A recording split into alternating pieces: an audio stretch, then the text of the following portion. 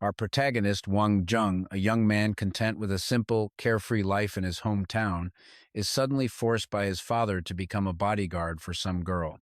Since he had nothing better to do and the pay was good, he agreed. While sitting at the train station, Wang Zheng couldn't help but wonder who this lucky girl was. Just then, a breaking news story flashed across the station's television screen. A brutal bank robbery had recently occurred in Nithane. After several days on the run, the final suspect had finally been apprehended. But here was the strange part. When the police found the criminal, he was already tied up, hands crossed behind his back, and dumped right in front of the police station. The authorities were now searching for the anonymous vigilante who had brought him to justice. It's good to leave behind a few memorable souvenirs, Wang Zheng thought to himself with a smirk. That criminal was his own handiwork from the previous night. Just then, the train pulled into the station. Wang Zheng joined the chaotic crowd, pushing to get on board. He managed to squeeze through the masses, only to find that a fat slob had stolen his seat to hit on a girl. The girl was clearly not interested in the slightest. "Hey, buddy, mind moving?" Wang Zheng spoke up. "That's my seat." Interrupted, the man's expression soured instantly. He looked up, making no effort to hide his disdain as he sized up Wang Zheng, dismissing him as some clueless country bumpkin. Seeing a grown man acting like an immature child, Wang Zheng didn't bother stooping to his level. He simply repeated calmly, "Friend, this is my seat. Please move." But as it turned out, the guy wasn't just clueless. He was an arrogant, entitled punk. Hearing Wang Zheng's request, he pulled out his wallet, flashed a banknote, and offered it with a condescending smirk, saying he would buy the seat. His blatant disrespect was so obvious it even annoyed the girl sitting next to him. But Wang Zheng's face lit up with excitement, practically drooling at the sight of the cash.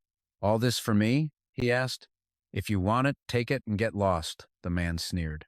The man let the bill drop to the floor, then pulled out his phone and started tapping away, scoffing at Wang Zheng for being so easily satisfied by a petty amount of cash. A true rube. But then Wang Zheng suddenly snatched the phone from his hand. Compared to that money, he said, "I like this phone a lot more." And with that, he tossed it away.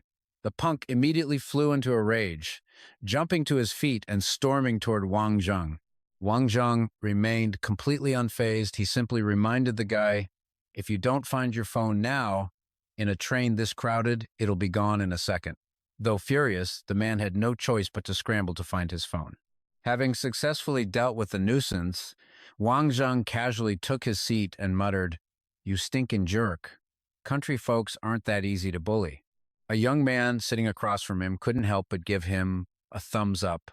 At the same time, the beautiful woman who'd been harassed by the punk was so grateful for the rescue that she struck up a conversation with Wang Zheng. She introduced herself as Noan, a second-year student at Capital Medical University. "I'm Wang Zheng," he said, extending his hand. But before they could even exchange a few more words, the punk returned with his phone. Seeing Wang Zheng comfortably in place, he exploded, "You classless hick! You already took the money. Why are you still sitting here?" His words died in his throat the moment he met Wang Zheng's murderous gaze. "If you dare say one more word, I will throw you out that window." "You just wait. When we get to the capital, you'll see how I deal with you," the punk threatened. "No need to wait. I can deal with you right now."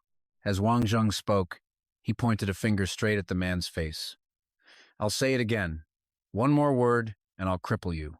Wang Zheng wasn't bluffing, but unfortunately he was dealing with a shameless, thick-skinned idiot.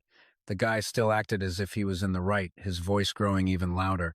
"I'd like to see you try. By the looks of you, you're either a construction worker or a farmer, right? Working at some brickyard? How about I find a job for you?" Wang Zheng didn't answer.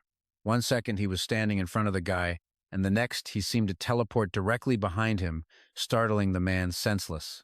Then Wang Zheng whispered something in his ear so quietly the man couldn't even make it out. "What did you just say?" "I didn't hear you," the guy snapped in frustration. "Oh, nothing much," Wang Zheng said with his arms crossed.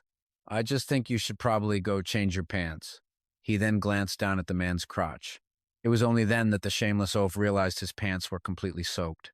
He let out an instinctive shriek, covering himself with both hands. Murmurs and whispers erupted throughout the train car, a mix of disgust and ridicule. A grown man who couldn't even control his own bladder, what a disgrace. Some people even pulled out their phones to record the scene, which was the final straw. Utterly humiliated, the punk turned and fled, guessing the guy wouldn't dare come back. Wang Zheng leisurely sat back down. "That was amazing," Noan exclaimed. "How did you make him wet his pants like that?" "You really want to know?" Wang Zheng asked. She nodded eagerly in response. "It's actually nothing special. I just poked a forbidden spot." Hearing this, Noan's eyes lit up. "You know traditional Chinese medicine? Your understanding of the human body's meridians is incredible. I'm studying Chinese medicine too. Maybe we can discuss it sometime when you're free?" "Sure. If I have time, I'll find you." For the rest of the journey, the two chatted happily. When they reached the final stop, Noan took out her phone, wanting to exchange contact information, but he refused, reasoning that since they were both in the capital, they would surely meet again if fate willed it. After saying goodbye to Noan, Wang Zheng headed straight for the exit. As soon as he stepped out, he was met by two towering men in black suits and sunglasses, looking like they were straight out of the mob. "Excuse me, are you Wang Zheng? The master sent us to pick you up." As they spoke, the two men discreetly scanned Wang Zheng from head to toe. They seriously doubted this was the elite bodyguard their boss had spent a fortune to hire. With his frail, scholarly look, they feared the young miss would throw a fit when she saw him. Wang Zheng got into their luxury car, ready to head to his new job. But who would have guessed that the punk from the train had followed him all the way here? After seeing Wang Zheng get into the car, he pulled out his phone and made a call. "Hello, second uncle. I ran into a real jerk today. Can you help me out?" The car carrying Wang Zheng started moving, quickly whisking him away to the Taiping mountain villa. The villa before him was so extravagant it was blinding. Inside, a blonde-haired girl was sitting on the sofa, her back to him. Looking at her from behind, Wang Zheng silently rated her a 75 out of 100. "Young miss, as per the master's orders, we have brought Mr. Vung," one of the men reported. "From now on, he will be your elite bodyguard." The moment she heard this, the young miss angrily smashed the TV remote in her hand and shot up from the sofa. "Aren't you two enough? Why does my father insist on controlling every part of my life? I can't take this anymore." As she spoke, she turned around. When their eyes met, Wang Zheng was stunned for a few seconds. Seeing her face to face, he had to upgrade her score to a 90.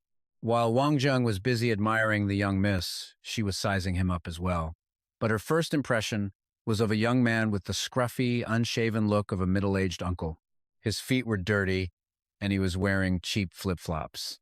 As a young lady who had grown up surrounded by luxury her whole life, she immediately showed her disgust. "Why is someone so sloppy in my house?" Model.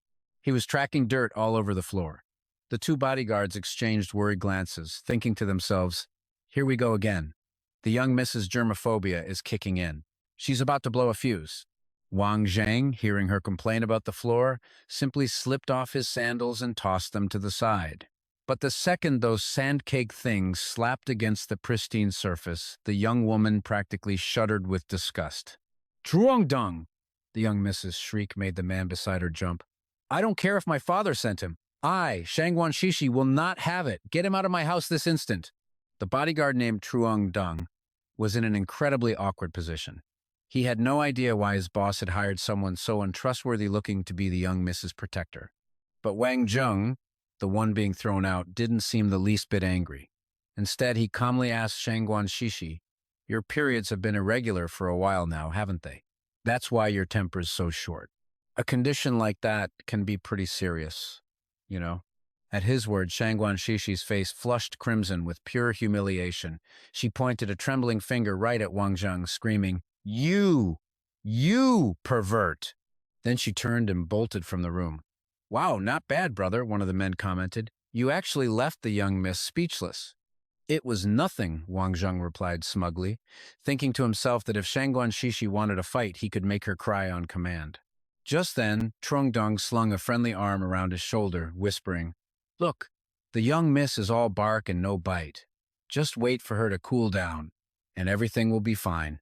Wang Zheng glanced at the man, able to see the deep, dark circles under his eyes, even through the sunglasses. "Brother Truong, those are some nasty bags under your eyes. I bet your wife gives you an earful at home, doesn't she? Holy crap, you can tell just by looking, to be honest with you. I don't really have much of a say at home. Brother, do you have a way to fix it? Trongdung asked, amazed. Heh, we're brothers now, aren't we? Of course we can talk about it. Just moments before, Truong-dung had disliked the kid, but now he found him fascinating. This was a guy worth befriending. Just as the two men were hitting it off, Shangguan Shishi stormed back into the room, and this time she'd brought reinforcements. Another stunning woman and a cute beauty. On her left stood Than Fi, the design director for the Blue Sea Group. On her right was Han Jingda, Shishi's best friend and the daughter of another prestigious family. The three of them together were a sight to behold. Wang Zheng mentally scored them all a 90 out of 100 and silently praised his own self-control. Any other guy in this situation would have gotten a massive nosebleed by now. Han Jingda marched right up to Trongdung, planted her hands on her hips, and demanded, Trongdung, who the hell is this scumbag? Is he the one who made Shishi cry? Trongdung looked pained.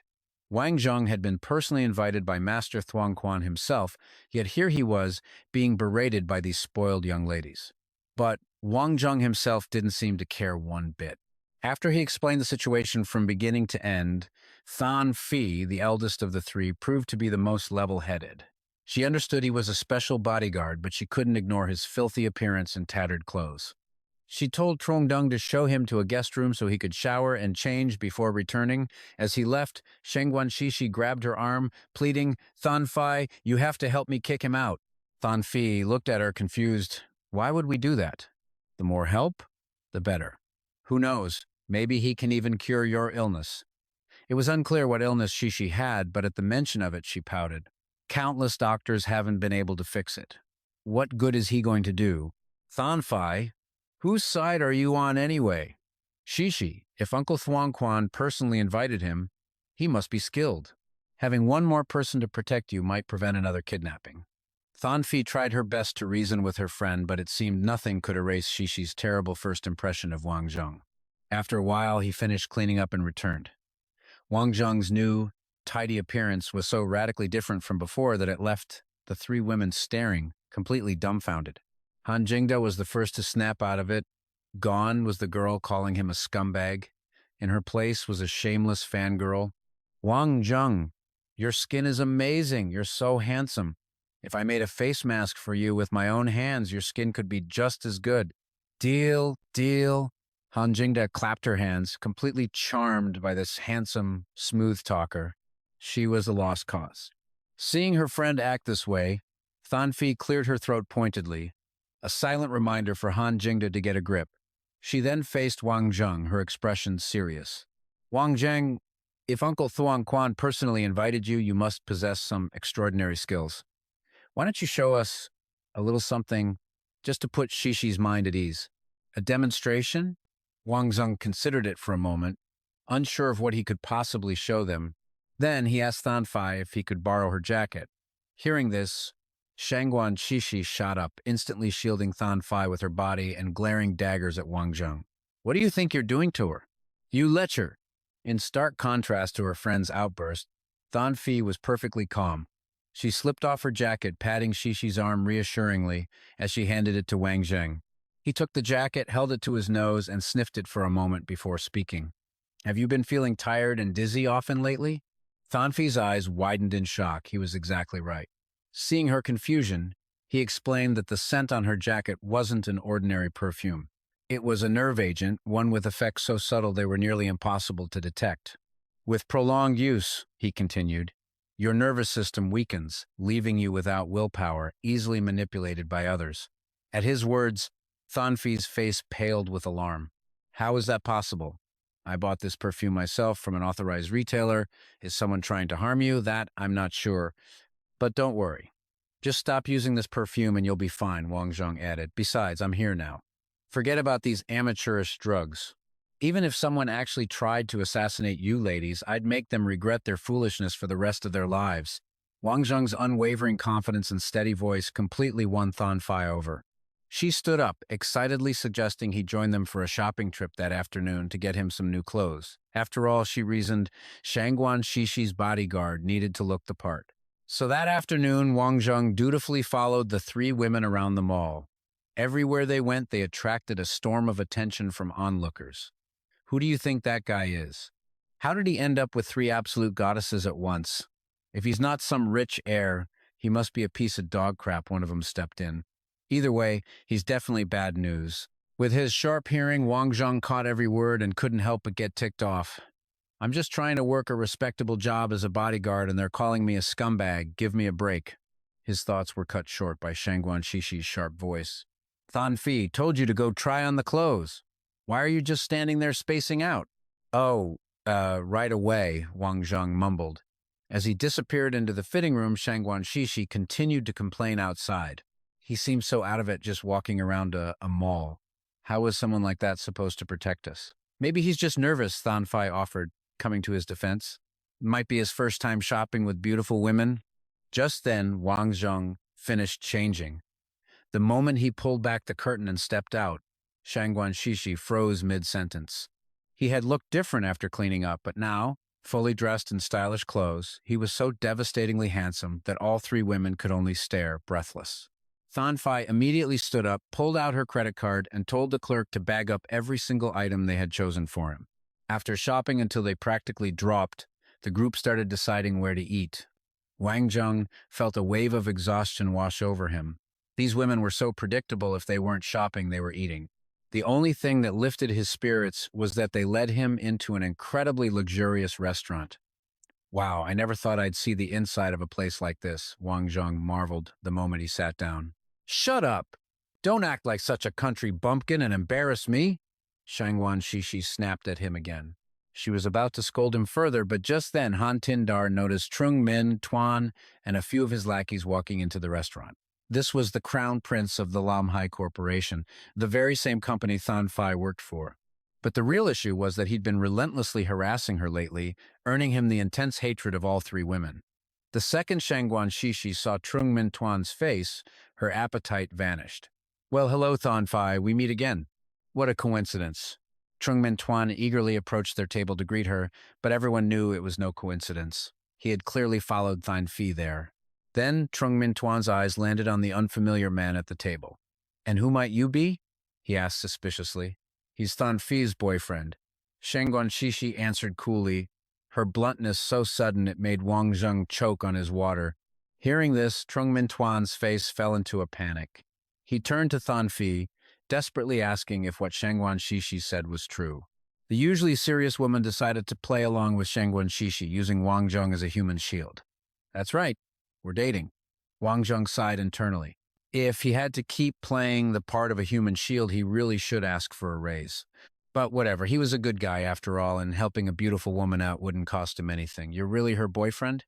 Trung Min Tuan began firing off questions relentlessly. What's your name? Where do you live? What are your parents' names?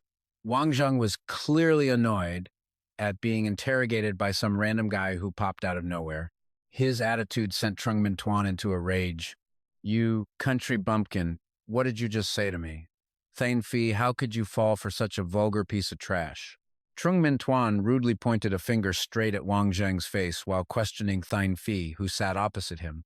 I'm not sure who the vulgar one is here, Thane Fi shot back, her voice rising with anger. Trung Min Tuan, I suggest you watch your mouth. Wang Zheng reached out and gently patted the back of her hand to calm her down. But Trung Min Tuan saw the small gesture, and it only infuriated him more. At first, he sneered at Wang Zheng, calling him a weak and pathetic man for needing Thon Fi to defend him. Then he started to provoke him directly. Go on, try and hit me, you spineless coward. As the proud heir of a major corporation, Trung Min Tuan was certain that Wang Zheng wouldn't dare lay a finger on him. But he had no idea he was dealing with a man who had nothing to lose. The very instant Trung Min Tuan finished his sentence, Wang Zheng lifted his foot and kicked him squarely in the crotch. Seeing this, Thon Fi, Shangguan Shishi, and Han Tindar all froze in utter shock. As for the guy named Trung, he collapsed to the floor in agony, his body convulsing in a pathetic display. But Wang Zheng wasn't finished. He planted his foot directly on the man's face. I didn't intend to get physical, he said calmly. I'm just granting your wish. You're the one who asked for it, remember? With that, Wang Zheng turned to Trung Min Tuan's underlings and warned them that if any of them dared to step forward, they'd suffer the same fate as their boss. Seeing that Wang Zheng was a reckless man who backed up his words, none of them dared to make a move. They just rushed over to help Trung Min Tuan to his feet. As he was leaving, he glared back, gritting his teeth as he threatened Wang Zheng. You just wait. This isn't over.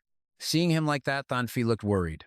She apologized to Wang Zheng, knowing that Trungmin Tuan was the type to hold a grudge and fearing that Wang Zheng would be in serious trouble later.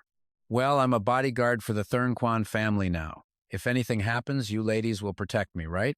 Wang Zheng said with a completely straight face. You're unbelievable.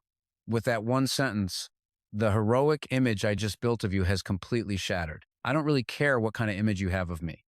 After all, I'm a man, not an irregular period. Wang Zheng replied with the same deadpan expression. His comeback left Shangguan Shishi speechless. She slammed the table and stood up, but couldn't find a single word to say. Seeing this, Han Tindar covered her mouth and giggled, realizing her best friend had finally met her match. After that, they began to enjoy their meal together. But the meal had barely begun when a team of grim-faced police officers stormed into the restaurant. They announced they had received a complaint about a fight and were here to handle it. Trailing behind them was Trungmin Tuan, being supported by two people. The sight only deepened the women's contempt for him. This guy was being overly dramatic. He just got kicked in a sensitive spot, and now he was putting on this shameless act to play the victim. Thanfi immediately recognized the man in the lead as Vung Hoa Bin, the deputy chief of the criminal investigation team in this district. He was not someone to be trifled with. Wang Zheng, however, couldn't care less about the man's rank. He bluntly called out Trungmin Tuan for being less of a man, calling for backup just because he couldn't win a fight. It was truly pathetic. But a scoundrel like Trungmin Tuan had no concept of shame. He pointed at Wang Zheng and, like a child, began tattling to Vung Hoa Bin. Uncle Vung, it was him. This insolent bastard is the one who hit me. That's a baseless accusation. Did anyone here see that happen? Wang Zheng replied with a shrug. Well, do you have evidence proving you didn't hit him? Vung Hoa Bin's response was laughable. Since when did you need proof of innocence? That one sentence was enough to show that Vung Hoa Bin had no intention of being impartial. Before Wang Zheng could even answer, the great Miss Thurnquan jumped in, declaring that all three of them could serve as witnesses. It was obvious that Trungmin Tuan was the one making false accusations. You all could be his accomplices, so your words mean nothing, Vung Hoa Bin sneered, his dismissive tone successfully making Shangguan Shishi's blood boil. She challenged him, demanding to know on what grounds the one-sided complaint from a lowlife was trustworthy while her testimony was not. Because he has a good father? This time, it was Wang Zheng who answered for him, his voice dripping with sarcasm.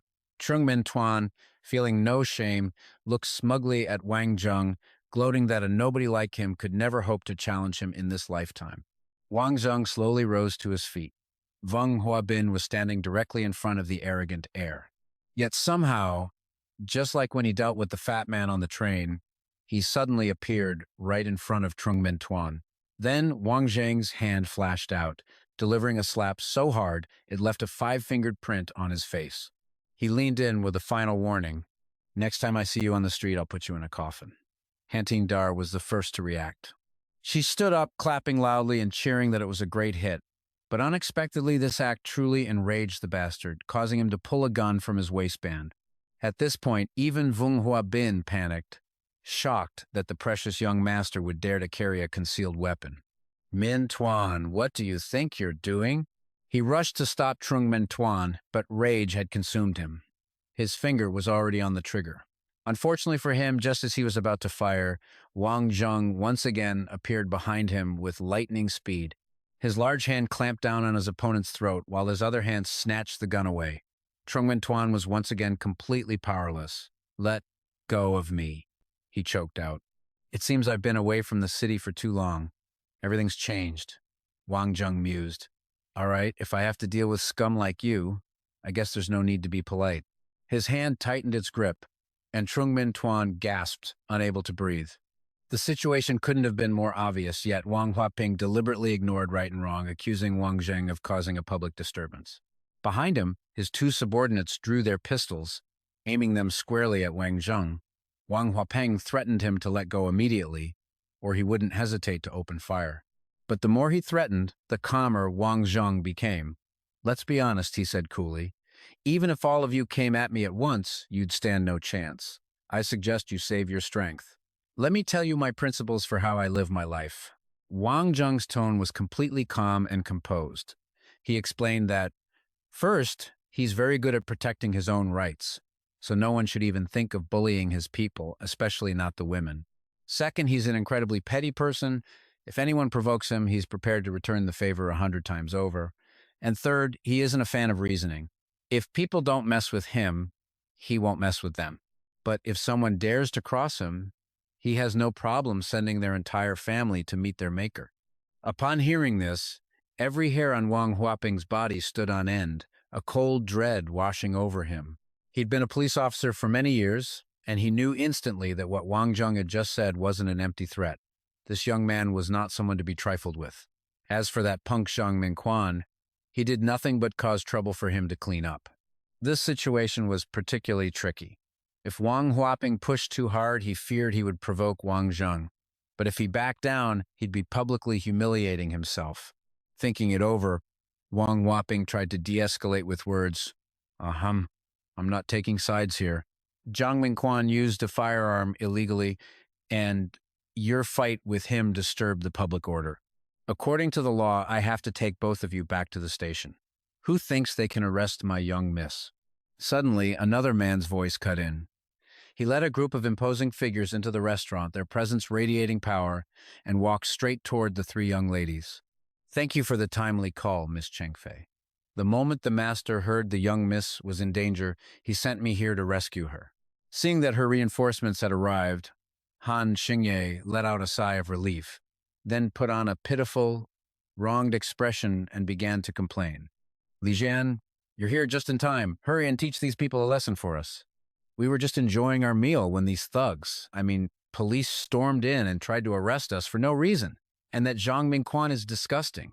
Not only did he have vile intentions for Sister Cheng Fei, but he tried to harass me too.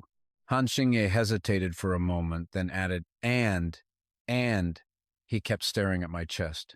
I'm just a young girl. After being so shamelessly harassed, how will I ever be able to get married? As she spoke, Han Xingye let out a few pitiful sobs. Hearing her tale, Li Jian's face darkened, and pure rage ignited in his eyes. As for Zhang Mingquan, while he was indeed a scoundrel, he knew he was being framed for this particular accusation. He couldn't stand being falsely accused, and yelled out, You rotten woman! What kind of nonsense are you spouting? Who's interested in looking at you? Uncle Wang, hurry up and deal with them for me. When he saw Wang Huaping still frozen in place, he grew even louder. Uncle Wang, what are you standing there for? Arrest them already. But despite Zhang Mingquan's frantic urging, Wang Huaping didn't move a muscle. Watching his desperate screaming, Han Xingye couldn't help but let out a small giggle. He, it seems you still don't understand the situation, do you? Faced with such an idiot, she decided to educate him on her family's status. The Han family was the #1 martial arts clan in the capital, with generations of its members serving as high-ranking training officers in the military. And I, she declared, am the grand young miss of this family. Upon hearing this, all the color drained from Zhang Mingquan's face. He had been so fixated on Cheng Fei that he'd never bothered to learn about Shangguan Shishi and Han Xingye. But even a rich punk like him knew that you couldn't just provoke a family with deep-rooted influence in the military. Zhang Mingquan immediately dropped his arrogant act and frantically tried to explain that he truly hadn't been staring at Han Xingye's chest and had no intention of harassing her. But Li Jian clearly wasn't in the mood to listen, nor did he believe a word of it. As he stalked forward menacingly, Wang Zheng helpfully released the scoundrel from his grip and pushed him directly into Li Jian's path. The result was a brutal punch to the face that instantly knocked out one of Zhang Mingquan's front teeth. Seeing this, Han Xingye clapped her hands in delight, cheering, Great hit, Li Jian. Keep going, keep hitting him. Shangguan Shishi didn't show much emotion, but it was clear she was relishing the sight of the scumbag getting what he deserved.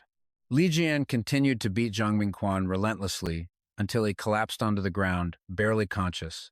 He was a pathetic sight, his body trembling as he weakly reached a hand toward Wang Huaping, silently begging for help.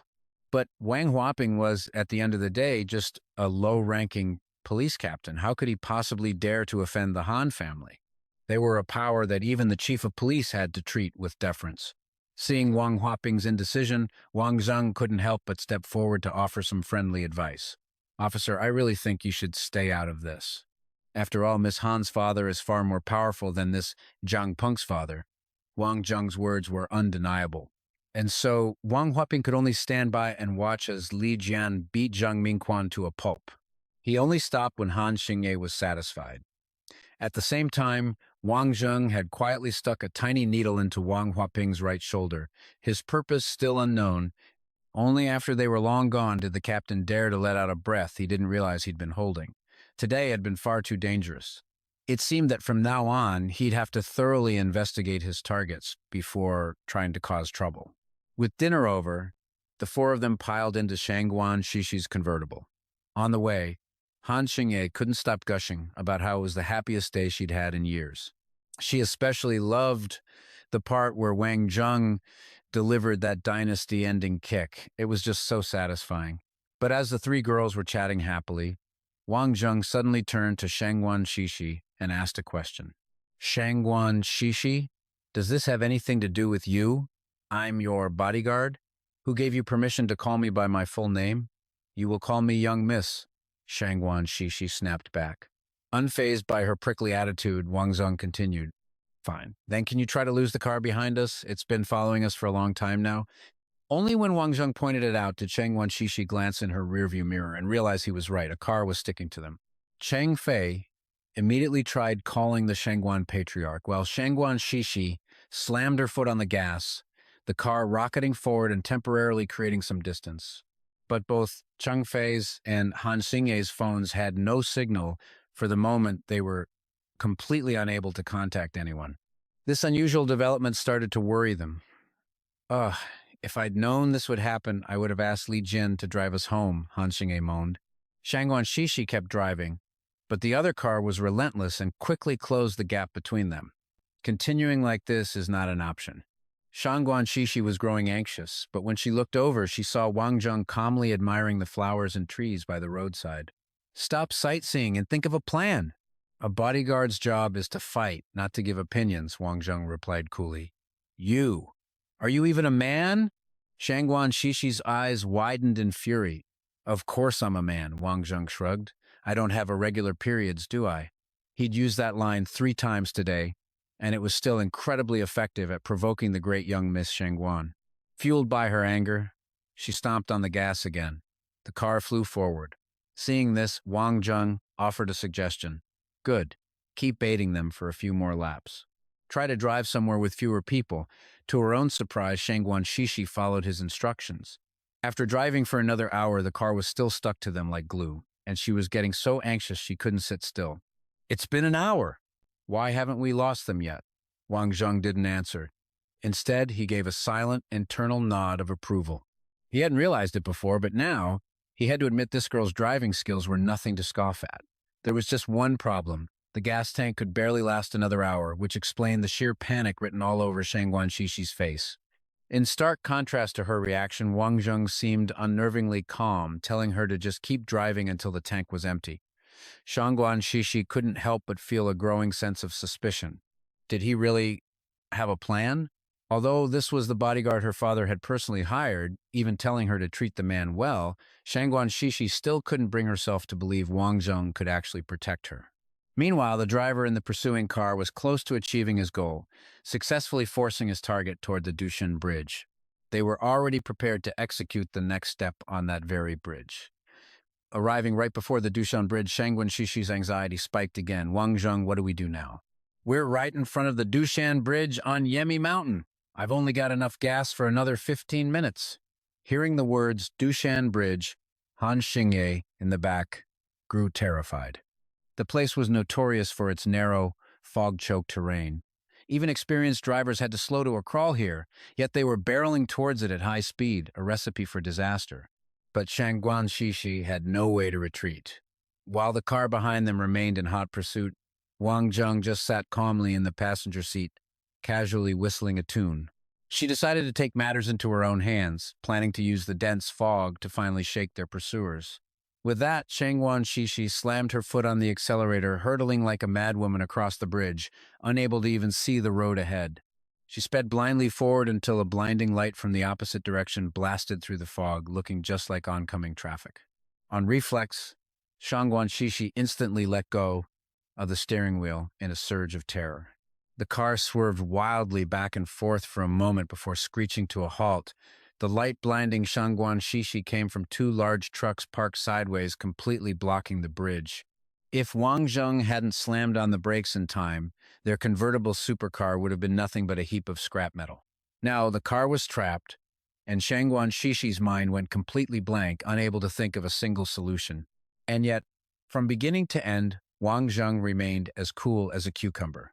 His calm demeanor finally drove the heiress mad with rage. "Say something, will you? Do you want me to call my father the second we get back and have you fired?" "You'd have to make it back first," he retorted. In the back seat, Cheng Fei was starting to get nervous. "Wang Zheng, this is no time for jokes. We're counting on you now." "That's right. Wang Zheng, you have to protect us." Han Xingye chimed in. Shangguan Shishi had been kidnapped once before, so they were all terrified of it happening again. Done with his games, Wang Zheng decided it was time to stop being an irresponsible bodyguard. After all, he had to earn his salary, right? He instructed the three women to stay put in the car, then opened his door, stepped out, and casually lit a cigarette. From the pursuing car, a large man covered in tattoos stepped out. The moment he saw Wang Zheng, his eyebrows furrowed. Why is there a man here? Wasn't the intel supposed to be just three women? He thought. But he quickly dismissed it as unimportant. Wang Zheng didn't look like he could fight at all. Besides, even if he could, their side had 9 guns, more than enough to handle the situation.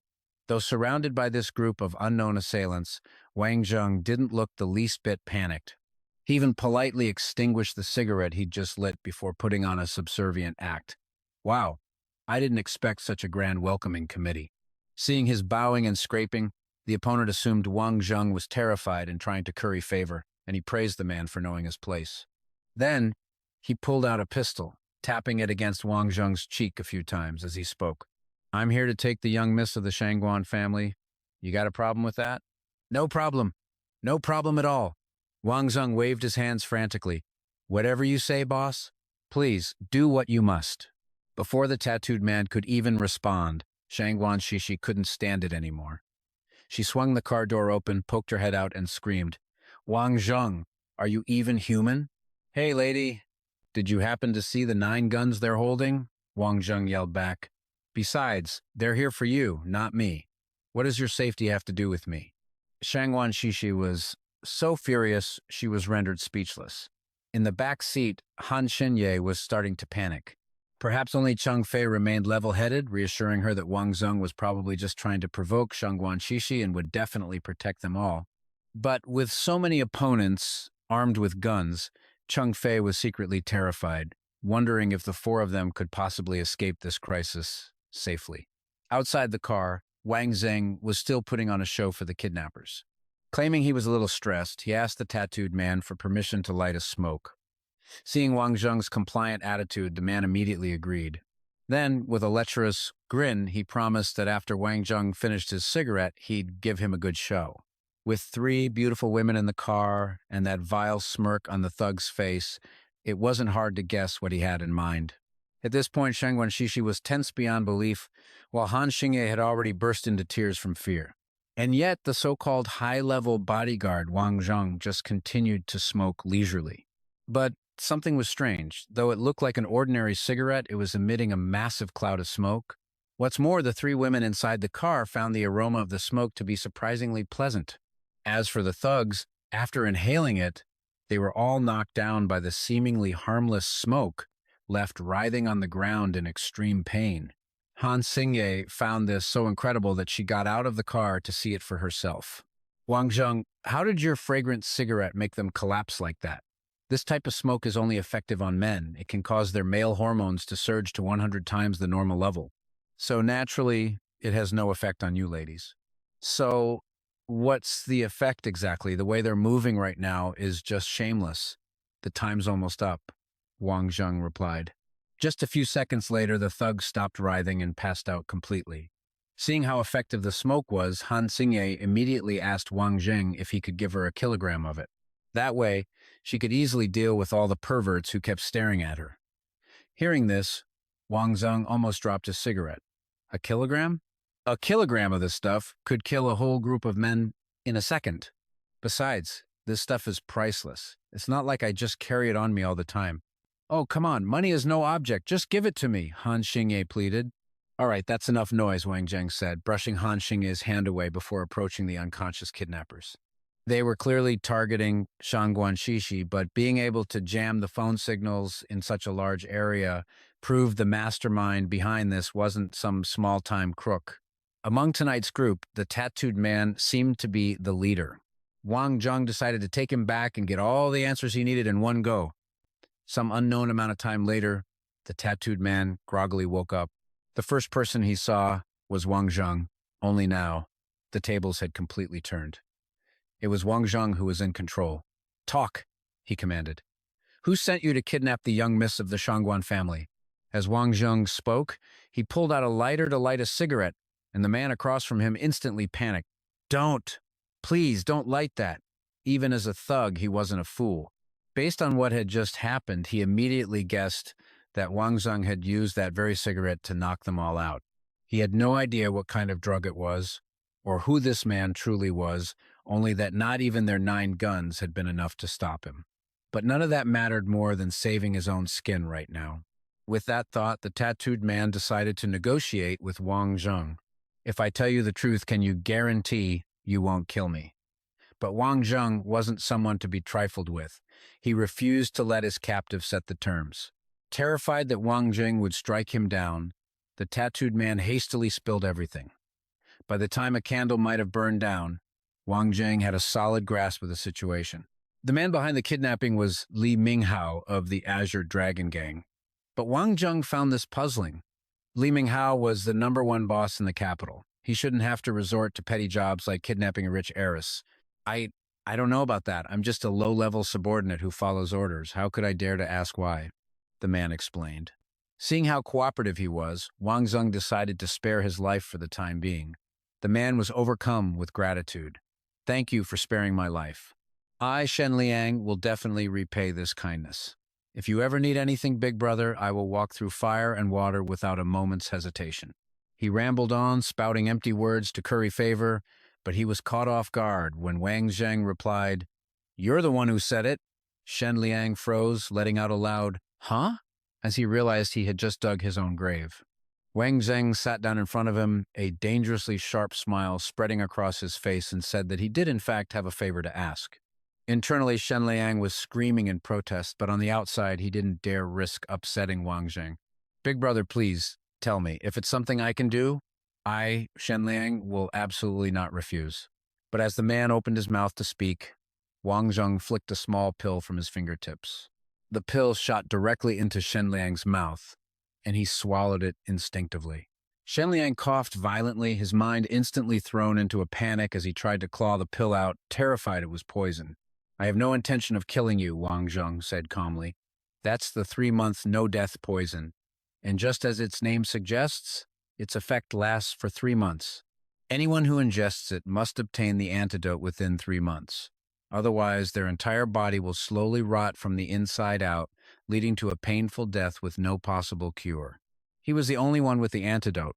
Taking any other medicine would only cause the 3-month no-death poison to activate instantly. Even if you catch a cold, a fever, or the flu, you can't take a single pill. If you do, not even the gods can save you. Wang Zheng's move was designed to force the man's absolute obedience. He then ordered Shen Liang to return to his base and report everything that happened today. And remember this clearly, you must tell that fool Li Minghao that I, Wang Zheng, have returned. That evening, Shen Liang returned to headquarters and recounted everything he had experienced to Li Minghao, bowing his head low to accept blame for his failure. Li Minghao listened, then fell into a deep, silent contemplation. Meanwhile, his other subordinates began whispering, mocking Shen Liang. Humph. Listen to him brag about personally handling the whole thing, guaranteeing no mistakes. And now, he's failed miserably. Shen Liang is known for being one of the best in our gang. Who could possibly have injured him this badly? We should really thank that person. Otherwise, with the way Shen Liang keeps getting promoted, there'd be no opportunities left for us to prove ourselves. Ha ha! Shen Liang heard every word, but with Li Minghao right in front of him, all he could do was grit his teeth in silent rage. Otherwise, he would have already been on his feet, ready for a fight. After a long silence, Li Minghao stood up, stubbed out the cigarette in his hand, and asked, "Are you leaving something out?" Shen Liang froze at the question. Li Minghao grew impatient. He said, "That when I returned, I absolutely had to pass on a message to you that Wang Zheng is back." Upon hearing this, Li Minghao didn't get angry at all. Instead, he started to laugh. "In that case, he must have called me that fool Li Minghao, didn't he?" Shen Liang was stunned. He had deliberately omitted the inflammatory words to avoid provoking his boss. Yet, Li Minghao had guessed it perfectly. It was clear these two had a history. Li Minghao's attitude was unreadable, a strange mix of anger and excitement. He turned away, pouring himself a glass of wine. If he has truly returned and is getting involved in this, then we'll drop the matter with the Shangguan family. Li Minghao took a sip of wine, his gaze drifting far beyond the glass window as he muttered to himself, "He didn't come looking for me, so I didn't want to bother him. After waiting all this time, I've finally been waiting for you, Wang Zheng."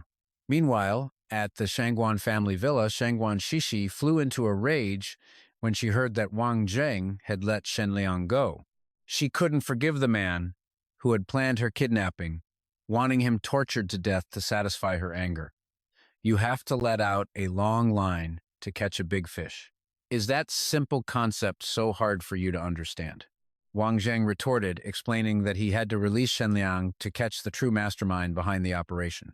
But Shangguan Shishi, already holding a grudge against him, simply assumed he was making excuses, clinging tightly to her fury. Only Cheng Fei trusted his approach. Shangguan Shishi thought she was just taking Wang Zheng's side, which only made her even more irritated. After returning home, Cheng Fei had called Old Master Shangguan to report the incident, requesting additional bodyguards since Shangguan Shishi had nearly been kidnapped a second time. But he refused, stating that having Wang Zheng was more than enough. This was a testament to the immense trust Old Master Shangguan had in him, a fact that only Shangguan Shishi refused to accept. However, her father had been resolute, so no matter how unwilling she was, she had to comply. She let out a heavy sigh and sank onto the sofa. Just then, a sharp, intense pain shot through her abdomen. Wang Zheng noticed her expression and asked, "What's wrong?" Shangguan Shishi didn't answer. But Cheng Fei quickly spoke up, explaining that she suffered from severe menstrual cramps that left her debilitated every month. For some reason, Shangguan Shishi's cramps were far more severe than most people's, and painkillers were useless. Countless doctors had tried and failed to treat her, so every month she was forced to endure pain that felt like she was dying and being brought back to life. Knowing Wang Zheng had some knowledge of traditional Chinese medicine, Cheng Fei suggested he examine Shangguan Shishi. Despite their constant bickering, Wang Zheng couldn't bear to watch her suffer like this. He told the young lady to lie down for a moment so he could help ease the pain with a massage. Shangguan Shishi obediently lay down, but she didn't forget to grumble, "A massage is fine, but don't let your hands wander. If you do, I'll kill you." "Don't worry," Wang Zheng shot back. "I'm only interested in women of taste, and you, my dear, are not that type of woman." He then began to massage her lower abdomen. His words were as sharp as ever. Normally, Shangguan Shishi would have bristled and launched into another argument with him. But this time, she was strangely quiet. She had just realized that the places Wang Zheng was massaging no longer hurt. In fact, it felt rather comfortable. After a while, Wang Zheng stopped. As soon as his hands lifted, Shangguan Shishi felt a twinge of disappointment. "Aren't you going to continue? I'll massage you again tomorrow." A daily massage can relieve menstrual pain. If we combine it with acupuncture and the medicine I prescribe, we can even cure your irregular cycle. At that moment, Shangguan Shishi found Wang Zheng to be strangely reliable. Even though they had been at each other's throats all day, she couldn't help but shyly thank him. But the touching moment lasted all of 3 seconds before Wang Zheng shot to his feet, announcing he had to wash his hands immediately after touching something unclean. That one sentence instantly vaporized every ounce of Shangguan Shishi's gratitude, and her fury came roaring back. "That jerk, Wang Zheng, get him out of my sight!" But even though they were like fire and water, Thin Phi, watching from the sidelines, could see that Wang Zheng was someone she could truly rely on. After he left the living room, she found a chance to speak with Wang Zheng alone. She thanked him for both massaging Shangguan Shishi and for fighting off the kidnappers the previous night. Master Shangguan was a titan of Huaxia's business world. who in just 15 short years had ridden the wave of progress to elevate the Shangguan family to unprecedented heights. This meant that even members of their own clan secretly hoped something terrible would happen to her just to put Master Shangguan in a difficult position and force him from his seat of power. By protecting Shangguan Shishi, Wang Zheng was doing the entire Shangguan family a huge favor. She never expected that someone who looked so unassuming could be so righteous when it mattered. No wonder Uncle Shangguan trusted him so much. He must have seen how capable Wang Zheng truly was. As Cheng Fei rattled on, Wang Zheng saw right through her little scheme. He walked over and patted her shoulder. "All right, you don't have to beat around the bush to dig into my background. All you need to know is that I'm very capable." Caught red-handed, Cheng Fei blushed slightly before continuing. Then, "Can I ask you for another favor? Shishi has lived away from her parents since she was little. Uncle Shangguan is busy with work all day, so to make up for his guilt, he spoiled her rotten. That's why Shishi has such a fiery temper, but her bark is much worse than her bite. So, can you please not take it to heart?" Wang Zheng thought it was something serious and replied instantly, "Don't worry, I'm just teasing the girl for fun. I have no interest in making an enemy out of her." With that, Wang Zheng left, admitting he was exhausted. Cheng Fei watched him go, wondering about the true identity of a man so completely trusted by Master Shangguan. Sunlight glinted off a towering skyscraper. Inside an office, Shen Liang asked respectfully, "Big brother, are we really giving up on the plan to kidnap Shangguan Shishi and our partnership with Cheng Kangmei?" But his superior calmly set a document on the desk. His Meilong group is no match for the Shangguans, and now that the Shangguan family has announced its entry into the military industry, no one can touch their territory. That man has no moves left. His only hope is to use their daughter to threaten the Shangguan family. What kind of future does a man like that have? Ming Hao then laced his fingers together, analyzing the situation. Besides, Wang Zheng is back now. Compared to that Cheng Kangmei, I'm much more interested in what Wang Zheng will do next. Shen Liang still seemed hesitant. "But big brother, look at this poison in me." Ming Hao cut him off. "If he said he'll give you the antidote in 3 months, then just go and shamelessly get it from him." But then his expression turned grim.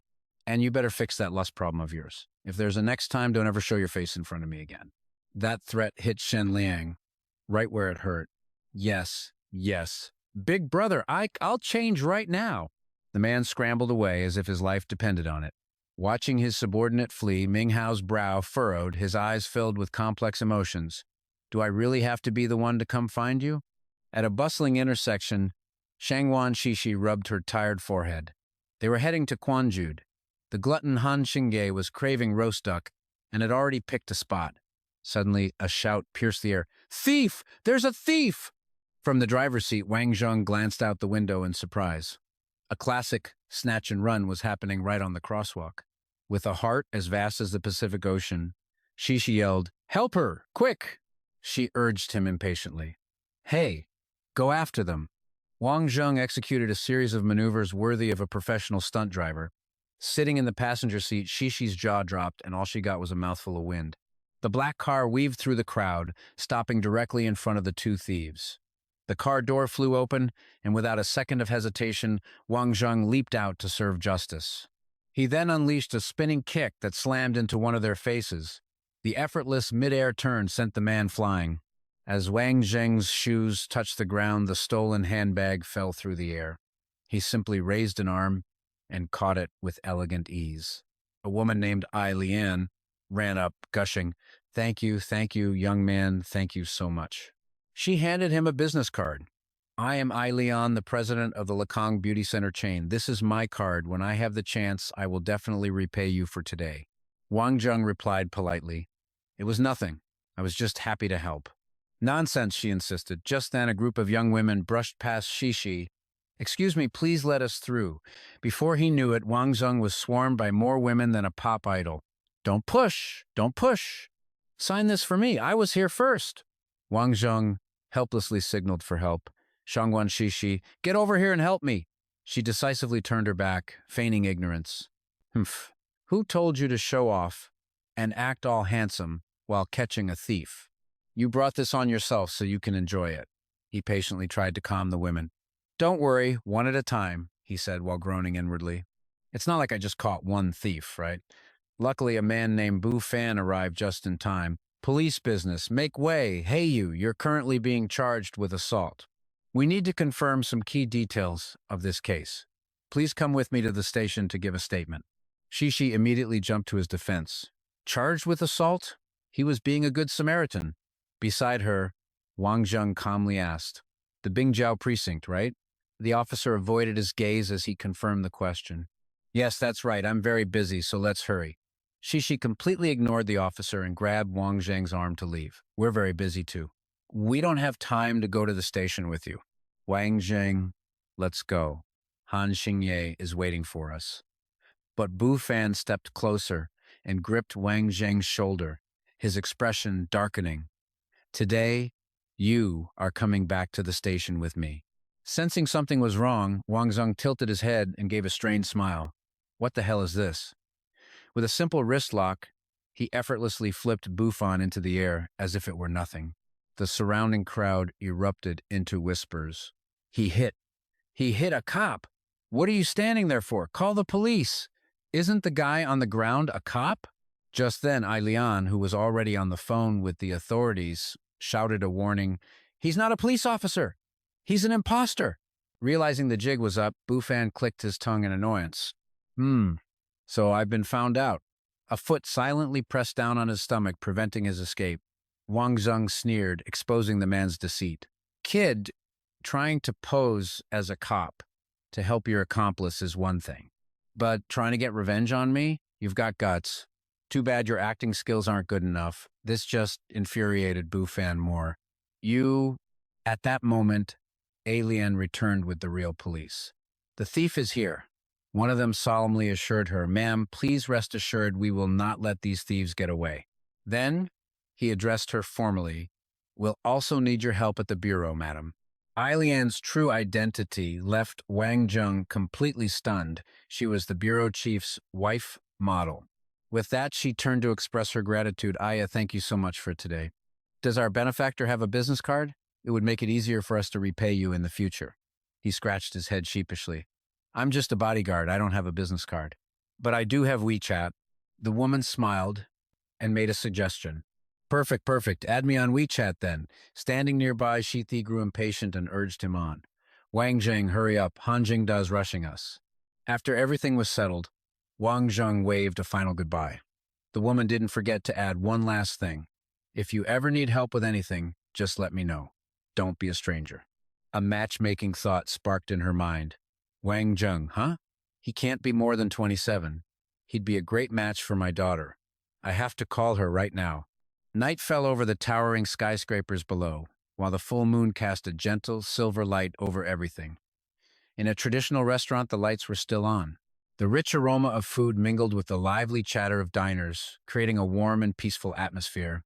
Inside, Wang Zheng was showcasing his master-level slicing skills, his expression and eyes completely focused on the task. Soon, countless beautifully arranged plates of food covered the table. Tin Da was thoroughly impressed by his expert hands. "Wang Zheng, you're amazing! Can you teach me?" "If I could learn this move, I could open a roast duck shop and become a tycoon for sure." He silently judged her in his head. There go the rich kids again. But on the surface, he remained polite. "You girls should eat quickly. If you don't want it, I'll just eat it all myself." Shi Thi and Tin Da immediately clutched their plates as if someone might steal them. "Who says I'm not eating? I want more!" At the same time, a hand gently pushed a plate forward. Only Thin Fee found an excuse to refuse. "I don't have much of an appetite today. I can't eat. Please help me finish it." Wang Zheng paid her no mind, focusing instead on enjoying the meal he had prepared himself. "Thanks." Suddenly, she voiced a question that startled him. "But Wang Zheng, the way you cut and eat roast duck is exactly like my father. Do you know him? His name is Thin Tai Su." Wang Zheng quickly took a sip of water before calmly explaining, "How could I possibly know your father? I'm from the countryside. I don't know anyone in the capital." This made Tinda curious. "Sister Thin Fee, why would you suddenly ask that? Hasn't Uncle Thin been gone for several years?" Tingda, sitting opposite her, immediately put a finger to her lips. "Shh, don't say any more." Thin Phi calmly explained, "I'm sorry, I've ruined the mood. It's nothing, really. I just felt that the way Wang Zheng eats is incredibly similar to my father. He remained utterly silent, not offering a single word in response. Just then, a loud, angry shout echoed from the entrance. If there are no tables, then kick a table out. How dare you make me? Kwang Dong Fong, wait! Witnessing the poor waiter being berated by the aggressive group, Tinda's delicate eyebrows furrowed in annoyance. Wang Zheng also gave them a silent, judgmental look. A few stinking coins really makes these people think they're something special. After finding a seat, Dong Fong found himself drawn to the lively conversation coming from their table. Tinja was even playfully trying to feed Wang Zheng a piece of duck. Dong Fong's expression immediately turned lecherous, practically drooling. Wow. All beautiful girls. Looks like coming here today was the right call. But suffering from a chronic fear of women, he turned to his subordinate instead, leaning in to whisper in Lockham's ear. Left with no choice, the man could only agree meekly. This? All right, sir. The next second, he approached Wang Zheng's table, his hands respectfully clasped together. So, sorry to bother you, but our restaurant is quite full right now. There are 4 guests who would like to share your table. Would that be convenient? Tinda waved her hands dismissively, vehemently protesting. Inconvenient. Very inconvenient. We paid our own money to eat here. Why should we have to sit with a bunch of obnoxious people? It'll pollute our eyeballs. Lockham persisted, hoping she would change her mind. Miss, perhaps you could reconsider. Those men are not to be trifled with. But before he could finish, Dong Fong and his cronies officially cut in. Miss, there are no other tables in the hall. I wonder if we could share with you. We could get to know each other, become friends. Only now did Ting Da bother to look up at the unruly group of young men. He smugly flaunted his status. I am CEO Kwang Dong Fong of Bat Team Entertainment. To be able to meet such beauties is a blessing of 3 lifetimes. She cleverly passed the buck to Wang Zheng. I'm blessed too, but you'll have to ask him. He's our brother-in-law. If you want to share the table, you need his permission. The poor, honest young man hadn't even had a bite before he was saddled with the problem. Ah, I was just minding my own business and now this is my problem? Wang Zheng pouted in silent frustration. Well played, Thuangquan Shiti. Just give me another enemy, why don't you? Whatever, I can't stand this type of spoiled rich trash anyway. Already disliking them, and now having powerful backing, he became even more brazen, coldly and directly refusing. The moment the words left his mouth, Dong Fong flew into a rage, slamming his hand on the table. The arrogance ingrained in his blood made him utter a sentence that would seal his fate. You refused a toast only to drink a forfeit. I guarantee you'll find it very hard to survive in the capital. As if that wasn't enough, he dug his own grave even deeper with his next words. Get the hell out now if you know what's good for you, or I'll make sure your parents die a painful death. Hearing this, Wang Zheng's patience ran out. He turned and spoke softly. You 3, go ahead and eat. Then he stood up, much to the astonishment of Shiti and Tinda. Ah! Wang Zheng strode forward, grabbed Dong Fong by the sleeve, and dragged him away like a dog. The man seemed unable to resist, standing frozen as he watched Wang Zheng pick up the same knife he'd used to carve the duck. You! Before he could finish his sentence, the sharp blade flashed with a glint of metal. Then, a scene not suitable for children or breastfeeding women unfolded. Dong Fong let out a pained scream, staring in horror at the new tattoo just carved onto the back of his hand. But you're not a singer. He looked coldly at the man, collapsed on the floor, stealing the very lines he was about to say. Don't bother with threats about getting even later. When I have a grudge, I settle it on the spot. Our protagonist, as if having eyes in the back of his head, quickly squashed the minion's next move before it could even start. And you lot. If any of you dare to call for backup or make a scene, you'll end up just like him. With the potential threats neutralized, Wang Zheng turned his attention back to his prey. Don't look at me with those pleading eyes. You insulted my parents. Not cutting out your tongue is me being merciful. This act awakened Tinda's inner sadist. She clapped her hands excitedly, beaming with joy. Wang Zheng, I'm liking being with you more and more.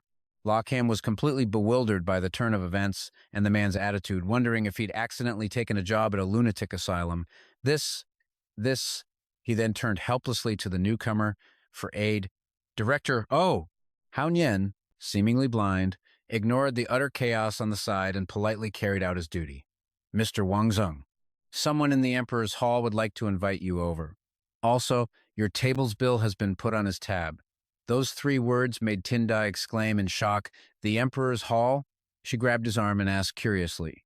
"That's the private room exclusively for national leaders at Kwanjude. Even my father can't just casually eat in the Emperor's Hall. And you've been invited? How do you know them?" Shiti casually brushed back her hair, sticking to her original assessment. "He's just a con artist." Thinfi neither agreed nor disagreed, remaining silent with her own analysis. Only the hopelessly naive Tinjia casually urged Wang Zheng on. "Hey, come on, hurry up! Don't keep them waiting." "To be honest, I've never been inside the Emperor's Hall either," she added. He awkwardly reminded her, "Please don't push me." But before they could get far, Harnyan blocked their path. "I'm very sorry, but the invitation was for Mr. Wang Zheng alone." Seeing her wish denied, Tingjia immediately put on a teary, pouting act. "Oh, but I want to see the Emperor's Hall too."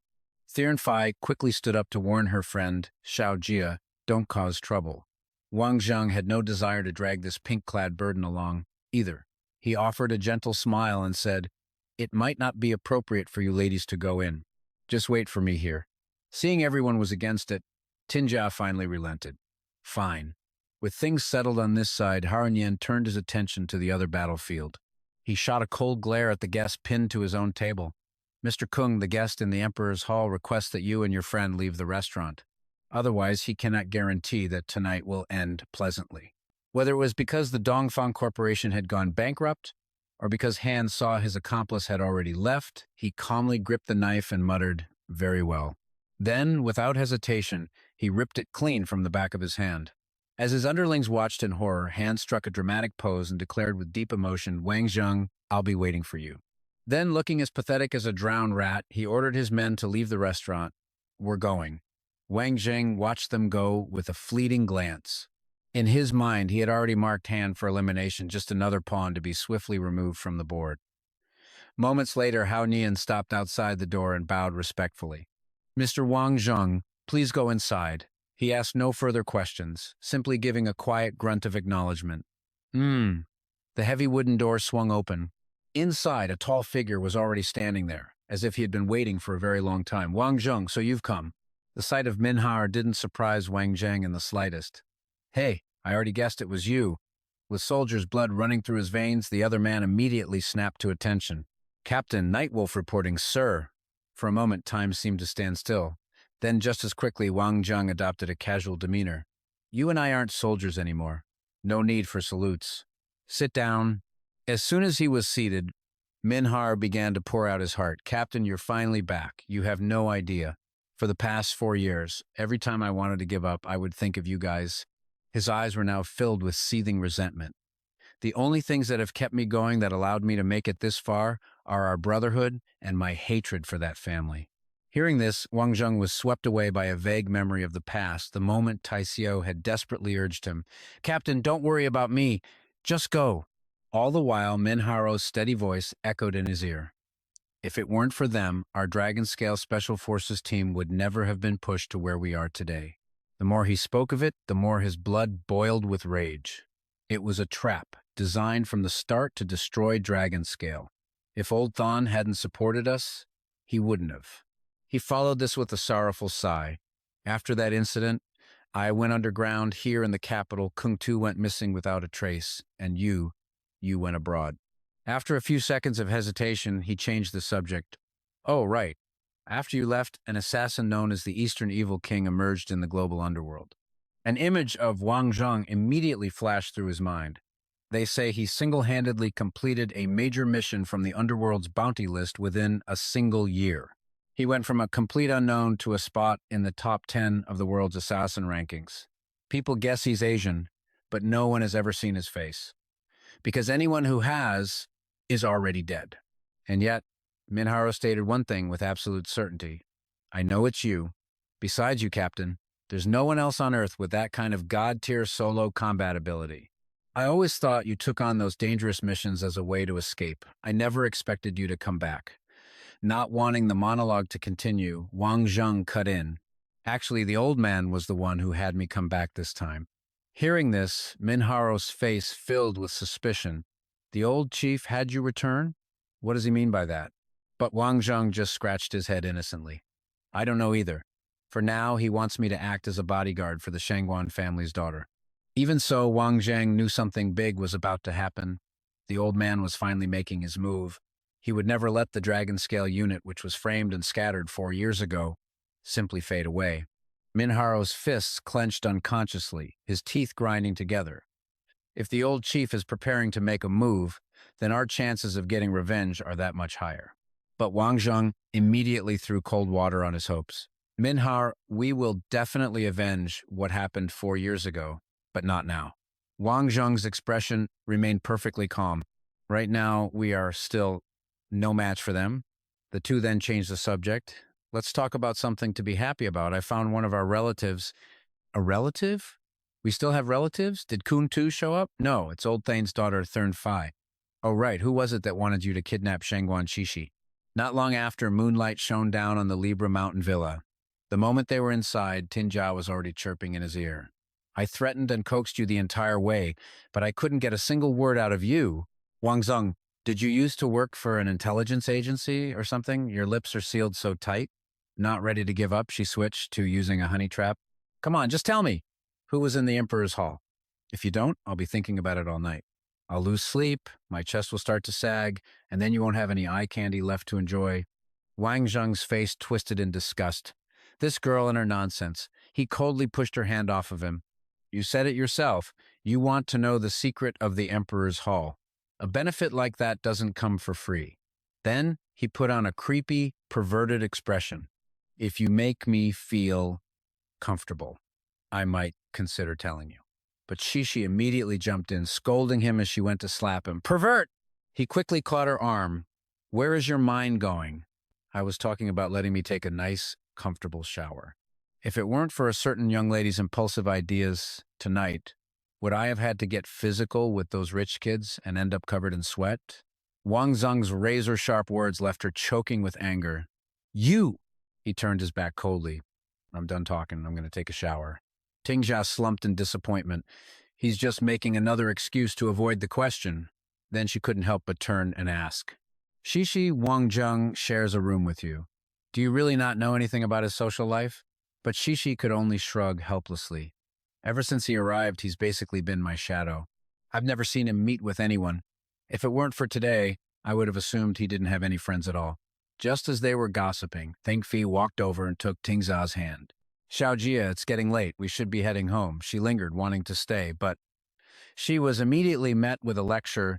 If you want to know what's going on, I already asked Uncle Shangguan. He just said that sometimes there are benefits to not knowing certain things. Wang Zheng wanted to argue he was the one who'd been barged in on. She was the hooligan here. But as she shoved him out, she didn't forget to issue a threat. You just wait. Tomorrow, I'll have my father make your life difficult. Suddenly, a suitcase under the bed caught his eye, stopping him in his tracks. This interested in me. Are you? He mumbled to himself.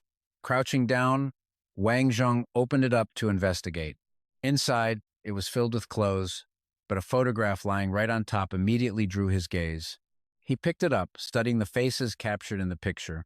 The scene then shifts to a quiet cafe, where he's calmly sipping his drink. Without realizing it, he found himself watching the entrance of the shopping mall across the street. This triggered a memory. The perfume she wore wasn't ordinary. To be precise, it was a drug that could paralyze the nervous system. It was difficult for others to detect, but with long-term use, the user's muscles would go permanently limp, leaving them completely at the mercy of others. His words left Thinfi utterly stunned. Still, she found it hard to believe. How was that possible? I bought this perfume myself from a specialty store. Just as the memory surfaced, the phone on the table suddenly rang. Snapping out of it, he picked up the phone to read the text he'd received. The message read, "Here are the intelligence documents you requested. But honestly, for the last 6 months, all the import records look completely normal. This might be a disappointment." Wang Zheng's mind raced. The main store showed no trace of anything unusual, and the import records were watertight. It was clear the person targeting Thin Phi was no ordinary individual. Suddenly, a woman approached his table. "Excuse me, may I sit here?" He scanned her over, mentally giving her a score. Not bad. An 85. Outwardly, however, his expression remained cold. She quickly sat down opposite him and introduced herself. Hello, my name is Truong Min Kai. This is my business card. And your name is? Without missing a beat, he replied, Wang Zheng. She then handed him another business card. Wang Zheng took it and glanced it over. The eldest daughter of the Truong family. Are you here to get justice for your brother? He wondered aloud. Min Kai quickly shook her head. No. Min Tone brought that fight on himself. I came to find you today to ask for your help with two matters. He was surprisingly pleased with her attitude. It was rare to meet a beautiful woman who was so reasonable. Not bad, he thought. Go on. Without hesitating, she got straight to the point. Director Thin Phi is a rare talent for Lam Hai. I hope you can help me persuade her not to leave just because of Min Ton's rudeness. She slid a folder across the table towards Wang Zheng. This is a contract transferring 3% of Lam Hai's shares. As long as Thin Phi agrees to stay, these are all hers. I will also guarantee that Min Tone will never dare to offend her again. He shot back a cynical remark. You think, I don't know, that Thin Phi just won the top prize at an international fashion competition? With her status, why would she need a tiny stake to stay in a place full of trouble? Besides, I don't like that Truong Min Tone guy. Realizing he wouldn't be easily convinced, Min Kai decided to raise the stakes. 10% of Lam Hai's shares. Thin Phi will become the largest shareholder in Lam Hai. She'll receive annual dividends of around 300 million. How about it? Hearing that number, he could only throw his hands up in surrender. 300 million, you've got my attention. But I don't have the power to make that decision for Thin Phi. All right, what's the second reason you came to me? Sensing she still needed more leverage, she cut him off by placing a valuable item on the table. This is a platinum membership card for the nationwide exclusive Ba Tian Kung International. There are only 10 of these cards in the entire country, and I only have 2. Please accept this and don't pursue my brother's mistake any further. Only a fool would refuse an offer like that. Wang Zheng's demeanor instantly brightened. Miss Truong, you're certainly generous. It's a pleasure doing business with you. Now, what's the second matter? Min Kai didn't hesitate to explain. It's about my brother's face. Min Tone's face is extremely swollen, but he feels no pain or itchiness. Even when he presses on it, there's no sensation. Our private doctor is completely baffled. I believe since you were the one who used this special technique, you must also have the cure. She added a plea. Min Tone has learned his lesson. I'm asking you, Mr. Vuong, to show him mercy. Immediately after, he held up the card, considering if he could squeeze out even more. There's no such thing as baseless hatred in this world, he said cryptically, and I'm the only one with the antidote. But I want to know just how sincere Miss Truong is prepared to be. She didn't back down. Mr. Vuong, when you slapped Min Tone that day, did you already have an escape plan figured out? If so, your scheming is truly terrifying. Wang Jung placed the card back on the table. Well said, well said. You think about it carefully. At this, Min Kai knew she had to concede. I'll treat you to dinner. You can choose the location. How about that? His enthusiasm instantly returned. Miss Truong, you certainly have a lot of confidence in yourself, but I accept. He then added, I'll choose the place, but I have one more condition. During dinner, you must grant me one request. Don't worry, it won't cross any lines. Finally, Wang Zheng stood up, bringing the negotiation to a close. After this meal, the grudge between me and Truong Min Tone will be considered settled. With everything settled, the two of them walked out of the cafe across from the Lam Hai shopping center. Min Kai bowed her head slightly to thank him again. Regarding Min Tone's situation, thank you so much, Mr. Vuong. For once, he replied with uncharacteristic politeness. Not at all. I quite like your way of handling things, Miss Min Kai. I hope we'll have more opportunities to cooperate in the future. Watching her figure recede into the distance, he couldn't help but mumble to himself.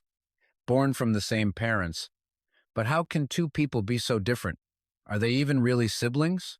Only then did Wang Zheng take a proper look at the business card he'd received. Thien Kung International, huh? I'll have to go check it out and broaden my horizons when I have time. It wasn't until the sky was painted in shades of orange and gold that Thin Phi finally finished work. As soon as she stepped outside, she saw a familiar face. Wang Zheng? What are you doing here? He politely put his phone away and smiled. Shangguan Shishi's father is here today, so she doesn't need my protection. I was just thinking of checking out the Lam Hai group since they specialize in men's clothing. I want to pick out a couple of outfits. Thin Phi didn't reply to his flimsy excuse. Instead, as she got into her car, she cut straight to the chase. Truong Min Kai came to see me earlier to sign a new stock contract. I signed it. This has something to do with you, doesn't it? Wang Zheng neither confirmed nor denied it, offering only a vague comment. Ah, that Truong Min Kai is one vicious girl. For her, his evasiveness was the clearest answer. Why did you help me? Caught. He decided not to lie, offering up a simple reason with a laugh. Don't overthink it. I just think you're a talented person. You're worth it. Since it benefited her, Thin Phi didn't press the matter further. Let me treat you to a late dinner then. Consider it a thank you for your help this time. Wang Zheng breathed a silent sigh of relief, his heart pounding. This girl's mind is too sharp, he thought. Next time, I need to be more subtle, or she'll figure out the connection between me and old man Thin Tack. But his fleeting expression didn't escape her notice. Soon, the sun had set, giving way to the bustling noise of the night. At the restaurant, nearby patrons weren't focused on their own food, but were staring intently at their table. How can a guy like that land such a beauty? Why the hell am I still single? Another grumbled. Look at him, enjoying a meal with that gorgeous woman. What kind of guy is he? Thin Phi wasn't made of stone. She was getting embarrassed. She chose her words carefully, reminding him, You should eat a little slower. It's not good for your stomach. Wang Zheng, however, saw no problem. You have to eat your fill to be able to work. This is how I know I'm still alive. Suddenly, a loud shout cut through their conversation. Hey, who is that brat? Calling a hooligan. I already told you. Just drink this bottle of wine, and I'll order 20 dishes for you. Why are you still acting so reserved? The temptation was a feast of epic proportions, but the thought horrified Lu Hian. I'm not selling myself out for a few dishes. His lackeys couldn't resist chiming in, eager to kiss up to their boss. His words only infuriated her more, and she grabbed the glass beside her. He sneered. Being noticed by me, Meng Li, is a blessing. Other women would kill for this chance. The moment he finished, Lu Xuan hurled the glass of water straight into his face. Dream on, but the liquid in the glass felt like gasoline, igniting his entire body with pure rage. You dare!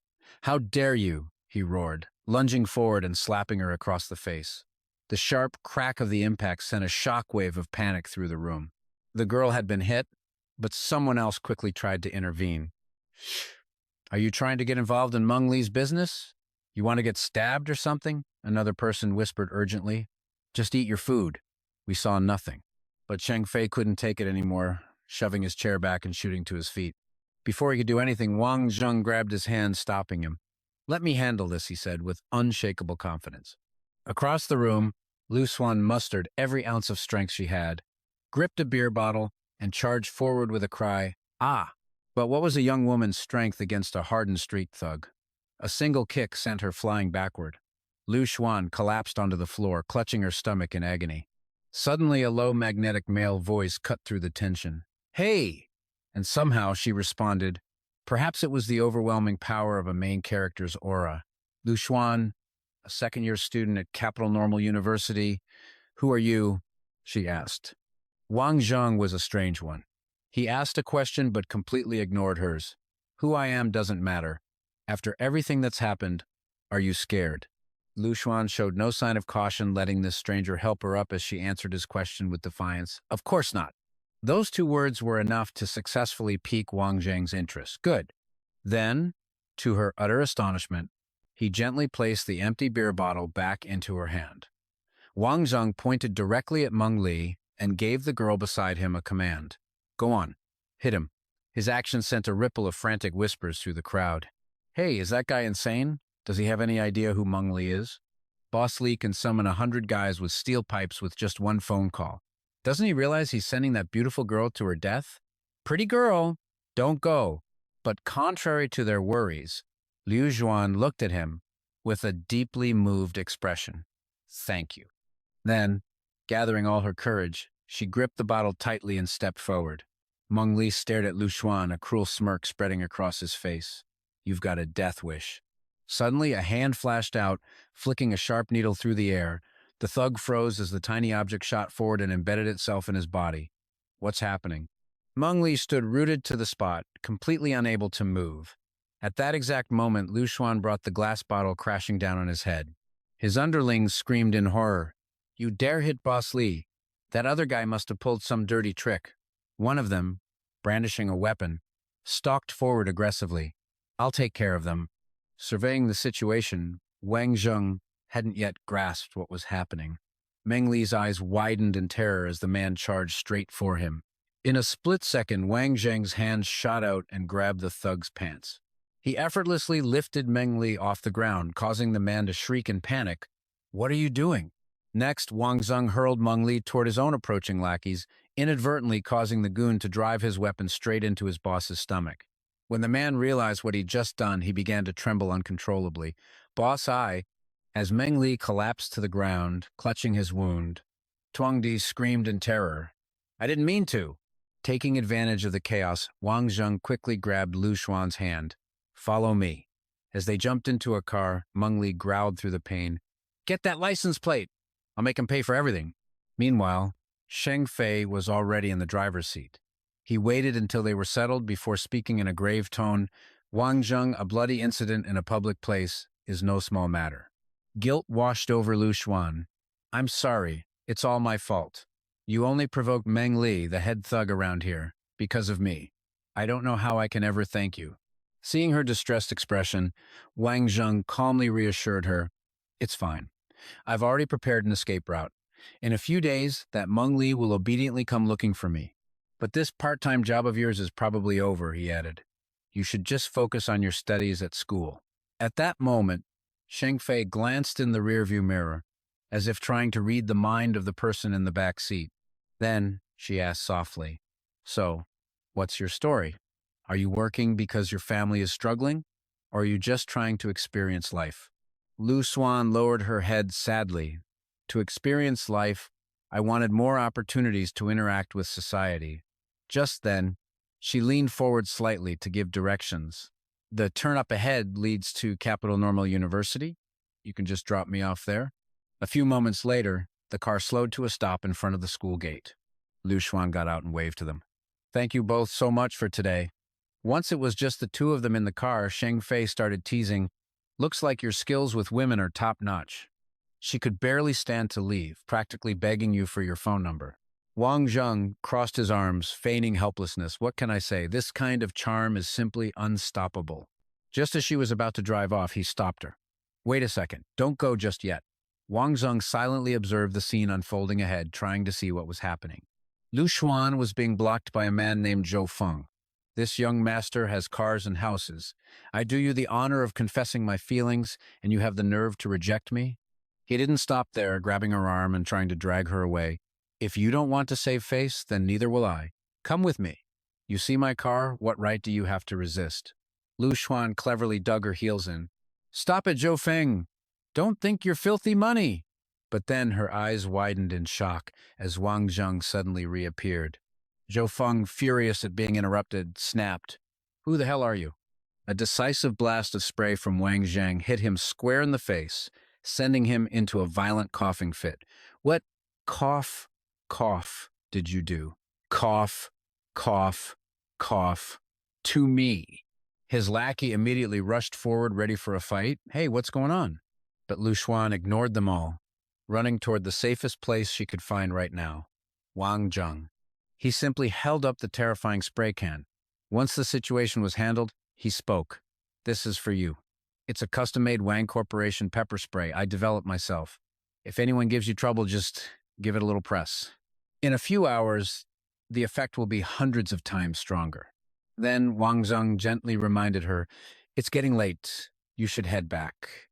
A blush crept up Lu Xuan's cheeks. "Okay, but..." In a surprising 180-degree turn, the shy young woman transformed into a fierce avenger. "I still want to teach this guy a lesson." And with that, Zhou Feng was subjected to another round of punishment. Cough, cough, cough. After that, even if he tried to open his mouth for the rest of the evening, nothing would come out but the uncomfortable feeling of wind blowing in. Gasp, whimper, cough, cough. Lu Xuan ignored him and turned to wink at her savior. "Thanks again for everything today. See you next time." Wang Zheng couldn't help but laugh at her lethal level of cuteness, kicking a dog while it's down. This girl really had the same style he did in his youth. In a lavish mansion under a dreamy night sky, a woman was agonizing over Zhou Feng. First, it was your vice governor seat. And now some university student dares to bully our Xiaofeng. Mr. Zhou, you cannot let this stand. Zhou Qihua, the chief secretary of the capital's government office, was lost in thought. Surely everyone at that school knows about Xiaofeng's family background. Who would dare lay a hand on him? First, the vice governor's seat was snatched away, and now this happens to Xiaofeng. Could it be a probe from that mysterious person? And just like that, he could no longer be bothered with his son, turning away abruptly. Call an ambulance, get Xiaofeng to the hospital first. His swift, cold demeanor left Zhou Feng feeling utterly abandoned. Dad, cough, cough, I. Yi. He was already by his side, comforting him. Don't be scared, son. Your father will definitely help you, and so will I. A murderous aura emanated from her. That woman. I will not let her live peacefully in this capital. Her words had barely faded when she took decisive action. Hello, is this Judge Chen? This is Ye He. The next morning, the warm sunlight illuminated the entire city. Ming Qi flashed a standard smile as she made an introduction to Wang Zheng. This is my personal designer. He will provide you with a professional design. He didn't forget to send a flirtatious look her way, murmuring words sweeter than honey. Miss Zhang Mingqi is always so thoughtful, even specially coordinating my image for the party. It was obvious she didn't want to accept. She was furious inside. And wasn't it all because of that guy, Tui Huang? All it took was one phone call, and suddenly he wants me to go to some party. Her next words put an end to the conversation. All right, I'll leave this to you two. I'm going to get changed first. A short while later, Min Kai stepped out with a stunning new look. Where is Wang Zheng? A staff member began to inform her, Mr. Vuong is also here, but was cut off by a piercing shriek, as if someone had just spotted their favorite celebrity. He's so handsome. The commotion naturally drew her gaze. There he was. Wang Zheng, completely used to being the center of attention, just nonchalantly commented, I'm telling you, ladies, there's really no need for such a dramatic reaction. Min Kai had to admit, with genuine admiration, I never expected this. You really know how to surprise people. Of course, being a master flirt, he couldn't pass up the chance to drop a smooth line, boasting he was a man who was good in the boardroom and the kitchen. I guarantee, once you taste my cooking, you'll fall in love with me instantly. She shot back without missing a beat. Is that so? Then I'll have to take you up on that sometime. Let's see if I fall in love with you. With a smile that could outshine the sun, she urged him forward. Let's get going to Nalan Bar. I have a feeling I'm going to leave them all speechless tonight. Wang Zheng's eyes were already glued to Min Kai, as if with superglue. What an enchantress. She's every man's kryptonite. At the Nalan Bar, inside a high-end private room, countless elegantly dressed guests mingled. In one corner, a group of ladies surrounded a gentleman, chatting excitedly. Young master, too. Have a drink with us. The man was Tu Tianyan, the eldest son of the Tu group. I have plans with Min Qi, he said, and other matters to attend to. Suddenly, So Thunam, CEO of the So group, the richest family in all of Wuxia, overheard the conversation and let out an amused laugh. Ha ha ha. When put next to Miss Min Kai, all other women naturally fall short. It's always been said that talent pairs with beauty. It's no wonder young Master Tu only has eyes for her. Those words successfully infuriated the ladies behind him, but Tu Tianyan was immensely pleased. Young Master So, you're too kind. Suddenly, someone shouted, Miss Min Kai is here! Tianyan immediately turned towards his one true love. Min Kai!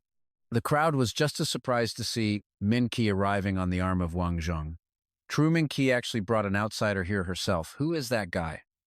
Isn't this just a public slap in the face for young Master Tu? Every whisper reached her ears, making Min Qi feel incredibly awkward. Wang Zheng, what exactly are you trying to do? He didn't explain, only reminded her. Keep your arm linked with mine. Don't let go. This is that small favor I mentioned earlier. Her mind was racing with other concerns. But this doesn't mean that you and I, that we're... At that moment, Min Kai was sighing in frustration. Damn it. Anyone with eyes can see that Tu Tianyan has feelings for me. I've avoided publicly rejecting him all these years for a reason.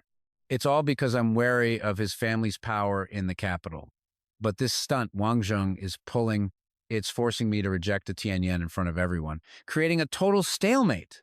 Just as she was about to pull her arm away, Wang Zheng stopped her. Don't move. Don't let go. That move sent Min Kai's assumptions about his intentions into overdrive. Wang Zheng, what is he really after? Surely it can't be just for his own satisfaction? Just then, Tu Tianyan appeared, ready to confront the competition. Get acquainted with the newcomer. Min Kai, you're here. And this gentleman is? She put on a standard socialite smile and made the introduction. My friend Wang Zheng, the young master of the Wang family. He looked thoughtful. The Wang family? The one from Hangzhou? But Wang Zheng quickly denied it, inventing a whole new branch of his family tree on the spot. No, the Wang family from Philadelphia. In the United States, beside him, Min Kai was struggling so hard not to laugh, she was shaking.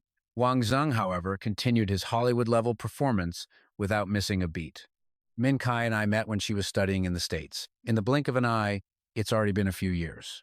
She decided to stay silent and see how this spectacular play would unfold. All right, Wang Zheng, you've got my attention. Since you're so good at spinning tales, I'll play along for now. Let's see what game you're really playing. By now, Tianyan seemed partially convinced. I see. So, Mr. Wang, are you here in the capital for business or pleasure? Even as he reached for a glass of wine, Wang Zheng's mouth didn't stop for a second. The Wang family of Philadelphia bought 2 diamond mines in South Africa a while back. They've been left undeveloped, so I came to the capital this time to assess the situation with the mines, just some simple market analysis. He didn't forget to add a touch of sentimentality to maintain his cover. Of course, the most important thing was to see Min Kai again. After all, it's been so many years, I've missed her a lot. Suddenly, something clicked in Min Kai's mind. The Tu family was a powerhouse in Waxia, with a massive business in diamond jewelry. You could say they had enough influence to blot out the sky, but an outsider shouldn't know the specifics of their business. How does Wang Zheng know all these details? Meanwhile, Wang Zheng was discussing business like a pro. Don't worry, young Master Tu. We have no plans to enter the Waxia market anytime soon. But she had already activated her inner detective, drawing some incredible conclusions. Could he be doing this on purpose? From the moment the party started, his goal was clearly to get close to Tu Tianyan. But what for? Tianyan seemed very pleased. In that case, I will welcome young Master Wang at the Lixin Institute. Wang Zheng also showed great concern for his new business partner. But, young Master Tu, you shouldn't work yourself so hard. It can lead to nervous exhaustion, insomnia, and nightmares. Even with your meticulous makeup, I can still see the faint shadows under your eyes. This statement made Tu Tianyan freeze on the spot. How could he possibly know that? Tianyan's eyes darted around at the deceitful smiles surrounding him. Damn it. For years, I've worked so hard to not give any of these vultures an opening. I've painstakingly faked this image of being a capable and confident heir, and now this guy exposes my weakness with a single sentence. He's probably not here for a simple investigation. After offering his incredibly kind advice, Wang Zheng made his escape. It's my first time at Noan Bar. I'd like to look around a bit more. Please excuse us. As he watched their retreating figures, Tianyan smirked with intrigue. The Wang family of Philadelphia. Interesting. By now, it was late evening, with the moon hanging high in the sky. Wang Zheng was sitting in the car. Let me tell you something, young Miss Trong. Do you have any idea how devastating that look of yours is to a man? If you have something to say, just say it. Min Kai tilted her head to look at him. Did you get my permission? To just use me to get close to Tu Tianyan?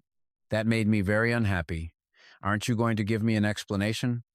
He showed not a hint of guilt, instead replying with a cryptic statement. Business is business. Isn't it all about using each other? And are you telling me you weren't planning on using me too? Min Kai frowned, studying Wang Zheng with a puzzled expression. But I don't understand why you're specifically targeting Tu Tianyan. You must know how powerful he is in the capital, not to mention his strong military background. He answered instantly, without a moment's hesitation. Because the sight of him displeases me. His hands clenched into fists, a dark aura radiating from him. In fact, the sight of the entire Tu family displeases me. This is a story from many years ago. But when I get the chance, I will eradicate the two family, root and stem. A short time later, his car stopped by the shore of a lake. Min Kai looked over at him. Now you can tell me the reason. But before she could finish her sentence, he opened the car door and stepped out. She hurried after him, questioning him as she walked. Why did you tell me all of that? Aren't you afraid I'll sell you out? Wang Zheng placed his hands on the railing, gazing into the distance as he explained. 2 reasons. First, you're extremely ambitious, and your abilities are meant for more than just managing Lam Hai. And second, because of your mother, To Hoi Han. Hearing this, Min Kai grabbed his hand in disbelief. How do you know my mother? Don't tell me. She has some connection with the Tu family. He turned to question her. Did your father, Truong Yo Tu, tell you that your mother died from hemorrhaging after childbirth? Once again, she was stunned. How did you know that? Wait a minute, what does this have to do with the Tu family? Why bring them up all of a sudden? With a frown, Wang Zheng recounted a piece of the past. She had fallen in love with a poor man and even bore him 2 children. Because of this, the old master of the Tu family felt the family name had been disgraced. He threatened the lives of all 3 of them, forcing Tu Hoi Han to return home. For her children's sake, she gritted her teeth and accepted. But returning to the Tu family meant she would be the primary heir. With a massive inheritance at stake, her competitors didn't want her back, so they could only resort to staging a few accidents. Min Kai imagined the calculating glares that once surrounded her mother, so she said, my mother didn't die from blood loss after childbirth, she was murdered by the To family. She clenched her fists, her voice choked with emotion as she stared at the lake's surface. Why should I trust you? Then she spun around, her voice laced with anger. What are you trying to say? Wang Zheng shrugged indifferently. Go ask your father. Wouldn't that clear things up?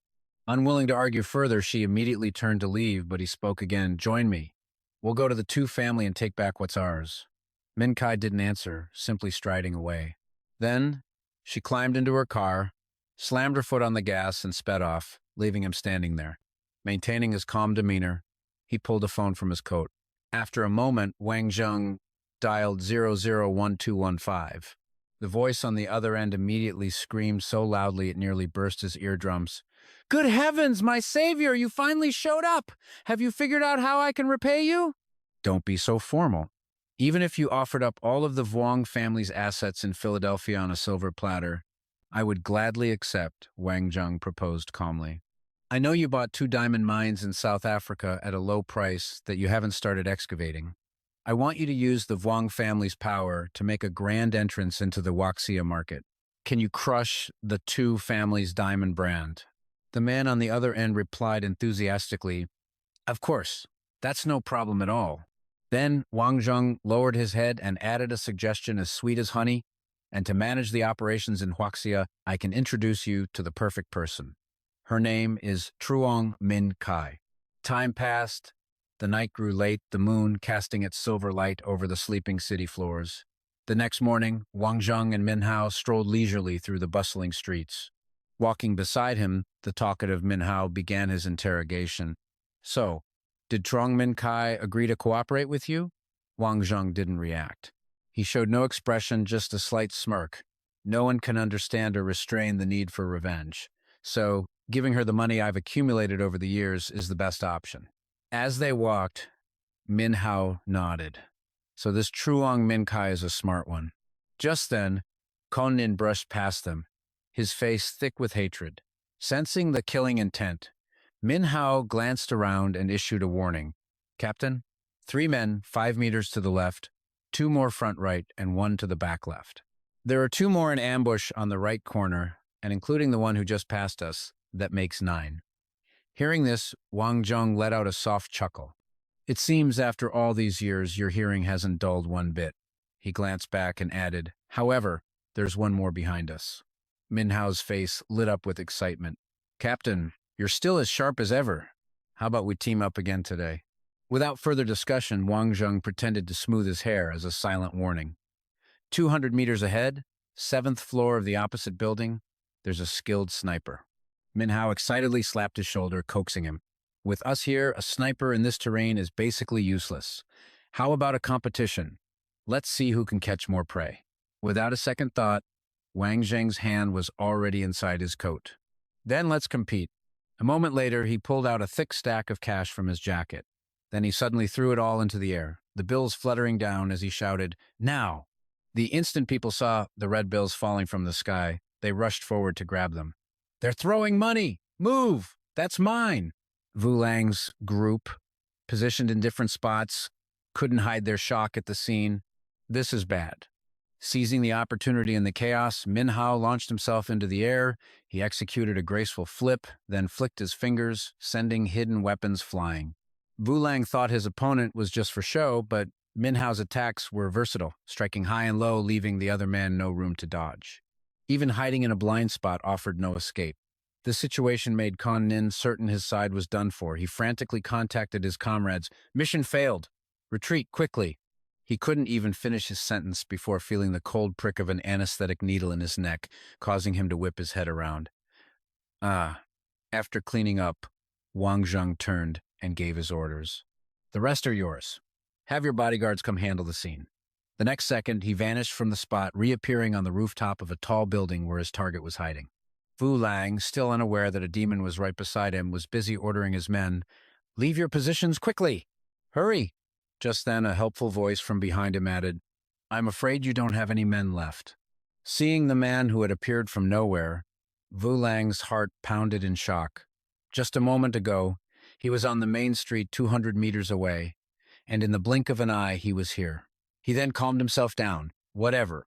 Now is not the time to solve puzzles. Vu Lang lunged. However, his strike was easily blocked by Wang Zheng.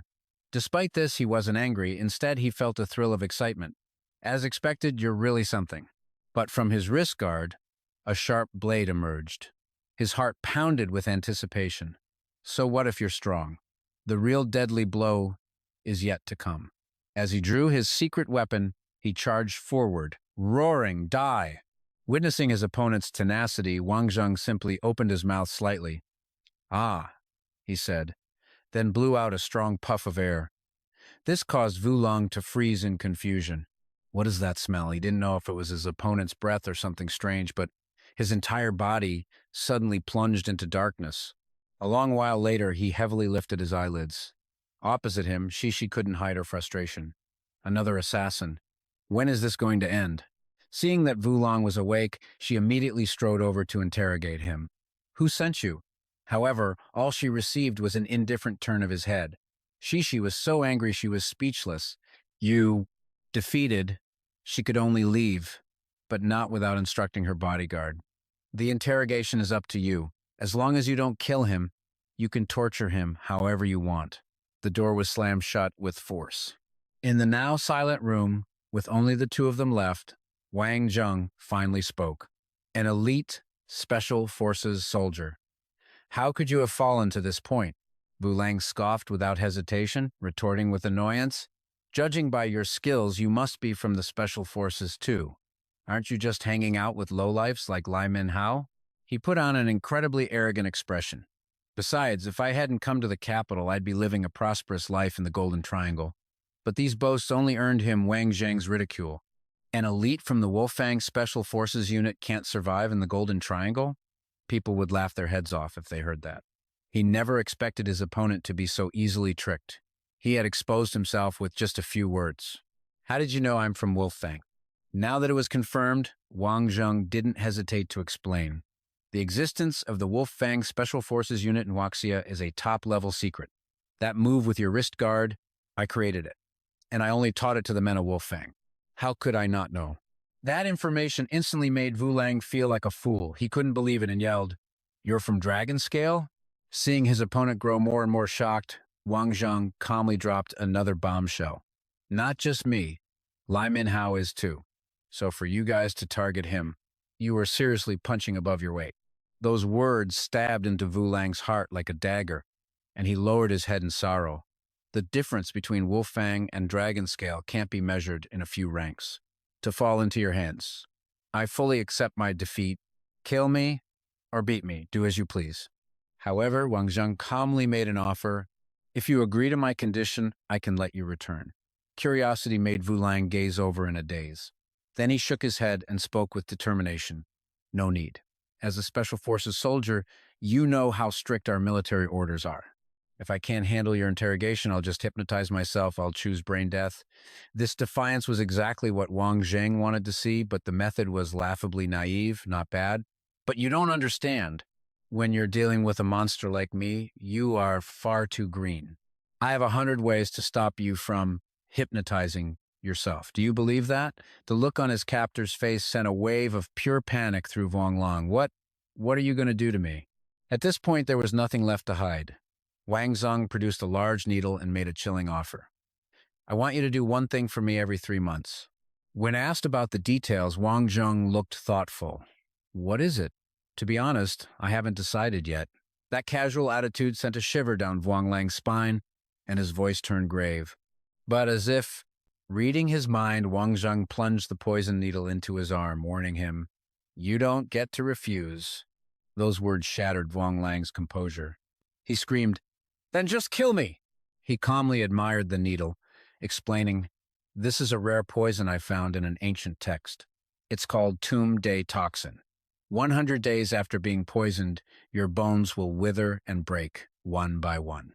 Using his sharp intellect, Wang Lang pieced it together instantly, meaning, I have to come to you for the antidote every 3 months, and if I fail a mission, I don't get the antidote. Is that it? Wang Zheng moved to untie him, declaring bluntly, "What use do I have for a worthless pawn? I told you before, you don't have a choice." After freeing his new pawn, he immediately laid out the first task. "I've got it. Your first assignment. Return to your territory and build up your armed forces. You don't need a huge number of elite men. Give me 300 in 3 months. In the Golden Triangle, that's considered a major power. As for the money, you figure it out. If I'm satisfied after 3 months, I'll provide you with the necessary manpower and resources." Wang Lang didn't hesitate. Deal. With the agreement sealed, a sharp glint appeared in Wang Zheng's eyes as he added a casual reminder. "For your sake, I'll let Thang Kong Mai slide this time, but make sure there isn't a next time." Those words hit Wang Lang like a physical blow. "How do you know my second uncle?" A cunning smile spread across Wang Zheng's face. "I told you, I have my ways. In fact, if there is a next time, I'll just get rid of Thang Kong Mai for you. Then, you can legitimately inherit the Mai Long group. That wouldn't be so bad, would it?" He was so stunned he couldn't even form a word. "You." But Wang Zheng, his eyes piercing, cut him off. He continued in a completely casual tone. "I can see it in your eyes, the desire, the ruthlessness, the ambition, and right now those are exactly the things I need." With his darkest secrets laid bare, Wang Lang could only submit. "I'll do as you say." This pleased Wang Zheng immensely. "Okay, I'll be waiting for good news." The next morning, Shishi's indignant voice echoed through the house. "What? You let him go?" Wang Zheng, however, was completely unfazed. "Weren't you the one who gave me full authority to handle it?" His question made her stammer. "I?" She quickly composed herself, flopping into a chair. "Fine, whatever. I don't care how you handled it. Just tell me what you found out." Wang Zheng answered without missing a beat. "It was Thang Kang Mai from the Mai Long group." The name hit Shishi with such force she couldn't mask her shock. "What? Thang Kang Mai, the head of the Mai Long group, sent someone to kill me?" Just then, Tinda popped out of nowhere to tease her. "The Mai Long group? Why would he want to kidnap Shishi? Wow, that old guy has some weird tastes." Her words earned her a swift punch that sent Tinda flying across the room. "Get out of my sight!" Shishi roared. After her friend was gone, her face clouded over with worry. This year, the Thuong Quan family is set to expand into all of the Mai Long group's sectors. Thang Kong Mai is obviously not happy about it, so he wanted to kidnap me to threaten my father. Her expression shifted to one of bitter resentment, her voice hardening with resolve. "I despise these dirty, underhanded tactics more than anything, Thang Kong Mai. I will personally see to it that you are utterly destroyed in the business world." Watching her, Wang Zheng couldn't help but be impressed. As expected of the Thuong Quan family's eldest daughter, she may look like a silly girl, but it seems she saves all her brain power for the boardroom. He asked, intrigued, "So, what's your plan?" Shishi propped her chin on her hand, a scheme already forming. "There's no time to waste. As it happens, there's a party tomorrow night. A lot of big names from China's rich list will be there, along with all their famous sons and daughters. It's the perfect opportunity to cause him a little public humiliation. Tinda, always up for a good time, immediately perked up. Awesome! Another party! I'm coming with you! Oh, and we should invite Sister Than Fi. But she was met with a flat refusal. Sister Than Fi has to stay home and finish a design draft tomorrow night. Wang Zheng and I are all that's needed. You can sit this one out. Tinda immediately started whining. No way. Think of all the handsome guys that will be there. I have to go. I absolutely must go. Seeing she was getting nowhere with Shishi, she turned her charm on Wang Zheng, grabbing his arm. Brother Wang Zheng, you're the nicest. Shishi won't let me come, but you will, won't you? Please? Her pleading face made him blush. Well, he stammered, his resolve weakening. I'm just a bodyguard, he thought to himself. I don't have the authority to decide. Besides, even if I agreed, would she even listen? Finally, Shishi sighed in defeat. Fine, you can come, all right? Just promise you won't completely embarrass me tomorrow night. Victorious, Tinda cheered. Yay! Shishi finally gave in. So, where's the party tomorrow? Shishi thought for a moment. A party of this caliber. It has to be at the Teen Kung International Bar. No other place would dare host an event this exclusive. Hearing the name, Wang Zheng's interest was clearly piqued. The Tian Kung International Bar, you say? Inside the Tian Kung International Bar, wealthy scions were already gossiping in clusters. What's Shangguan Shishi doing here? Usually someone more senior from the Tuangquan family attends these things. Could it be? Is there trouble brewing in the Tuangquan clan? Yeah, and who's that guy with her? Meanwhile, Shishi was exchanging pleasantries with Kang Mai. Thank you, Uncle Than. I'll be sure to pass your regards to my father. The old man beamed. I can't believe little Shishi has grown into such a fine young woman. But I don't believe I've met your companion? Noticing the man's gaze on him, Wang Zheng immediately extended a hand. My name is Wang Zheng. I just returned from the States. It's an honor to meet you, sir. Than Kang Mai didn't even bother to return the handshake, simply letting out a cold humph. A dangerous glint appeared in Shishi's eyes as she spoke, her words laced with meaning. Uncle Than, the Kudung Group is about to enter the silver plating industry. I hope you're well prepared. It would be a shame if Kudung beat you too badly. But her warning only earned a sinister smile from the old man. You must understand, My Long has always been the flagship of the silver plating industry. It's not something an industry outsider can just waltz in and disrupt. Young people shouldn't speak so brazenly, lest they learn a hard lesson. She froze for a second. But before she could retort, Wang Zheng placed a restraining hand on her shoulder. He spoke up without a trace of fear. CEO Than, young people aren't afraid of setbacks. Sometimes they're just opportunities to correct our course. It's the older generation, whose minds are filled with improper thoughts, that should be worried. Than Kang Mai looked utterly stunned. Wang Zheng's expression remained calm, but his voice was laced with mockery. Oh, it's nothing.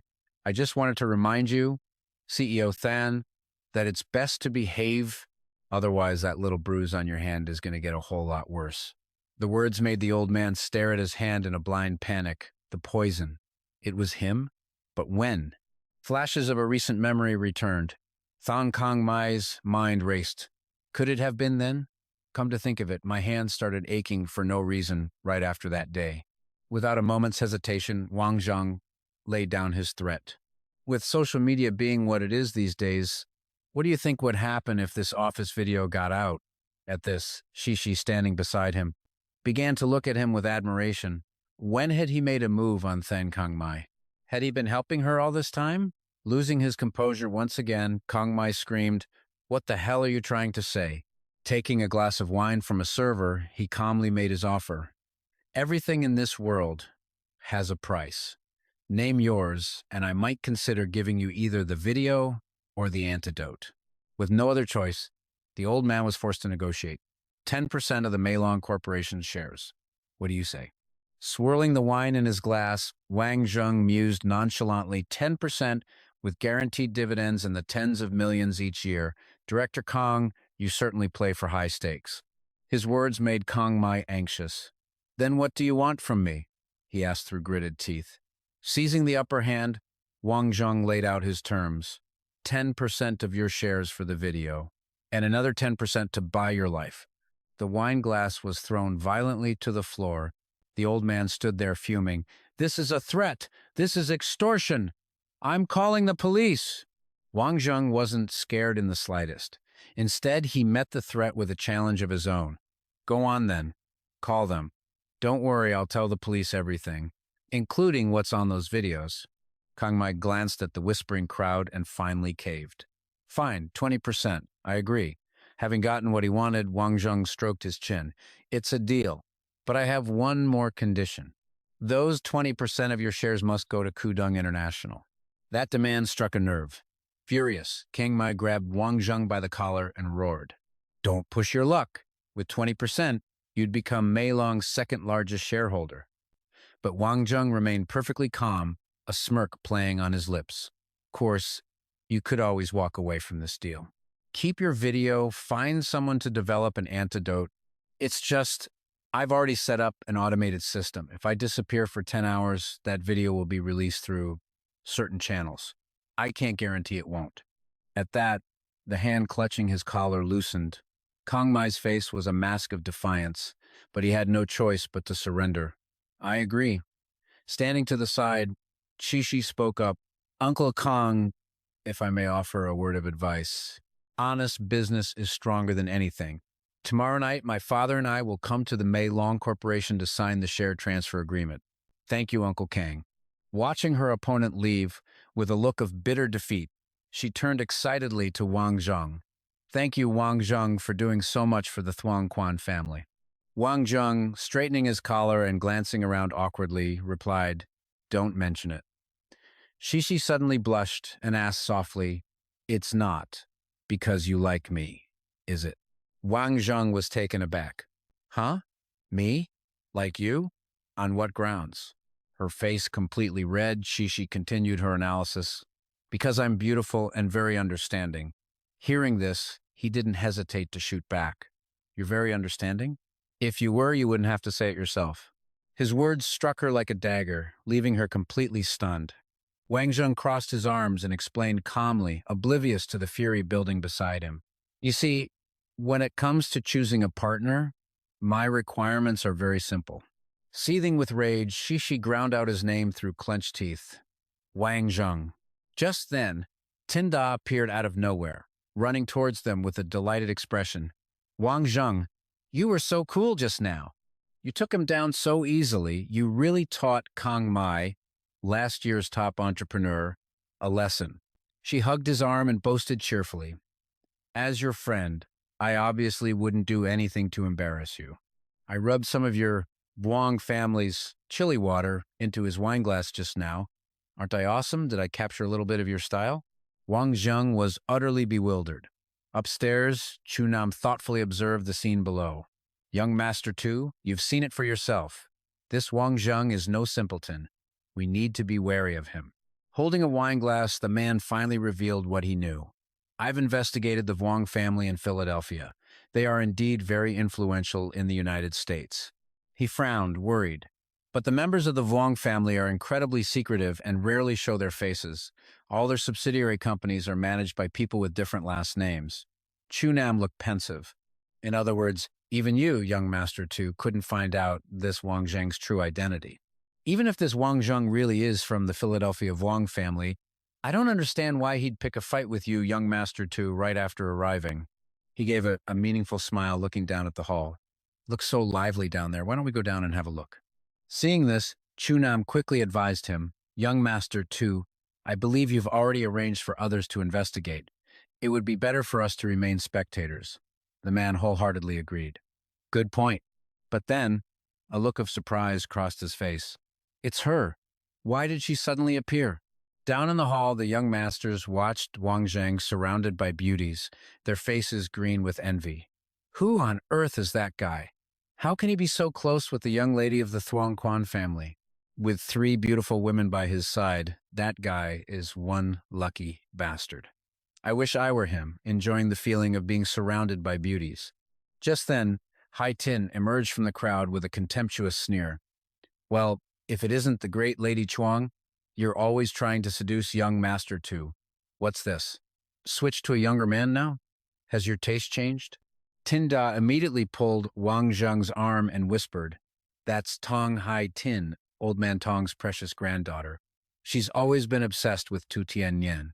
You could go hit on her and then dump her.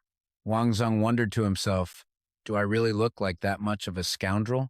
Recognizing the other woman's malice, Min Kai calmly explained, Miss Tong, Wang Zheng and I are just friends. Please don't jump to conclusions. I have always held the utmost respect for young Master Tu and have never had any ulterior motives. However, Hai Tin continued her tirade. Some women are just cradle robbers. This young man looks to be about 21, 22. Lady Chuang certainly knows how to pick them. Her words left Wang Zheng stunned.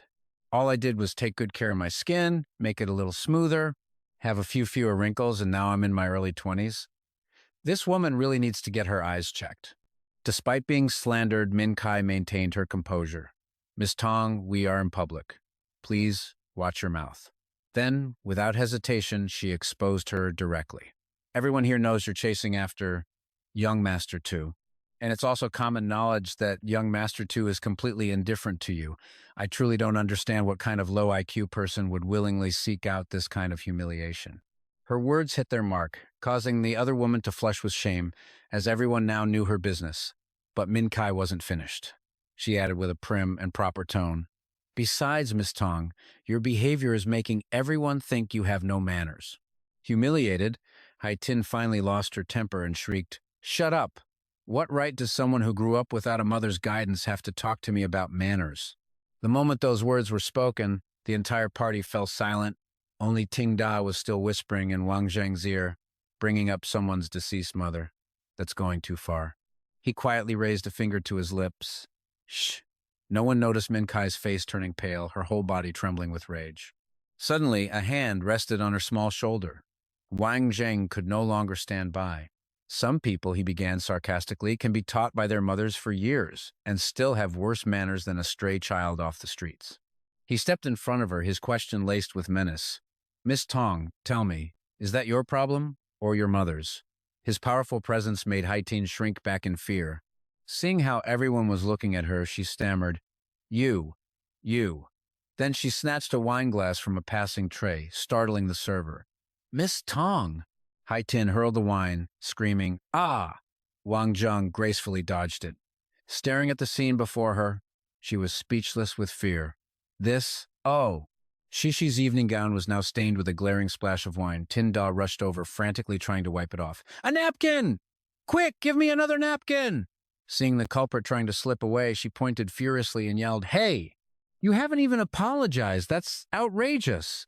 Wang Zheng suddenly bent down and picked up a shard of the broken glass from the floor. He slowly straightened up.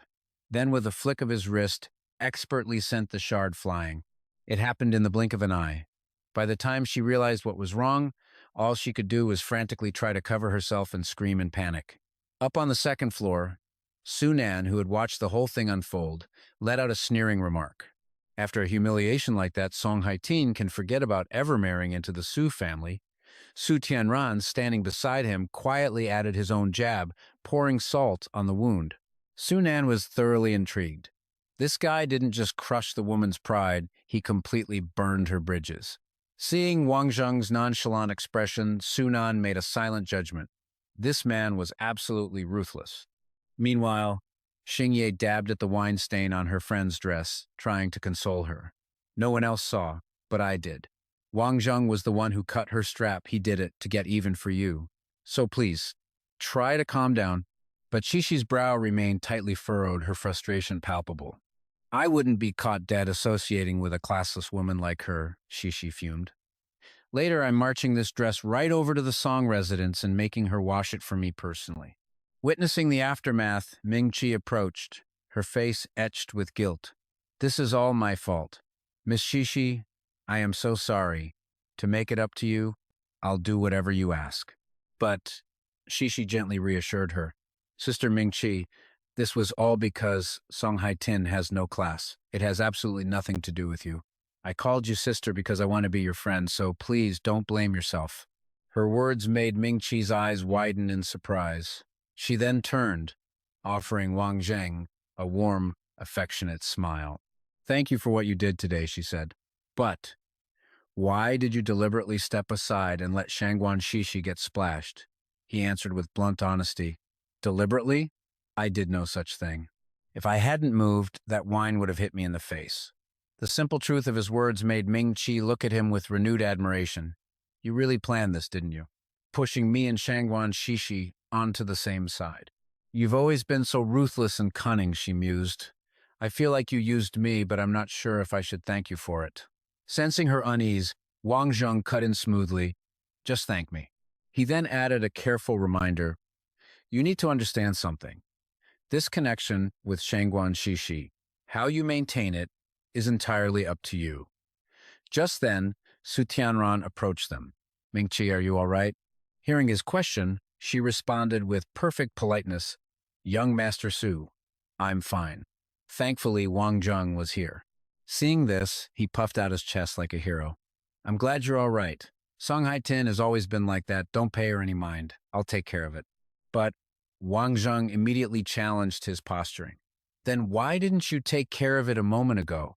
Su Tianran was taken aback. What? Wang Zheng pressed on, his voice dripping with sarcasm.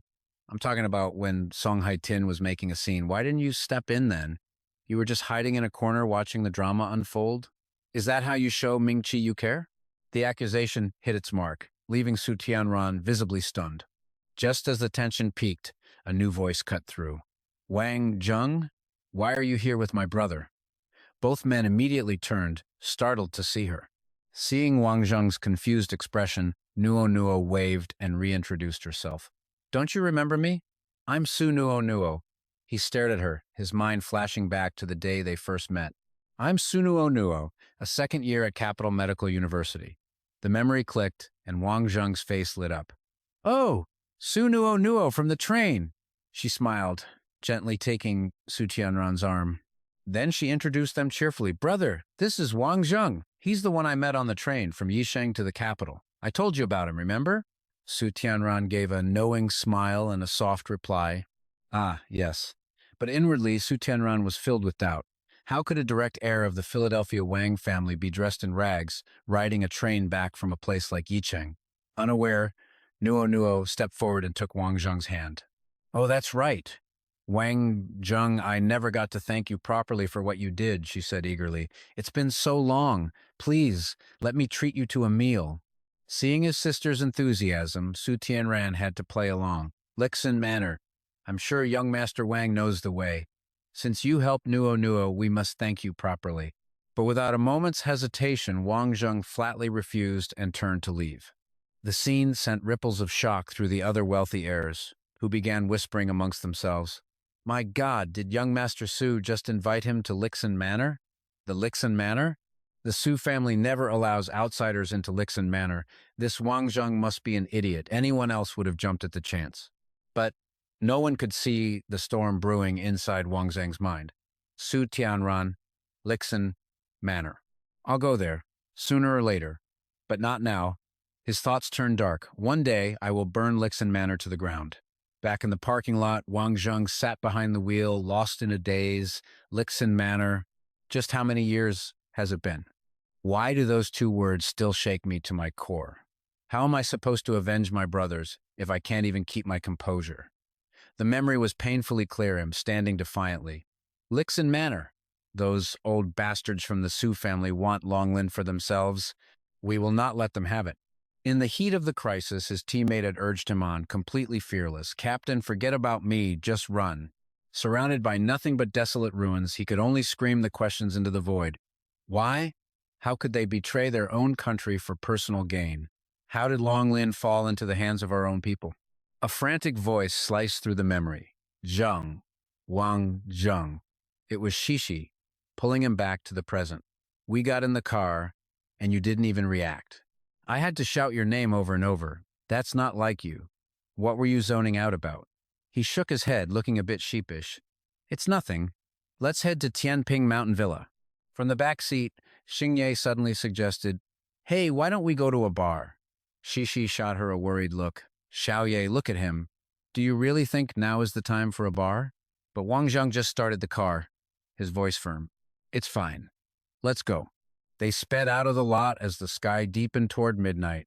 Soon they arrived at 8 Point Entertainment City, the bass thumping from inside. Xingye looked around.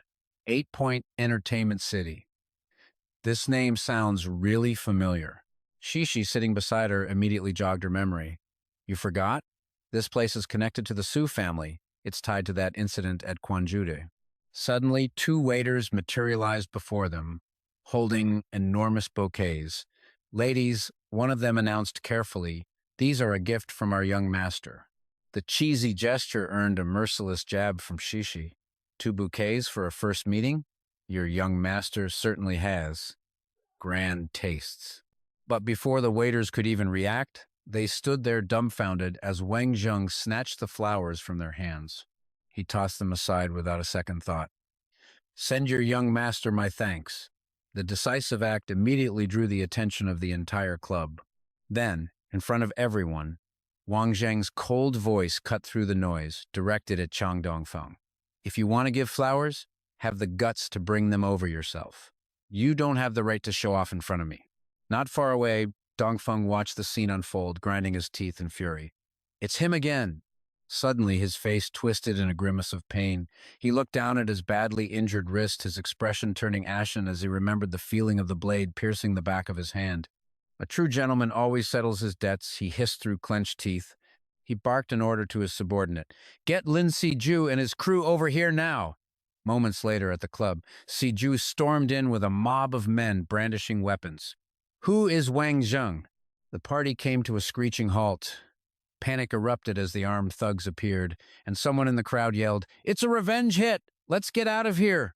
At that warning, a flood of people scrambled for the exits, the gangsters letting them go without interference. By now, the three of them had heard the commotion outside. Noting the sheer number of thugs, Xingye remarked, Wang Zheng, it looks like you have a lot of admirers. Should I call Old Han to bring some backup? She offered. He glanced over at the mob, his voice calm and decisive. No need. We'll handle however many they bring.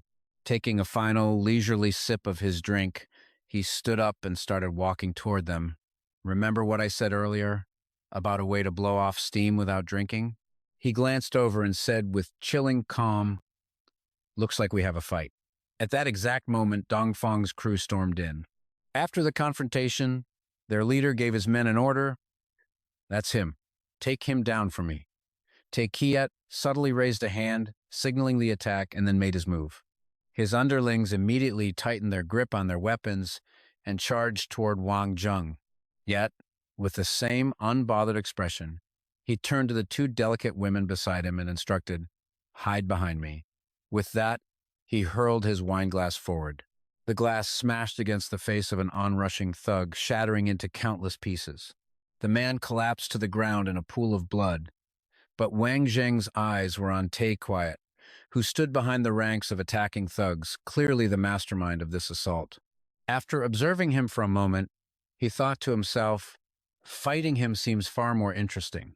Then, an idea struck him. He gripped the wine bottle tightly, aimed straight for Tae Quiet's face, and threw it with all his might. But with extraordinary reflexes, the man shattered the dangerous projectile with a single strike. Wang Zheng, however, was no pushover. He tore through the remaining thugs, leaving a trail of bodies in his wake. Now, only he and Tae Quiet remained. Wang Zheng pointed at him arrogantly. It's your turn. His opponent shot forward in an instant, a contemptuous smirk on his face. Supremely confident in his kicking ability, he aimed a blow straight at Wang Zheng's head. But to his shock, the kick was blocked. Wang Zheng sneered at his enemy, far too impractical. Witnessing this display, Dongfeng was terrified. This is impossible, he thought. Tae Quiet is a legend in the underground fighting world capable of knocking out a dozen opponents with one leg. Tae Quiet himself was stunned to see his kick so easily neutralized. What the hell? In the next instant, Wang Zheng suddenly grabbed his leg, forcing Tae Quiet to leap backward into a defensive stance. How could he have seen my next move? As he masterfully dodged the follow-up, Wang Zheng offered a stinging critique. Your Bajikwan style is obvious. Even though you've blended it with Muay Thai, you telegraph your moves far too much. If I were in a brawl, I would never let both of my feet leave the ground at the same time. It's far too dangerous. Tae Quiet yelled back in frustration. How could you tell? Wang Zheng just chuckled and stated his terms. Pledge your life to me, and I'll tell you. Seeing this as a challenge to his superior martial arts, Tay Quiet took it as a call to battle and lunged forward. Fine, but you'll have to convince me. Wang Zheng effortlessly blocked his punch with one hand and continued with his offer. I can make you 3 times stronger. In a flash, he smoothly captured his opponent's arm. At this point, Tay Quiet was completely under his control. Do you submit? But the fighter's spirit remained unbroken. As if toying with his defeated foe, Wang Zheng kicked him away and taunted, "Then let's continue." Goaded by the insult, Tay Quiet immediately sprang back up. Fine. He unleashed a punch that tore through the air, aimed straight at Wang Zheng. He roared like a true warrior, ready to fight to the end. Let's continue. But Wang Zheng landed a vicious kick to Tay Quiet's side. No need, this is over. The kick was so powerful it sent him flying into a wall far across the room. Tay Quiet clutched his stomach, struggling to his feet in agony. I couldn't even see his movements. Wang Zheng looked at Dongfang and smirked arrogantly. Young Master Kwang, did you find today's fight entertaining? Dongfang was stunned by his audacity. Wang Zheng, you! Just then, the door behind him creaked open. Dongfang glanced back and saw a new group of menacing thugs entering the room. Every one of them had a murderous look on their face, and some were even armed with combat batons. A chill ran down Dongfang's spine. The Azure Dragon Gang. What are they doing in Bakdiem? Even their top enforcers are here. Their leader, Min Hao, gave a single order, wreck it, and his men began smashing everything in the club. By now, Tay Quiet and Wang Zheng had made peace. He and his group stepped forward and he called out, "Wait a moment, hold on." Then Tay Quiet turned to Wang Zheng. "What you said before, about making me 3 times stronger, was that true?" Wang Zheng replied with a bright expression, "Of course. As long as you work for me, I'll make good on my word. But you're also free to continue following Kwang Dongfang." Hearing this, Tay Quiet scowled. "My relationship with Kwang Dongfang is purely transactional. If you can really increase my strength as you claim, I'll do anything." Tay Quiet understood his intention. "As long as it's not too conspicuous, there's no problem." Satisfied, Wang Zheng clapped him on the shoulder. "Excellent. I'll assign you to someone who will help you improve your martial arts." The next morning at the mansion, Wang Zheng was lifting weights when he received a call from Min Kai. "Wang Zheng, do you remember Lu Huyen? Something's happened to her." Min Kai explained the situation from her car. "Some police officers went to Lu Huyen's school. After she called me, I rushed over. But her classmates said she'd already been taken away by the police." After hearing the story, he replied calmly, "They really have a death wish. Leave it to me. Nothing will happen to Lu Huyen." Min Kai reminded him, "Okay, but you have to get her out." Wang Zheng immediately dialed Min Hao's number. "Min Hao, help me find Chu Feng's address at Capital Normal University. License plate is Capital VKPS 546. He set the barbell down on the bench and waited for Min Hao's response. A moment later, the information was successfully verified and sent to Wang Zheng's phone.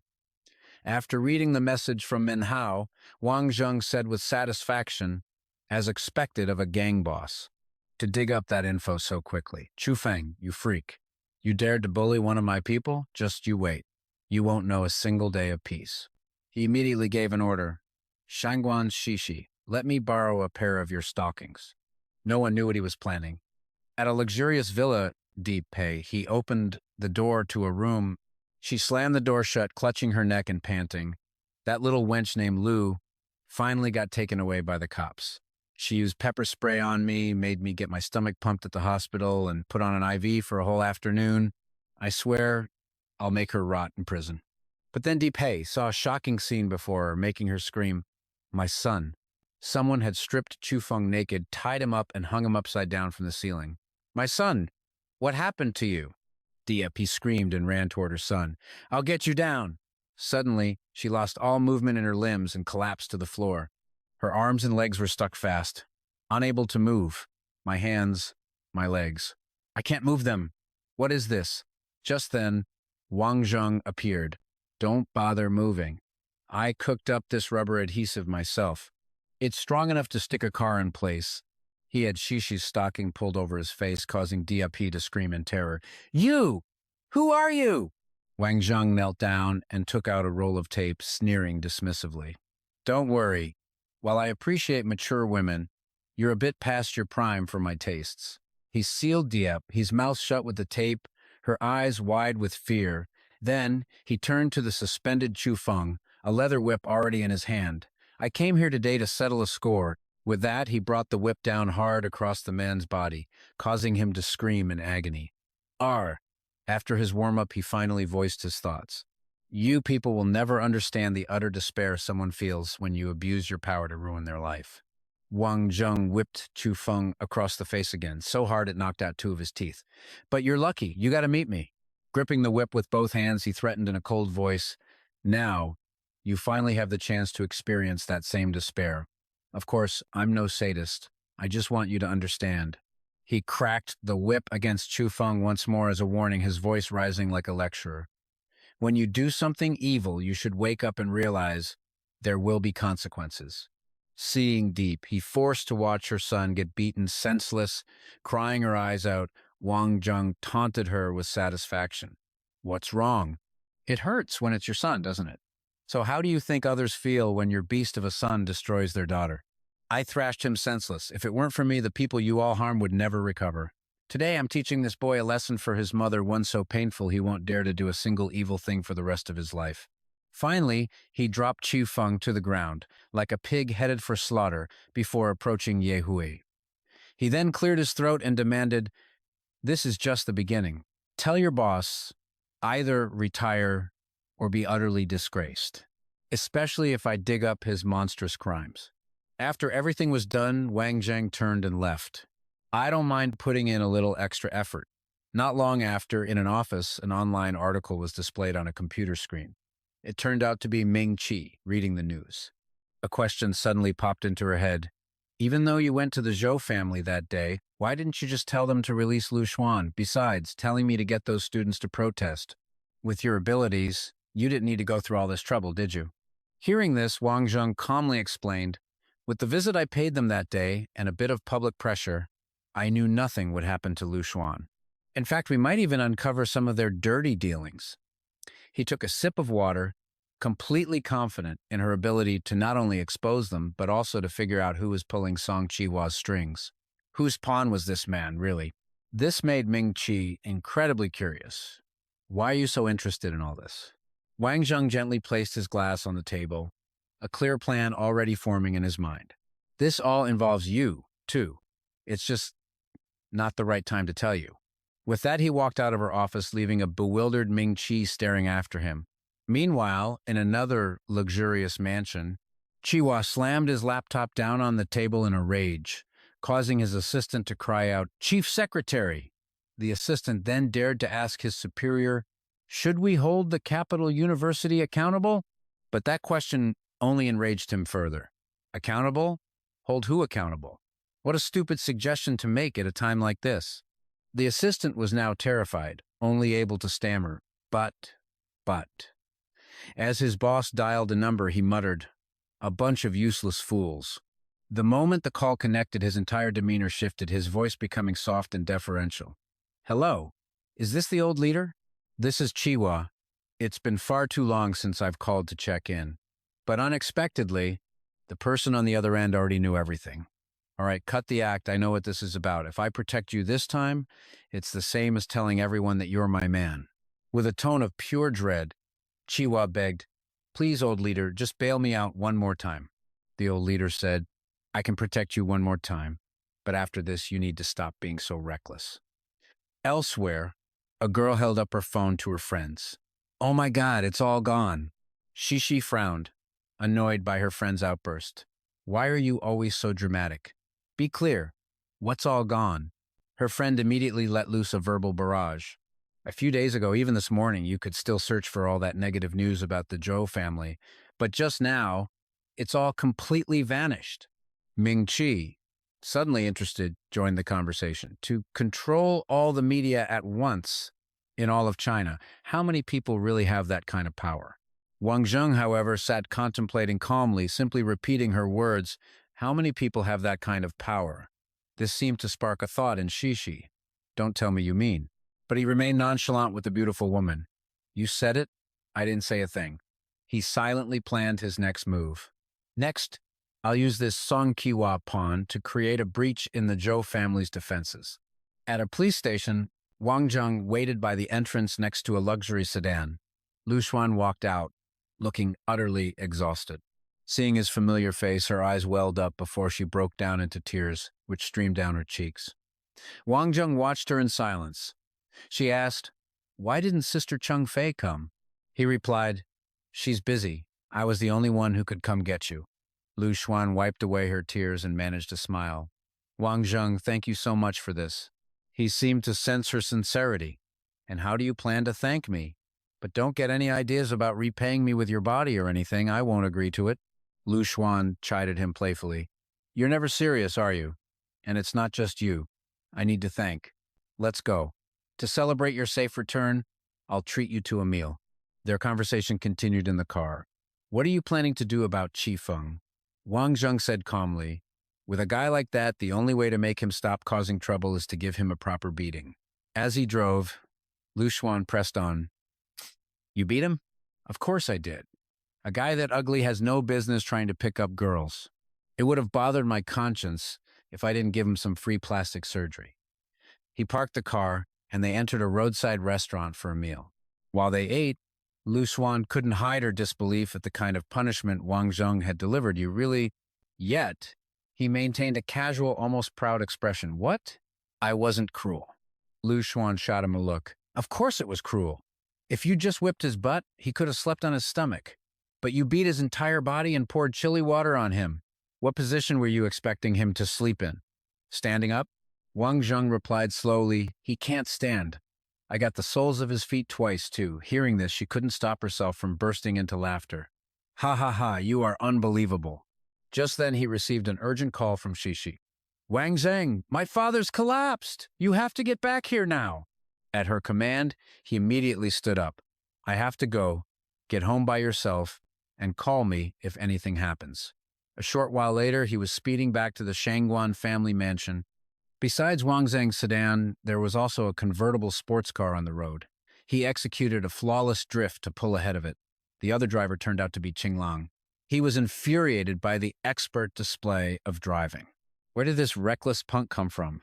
Glancing back at Qinglang, Wang Zheng thought to himself, "The second son of the head of the Shangguan family, Jia Zheng. He's probably just here to fight over the inheritance." Inside the Shangguan mansion, a large crowd had gathered. The moment Dianwu saw Wang Zheng enter, she couldn't hide her annoyance. She snapped, "And who are you?"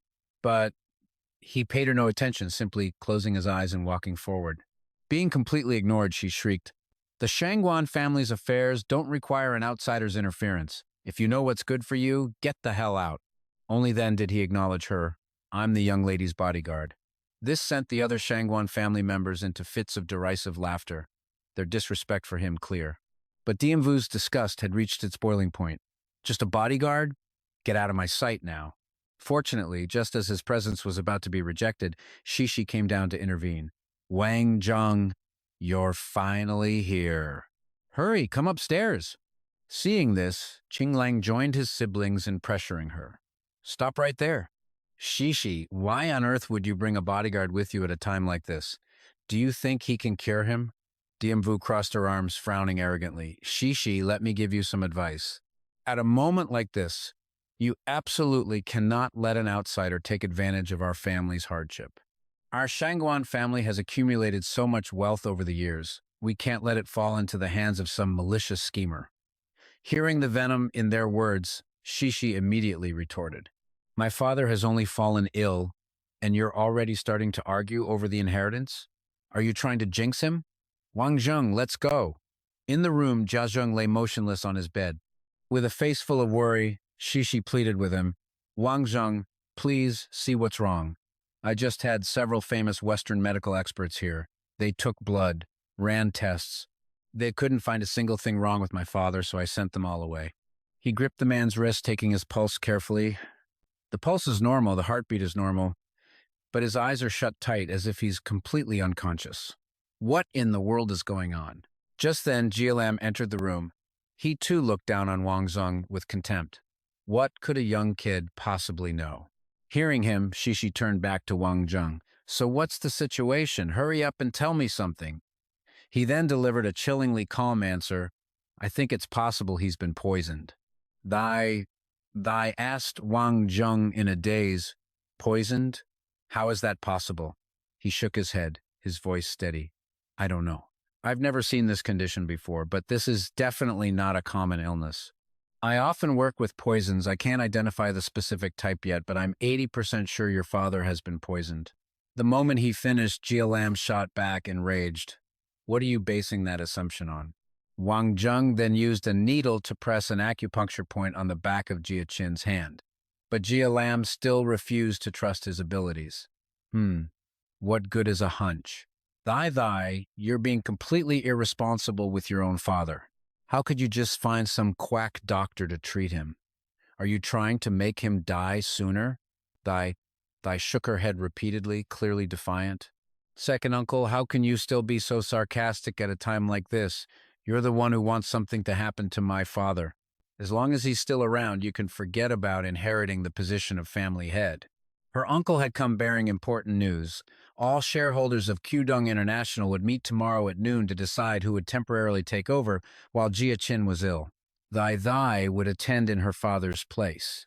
It became clear that behind everything was just a power struggle among the members of the Shangguan clan, a fact she was now acutely aware of. First uncle, what is the meaning of this? My father is lying in a hospital bed and we don't even know if he'll live or die, yet you're all already discussing how to divide the family assets. If he knew about this, he would be heartbroken.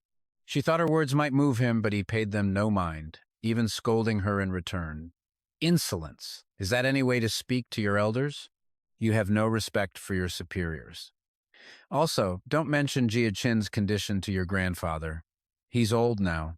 He can't handle the stress. One by one, the remaining members of the Shangguan family left. Soon, only Thai and Wang Zheng were in the room. Overwhelmed with helplessness, she burst into tears. But he remained calm, reassuring her, Don't worry, I'm here. Just give me some time and I will definitely cure your father. Sometime later, at a conference building in the city, Alien was trying to persuade Thai to withdraw from the upcoming Shangguan family general election. Listen to me. Thai. Even if it comes to a vote, your first uncle has the advantage. Why are you insisting on suffering through this? At your age, you should be dating and finding a good man to marry. That would be so much better. Jia Lam, casually enjoying a cigar, seized the chance to add fuel to the fire, relentlessly belittling his niece. I think she's just hoping to get the position of family head. I never thought someone so young could be so greedy and corrupt. But she wasn't one to back down so easily. I can't withdraw. My father left everything to me, and I have to manage it well for him until the day he wakes up. Jia Lam didn't believe a word of it. Whether he'll even wake up is uncertain. Stop wasting everyone's time here. Let's just vote quickly. I have a golf game to get to. Just then, Wang Zheng arrived at the meeting, looking utterly bored. He then threw the door open and strode inside. As soon as he entered the room, his eyes immediately found Thai. Wang Zheng's appearance sent Jia Lam into a rage. Where did this dog come from? Get the hell out of here. But he remained unfazed, not flinching for a second. I'm not some rich heir, nor am I the Shangguan family's son-in-law. I am merely Shangguan Thai's bodyguard. A bodyguard can't let his employer be wronged, and I have no desire to be dragged into the world of business. So, if she sheds a single tear, I will cripple your hands. Even after such a threat, Jia Lam refused to listen. Roaring, Nonsense! Guards! Drag this man out of here! With a grave expression, Wang Zheng made a declaration so clear it stunned everyone into silence. Do not doubt the truth in my words. A moment later, Thai stood up, her voice calm. So be it. During my father's illness, I will be in charge of all business for Qdong International. I hope all my colleagues will cooperate. If there is nothing else, this shareholders' meeting will end here. Jia Lam could only remain silent, seething with resentment. He and the others left the conference room under Thai's watchful eye. Then, with a bright expression, she turned to Wang Zheng. Was I too hard on them? After all, they are my elders. He replied, even if you weren't hard on them, they wouldn't show you any mercy. The world of business is like that, sometimes more ruthless in a battlefield. I would rather charge onto a battlefield than fight in a boardroom. Hearing this, Thai retorted, but I feel like you're more cunning than anyone. She continued, Softer now, Wang Zheng, you've helped me so much, yet I'm often short-tempered and difficult with you. He couldn't miss the chance to tease her. Don't worry, how could I hold a grudge against a girl with irregular periods? Hearing that, she flew into a rage. You are so dead today. Later, Dai sat contemplating the schemes of her relatives who were desperate to control the Kudung group in such a short time. On top of that, several colleagues were treacherous and unpredictable. This was going to be an incredibly difficult task. She turned to Wang Zheng and said, My grandfather has been in seclusion for years and my father fell mysteriously ill at such a critical moment. Wang Zheng, I need your help. He fell into thought, recalling her family's background. Shangguan Shishi had spent 30 years building Kudong, only to suddenly go into seclusion after announcing his third son as his successor. Time had proven his judgment to be impeccable. For over 20 years, Shangguan Shishi had served as the head of the family. Under his leadership, Kudong International had indeed grown far beyond what it once was. Could Dai handle this immense pressure? Even he seemed overwhelmed by the recent turn of events. He ran both hands through his hair. First I meet Defy, and he's been poisoned. Now your father is poisoned. Too much has been happening lately. I need to find some leads. For now, you should stay at Kudong. I'll call Chongdong to protect you so I can get some rest. Recognizing his efforts, Dai thought to herself, there must be some kind of agreement between Wang Zheng and my father. Dad must have entrusted him with something that requires time to investigate. Then she spoke aloud, Okay, thank you. Wang Zheng stood up and started to leave the room, but Dai called him back. Wang Zheng. He turned, curious. She confessed shyly, If you ever need the support of the Shangguan family in the future, I will definitely use the full power of Kudong International to help you. And also, I believe you will definitely cure my father. Hearing this, he held up 3 fingers with confidence. Miss Shangguan, seeing you like this is a bit new to me. But on the second point, I will absolutely do my best to cure your irregular periods. Dai crossed her arms. There you go again. So lame. Sometime later, at the airport, Ketty and Dong Song arrived in Wuxia, escorted by David and Mac. A young boy looked at them with disdain. What's the point of pretending to be some imperial hacker without Cow Rivers here? However, a single glance from Dong Song was enough to make the boy tremble, and his soul nearly leave his body. Seeing this, Ketty had to correct him. Kwong, don't always show off your power like that. You scared the poor boy. He glanced up at the ceiling as if thinking about America.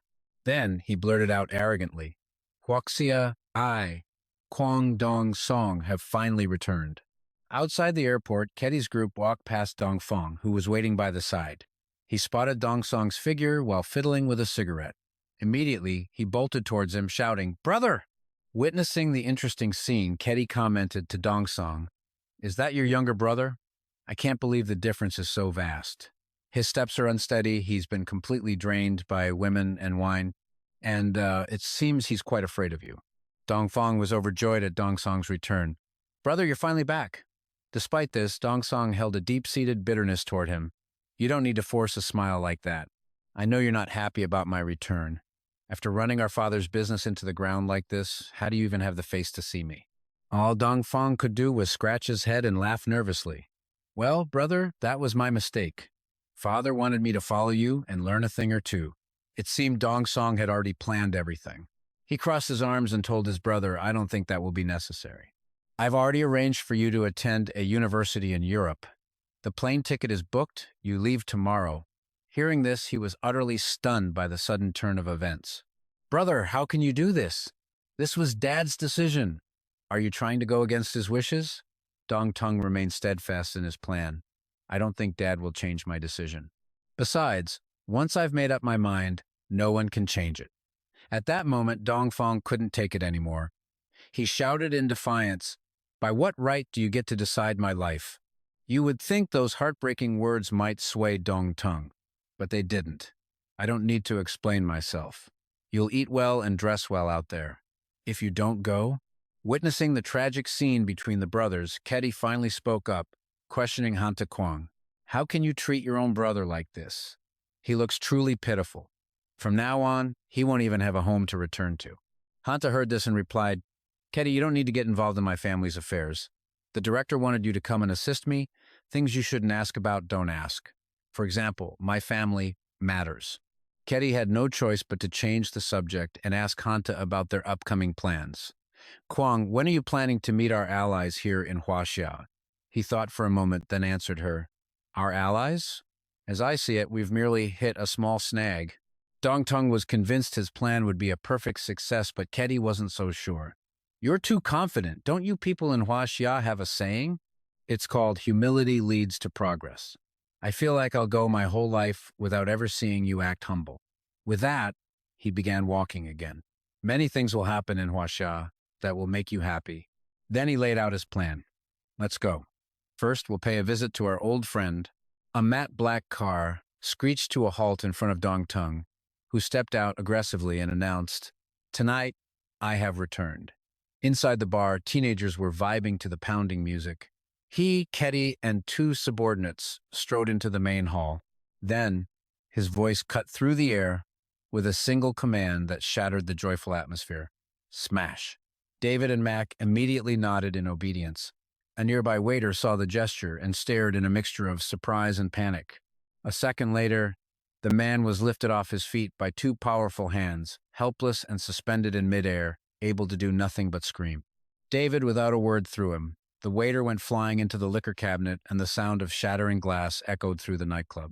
He lay unconscious amidst the wreckage of broken wine bottles from the impact. The other patrons who witnessed the scene scrambled to escape, their terrified screams filling the air. Just then, the nightclub manager, Hong Ba, emerged from the chaotic crowd, his eyes filled with rage. He raised a fist and swung at David, shouting as if to boost his own morale. Seeing this, Ketty couldn't help but smirk with approval, but David just stood there, staring back at Hong Ba without a single change in his expression. Then, he simply raised his own hand and returned the punch. In stark contrast to his own weak blow, Hong Ba was sent flying several meters. He clutched his side in agony, weakly coughing up a mouthful of blood. Before he could even regain his senses, a foot stomped down hard on his face. The one behind this arrogant act was none other than Dongtung. He pressed down harder as he delivered a cold warning. Give Lai Minhao a message for me. The underworld of this capital isn't his to command alone. A short while later, Minhao's silhouette approached his establishment, only to find it in complete disarray. He rushed over to Hong Ba, who was lying miserably on the floor. Seeing the scene, he couldn't help but demand furiously, Who did this? Tears and snot streamed down the manager's face as he blamed himself. Boss, I failed you. Upon hearing this, Minhao immediately declared, Get to the hospital. A blood debt must be paid in blood. The early morning sunlight streamed through the hospital's glass windows. He sat by Huangba's bedside to get the details. Tell me. The man didn't dare hide anything, but his report was frantic. 3 men, 1 woman. 2 of the guys were white. Very strong. I only took 4 hits.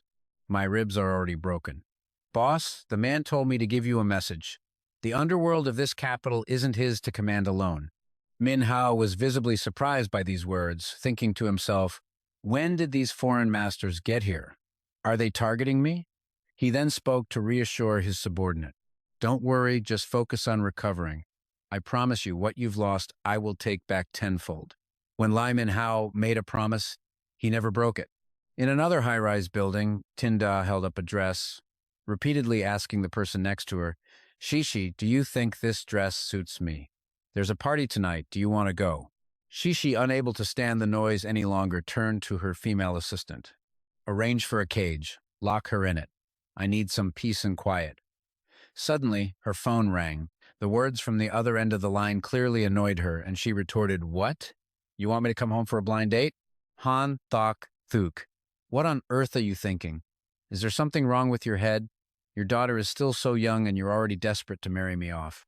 On the other end, Thak Thuk calmly gave his order. Come home immediately. If you don't, I'll have your mother come and get you. Tinda wasn't intimidated by the threat. My mother? That old tigress? Dad, you think no one knows you're scared of your wife? You act like a hero all day outside, so why do you become such a good boy the moment you get home? He shot up from his chair in anger. How dare you speak to your father like that? You will be home before noon tomorrow and not a minute late. Otherwise, I'll send people to drag you back. At this, she turned to her most trusted person for help. What do I do? What do I do? My dad's furious. Shishi, what should I do? Completely calm, she turned her head and said sarcastically, What's the rush? What if he turns out to be your ideal husband? Maybe you two will hit it off the moment you meet.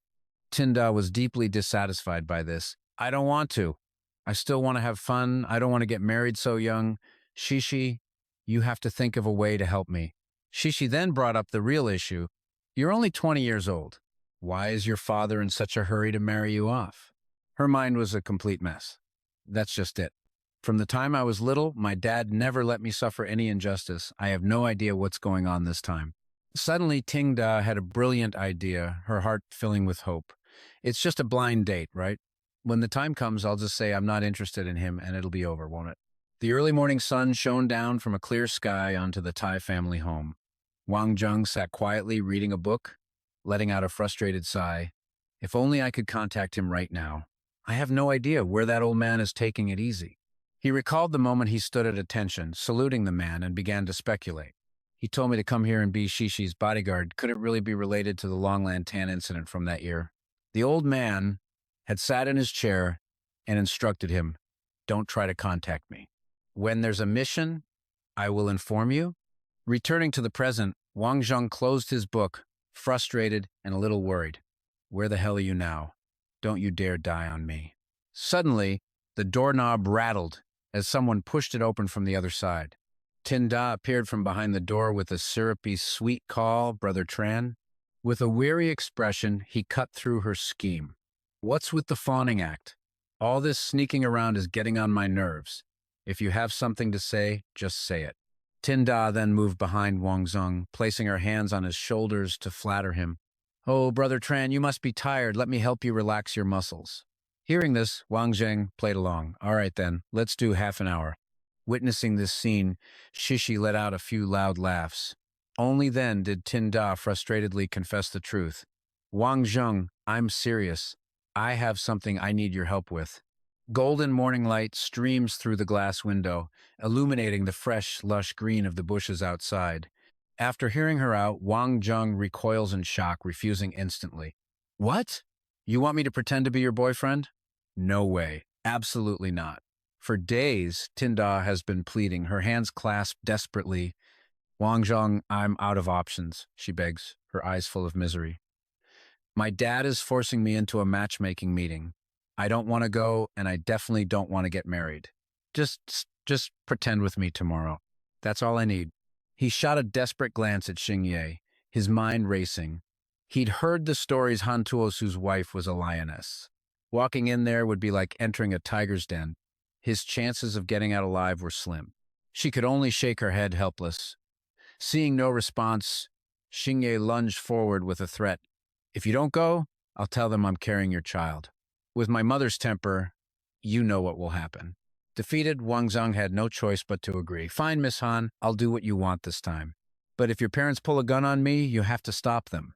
Hey, should I wear a bulletproof vest? The Han family home, a dark brown mansion, stood starkly against the scorching sun. Inside, Tianming and Uncle Zhang sat formally on the sofa. The uncle took the lead. Brother Han, Tianming and I came here today specifically to see your Xingye. I see their ages are quite compatible, so I've come here today to be bold. Across from them, Tuosu beamed, thoroughly impressed with his potential son-in-law. Looking at your Tianming, I can see he has bright eyes. Not only is he talented, but he's also an outstanding young man. For Xingye to marry someone like young Master Su, I feel very reassured. Hearing this, Tianming confessed honestly, to be truthful, sir, I've had a secret crush on her for several years now, but I still don't know how Xingye feels about me. Yan Qing immediately reassured him. What opinion could she possibly have? Xingye has been a very good girl since she was little. Besides, who could possibly meet you and not like you? Uncle Zhang raised his teacup, a smile of satisfaction he couldn't hide spreading across his face. If we can settle their marriage, I would be overjoyed. A radiant smile bloomed on Yanqing's face as she asked, could this be Mr. Su's intention? Inwardly, she thought, Mr. Su is happy, so this is a done deal. To be in-laws with the top political family in China, what will our future days be like? She then turned to Tuosu, complaining, why isn't Xingye back yet? That girl is getting more and more inconsiderate. Let me call and ask her. Suddenly, the sound of loud barking shattered the quiet atmosphere. Her father-in-law stood up and announced, "I'm back from walking the dog. Everyone be careful, this dog is very fierce. It bites strangers." Bao Guo walked in, holding the leash of a dog that was barking nonstop. He bent down, gently stroking its head. "Stop barking, they're all family," he murmured. "My old friend, go get some rest. You're getting old, but you're still so hot-tempered." Witnessing this, Tianming quickly approached Bao Guo to pay his respects. "Hello, Grandpa." The old man praised him with a kind smile. "Old Su has a fine grandson. We're old now. The world belongs to the young ones." Hitting on a favorite topic, Bao Guo quickly began talking about his dog. "He's been my companion for 15 years. He's a German Shepherd, a service dog I brought home when I retired. He was 8 years old then, and I liked him the moment I saw him. After raising him for over a year, I realized how lucky I was to have him. He has a high level of alertness, and all these scars on him, they're all marks of his glory." Hearing this, Tianming grew curious. "Grandpa Han, what's the dog's name?" The dog seemed to grin as the old man answered, "His name is Long." Before long, a matte black car pulled up in front of the large house.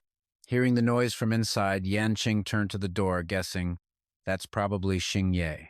And sure enough, she quickly opened the door and stepped inside, calling out behind her, "Wang Zheng, get in here! Stop lurking back there!" Hearing her words, his jaw dropped, too stunned to speak. As Xingye took his arm, his awkwardness finally subsided a little. Xingye then turned to him, her voice serious and low. "Looks like the blind date is Tianming. You probably know who he is. Wang Zheng, you better make this act convincing. And I'm warning you, don't you dare try anything with me."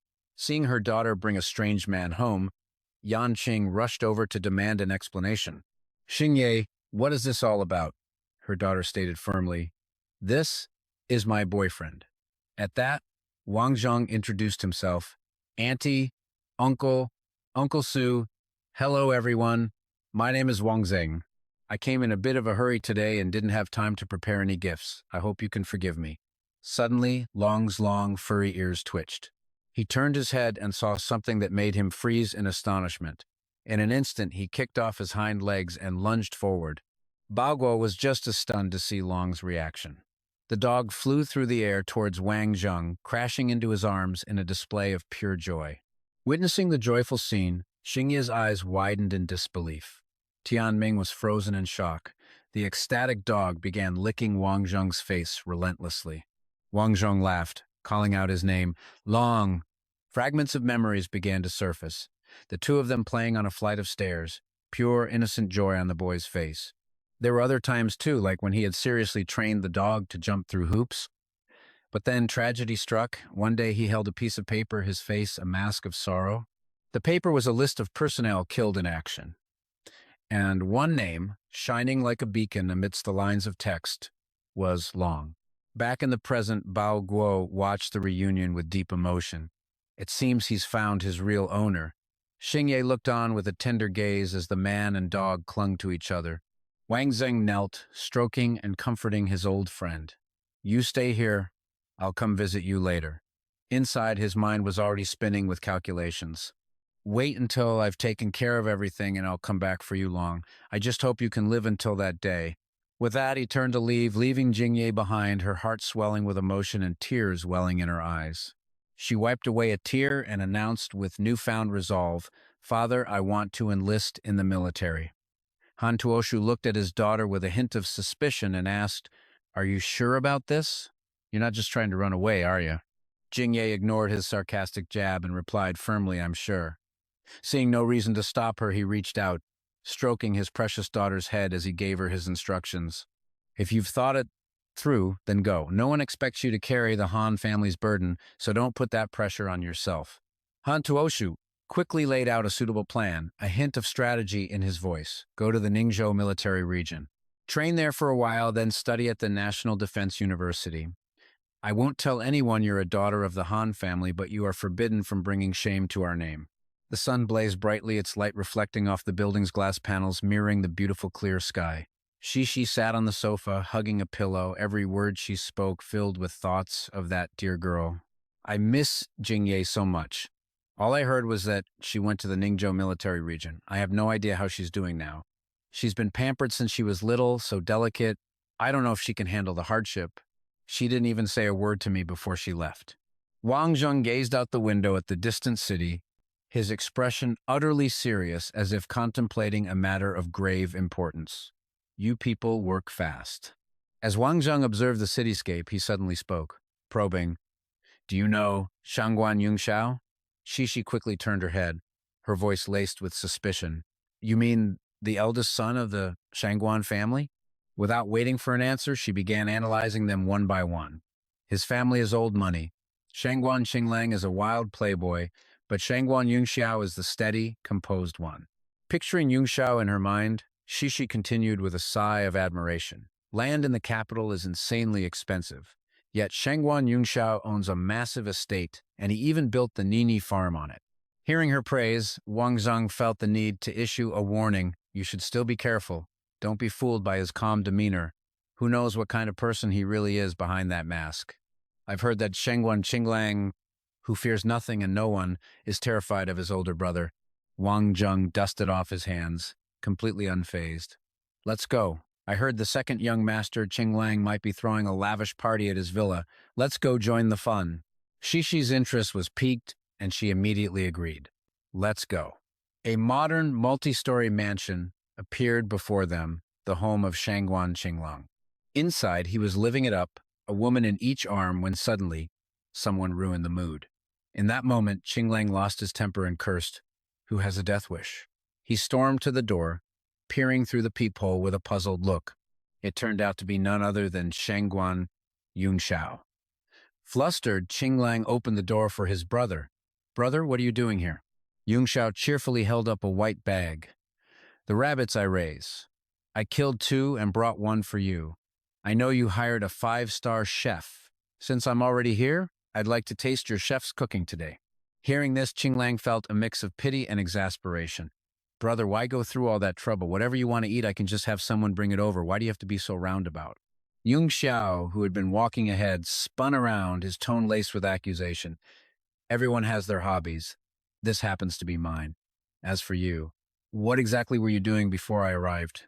His words hit a nerve, and Qinglang scratched his head in embarrassment. "Brother, you know, that's my hobby."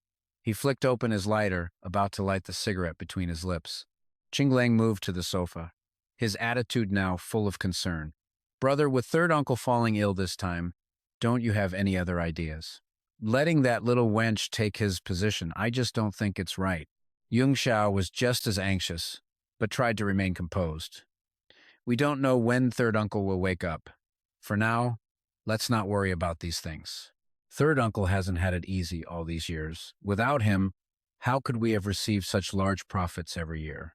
This time, it's truly a case of heaven being jealous of a great talent." He furrowed his brow, smoke curling from his lips with every word. "Brother, if you could take that position, you would definitely do a better job than third uncle." Yungxiao quickly demurred and changed the subject. "You know, I'm not interested. Now, aren't you going to tell the chef to start cooking? You don't want to keep me hungry." Taking the hint, Qinglang didn't press the issue. "Right, I'll call him now." Just then, Yunqiao calmly added another request. "Have your 2 beauties join us, the more the merrier." Who? Reported the location. Once a matte black car screeched to a halt in front of Qinglang's house. Standing before the towering gate, Wang Zheng's voice was filled with admiration. "So this is the place. Such a huge villa for just one person. Shangguan Qinglang really knows how to live."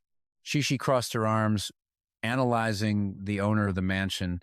"If I'm not mistaken, this brother of mine is probably very busy right now." She shielded her eyes from the sun, looking up at the house. "A life like that is truly something to envy," she said, glancing at him with a teasing tone. "What, you want that too?" Wang Zheng, slightly flustered, dodged the question. "Of course I don't. My course of action is set in stone." Shishi walked over to a yellow convertible and brought up an old grievance. "Last time, you were at his gate and saw his car. He's the one who scratched the car you borrowed from Zheng Mengfei. We can't just let this slide." She had struck a nerve. A wicked grin spread across his face as he pulled out a blade. "I've been bottling up my desire for revenge for a while now. Do you have any idea the nasty things he called me?" Suddenly, Shishi seemed to spot something. "Wait." Shishi's expression turned grim. It looks like Shangguan Yunxiao is here. This only made Wang Zheng more excited as he looked over. Then, today is even better. He coolly ran a thumb along the blade's edge. Since we're here, we can't leave empty-handed. Have you forgotten? When your father was in a deep coma, what he and your cousin said in the living room? As the words left his lips, he flicked his wrist, sending the blade flying through the air. The knife accurately embedded itself in the rear tire of the other car. Not stopping there, Wang Zheng continued his rampage, carving several lines into the car's body with his knife. Far from stopping him, Shishi just laughed along. Qinglang stormed out from inside. Seeing his beloved car being tortured, he was seething with rage. What the hell are you doing? He didn't hold back, hurling insults at them. Shangguan Shishi, why can't you control your dog? Shishi wasn't about to let her friend be bullied. She clenched her fists and yelled, Who are you calling a dog? Meanwhile, Wang Zheng continued to methodically destroy the car, ignoring everything around him. Qinglang immediately pointed behind her, exposing him. Him! Your rabid dog is attacking people randomly. It's clear his owner is no good either. Shangguan Shishi, I'm warning you. You have 3 days to compensate me with a new Porsche. If you don't, I'll make you regret it. She spread her arms wide, her tone utterly indifferent. Do whatever you want. I'm not paying for anything.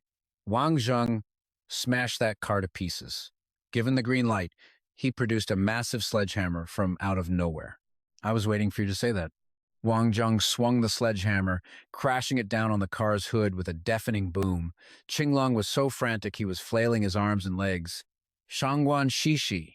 Just then, Yunxiao stepped outside and called out in a friendly voice, Shishi, come inside and let's talk. She was momentarily surprised to see him, then ordered a halt. Brother Yunxiao, Wang Zheng, stop. But Qinglang was still fuming, eager to tattle. Brother, look what Shishi has done. She came to my house just to destroy my car. After third uncle got sick, is there no one left to control her? This girl acts like she owns the world. Yunxiao's calm demeanor never wavered as he gestured towards the house. All right. Come inside and have a glass of water. I brought some food from the farm. It's almost noon, so don't leave. Let's all have lunch together. He then walked over to the pair, extending a hand in greeting. Hello, I'm Shangguan Yunxiao. I've long heard that the bodyguard by Shishi's side is formidable. It's a pleasure to finally meet you today. Wang Zheng casually tossed the sledgehammer aside and stepped forward to shake his hand, his words dripping with politeness. I've also heard of the great reputation of the Shangguan family's eldest young master, and I've heard about your farm as well. To be honest, I'm very interested.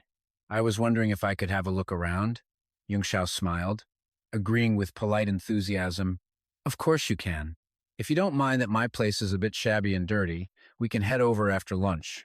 I brought back some rare chrysanthemum seeds from abroad, and they're about to bloom. On the surface, Wang Zheng replied courteously, I'd appreciate that. But inwardly, he was secretly impressed. A man unfazed by a fortune worth nearly $1 billion is one of two things. Either he truly doesn't care for money and power, or he's a master of hiding his true abilities. Whether he becomes a friend or a foe, he won't be a simple one. After that, all four of them went inside. Just by standing at the door, Wang Zheng made an assessment. The scent of women in the air was thick, definitely from more than just one or two. Shishi, however, was extremely flustered, nearly letting out a snort of disdain. By now, they were all seated at the table. Wang Zheng was shoveling food into his mouth so fast that she had to hand him a napkin, reminding him, Eat slowly, you're going to choke. Seizing the opportunity, Qinglang lashed out. I don't know where this uneducated thing crawled out from. Shangguan Shishi, do you let all your dogs eat at the dinner table? Chewing with his mouth full, he shot back, refusing to be outdone. You're right, but I'm the best hunting dog you'll ever meet. You'd better hope you don't catch my eye, because even if I don't bite you to death, I'll leave you crippled for life. Yunxiao quickly stood up to de-escalate the fight. Qinglang, that's enough. It's rare for Shishi to visit. He then turned to her. Shishi, I raised this rabbit myself. Have a taste and see what you think. Wang Zheng's eyes suddenly locked onto the hand his host was using to serve the food. Are you left-handed? He asked. Shishi casually explained. Yunxiao is indeed left-handed. He always wrote with his left hand in school. They tried to correct it for 2 years, but it never changed. Left-handed people are very smart. He ranked first in the entire school in every exam. Back then, Yunxiao had the highest score on the high school entrance exam in the entire capital. Wang Zheng couldn't help but gape in astonishment. That's incredible. But inside, he was seething. I hate people with high IQs the most. She continued the story with a hint of regret. It's a shame he went to study abroad and didn't take the university entrance exam. Otherwise, he definitely would have been the top scorer in the capital. Wang Zheng went back to eating, mumbling through his food. Aren't the rural landscapes abroad even better than here? A huge farm, a few thousand square kilometers would be amazing. I've been to one before.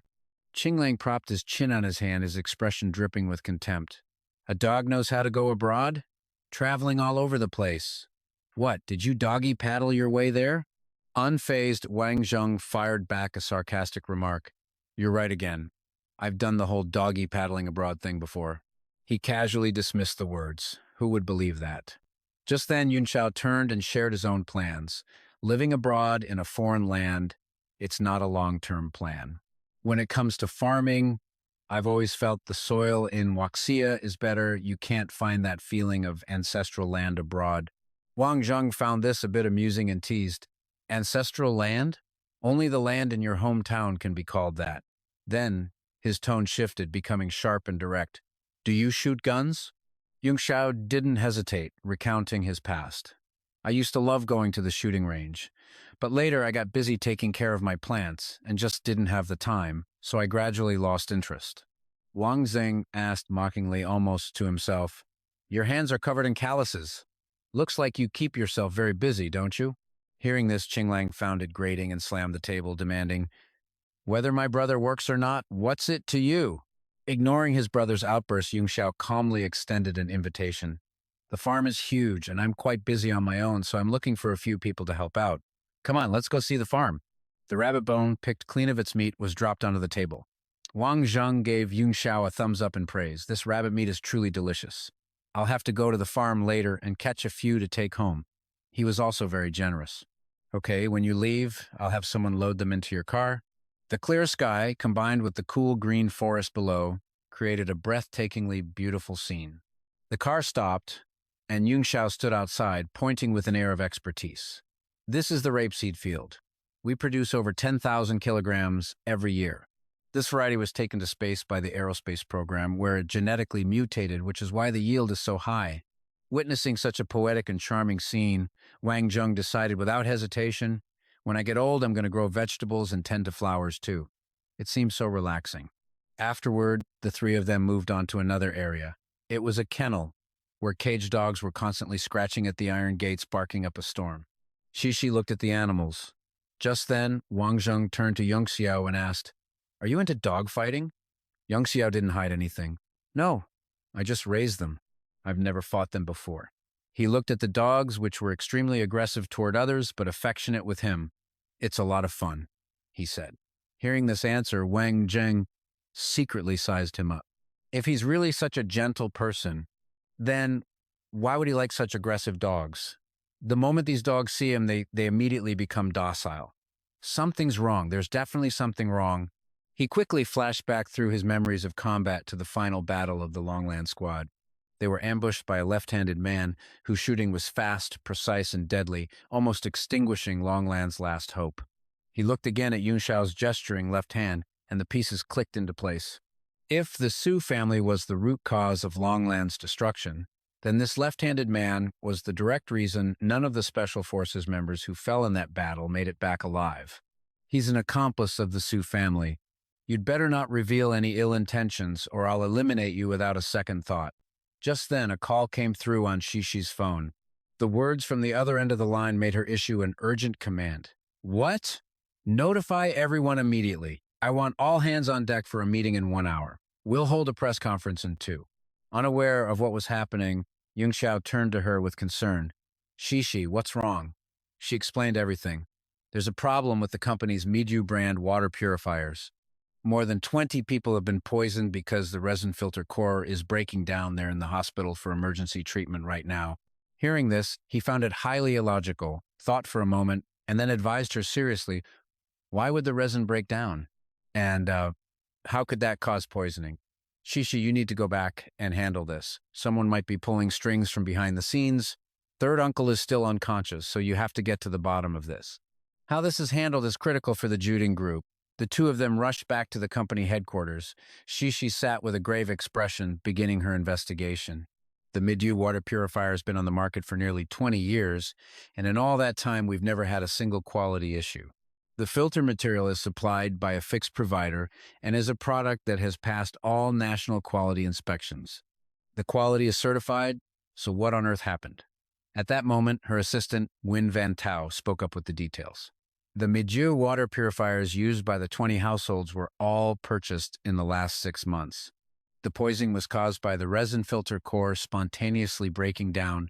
Mild symptoms include fever, abdominal pain, and diarrhea, but the more severe cases have fallen into a deep coma and haven't woken up.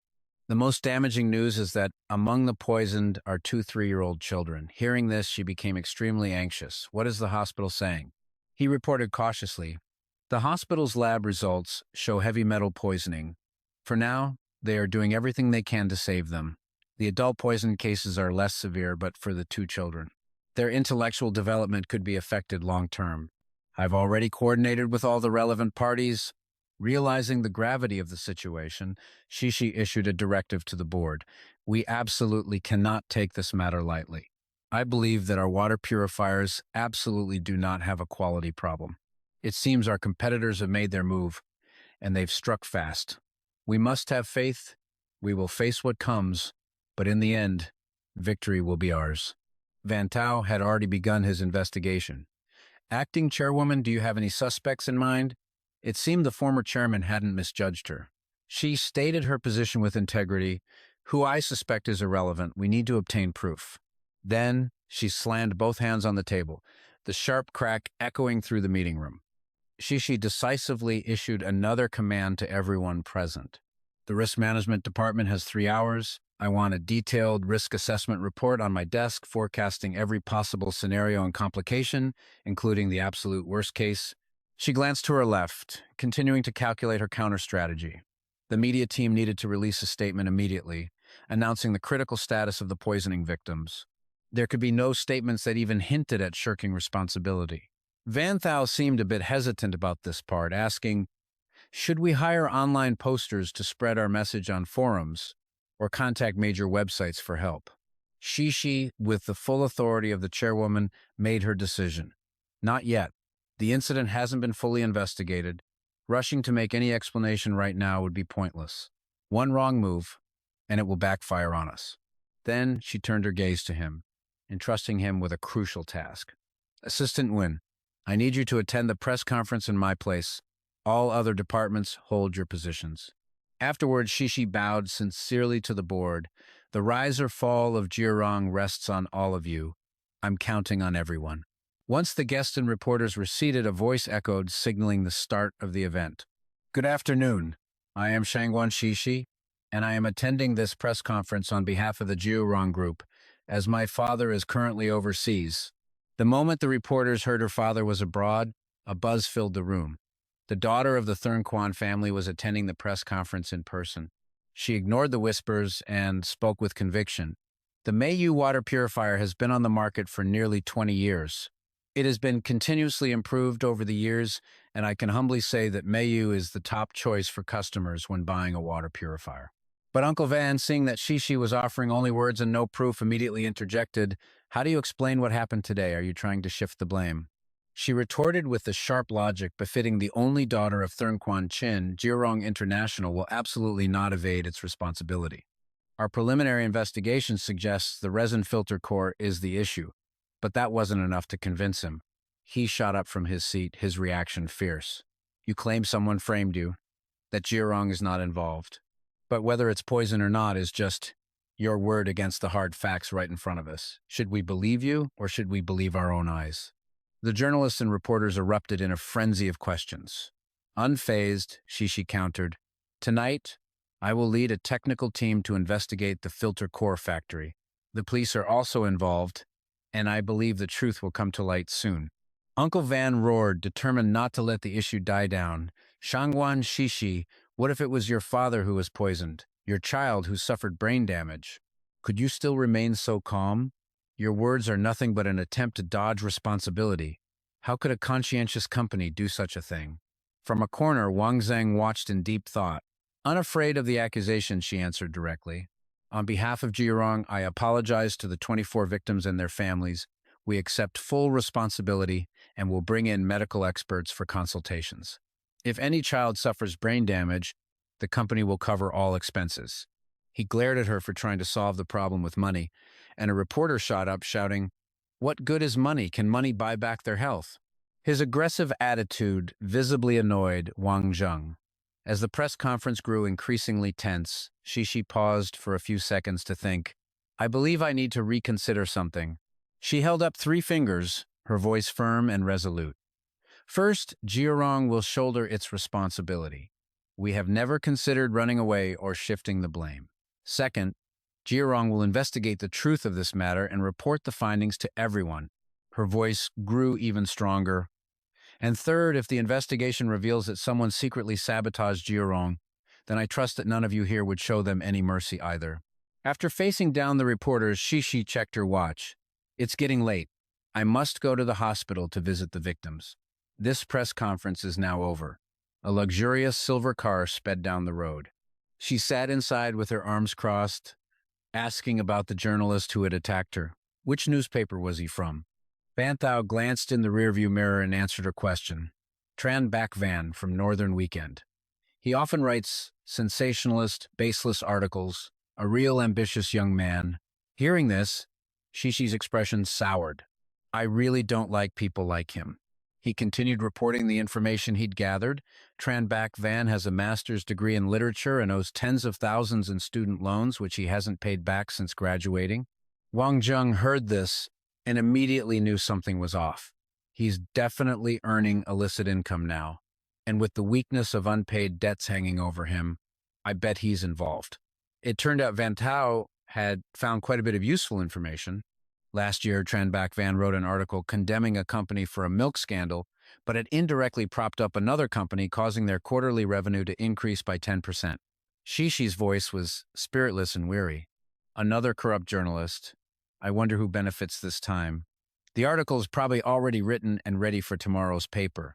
Wang Zheng, playing the part of a hero, stepped in. "Leave him to me. I have the perfect way to deal with people like him." Hearing his words, Shishi recalled the time she saw him take on 3 or 4 men by himself. She giggled softly. Van Tao looked skeptical. "Isn't he just a bodyguard who knows how to fight? Can he really handle this kind of situation?" Wang Zheng wasn't worried at all. He turned to reassure her. "Don't worry, we're almost at the hospital. You should focus on how to deal with the victims' families." Shishi took a sip of water to calm her nerves. Her face was pensive as she stared out the window. Being the chairman was so difficult. If only her father could get well soon. The car pulled to a stop at the hospital entrance. A swarm of reporters had already gathered, clearly having waited there for a long time. A crowd was protesting in front of the reception desk, complete with red banners chanting nonstop "Jiarong International, you heartless monsters! Give me back my daughter! Give me back my health!" When they saw the 3 of them enter the hospital, the crowd swarmed them like a broken beehive. "Jiarong International, you heartless monsters! Give me back my daughter! Give me back my health!" Wang Zheng paid them no mind, even remarking with a smirk, "Huh, they're surprisingly in sync." Shishi approached Dick Fong, her demeanor polite and graceful. "Sir, excuse me, are you also a family member of a victim?" "That's right. That's why we're here, to publicly condemn this irresponsible corporation." Wang Zheng saw the old man's shifty eyes and knew he was guilty. Without a second thought, he asserted, "You're the ones who made that banner, aren't you?" Dick Fong, not sensing the trap, answered with an air of innocence, "Of course we did. We paid for it ourselves." Suddenly, Wang Zheng grabbed the man's arm and pulled him aside. "Sir, come over here." The man was confused, a question mark hovering over his head. Wang Zheng then stuffed several hundred yuan bills into Dick Fong's hand. The man stared at the pink bills in his palm and fell silent, as if afraid someone would snatch them away. In his heart, Wang Zheng was now 80 to 90% certain. "Don't be shy, you can take this money. I'm a journalist, and I want to ask about some inside information. Just tell me the truth, and this money is yours." With a mind that only thought of money, Dick Fong nodded immediately, without suspicion. The fish had taken the bait. Wang Zheng began his investigation. From your accent, you don't sound like you're from around here." The man answered honestly, "I'm from Ha-dong. I'm staying at number 14 in the capital now." He started probing deeper. "The house you're staying at in the capital, do you own it or rent it?" Dick Fong didn't hesitate. "My son rents it." With the preliminary questions done, he moved to the main point. "When you use the Mayu water purifier, do you normally turn the water faucet or do you flip the switch on the Mayu purifier itself?" The man, speaking as if he'd used one his whole life, answered confidently, "Of course I flipped the switch on the Mayu purifier." At the incorrect answer, Wang Zheng snatched the money back. Dick Fong stared at his now empty hand. He shrieked in protest. Having achieved his goal, Wang Zheng flashed his badge. "I'm with the Capitol Police, assigned to investigate this case. If you accept this money but lie during a criminal investigation, you will be detained for 15 days. The man didn't say another word. He turned and bolted, not daring to dream about that pink cash anymore. Shishi watched him operate with godlike skill, completely stunned. "How did you figure it out?" Wang Zheng explained it to her simply. "I saw the yellow stains on his hands. It's obvious he doesn't use a water purifier." Her face immediately tensed. It seemed someone was, in fact, sabotaging Joe Wrong. As golden sunlight streamed through the window, Shishi looked at Dr. Kui Kang and asked, "What's the situation?" The doctor, nursing a headache, explained the problem. "If we can just flush out the toxins quickly, every issue can be resolved. The children's cognitive abilities won't be affected in any way. The problem is, we currently have no way to detoxify them that quickly." Hearing the grim news, her face darkened. Those vicious bastards. To think they'd even harm children. Just then, an idea struck Wang Zheng, and he stepped forward. "How about you let me try?" He pushed the door open and asked Kui Kang. The doctor didn't understand. "Eastern medicine?" Wang Zheng launched into an explanation. "I once read a book by my master that mentioned a detoxification formula, but 2 of the herbs are extremely rare, so I've never had the chance to test it. With Jurong's resources, however, finding them shouldn't be too difficult." Standing beside him, Shishi saw a glimmer of hope for the children and immediately agreed. "Tell me what you need. I'll have my people search the entire country for the herbs." Dr. Kui Kang was hesitant. "You've never tested this formula before. What if there are side effects?" But Shishi's trust in Wang Zheng was absolute. "Doctor, my mind is made up. Let's try it. If anything goes wrong, I'll take full responsibility." After a full day of scrambling to find the medicinal herbs, they all returned to the hospital.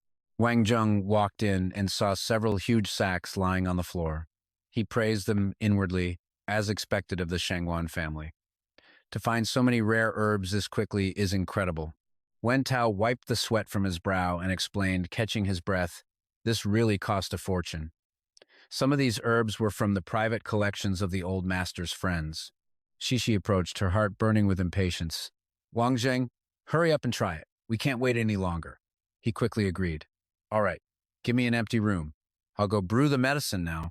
49 different types of herbs bubbled and simmered in the pot. Wang Zheng blew a sharp breath over the concoction, as if clearing away any impurities. Standing beside him, Shishi couldn't stop praising him. "Wang Zheng, how do you know so many things? You're talented and you even know medicine." He turned to her with a humble look. "Don't praise me so much, I don't deserve it. To be honest, my master forced me to learn everything about medicine." Leaning against the counter, Shishi was endlessly curious. "How did you get so formidable? Did you do a lot of survival training in the wild?" While stirring the pot, Wang Zheng grumbled slightly. "It would have been better with a knife. That old geezer always forced me to use my bare hands." He recalled his time with his master when he was forced to complete tasks like gathering herbs. Failure to complete them meant punishment. Not only would his training be doubled, but he'd also have to carry several heavy medical books on his back. She found his story so captivating that she teased, "Your master was really cruel." Hearing that, Wang Zheng's eyes widened.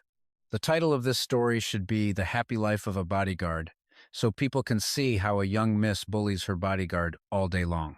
Piqued by his jab, Shishi pouted. "Fine, don't write it if you don't want to. But you're not just a bodyguard, you're a high-level bodyguard." A fragrant aroma filled the air as he lifted the lid. "The medicine is ready." She peeked in and immediately urged him, "Quick, take it to them.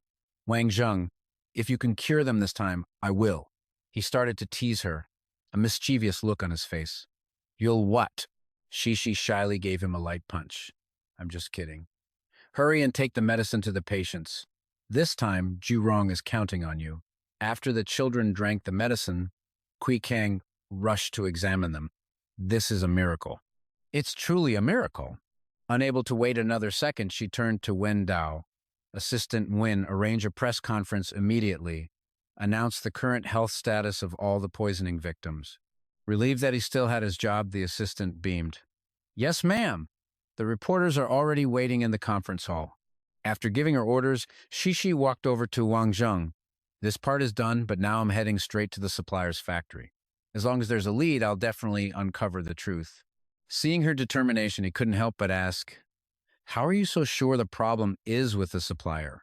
Why not the sales department or during shipping? She immediately refuted his words. Impossible. Why do you think the Meituo brand water purifiers are more expensive than others? Because there's a chip inside each purifier. He was surprised. A water purifier with a chip? That's rare.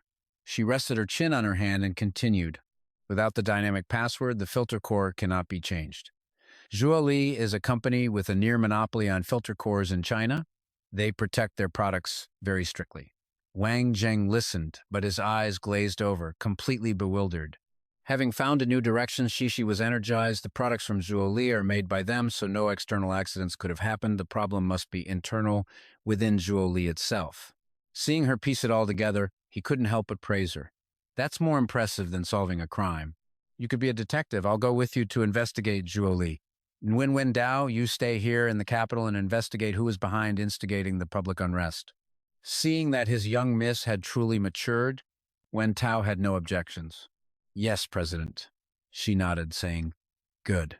Shishi walked over and patted Wang Zheng's shoulder. For this trip to Zhangjiagang, you'll be in charge and I'll be your secretary. How about it? Wang Zheng turned his head, exasperated. My dear young miss, you want to be my secretary? What kind of game are you playing now? Seeing he wasn't taking it seriously, she reminded him, I'm just using a different identity to investigate. If the president of Zhurong shows up at Zhuoli, they'll flatter me to the high heavens. How would I see anything clearly then? Wang Zheng wondered about his own role. So if you're my secretary, what identity am I using? Without missing a beat, Shishi held up a card she had prepared earlier. Senior Vice President of Zhurong International Group. See, I even had the business cards made. By the time he realized it, it was too late, his jaw practically on the floor. It turned out she had planned this all along. Is this for all the vice presidents of Zhurong International? She clapped her hands gleefully as he fell into her trap. I wanted to drag you into this with me. I'll find a chance at an internal meeting to make the announcement. You will officially be second in command at Zhurong. Wang Zheng flashed a roguish grin, second to one person. So, you'll be on top of me? Shishi repeated innocently. That's right. I'll be on top of you. The moment the words left her mouth, she remembered their other meaning, covering her mouth with a shy, With the sun high in the sky, they set off, sunlight blanketing everything. As soon as they got in the car, they switched roles. I've already told the people at Zhuoli to greet us at the door. Vice President Wang, do we have this in the bag? Seeing how much fun she was having, he felt helpless. My dear young miss, this time only, I don't think I'll ever dare to have you as my secretary again. After a while, the car arrived at its destination. A man named Li stepped forward, respectfully extending his hand to greet them. Vice President Wang, I am Li, the person in charge here at Zhuoli. It's truly an honor to meet you. Regarding this incident, Wang Zheng completely ignored his outstretched hand. After scanning a datasheet, he tapped the report and asked pointedly, Mr. Li, I trust your side has some leads on this incident by now? Being called out directly by the executive, sweat poured down Li's face like a river. He reported in a low voice, about that, there hasn't been any progress yet.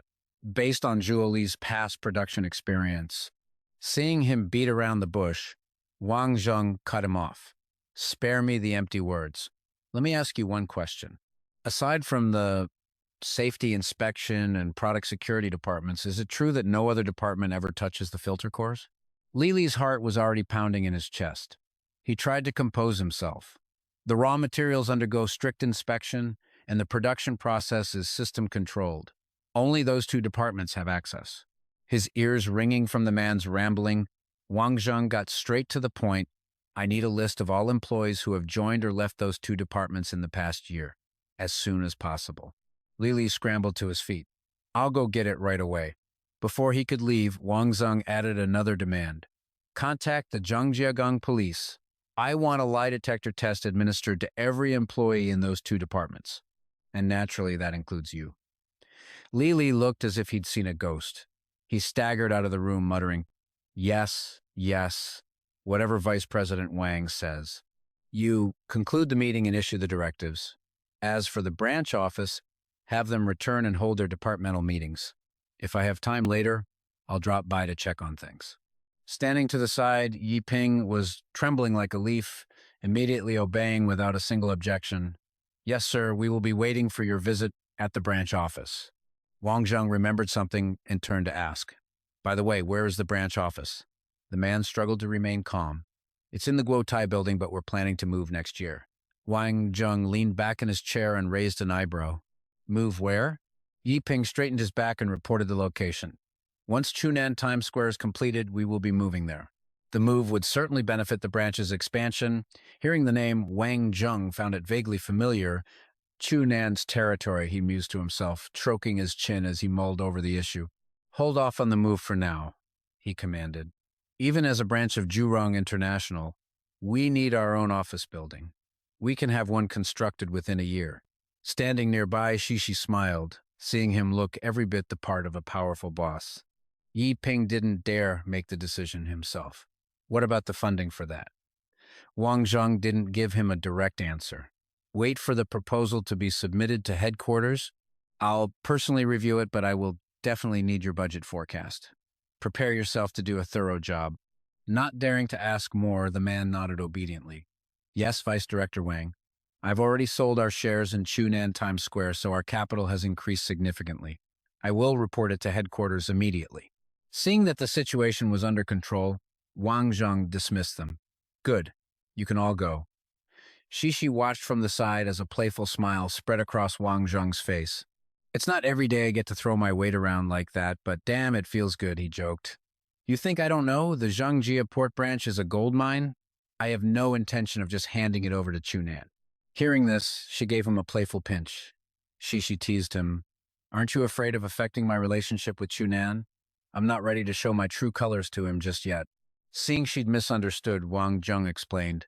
What are you thinking? This is just fair competition. In real estate, everyone listens to Chunan, so Jurong is officially entering the market. But she still couldn't wrap her head around it, firing off questions. But that goes against Jurong's consistent asset policy. Besides, even if we have enough capital, entering the real estate world is risky. We might not be able to liquidate those assets easily. Wang Zheng stated confidently, without a hint of hesitation, but we are not going to pass up on a prize this big. The state can't control the prices, so Jurong will. We'll lower housing prices so people can afford them, starting with Jiangzhou and Jiangcheng. She could only stare at him with wide eyes, stunned by his bold, almost charitable ambition. Why do I feel like you're some kind of philanthropist? Why are you doing this? And don't give me some nonsense about building up Jurong's image.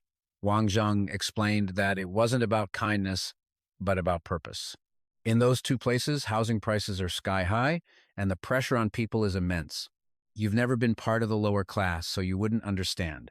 I also want to disrupt the economic order and make life difficult for the high-ranking officials who govern these two provinces. Shishi was puzzled when he mentioned two unfamiliar names, Su Nanguo and Zhang Pinghao. Her face grew stern, her first sentence a reminder, the second a plea. Wang Zheng, I told you I would help you with whatever you want, but if you get reckless and cause an incident, I will definitely stop you. Seeing her needless worry, he reassured her. Relax, I won't drag Jurong into this. They'll just be giving me a little help, and it will bring in very substantial profits. After a frantic search throughout the company, Li rushed back in, an assistant following closely behind with a set of files. Vice Director Wang, the employee lists for the Product Protection Department and the Inspection Department for the past year are all here. Wang Zheng pointed to a spot on the desk and began to probe into the company's internal affairs. Put them here, thank you, Mr. Li. Also, how many employees have left these two departments in the last year, and how many are there currently?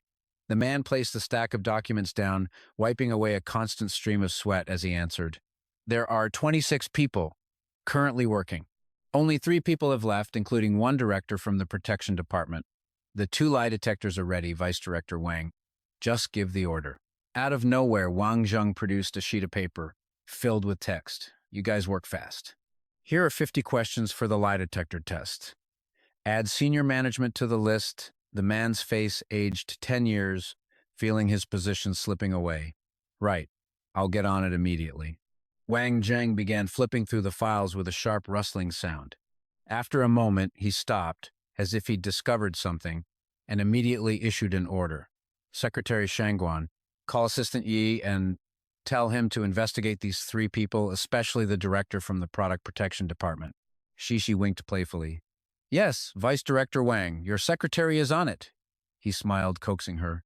Later, I'll take you for a walk around Zhangji Port to scout for suitable land, the first step for Zhurong real estate. Wang Zheng glanced in the rearview mirror. A red car was tailing them, bumper to bumper. It looked a little too familiar. This was the same red car that had sped up to chase him earlier. He only needed a glimpse to recognize the driver, Zhang Pinghao's daughter.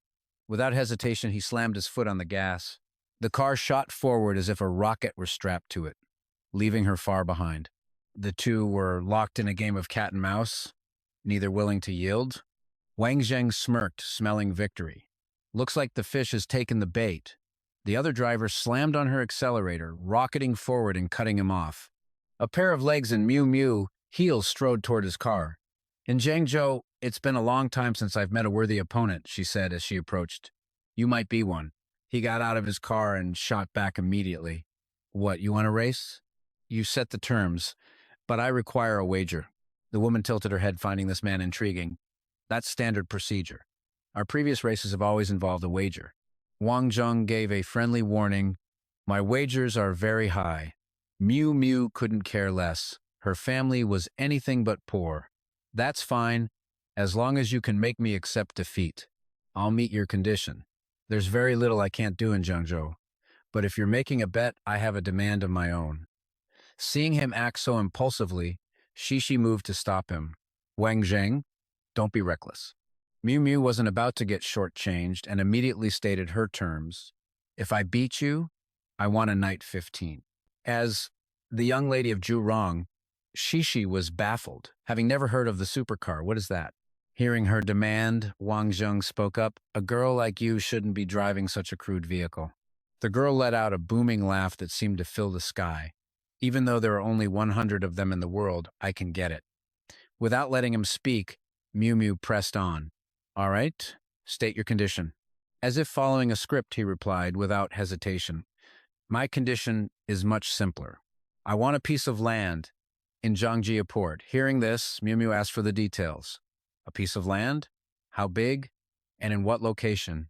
Wang Zheng immediately specified the land next to Jiang Lake in Zhangji Port. How about it? I'll pay for it, but the wager is that you cover 80% of the price. So what do you say? She readily agreed to his terms. I can't promise you 1,000 mu, but 500 mu at most is doable. Covering 80% is no problem. Since you're not familiar with Zhangji Port, you can pick the time and place. Seeing how reasonable she was, he smirked. In that case, let's race for 1.5 million tomorrow morning. How about it? Mew Mew looked at his shabby car and offered her opinion. Okay, do you need to switch cars or will you be driving this? Wang Zheng pointed to his beloved supercar and affirmed, this one. It probably won't lose to you.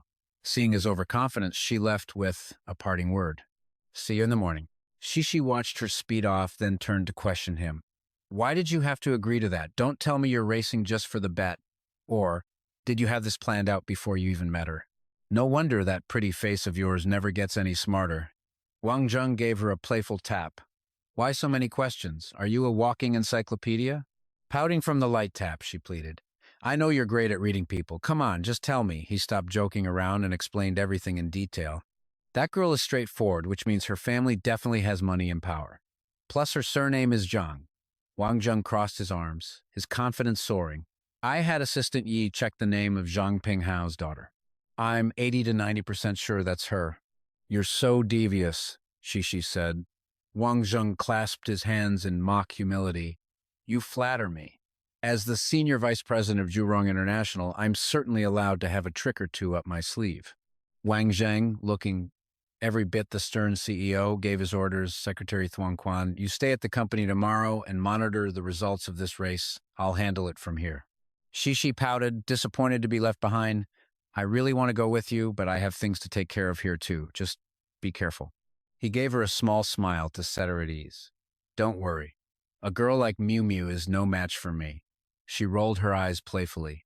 I'm more worried you'll eat her alive. By leaning on the provincial secretary's daughter, half of Jiangcha will surely fall into Kudong's hands. Wang Zheng laughed and gently tapped her on the head with a cup. Get your head out of the clouds. Why look so far when the real power, the heir to the Thuong Quan family, is right in front of me? As their car sped away, Shishi's playful scream echoed into the sky. You're the real sly one. After a long drive, they arrived back at headquarters, where Van Thao was reporting on the two suspicious employees. Those two left because they got a higher salary offer from a competitor. Hearing this, Director Duong immediately knew who was behind it. It has to be that director.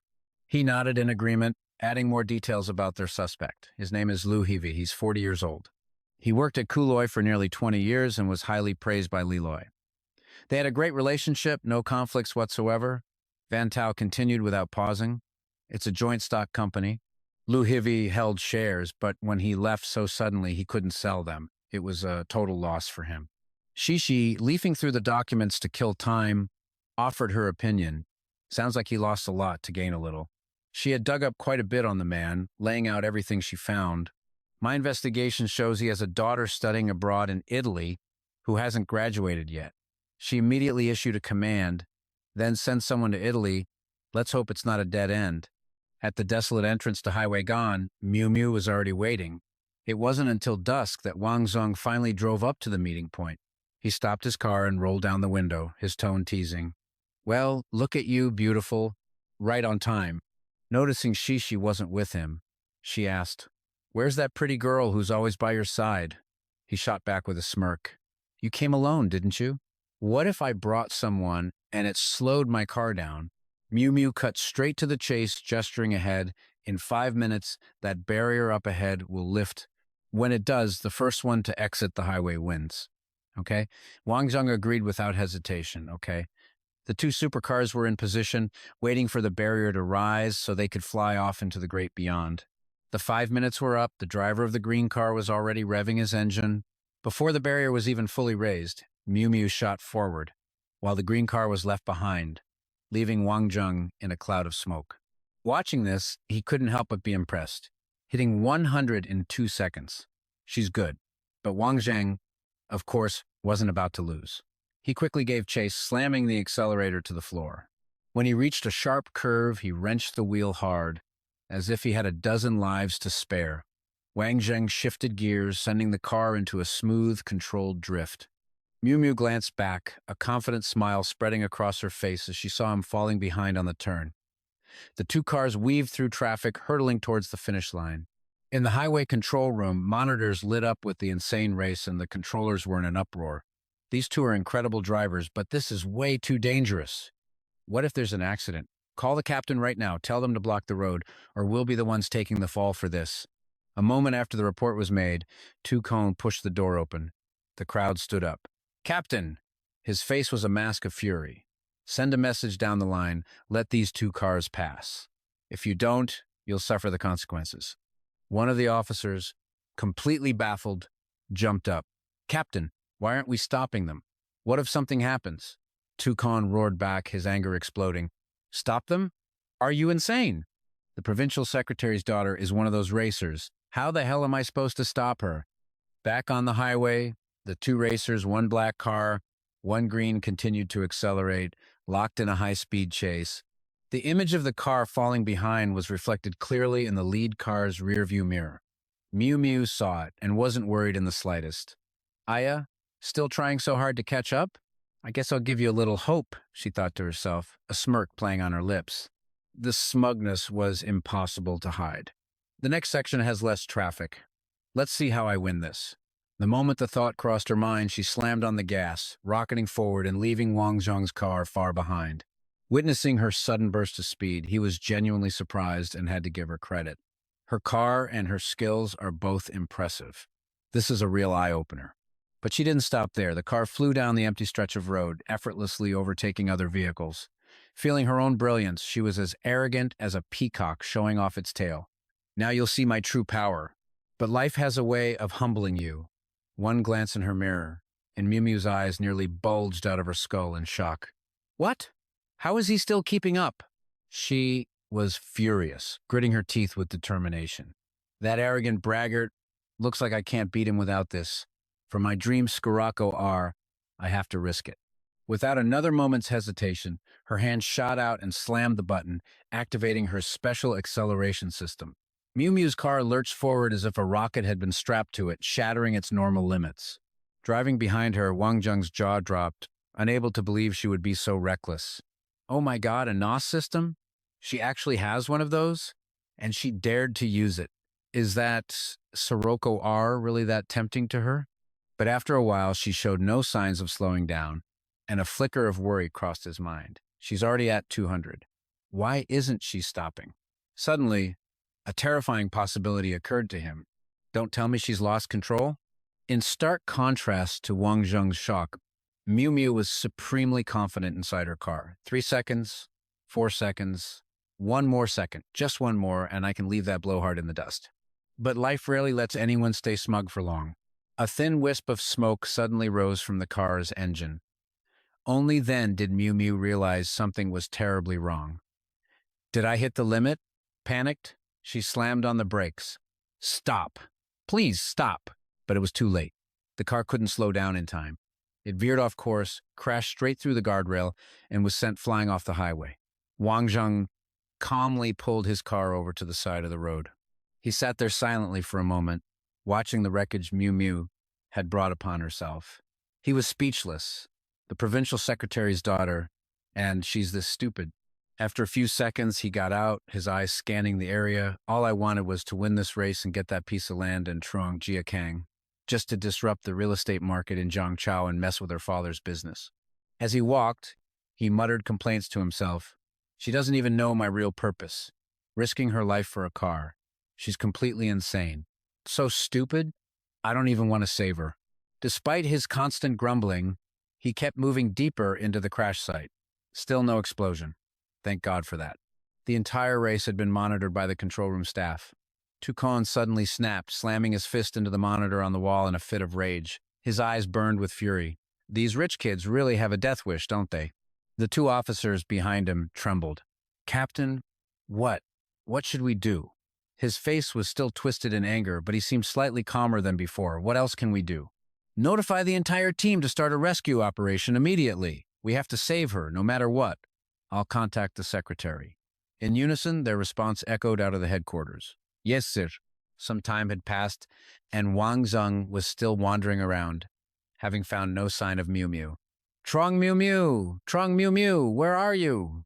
Just as he was wondering where on earth she'd ended up, a strange smell hit him, the smell of something burning. He followed the scent, pushing his way through a thicket of bushes, and finally located Miu Miu's car. The once luxurious green car was now nothing more than a heap of scrap metal, with smoke billowing from it as if it could explode at any second. He saw Miu Miu lying motionless inside her race car, looking as if death could claim her at any moment. Nothing about her condition looked good. He rushed over, calling her name anxiously. Trong Miu Miu, don't tell me. Hearing her name, Miu Miu's heavy eyelids fluttered open. Dark red blood was trickling down from her temple, but even that couldn't stop her from activating her sharp tongue. What, are you trying to summon my ghost? As a mature man, Wang Zheng had no time to bicker with the young Miss Zhang. He simply supported her gently. Her body may have been weak, but her words were still sharp. I'm not going to die.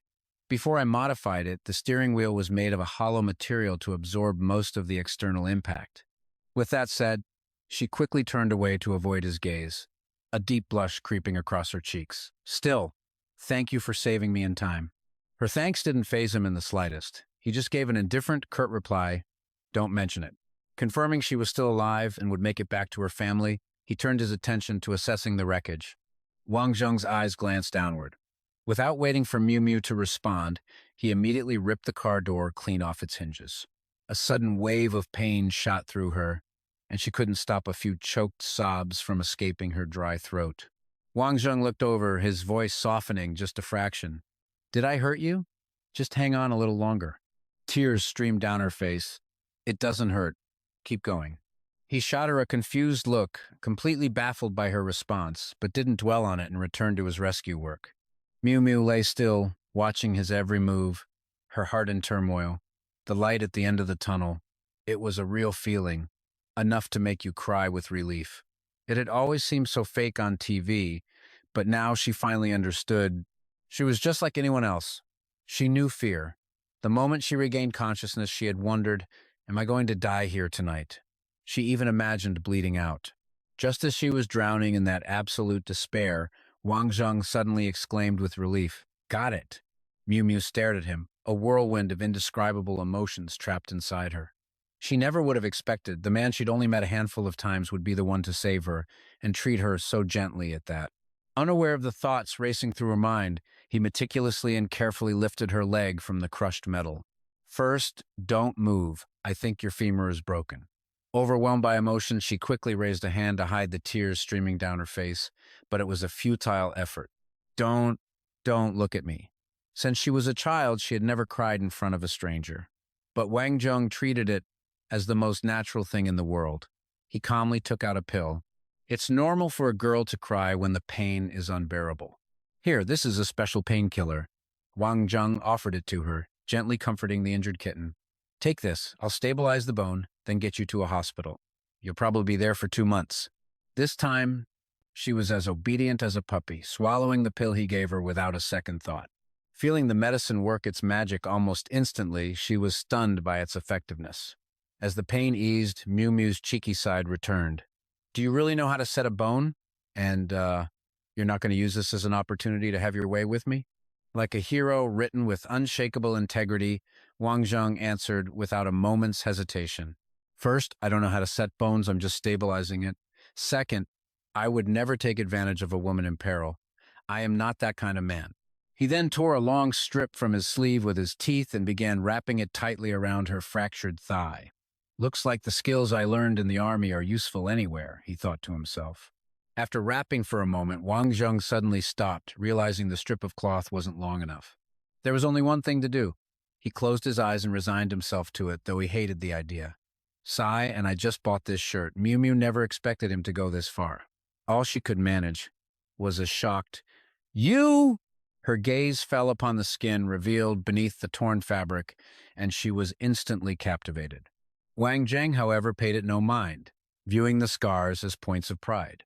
These are all my medals. But his serious tone didn't last long before he started teasing her again. What, falling for me already? Too bad I'm not interested in you. He'd hit a nerve. Her cheeks turned tomato red with embarrassment. Nonsense, I was just curious. But in her heart, she had already formed a high opinion of him. He's different, not like the other men I've met. Compared to him, those soft, pampered airs are just nauseating. He soon finished stabilizing her thigh. She continued to stare at him, her eyes never leaving his form. This man, covered in scars.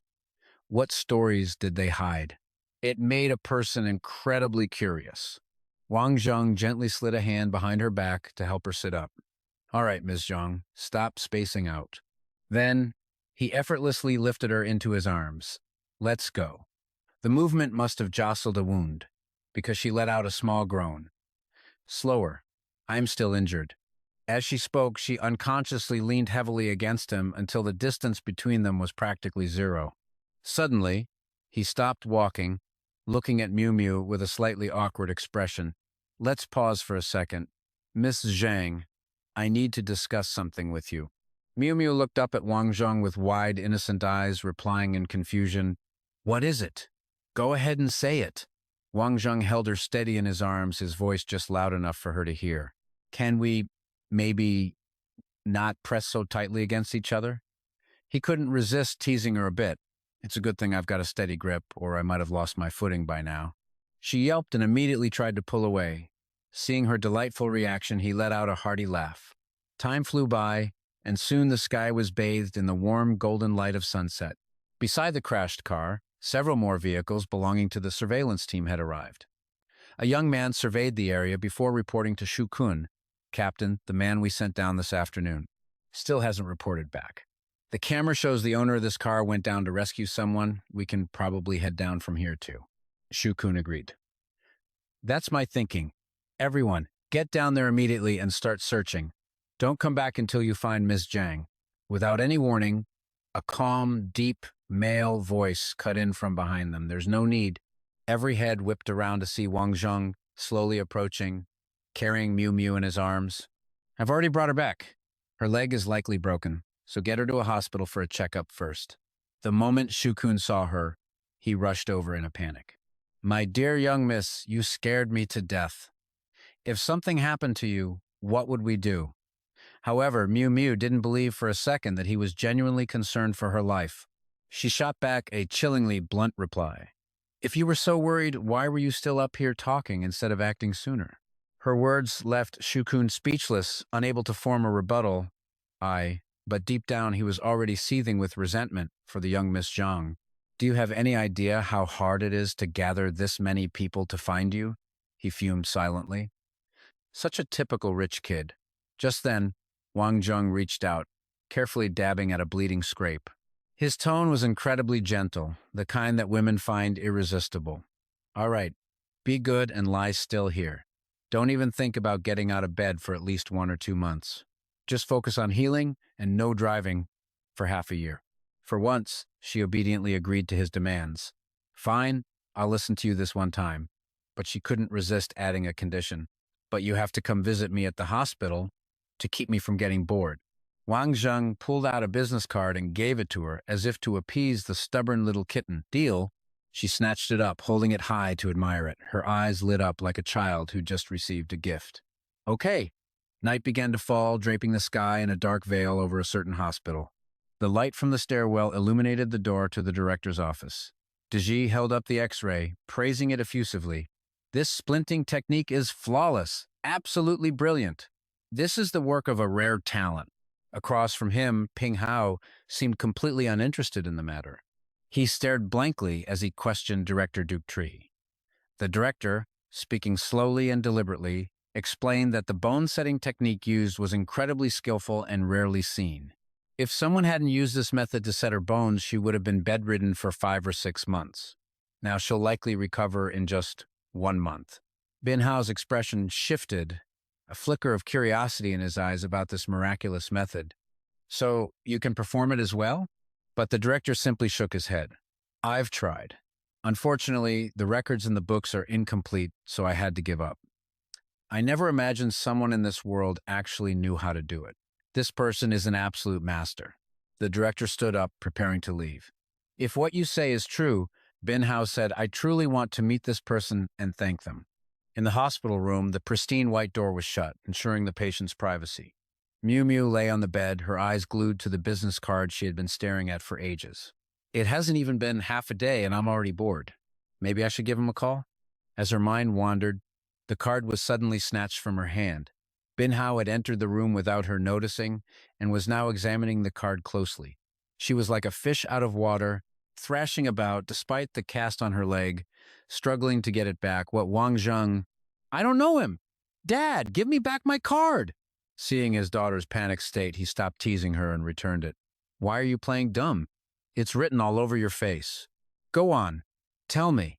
Which family does he belong to have my daughter thinking about him day and night? But Miu Miu turned her head away, refusing to give him any more information. I really don't know. A nagging thought crossed her mind. Why was her dad in such a hurry? She'd only learned his name this afternoon. How was she supposed to know what family he belonged to? Seeing her firm refusal, Bin Hao didn't press her further. Fine. Then I'll have someone investigate him right now, he declared, and I'll tell him not to even think about seducing my daughter. Only someone like Su Tianran is worthy of you. The moment she heard that name, Miu Miu shot up from her bed, her voice a mix of shock and protest. Dad, what are you doing? Everyone in the capital knows Su Tianran is in love with Zhang Mingqi, but he waved off her objections. The thought of his precious daughter ending up with some pot-bellied old man was something he could never accept. I'm not being foolish. How could this Wang Zheng you speak of possibly compare to the Su brothers? To become a vice president at Jurong, you have to be at least 40 years old. She quickly tried to dispel the ridiculous image in her father's mind. Who said he's 40 or 50? Wang Zheng is 25, maybe 26 at most. And to be a vice president at that age, wouldn't you call that young and exceptionally talented? Bin Hao was taken aback. If that's true, then he really is capable. So this Wang Zheng is the one who saved you? Miu Miu's fiery demeanor instantly vanished, replaced by bashful shyness. Yes, that's right. He casually picked an apple from the fruit basket on the nearby table, his feelings toward this young man named Wang Zheng starting to warm. He saved you. Our Trin family owes him a debt of gratitude. So, how should we repay him? Hearing this, Miu Miu immediately piped up. Give him a plot of land by Kion Lake. Bin Hao's eyes narrowed, shooting Miu Miu a questioning look. Was that his demand? He thought, silently judging the young man. Such a steep request. His ambition is not small. But Miu Miu, completely smitten, quickly waved her hands and clarified. No, that's not it. I made a bet with him. The land was the wager. Then she couldn't meet her father's gaze. My skill wasn't as good as his, so I crashed. He clearly could have gone to the finish line and left me there, but he stopped to save me. Understanding finally dawned on Bin Hao. He handed her the apple he had just finished peeling. So that's how it is? All right, he can have the plot of land. However, he must submit an approved project plan and design blueprint, and he will be responsible for all related costs. That is my condition. Miu Miu took the apple and bit into it with a satisfied crunch. That's great. I knew you loved me the most, Dad. Not like Mom, who's so strict with me.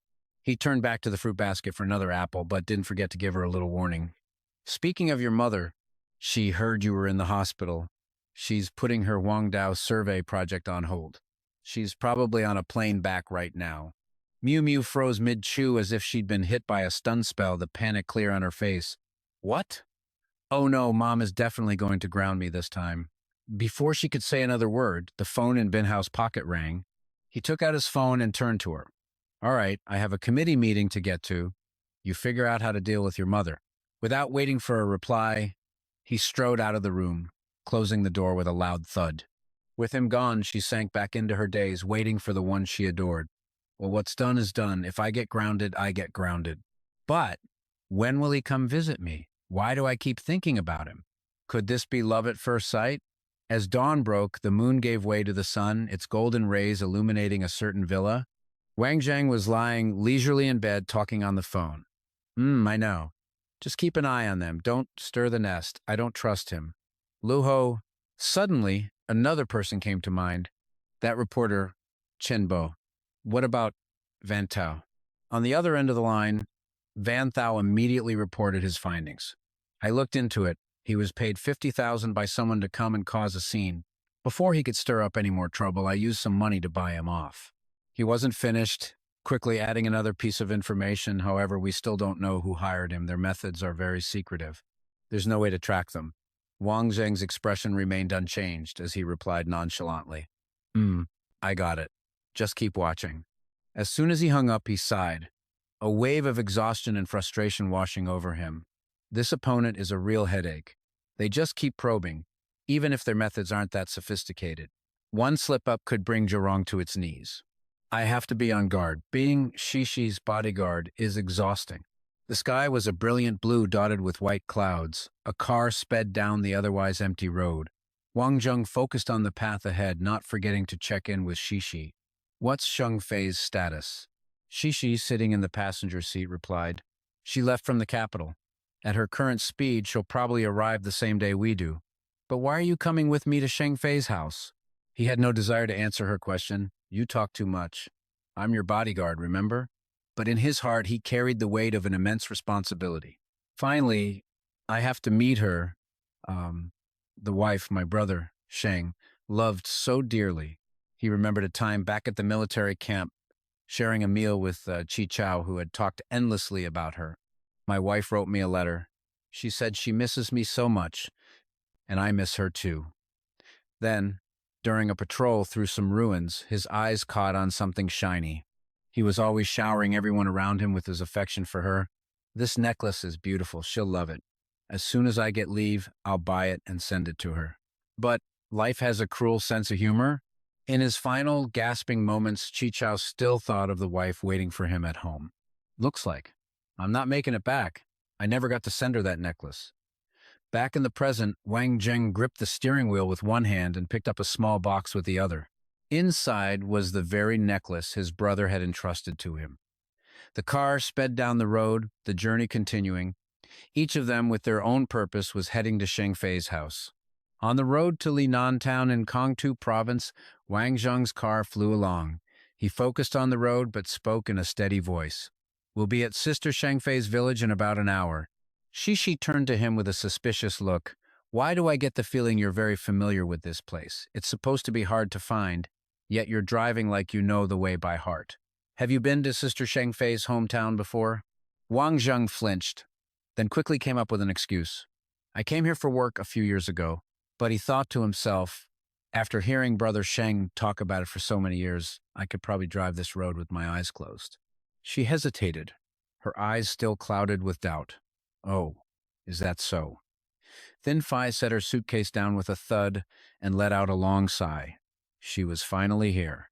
The scene before her left her stunned. I haven't been home in 2 years. How did our house change so much?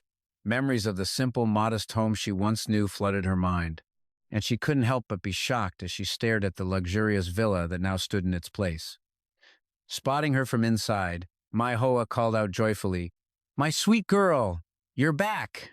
Why are you just standing out there? Isn't it hot? Come on in. Thin Phi ran and threw her arms around her, sobbing her name, Mom. The emotions were so overwhelming she burst into tears.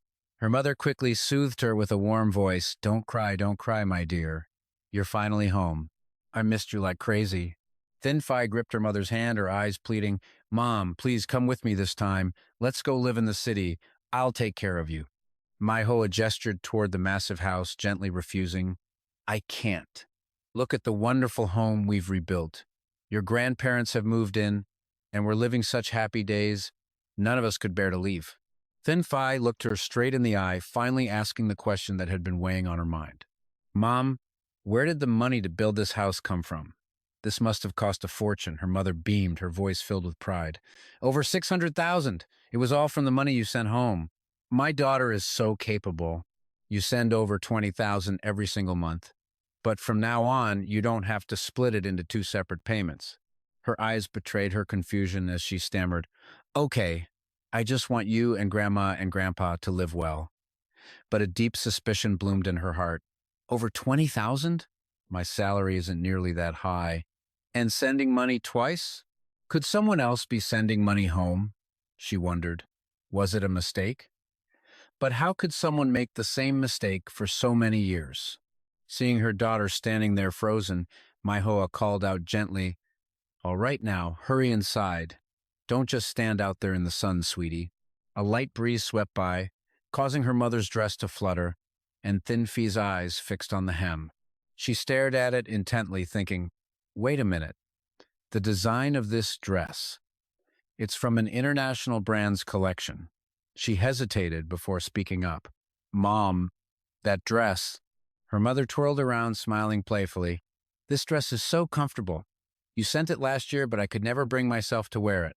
Since you were coming home, I decided to finally put it on. The answer only deepened Thin Phi's confusion. I sent it again? When this dress was first released, it cost at least 1,000 taels of gold.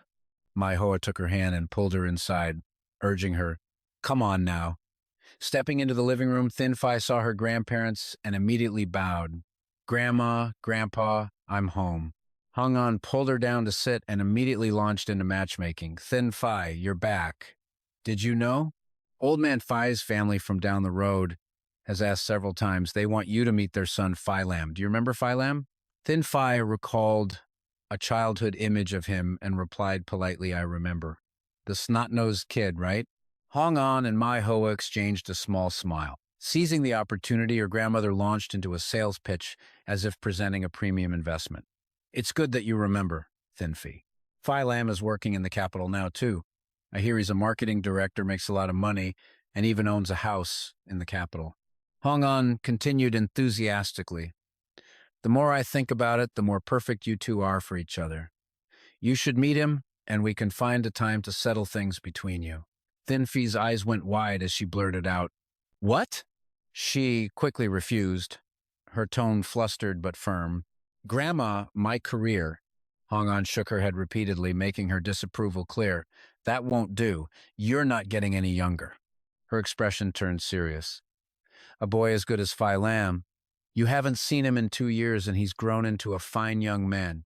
Just meet him once. You might even end up liking him." Thin Fee immediately waved her hands in refusal. "There's no need, Grandma. I'm really not thinking about getting married so soon." Mai Hoa placed a hand on her shoulder, gently persuading her. "Thin Fee, your grandmother has spoken. Just go meet him once." Feeling cornered, she hesitated, murmuring, "Mom." Suddenly, there was a sound at the door, and Phi Lam walked in carrying 2 bags. He quickly greeted them politely. "Grandpa, Grandma." When he spotted Thin Fee, his eyes widened slightly in surprise. "Ah, Thin Fee, you're back?" She tilted her head, studying him for a second before flashing a mischievous smile. "Long time no see. Snot-nosed kid." Phi Lam set the bags on the floor, his eyes scanning her from head to toe. "Ha ha. You still remember that? The runny nose is long gone. You've really changed." Thin Phi poured a cup of tea for her guest and brought it to him, offering a sincere compliment. "Have some tea. It's incredible that you were able to succeed through your own efforts. Buying a house in the capital is very impressive. Unlike me, I'm still crashing at a friend's place." Phi Lam took the cup and then made a sudden offer. "Housing prices in the capital are insane right now. Why don't you come stay at my place? It's a 2-bedroom place. Renovations were finished 3 months ago, so it's ready to move into. You can live with me, and we can look out for each other." She froze for a moment, then quickly declined. "That wouldn't be very appropriate." Hong An immediately jumped in, her face beaming with approval, and he seized the moment to press on. "Exactly. What's so inappropriate about it? We'd each have our own room. It wouldn't interfere with anything at all." Bombarded from all sides, Thin Fee could only stammer, "Well, this is." Inside, she was screaming for help. How am I supposed to refuse this? "Someone, please, save me." Phi Lam's eyes seemed to register her discomfort. Without waiting for her answer, he made a decision and quickly tried to make his exit. "Let's do this, Thin Fee.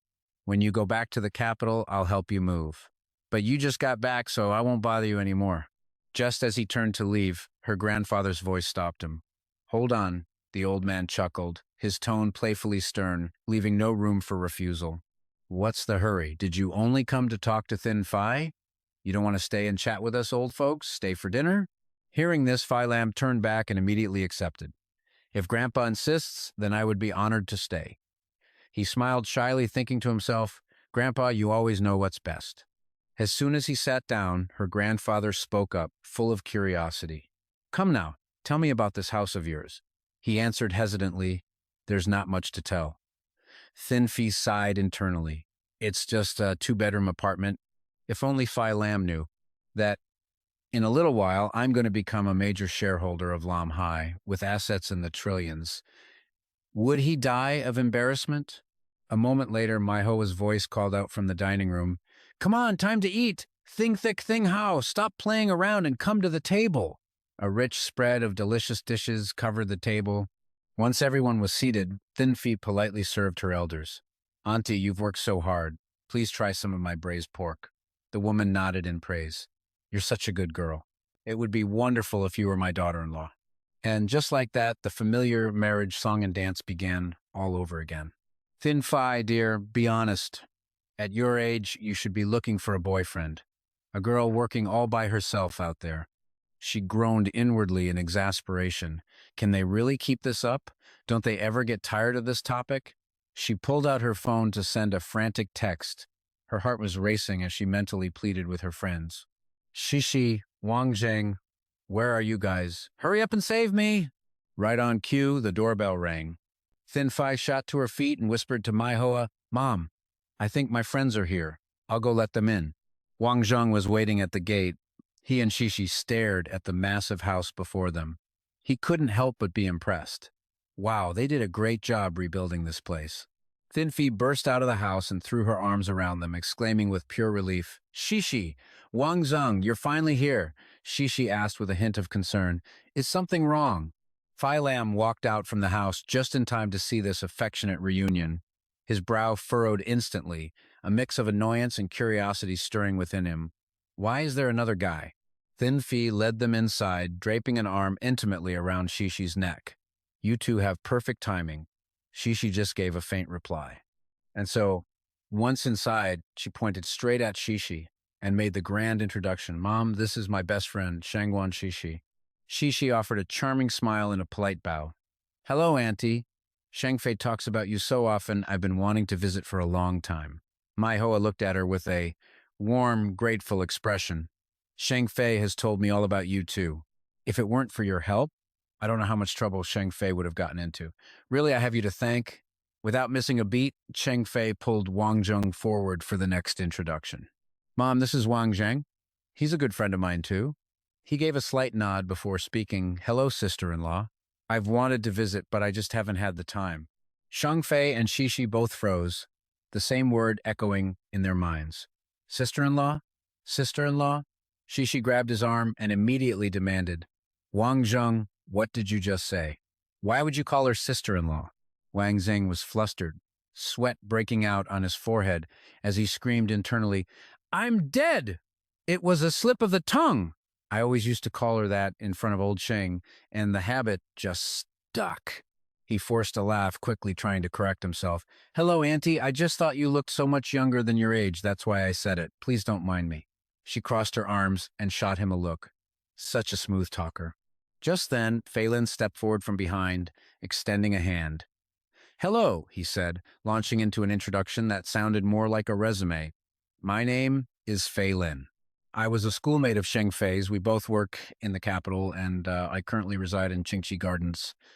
Wang Zheng shook his hand politely and replied softly, I'm Wang Zheng. I just came to the capital to work this year. I don't have a place of my own yet, so you could say I'm crashing with friends. But I've never heard of Qingqi Gardens. He glanced at the man, smirking to himself. This guy is hilarious. Who introduces themselves by dropping their address? It's just an apartment, but he's acting like it's some grand accomplishment for everyone to admire. And Phelan tried to maintain a friendly facade, but the desire to establish dominance was clear in his voice. Since you only arrived this year, you probably haven't seen much of the capital. It's normal not to have heard of it. You should come by sometime. It's not easy for people like us working in the capital. We should help each other out. He then asked with probing curiosity, as if investigating a rival. So, what do you do for work?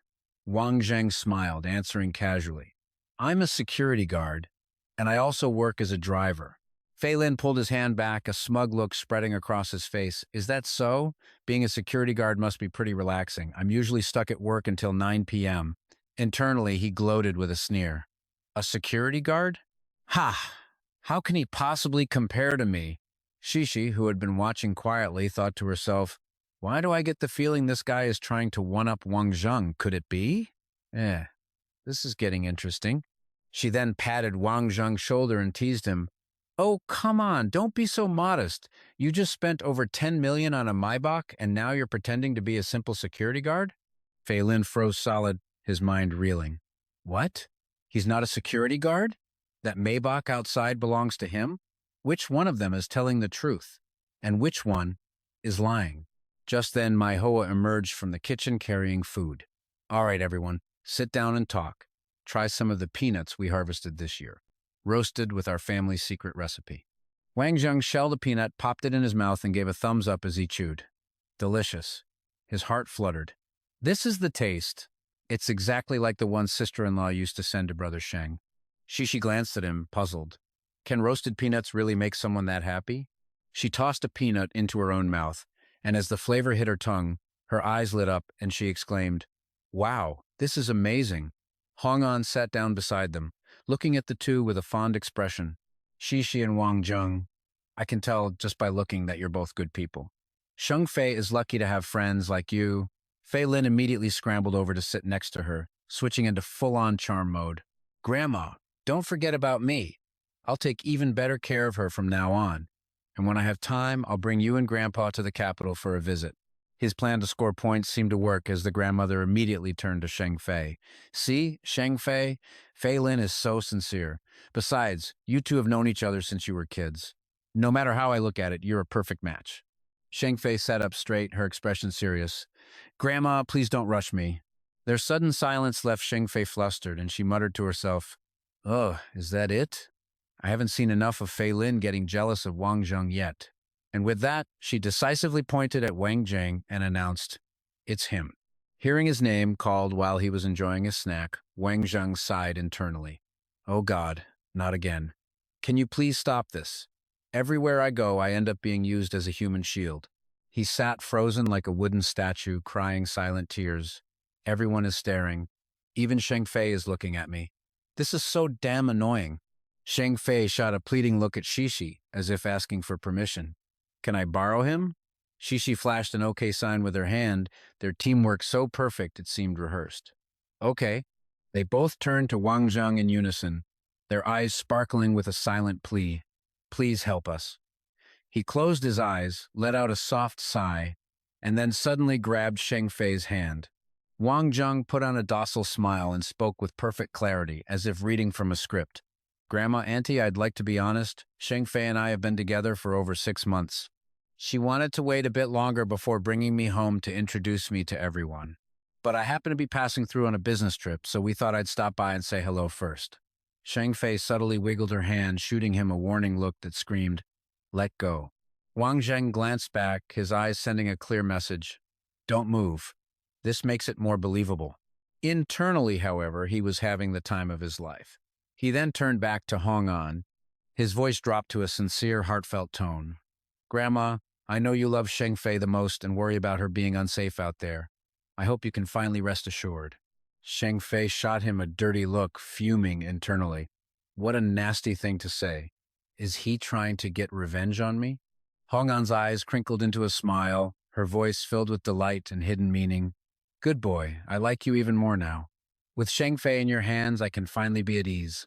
Nearby, Fei Lin's face darkened as the tables turned in an instant. What the hell is happening? A bitter taste flooded his mouth. Wasn't Grandma on my side? Why the sudden change? Did Sheng Fei do this on purpose? She had a boyfriend and didn't say anything. Was she intentionally trying to humiliate me? He glared at the two of them acting all lovey-dovey, grinding his teeth in frustration. Ever since their little announcement, they can't stop making eyes at each other. It's infuriating. Without another word, he abruptly stood up. Not wanting to stay a second longer, he said his goodbyes with obvious annoyance. Grandma, it's getting late. I'll be leaving now. He was seething, silently cursing under his breath. I have never been so embarrassed in my life. This is infuriating. The grandmother, who had just been on his side, now casually waved him away. Oh, Fei Lin, if I find a nice girl later, I'll introduce you. Don't be sad, okay? Fei Lin turned and walked away without looking back, vowing internally that this wasn't over. Just you wait. I don't care if you're a security guard or the owner of that luxury car. Once we're back in the capital, you'll see what I'm made of. Mai Hoa came out from the kitchen and gently reminded her, Mom, it's getting late. You should go rest. We can talk more tomorrow. Hong An chuckled dismissively, her voice full of regret. Oh, time flies. I haven't had nearly enough time to talk with my grandson-in-law. Wang Zheng swallowed hard, managing only a pained internal smile. Grandson-in-law? How did that happen so fast? I used to be Brother Sheng's squad leader. Hong An lingered a moment longer before suddenly dropping a bombshell. Grandson-in-law, let me ask you, are you and Sheng Fei living together? Thinking of the house the three of them currently shared, he answered honestly, completely oblivious to the misunderstanding he was about to cause. Yes, we live together. She covered her mouth, a wide grin spreading across her face as she let out a delighted, oh! Thurnfei felt like she'd been scalded with boiling water, leaping to her feet to frantically explain. Grandma, don't listen to his nonsense. We're both just staying at Shishi's place. We're not in the same room! After a moment, seeing everyone still sitting there, Mai Hoa smiled and urged them again. Why are you all still chatting? Thurnfei, Wang Zheng, you two should go get some rest. The bedroom is on the east side and Shishi's is on the west side of the second floor. I've already made up the rooms. Thurnfei practically screamed, fuming with anger. Mom, how could you? They're not staying with us tonight. Her mother asked in surprise, Oh, why not? She hastily invented an excuse. Something came up at the company, so Wang Zheng and Shishi have to rush back. They just squeezed in some time to drop by. She frowned slightly, thinking to herself that there was absolutely no way she could stay with a wolf in sheep's clothing like Wang Zheng. Mai Hoa tilted her head, looking at him as if for confirmation. Huh, is that right, Wang Zheng? Wang Zheng shook his head repeatedly, deliberately contradicting Thurn Fai. Not at all, Auntie. I've already taken care of everything. He thought smugly to himself. You girls used this handsome devil once. You think I wouldn't get something out of it? You want to kick me out? Not a chance. Thurn Fai cut in, quickly using Shishi as a shield. Mom, don't listen to Wang Zheng. Thurn Fai pressed her hands together, her face pleading. Shishi, please help me! The memory of Wang Zheng's threatening text message flashed in her mind, putting her in an impossible position. After weighing the pros and cons, Shishi decided to betray her friend to save herself. It's nothing, Auntie. All the company work has been handled. We'll be staying here tonight. Mai Hoa's face lit up with a satisfied smile. Good. Then my work cleaning your rooms wasn't for nothing. Come on, I'll show you to your room. By the time Wang Zheng entered Thurn Fai's room, the clock already pointed to 9:30. His eyes landed on Thurn Fai, who was propped up on her elbows, glaring at him as he sprawled comfortably on her bed. How long are you planning to stay in my room? She snapped. What will it take for you to agree to switch with Shishi? Wang Zheng tilted his head, feigning innocence. Why would I have to switch rooms with Shishi? The next second, he provoked her by stretching his arms and legs out, claiming the entire bed. This room is amazing. The bed is big and soft, and there's a beauty right next to me. Sneaking around to switch rooms would have to wait until the elders are asleep. It's way too much trouble. Just as he finished speaking, a pillow flew straight at him. Thurn Fai flopped onto the bed in a huff, shooting him a razor-sharp glare. Stop your nonsense. When are you going to repay me for helping you? Wang Zheng cheerfully raised his hands in mock surrender. All right, for the great beauty Thurn Fai, I'll compromise. But you made me pretend to be your boyfriend. You have to give me some kind of benefit, right? Once I get my prize, I'll leave. She immediately grew wary, crossing her arms tightly over her chest. What benefit? Don't you dare give an inch and take a mile. He suddenly sat up, sliding right next to her. Thurn Fai's face turned pale as a leaf as she stammered. Wang Zheng let out a mischievous laugh and made an unbelievably bizarre offer. My, what are you thinking?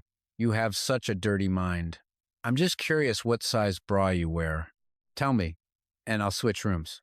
Thurn Fai remained on the defensive. Her eyes widened as she cried out, ah. She quickly clutched a pillow to her chest and asked in embarrassment, why do you want to know that? He casually leaned back on the bed and tossed out a taunt. If you don't want to say it, fine. Forget it. I'm free tonight. Wifey, let's go to sleep. She frowned slightly, her voice conceding, but still full of caution. If I tell you, you'll really switch rooms? Wang Zheng folded his hands behind his head, closed his eyes, and hummed a relaxed Thurn Fai's cheeks flushed bright red. She hesitated for a long time before finally muttering one word. 38! She hugged the pillow tighter and suddenly yelled, No! I can't say it! Seeing her flustered reaction, Wang Zheng grinned with sly satisfaction. Ha! He sat up and raised an eyebrow in compromise. All right. I won't force you anymore. Look at how red your face is. Furious, Thurn Fai clenched the pillow and hurled it at him, but Wang Zheng leaned aside just in time to dodge it. The throw was a bit too wild, and the picture frame on the dresser toppled to the floor. He turned to look at her with a resentful expression. It was just a joke, and you hit me for it. Then he bent down to pick up the fallen object. After examining it for a moment, he nodded in approval. The quality is pretty good. It didn't break. Wang Zheng's hand gently brushed over the face of the man in the photo, and his voice suddenly turned serious. Your father was very handsome when he was young. Thurn Fai lowered her eyes, her hands unconsciously clenching. The image of her father from her memories suddenly resurfaced. He frowned, wondering to himself, an accident? He turned to look at her. His gaze held a rare honesty. Thurn Fai, when we have time, I want to take you somewhere.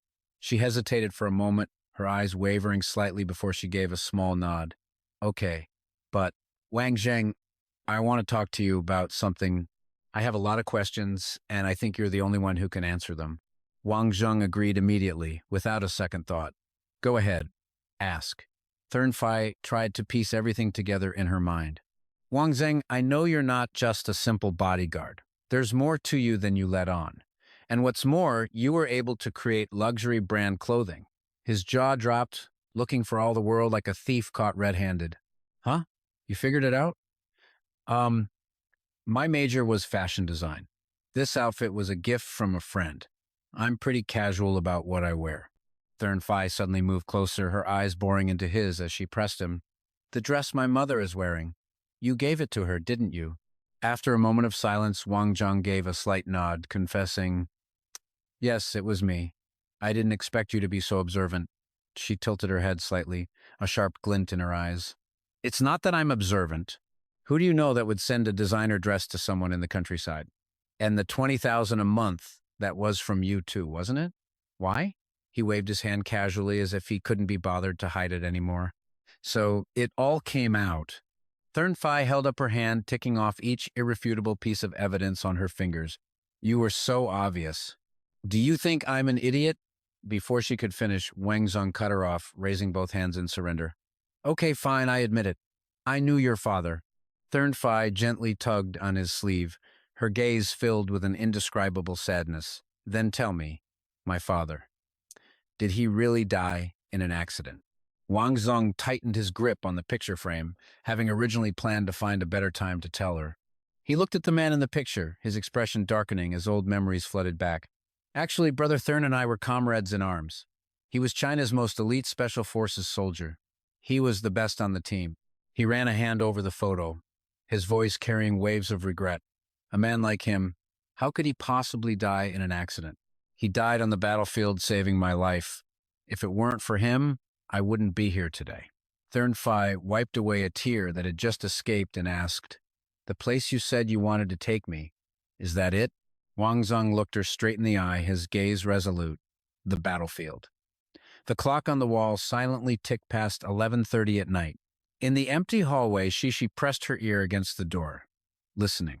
She held her breath as if afraid of being discovered and muttered to herself, It's so late and they still haven't switched rooms with me. Are they really sleeping together? I have to hear. Suddenly, with a soft click, the door swung open, causing Shishi to lose her balance and fall right into Wang Zheng with a small yelp. He froze for a few seconds, looking down at her in confusion. Shishi, what are you doing here? All of a sudden. Are you that lonely? Her face turned beet red as she shouted to hide her embarrassment. You're the one who's lonely. I just came to check because you hadn't come over yet. Her voice died in her throat as her eyes accidentally glanced down. A second later, she let out a piercing scream, covered her chest with her hands, and bolted back into her room like a hurricane. Pervert! Thurnfei! Get him out of here! Thurnfei gently pushed the door closed and said politely, Good night. From outside, Wang Zheng's calm voice drifted in. Good night. He studied his own hand, unable to stop the silent commentary in his head. Well, not as good as Han Tinyan's, but not bad. The next morning, a new day began peacefully, with Mai Hoa's gentle voice echoing from the front yard. Here are some peanuts and sweet potatoes. Don't be shy. Take some more. Shishi and the old woman watched the two get into the car, their faces filled with reluctance to say goodbye. They had only stayed for a day, and now they were leaving in such a hurry. Thurnfei frowned and tried to explain to his mother, Mom, I told you, they have something urgent to attend to. Reaching the car, Wang Zheng turned and waved. Goodbye, Auntie. Shishi beamed, waving enthusiastically. Auntie, we'll come visit again soon. The car then headed back towards the city. Not long after they left, Shishi's overwhelming curiosity burst forth. Wang Zheng, what happened between you and Thurnfei last night? You have to tell me. This morning, She grabbed Wang Zheng's sleeve, pulling and shaking it like a child begging for candy. Come on, tell me. I'm dying of curiosity. Gripping the steering wheel, his face was tense. Can you stop fooling around? I'm driving. Suddenly, a stern voice boomed from a loudspeaker. Vehicle ahead, pull over. Their car didn't stop, continuing to speed forward. The deep male voice from the loudspeaker sounded again, this time with a clear command. I repeat, slow down and pull over. Wang Zheng frowned, looking ahead and wondering, what's going on? Wang Zheng and Shishi both stepped out of the car. She looked ahead, her eyes filled with a mix of confusion and worry. Is something wrong? Hong Chi stomped toward them, his steps heavy with authority. His face was colder than ice, and he was gripping a firearm. Seeing this, a terrified Shishi whispered, "Who in the world did we manage to piss off?" Wang Zheng stood his ground, his expression as calm as if he were completely unaffected by the intimidating presence. "Who knows, maybe we accidentally provoked some big shot." Hong Chi stopped directly in front of him, his sharp gaze fixed on Wang Zheng. Wang Zheng tilted his head slightly, the corner of his mouth twitching into an indifferent smirk. "So?" Suddenly, Hong Chi raised his gun and smashed it against the car window with a loud crack, roaring, "You're the one I'm looking for!" Shishi immediately shrieked when she saw her beloved car get damaged. "My car window!" The car door slammed shut as she screamed in fury. "Who are you? What do you want?" "Even if you're an officer, you can't just smash my car." Hong Ki's brow furrowed as he shot her a disdainful look. "I am I.R. Major of the Gongsu Army Reserve Regiment, Truong Hong Chi." Wang Zheng casually slipped his hands into his pockets, his voice light. "The provincial party secretary's brother. What could you want with me?" Gritting his teeth, Hong Chi suddenly grabbed him by the collar. "Stop playing dumb. If you hadn't raced my sister, how would her leg have gotten broken? Today, I'm going to make you taste the same pain my sister had to endure." Shishi panicked, rushing over to them while speaking out in protest. "What do you know? It was obviously Trung Miu Miu who provoked Wang Zheng into racing.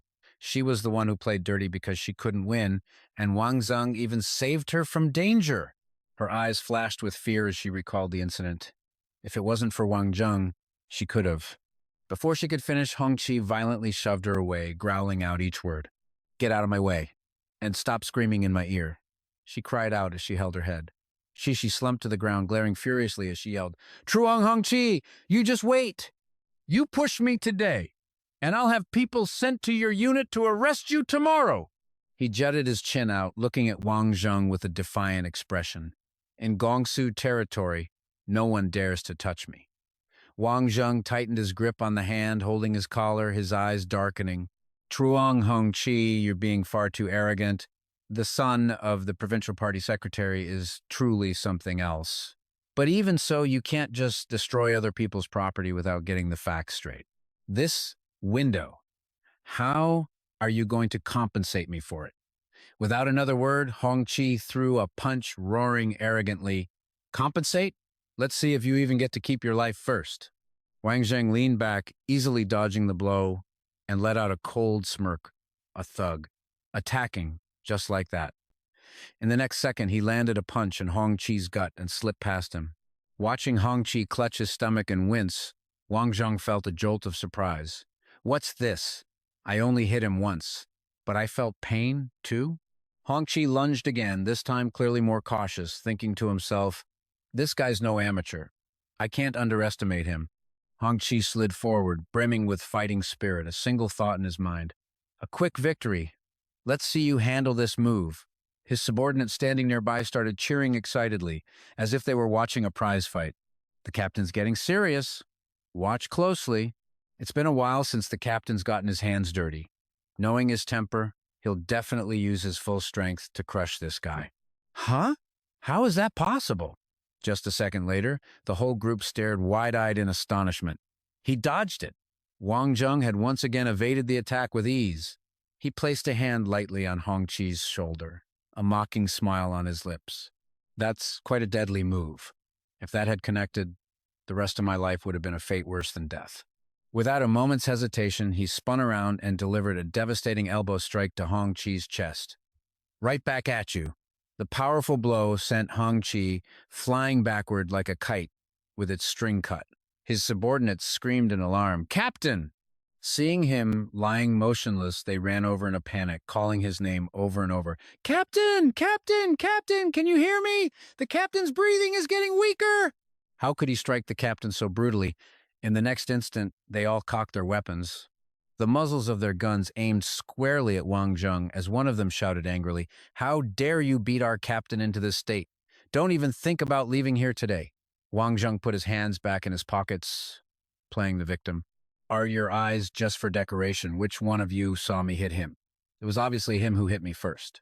Duke Nian, his face twisted in a scowl, shot back. "So what? You're not hurt, But our captain, Hong Chi's miserable state spoke for itself.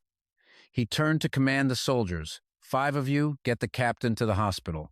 As for the rest, with an air of blazing confidence, he spat out a threat. Let's see who can take this gun from me. Wang Zheng put a hand to his forehead and muttered under his breath, You probably don't know this, but I really hate it when my own countrymen point a gun at me. No sooner had he finished speaking than a gun barrel was pressed against his chest. Talk about getting what you wish for. Duke Noan tightened his finger on the trigger, asking a clueless question, What's that got to do with me? Wang Zheng casually reached out and grabbed the body of the gun, then kindly adjusted it to point directly at his own heart in a blatant challenge. As if that wasn't enough, Wang Zheng offered some law-abiding advice, but I don't think Truong Hongqi will cover for you when he wakes up. What are the consequences for a soldier who opens fire on an innocent civilian, 20, 30 years in prison? Though he had been confident a moment ago, the mention of the police made Duke Noan hesitate. Wang Zheng raised an index finger, striking while the iron was hot. In my opinion, all soldiers of Huaxia are family. Unless absolutely necessary, I don't want to fight my own family. I'll give you 5 seconds. Get out of my way. 1. Not wanting to waste any more time with this group, Wang Zheng raised another finger. 2. The sound of the countdown echoed in the soldier's ears, and he quickly weighed his options. He's right. If I open fire, knowing the captain's personality, he won't protect me. He'll probably blame me. Finally, as the word 3 rang out, Duke Noan lowered his gun just in time. He was willing but not able, consoling himself with the thought, I can't gamble my own life and my family's future. Satisfied with the outcome, Wang Zheng clapped his own chest once, then smirked again. I used to be a soldier. Brother-in-arms, I'll tell you something, and you'd better remember it. Never point your gun at one of your own. Ignoring whether the man had heard a single word, he quickly turned and walked back to his car. Shishi, let's go. Without hesitation, she replied, Got it. They had only taken a few steps when Tru Haimin suddenly raised his gun. The captain ended up like that. How can we just let him go? Whether I shoot or not, can't we just pin some crime on him? Duke Noan whipped around instantly, throwing his arms out to stop him in a panic. Tru Haimin, stop. It all happened in a flash. A loud bang echoed, startling the nearby birds into a frantic flutter. Fresh blood dripped steadily onto the pavement, pooling next to a rifle lying, abandoned on the ground. The soldier clutched his blood-soaked arm, letting out a long, agonized scream. Triple A! The gunshot made Haimin's hand tremble, but Wang Zheng remained cold, his fingers still steady on the trigger. He acted decisively, immediately opening the door of the black car and leaving the obstacle behind, continuing their interrupted journey. Just a short while later, Shishi's eyes sparkled as she leaned in, full of admiration. That was so cool when you fired just now. You aimed so perfectly from that far away. Wang Zheng kept his gaze fixed on the road ahead and said coolly, There's nothing to praise about that. If he hadn't been a Huaxia soldier, my last shot would have taken his hand. His words snapped her back to reality, and she grew anxious again. Just then, a large hand reached out and patted Shishi's head reassuringly. Wang Zheng had always been confident in his abilities. Don't worry, he said. Truong Hong Kai won't be getting out of bed for at least half a year. Zheng Tin. With a broken sternum and severely damaged lungs, he won't recover easily. Suddenly, the phone next to them buzzed to life, cutting their conversation short. It seemed to be welcome news as a wide smile spread across her face. That's great. Okay, I understand. As soon as she hung up, Shishi couldn't help but shout, Wang Zheng, they found Lu Hai V, but he's refusing to talk. Assistant Nguyen hasn't been able to get any information out of him. He told us to head back and handle the old man. The first half of the news was enough to satisfy Wang Zheng. Good. Let's go back now. We can't afford to waste a single moment. Without hesitation, he slammed his foot on the accelerator and the car shot forward. The blazing sun beat down on the towering skyscrapers. Van Thao stepped out with a radiant smile when he saw the two familiar figures. Vice President Vuong. He gestured towards a man sitting nearby, introducing him respectfully. Vice President Vuong, this is Lu Hai Vai. Hai Vai stared directly at Wang Zheng with a resolute gaze, his voice unwavering. Vice President Vuong, it doesn't matter who you send. I've already told you, I don't know anything. Wang Zheng gave a slight wave of his hand, signaling for the others to leave. So stubborn. Shishi Van Tao, you two step outside for a moment. The door slid shut, leaving only the two of them in the room. He sat down in the chair opposite Hai and went straight on the attack. Let me introduce myself. My name is Wang Zheng, the newly appointed vice president of Jirong International. Forgive me for being blunt, but why did you leave Trioloi Company? Hai brow furrowed, his face twisting with annoyance. Why should I have to tell you? Wang Zheng remained unfazed, calmly taking a sip of water. After setting the cup down, he fixed the man opposite him with a piercing gaze. I really don't understand. What do you possibly gain from Jirong's collapse? The chip at Truloi was planted by you, of course. Otherwise, why would you suddenly give up a high-paying job and run off to Italy? Hai just shrugged, his voice flat. I went to Italy to take care of my daughter, who's in college there. There's no other reason. Wang Zheng tapped his fingers on the table. I can see you're a man with a high IQ, but people with high IQs often have very low EQs.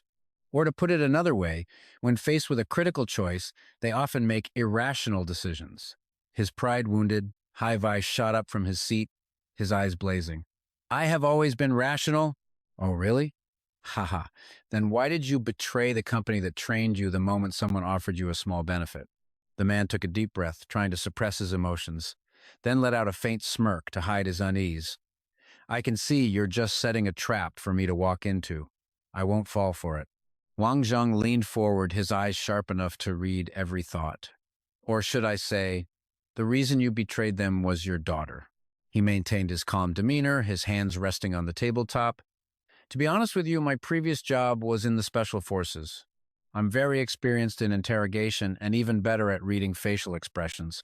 Wang Zheng tilted his head, his sharp tone slicing through the final layer of disguise. I've asked you a total of 7 questions just now, and your face gave everything away. A long sigh escaped his lips, as if concluding a verdict. Actually, I don't even need to consider your answers. Your expression is the answer. Mr. Liu, you're an honest man. Can't you just tell me everything? Hai lowered his head slightly, lost in a long internal struggle before finally sighing and shaking his head. I have nothing to say. Without hesitation, Wang Zheng pushed a photograph across the table toward him. Mr. Liu, this is your daughter studying at the university in Italy, isn't it? The moment he saw the person in the photo, Hai lost his composure and cried out, Ting Ting! The color drained from his face, his angry voice laced with undeniable fear. You've been following my daughter? Don't you dare touch her. She is my everything. Wang Zheng didn't answer, instead presenting another piece of evidence. Those people used your daughter to threaten you from the beginning, forcing you to leave your homeland. Photos of Tintin being stalked were spread out before him, sending Hai into a panic. Who are these people? Wang Zheng gave him a quick glance before answering. Obviously, they're the ones using your daughter to control you. If you pull any tricks, your daughter dies. Hai braced his hands on the table, completely bewildered. Why would they do this? Wang Zheng picked up a photo and tore it in half right in front of him. Don't be so pessimistic. Meeting me is your good fortune. I've already taken care of these hidden dangers for you. Hai stared at him, his eyes still filled with suspicion. With only the two of them in the room, Wang Zheng didn't hesitate to ask his question directly. Consider it a favor in return. Tell me, why didn't they just deal with you directly? Why use your daughter to threaten you? What secret are you really hiding? The man stared down at the table. I have a technology. It's related to filter cores. I have a way to turn a consumable filter core into a non-consumable one that can be used forever. That's what they want from me. Wang Zheng slid his hands into his pockets, his attitude relaxed. A non-consumable product.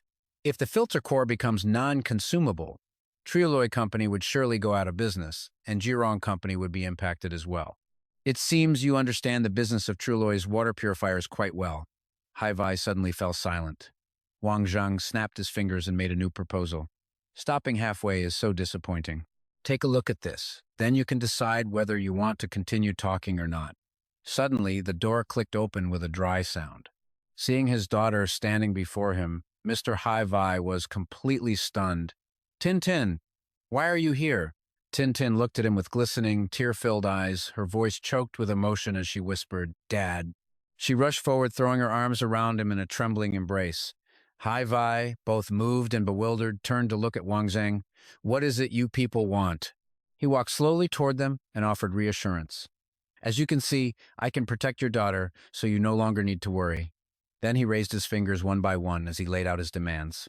As for my conditions, they're very simple.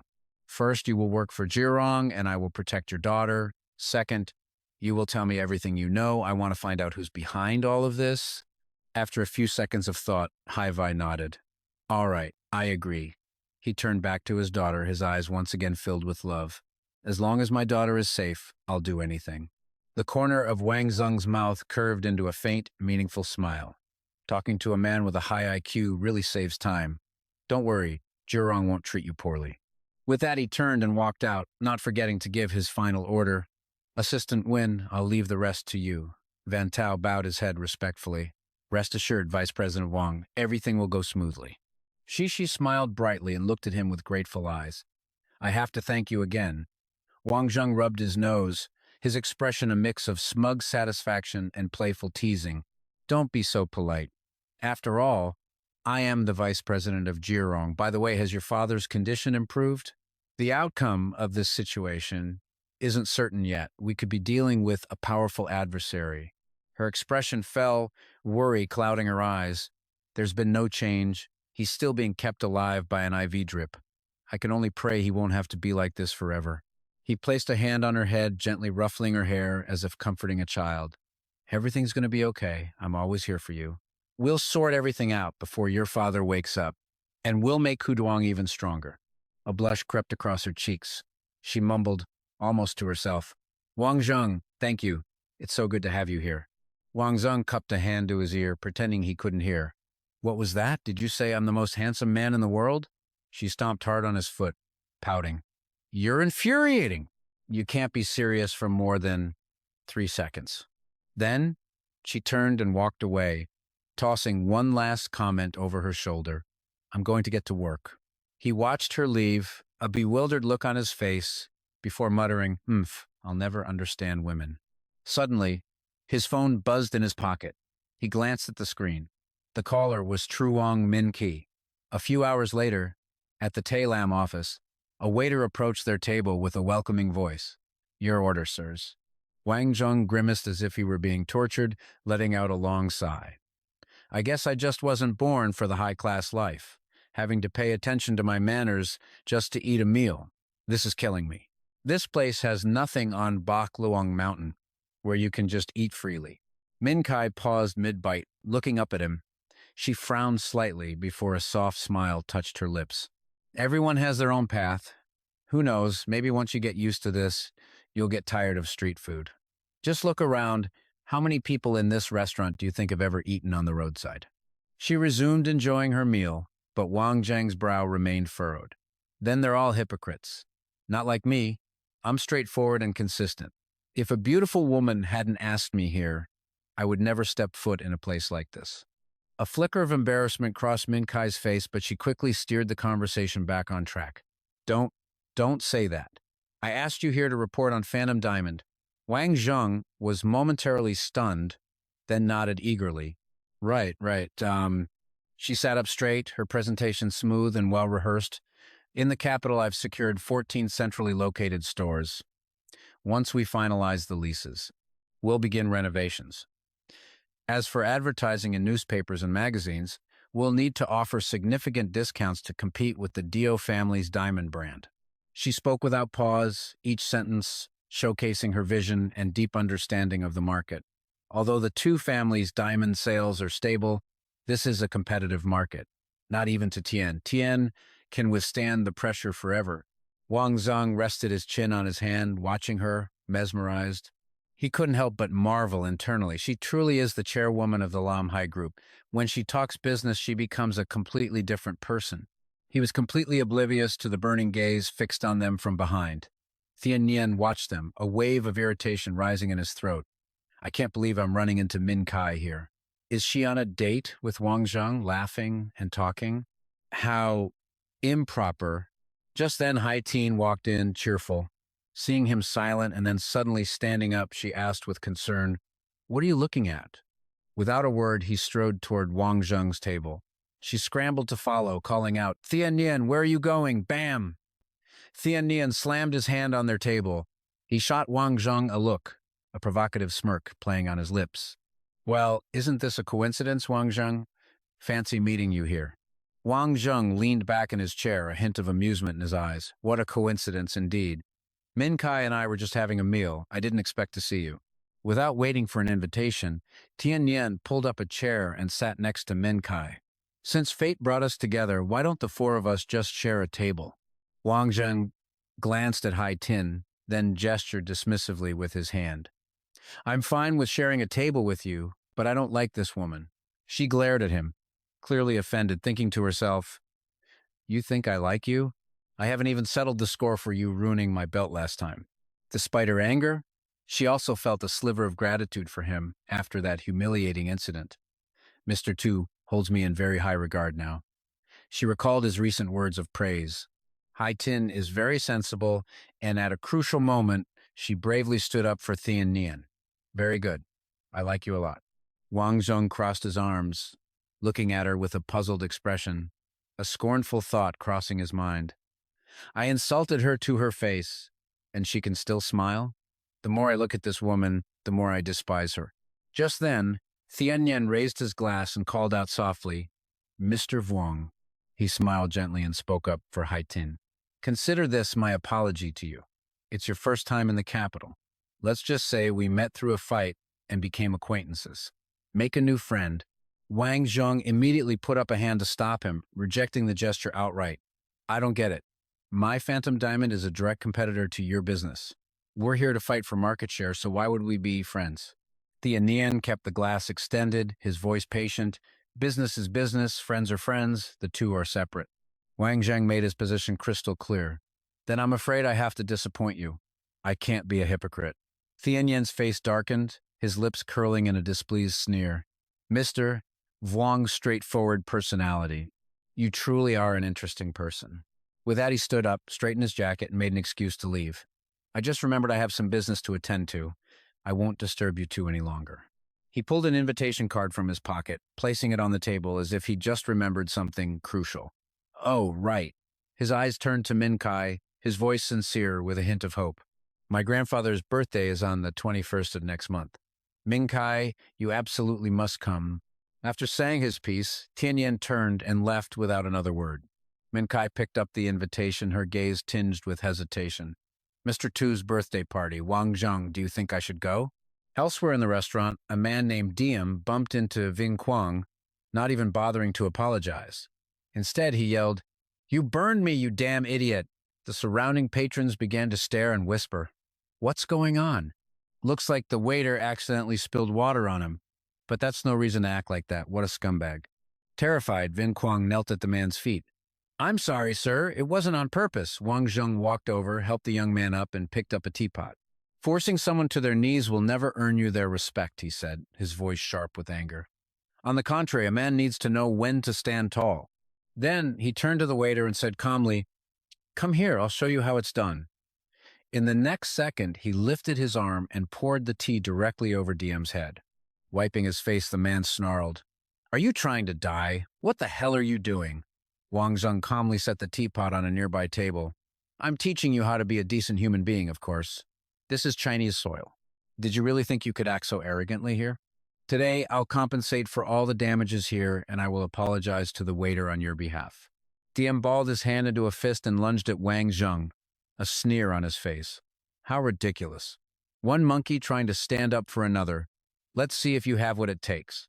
Wang Zheng leaned to the side, effortlessly dodging the attack. This guy's punch isn't just strong, it's incredibly fast, Wang Zheng thought to himself.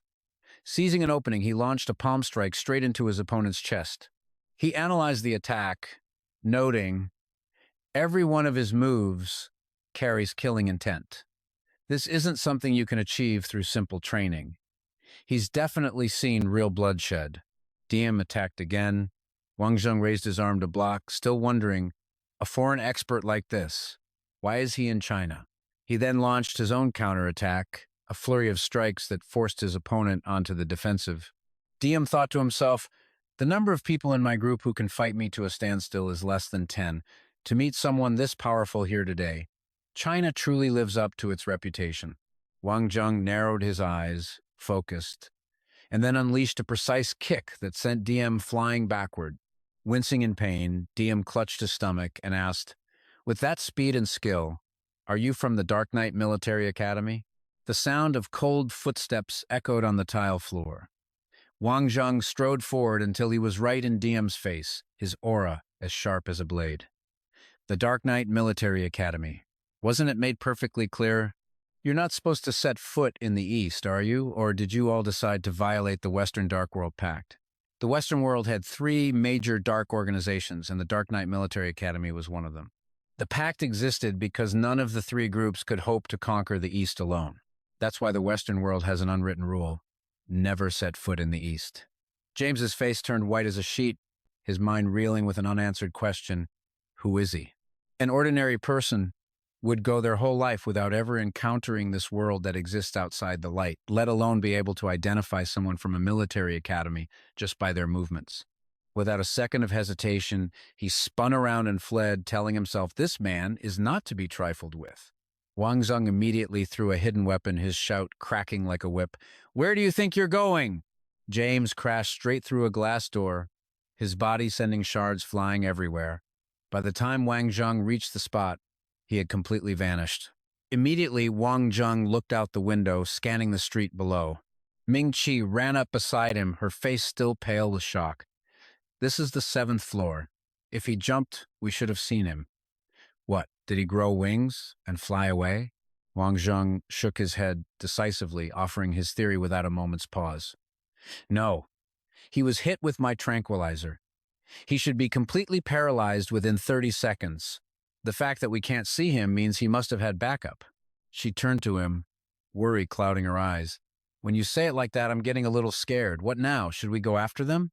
He acted as if nothing had happened, even teasing her. "No need. We'd never catch them now. Besides, I have to escort a beautiful lady home." Hearing that, Ming-Chi playfully scolded him. "You talk too much." At that exact moment, a black car screeched to a halt. Inside, Dong Song shot a reproachful glare. "James, I told you not to be so reckless. China is full of crouching tigers and hidden dragons. Acting on your own like this will jeopardize the headmaster's plan." James was still panting from his escape, his face a mask of panic. "Damn it, I think we're in trouble. I just got into a fight back there." The guy's skills are incredible, and so were his hidden weapons. But most importantly, he identified me as military academy personnel just from my fighting style. Dong Song kept his eyes on the road, but his brow furrowed slightly. How is that possible? Could there be people from the three organizations here in China too? Sweat beaded on James's forehead as he lowered his voice, admitting his mistake. "I have no way of knowing right now. I was reckless today." He frowned at James, his tone a sharp warning. "The headmaster sent you here to help me. From now on, don't act alone. The East isn't like the West. If you cause trouble again, you'll face the consequences yourself." James's voice echoed in the bright afternoon sun. "I know." Back on the street, the two were walking leisurely when Ming-Chi suddenly glanced at Wang Zheng and asked, "Aren't you supposed to be taking me home?" He replied with a smug, philosophical air, "I am. I'm walking you home." What did the ancients say? 100 steps after a meal, and you'll live to be 99. Suddenly, the mocking voice of one of Jin Cheng's lackeys cut in. "You really think you're going to live to be 99? Wang Zheng stopped and shot him a look, then let out a cold snort. Wang Zheng's eyes swept over the men blocking their path, his voice like ice. "Who are you? What do you want?" Jin Cheng looked at him and curled his lip in a contemptuous sneer. "You don't need to ask questions. All you need to know is that someone wants us to take care of you." A lackey beside him quickly chimed in. "Boss Jin, the higher-ups only said to deal with the guy, so what do we do with the girl?" He raised the bat in his hand and gave the order, "We'll take out the guy. As for the girl, we'll all enjoy her together." Ming-Chi immediately started to tremble, her hand tightening on Wang Zheng's sleeve as she whispered his name, Wang Jung. Seizing the opportunity, Wang Zheng deliberately teased her, patting her hand with a sly grin. "Don't you worry, my woman." She blushed, and at that very moment, the gang charged forward like a pack of hungry wolves. She turned to him in a panic, her words tumbling out. "What do we do? They're coming!" But Wang Zheng wasn't the least bit flustered, an amused smile still playing on his lips. "To catch the bandits, You must first capture their leader. The moment the words left his mouth, he moved. His feet blurred as he shot forward like a lightning bolt, weaving through the henchmen like a whirlwind. In the blink of an eye, his hand had already seized Jin Cheng by the collar. With a single motion, he lifted him clean off the ground. The gang leader began to scream in panic, completely unaware that his men were already sprawled out on the ground. "Let me go! Let me go! Brothers, where are you? Come save me!" Wang Zheng held him dangling like a sandbag and chuckled with pure contempt. "And who do you see that can possibly save you now?" Jin Cheng was stunned, but still struggled. "Huh? What happened to them? What did you do?" Wang Zheng looked up, his gaze as cold and sharp as steel, boring right through him. His voice was final. "You don't need to know. Just tell me who sent you." Feeling his life hanging by a thread, Jin Cheng frantically raised his hands in surrender. I'll talk, please. Spare my life." Ming Chi, who had witnessed the entire event, couldn't help but be shocked by his dramatic turnaround. After a long moment of thought, Wang Zheng carefully instructed a person with an unfamiliar name, "Remember, don't do anything to tip them off." At that moment, the Silver Seat KTV was a beacon in the night, its dazzling lights and vibrant music making it a pulsating hub of life and emotion. Xiao Ming spoke with immense politeness. "Second uncle, honestly, you've always been the person I respect and admire the most. I was really lucky to have you this time." "Allow me to toast you," Zhang Ming, with a beautiful woman in his arm, boasted arrogantly. Now, Xiao Ming, don't be so formal. If you ever run into trouble in the future, just come straight to me. Your second uncle will solve it for you. In this Binjiang district of the capital, who is your uncle afraid of?" He then turned and made a promise. "But second uncle has been a bit busy lately and let you suffer. In a few months, I'll take care of it for you. For that, your uncle will punish himself with a drink." Hearing this, the young man quickly waved his hands in refusal. "Second uncle, you're a man who juggles 100 tasks a day. Just helping me track down that guy's whereabouts was already a huge task. Don't talk about punishing yourself. I should be the one toasting you again." The older man laughed, satisfied, and clapped the person next to him on the shoulder. "Ha ha, you really are an understanding kid. By my calculations, that Wang Zheng fellow should be dead by now. Go on, if there's anything else, just say the word. Your second uncle will handle it for you." He hesitantly revealed his trouble. "Second uncle, actually, there's a girl I like. Her name is Su Yuan, a sophomore at Capital Medical University." Without a second's hesitation, Zhang Ming made a decision. "She looked down on you? That girl doesn't know what's good for her. All right, second uncle will remember. After I send some people to investigate, I'll have her brought over to you." Having gotten what he wanted, a cunning look appeared on Xiao Ming's face. "Second uncle, you treat me better than my own father. I'll be waiting for your good news then." Outside, the sky was gradually darkening. The faint moonlight barely had a chance to shine before being swallowed by the colossal skyscrapers. Yong Chang began his sales pitch, sir. Wang Zheng noticed the object in the man's hand and was slightly taken aback. He decisively snatched it away and demanded, "Do you have any idea what crime you're committing by selling this?" The man panicked and reached for it. Give it back to me." Before he could touch it, Wang Zheng caught his hand, smiling as he interrogated him. "You want it back? Fine. Tell me where Feng Changming is." Yong Cheng flew into a rage and tried to use threats. "Are you asking for a beating? Give it back, now." Paying him no mind, Wang Zheng calmly and skillfully dodged every single blow.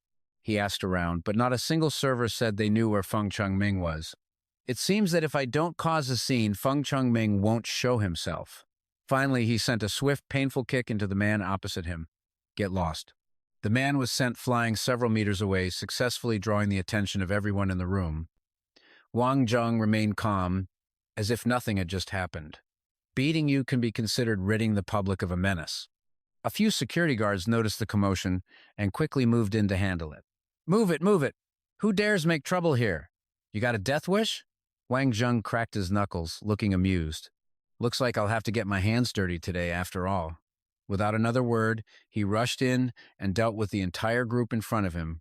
Zhiyong ran frantically to deliver the news. "Mr. Feng, it's bad. There's someone here making trouble." Zhang Ming frowned, annoyed at having his good mood ruined. "What's all the panic? How many people are there?" The man hurriedly explained, his hands on his head as if still in a daze. "Only one person, but his skills are insane. He's already taken out dozens of our guards. He flew into a rage, jumping to his feet and roaring, "One guy took out dozens of you? What the hell do I pay you for, you useless bastards?" But a slow voice suddenly cut through the tense atmosphere. "Are there any other reasons?" Quick as a flash, Wang Zheng coldly snapped the artery in the man's neck. His face darkened as he got straight to the point. "You're the cripple, Truong Min, right?" Terrified, Truong Min reflexively took a few steps back. "I am. I don't know who you are." Without a second of hesitation, Wang Zheng slammed his fist into the man's face. "Finally found you. You're the one who wanted me dead, aren't you?" The man clutched his face in agony and disbelief. "Kill you? What? You're Wang Zheng? You son of a bitch, you dare hit me like this? My guys from the police station are on their way. You're dead." Wang Zheng laughed and stepped closer to interrogate him. "Ha ha, you really think you'll last that long? Talk. Why did you want to harm me?" Suddenly, Min rushed out to intervene. "Wang Zheng, stop. Don't touch my uncle." Truong Min was startled. "Min?" The nephew confessed bluntly, "You pissed me off on the train, so I asked my uncle to teach you a lesson. This has nothing to do with him. If you want to hit someone, hit me." He then thought to himself worriedly, "When are the cops going to get here? I can't hold out for long." Furious, Wang Zheng sent him flying with a devastating kick. "No need for explanations. Just looking at you, I get it. You wanted to start a war over something so petty. I think you're just bored out of your mind and looking for trouble." Seeing his nephew collapse to the floor, Truong Min said nothing. Wang Zheng sat down looking weary. "I really don't like you two. Tell me, what should I do with you?" "How about this? I'll give you a choice. You only have to pick one." The old man's face went pale with fear. "The police are coming, but this kid isn't scared at all." Wang Zheng cheerfully listed the options. "First, I cripple one of your nephew's legs, and you cut off one of your own fingers. Second, you don't get to touch your nephew, but you become my underling and handle a few things for me. Of course, this place will still be yours. I won't interfere." The news hit the old man like a death sentence. He was trapped. Is he kidding me? One option destroys my dignity. The other our bodies. Why should I let this kid lead me by the nose? Just then, a sharp, commanding voice rang out. "Who's causing trouble in here? Arrest them all." Trung Min's face lit up as he recognized the familiar voice. "They're finally here." Hoa Bin and his team entered the room with stern expressions, their oppressive aura immediately capturing everyone's attention. The officer scanned the room and grumbled under his breath. "What a pain. Calling me when I'm this busy. Doesn't he have anything better to do?" Trung Min rushed over to plead for backup. "Captain Vuong, you're here." The captain looked confused. "Mr. Fong, what on earth is going on here? Why isn't Gantoa in this state? You look like a mess too." Trung Min began to tattle. "Captain Vuong, you have to get justice for Ngantoa. The miserable state I'm in, it's all his doing." Hoa Bin weighed his options. "Ngantoa is my golden goose. I get a commission of hundreds of thousands every year, and this brat is ruining it." He made his decision and raised his voice. "Everyone on your feet," Wang Zheng asked nonchalantly. "And what if I stand up? You think you can arrest me?"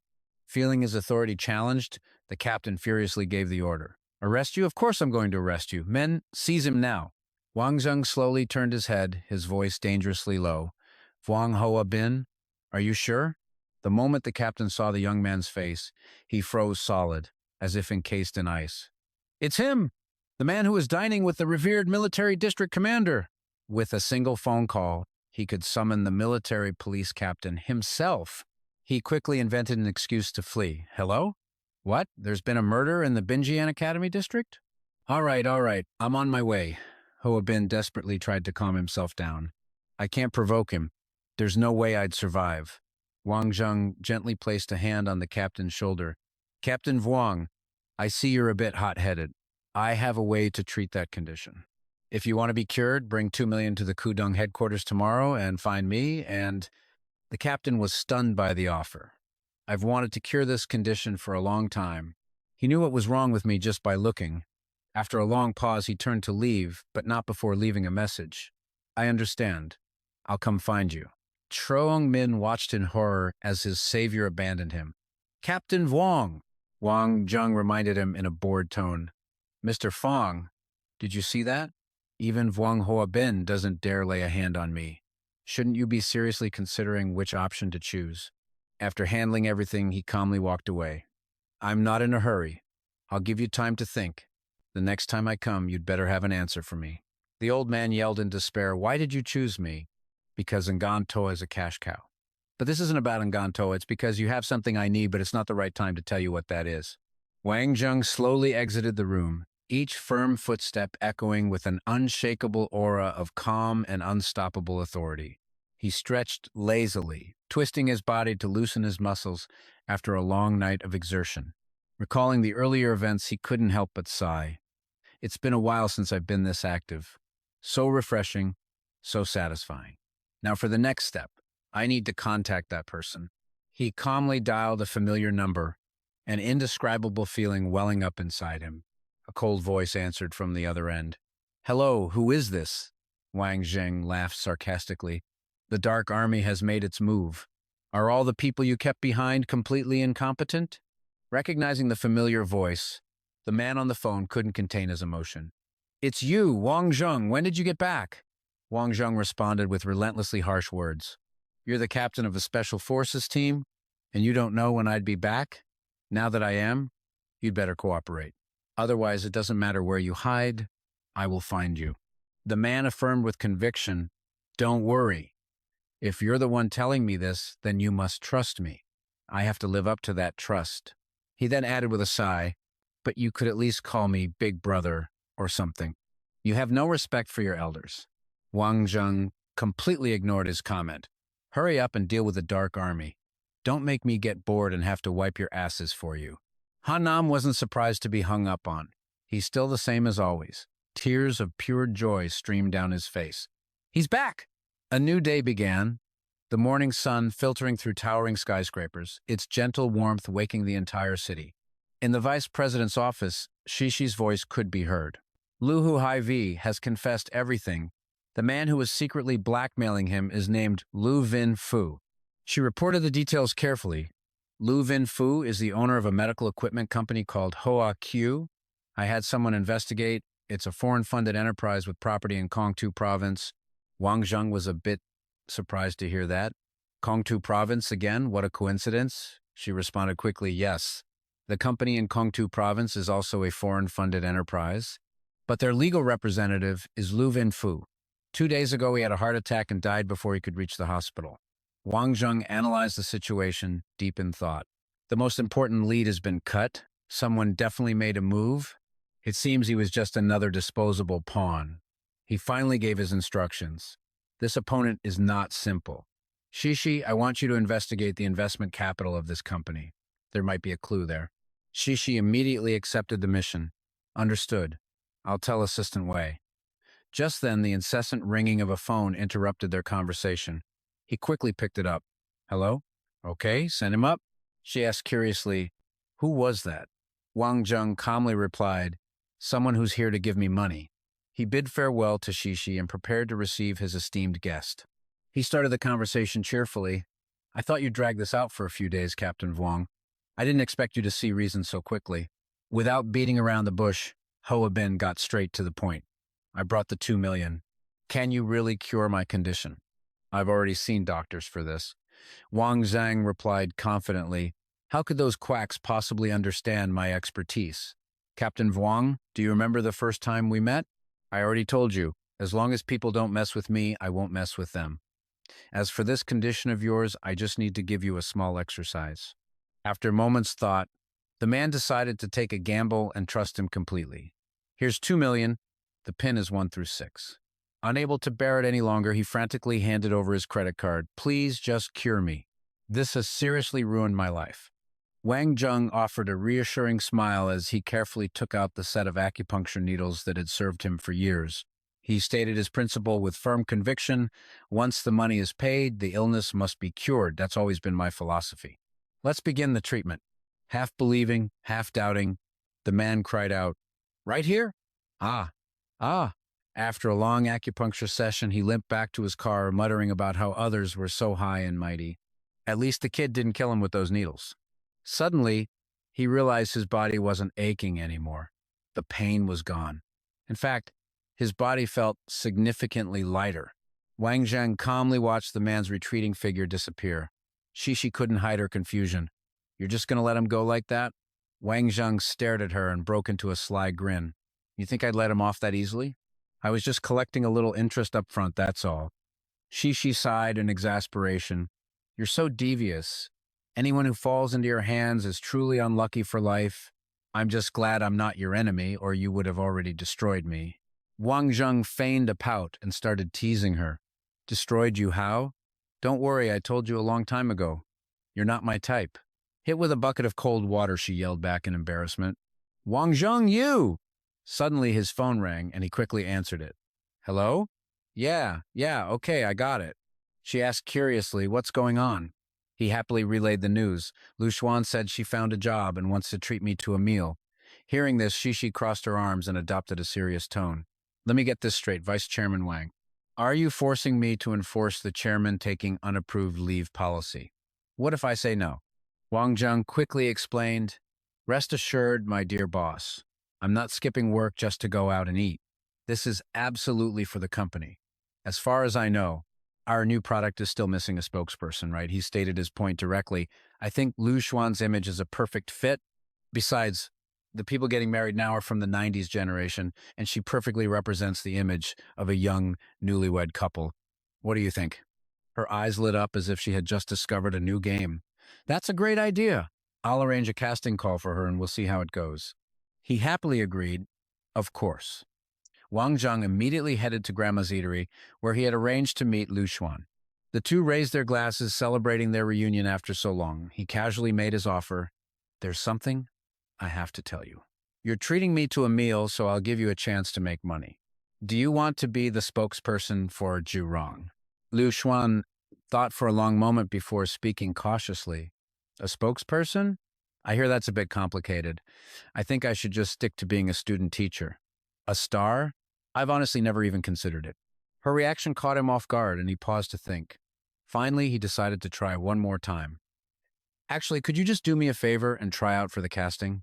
Looking nervous, she mustered all her courage and set her glass down firmly, facing the challenge head on. All right? If you put it that way, I'll give it a try. Wang Zheng couldn't help but feel overjoyed at having successfully recruited such a talent. Great! I'll take you to the casting tomorrow. Suddenly, a familiar voice cut through their conversation. Wang Zheng. He immediately turned to find the source of the voice. Fei Lin. Wang Zheng offered a friendly greeting. I didn't expect to see you here. Come join us. But Fei Lin exploded with rage. Wang Zheng, aren't you supposed to be dating Sheng Fei? Wang Zheng laughed as he explained the situation. I was just helping Sheng Fei take down Lin Ke Luo, that's all. Inwardly, he sneered. Ha, so this is one of those legendary types who tries to ruin things for others if he can't have them himself. Ignoring his words, Fei Lin continued to point and accuse him. Take down Lin Ke Luo? Ha! And you're a two-timer, a silver-tongued liar. Don't you feel the least bit guilty for what you're doing to Sheng Fei? He was determined to get justice for the one he cared about.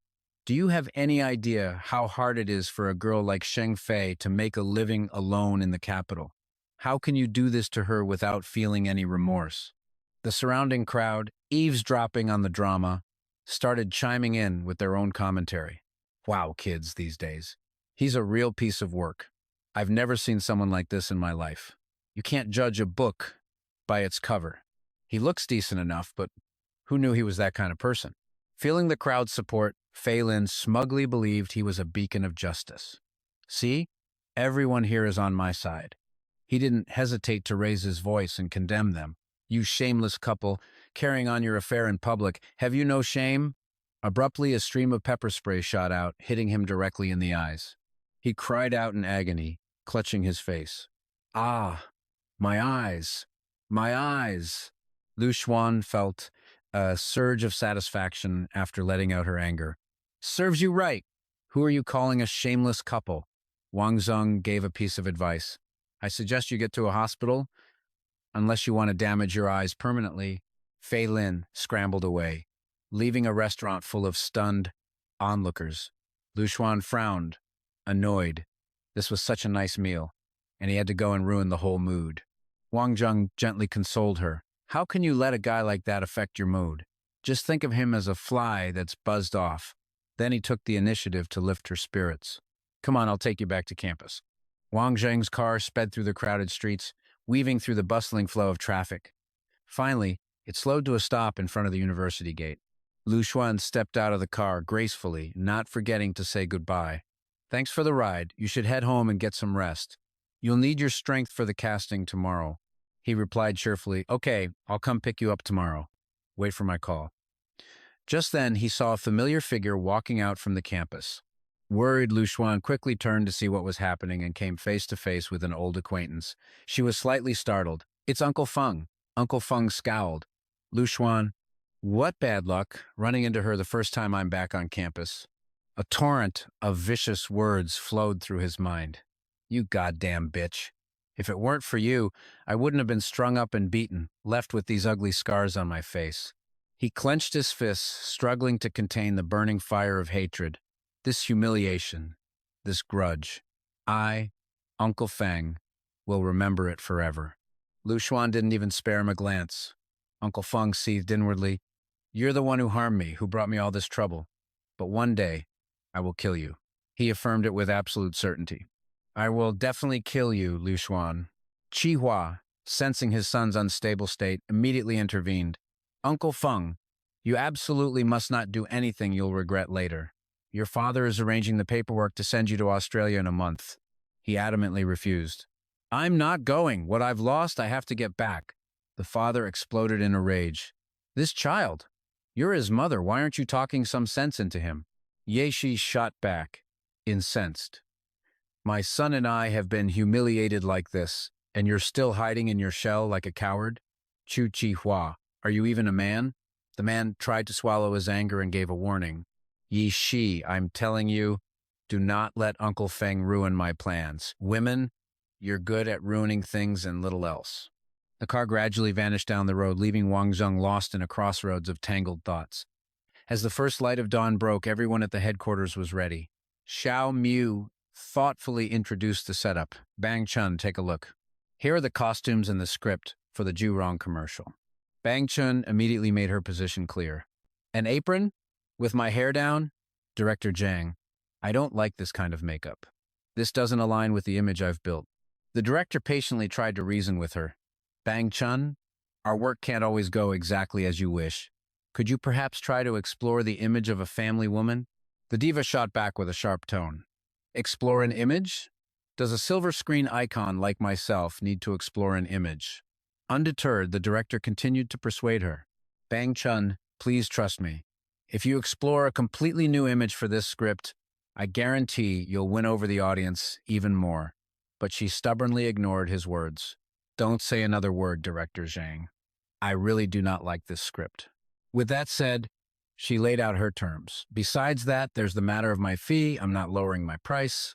70 million is 70 million. Xiao Miao was floored hearing this. 70 million? Didn't we agree on 60 million before? Wang Zheng had witnessed the entire exchange and didn't hold back. This A-list actress is unbelievably arrogant. So unreasonable. Shishi calmly explained, in China, humble celebrities are a rare breed, and Bang Chun isn't one of them. Plus, she's a top-tier star. He let out a sarcastic laugh. Who cares what tier she is? Does she think she can strut into Jurong and show off? Not a chance. A 70 million fee, she won't see a single cent of it. She gently cleared up the confusion. I was worried Lu Xuan wouldn't agree, so I had Bang Chun as a backup, but since Lu Xuan has accepted, then I'll cancel. He then walked over to talk to Xiao Miao. Eager to share the man's burden, he asked, What's troubling you? If you don't mind, you can tell me all about it. Xiao Miao quickly. The wardrobe team is helping Lu Xuan change, so I'll go check on them. Wang Zheng smiled and gave a slight nod. All right. He then turned to get the full story. What was all that just now? Kai Bang Chun was already causing trouble before the shoot even began. Xiao Miao helplessly recounted the events. Vice President Wang, here's what happened. Bang Chun has some opinions about the script and the wardrobe. I was using these concept images to try and persuade her. Wang Zheng appeared thoughtful. Oh, is that so? Director Zhang, in your opinion, if we use Bang Chun as our brand ambassador, will the photo shoot and post-production effects meet our expectations? The director carefully reviewed the materials. Although Bang Chun's style doesn't quite fit the advertisement's requirements, she is an A-list star. It's possible we could achieve some impressive post-production results? Wang Zheng then frankly stated his position. Director Zhang, to be honest with you, this is Jurong's first venture into the household goods industry. We never planned on investing too much in promotion right from the start. We just wanted to test the waters. The director immediately understood the hidden meaning in his words. Do you already have a more suitable candidate in mind? If so, feel free to have her come in for a test shoot. Wang Zheng couldn't help but be impressed. Director Zhang, you catch on quick. He slowly shifted his gaze towards the person they had just mentioned, and here she is now. He prompted the director to watch. The sight of her in a vibrant, sporty outfit filled him with confidence. Tell me, are you satisfied? Xiao Miao looked as if he'd found his calling, his eyes shining with delight. Satisfied, very satisfied. I don't know what the final effect will be, but right now I'm completely satisfied. She has such an incredible presence. Lu Xuan was so nervous her hands wouldn't stop trembling. Hello, Director Zhang. My name is Lu Xuan, and I'm a student at Capital Normal University. Wang Zheng asked me to help him with this commercial shoot. I never imagined you would be directing it personally. I've seen you on TV before. Noticing her anxiety, the director chuckled reassuringly. Don't be nervous. Just relax. During the test shoot, just follow my instructions and you'll be fine. Wang Zheng added thoughtfully, we shouldn't delay. Let's get started. Director Zhang, please take good care of Lu Xuan. I won't disturb you two any longer. He smiled and gave her a gesture of encouragement, which gradually helped her calm down. Only after they had both left did Shishi slowly sit down to sip her tea. He recalled the recent moment and let out a small sigh of relief. When I went in to check on her earlier, she nearly scared me to death. She did her own makeup, and this was the result. Hearing his description, Shishi could somewhat picture the adorable sight. Ha ha. Looking at the opposite table, he surmised, that means she's taking this test shoot very seriously. She just hasn't quite found her footing yet. Wang Zheng was full of praise for his candidate. Her attitude is excellent, and she's highly motivated. In my opinion, she has what it takes to become a famous actress. What do you think? Xiao Miao was so excited he high-fived himself. I think she's a perfect fit. After a period of hard work, Wang Zheng extended an appreciative invitation. Come on over. You've been shooting for 3 hours. You must be exhausted. The director was full of praise. You're too kind. Lu Xuan is energetic, smart, and quick-witted. With her as the lead, the results are bound to be fantastic. Lu Xuan felt a little shy. You're giving me too much credit. Wang Zheng got straight to the point. In that case, can we decide on the lead for this commercial now? Xiao Miao asked cautiously, Mr. Wang, while Lu Xuan is outstanding, your company had already invited Bang Chun. If we just cancel the contract like this, will there be any issues? Shishi replied without a hint of hesitation. What's there to worry about? I think Lu Xuan is every bit as good as Bang Chun. She calmly placed the tablet on the table. Bang Chun's asking price is just too high. She delivered the final verdict. Let's go with Lu Xuan. The director was worried thinking of the other star's influence. But regarding Bang Chun's side, Wang Zheng stated with absolute certainty, you just need to worry about shooting the commercial with Lu Xuan. I'll handle Bang Chun. The first rays of morning sun gently spread, warming the space and painting the vast sky gold. Xiao Miao gave a soft instruction. Lu Xuan, a little to the right. Yes, that's it. She quickly followed the request without hesitation, her professionalism showing in every movement before the camera. The director nodded in satisfaction. Excellent. Hold that pose.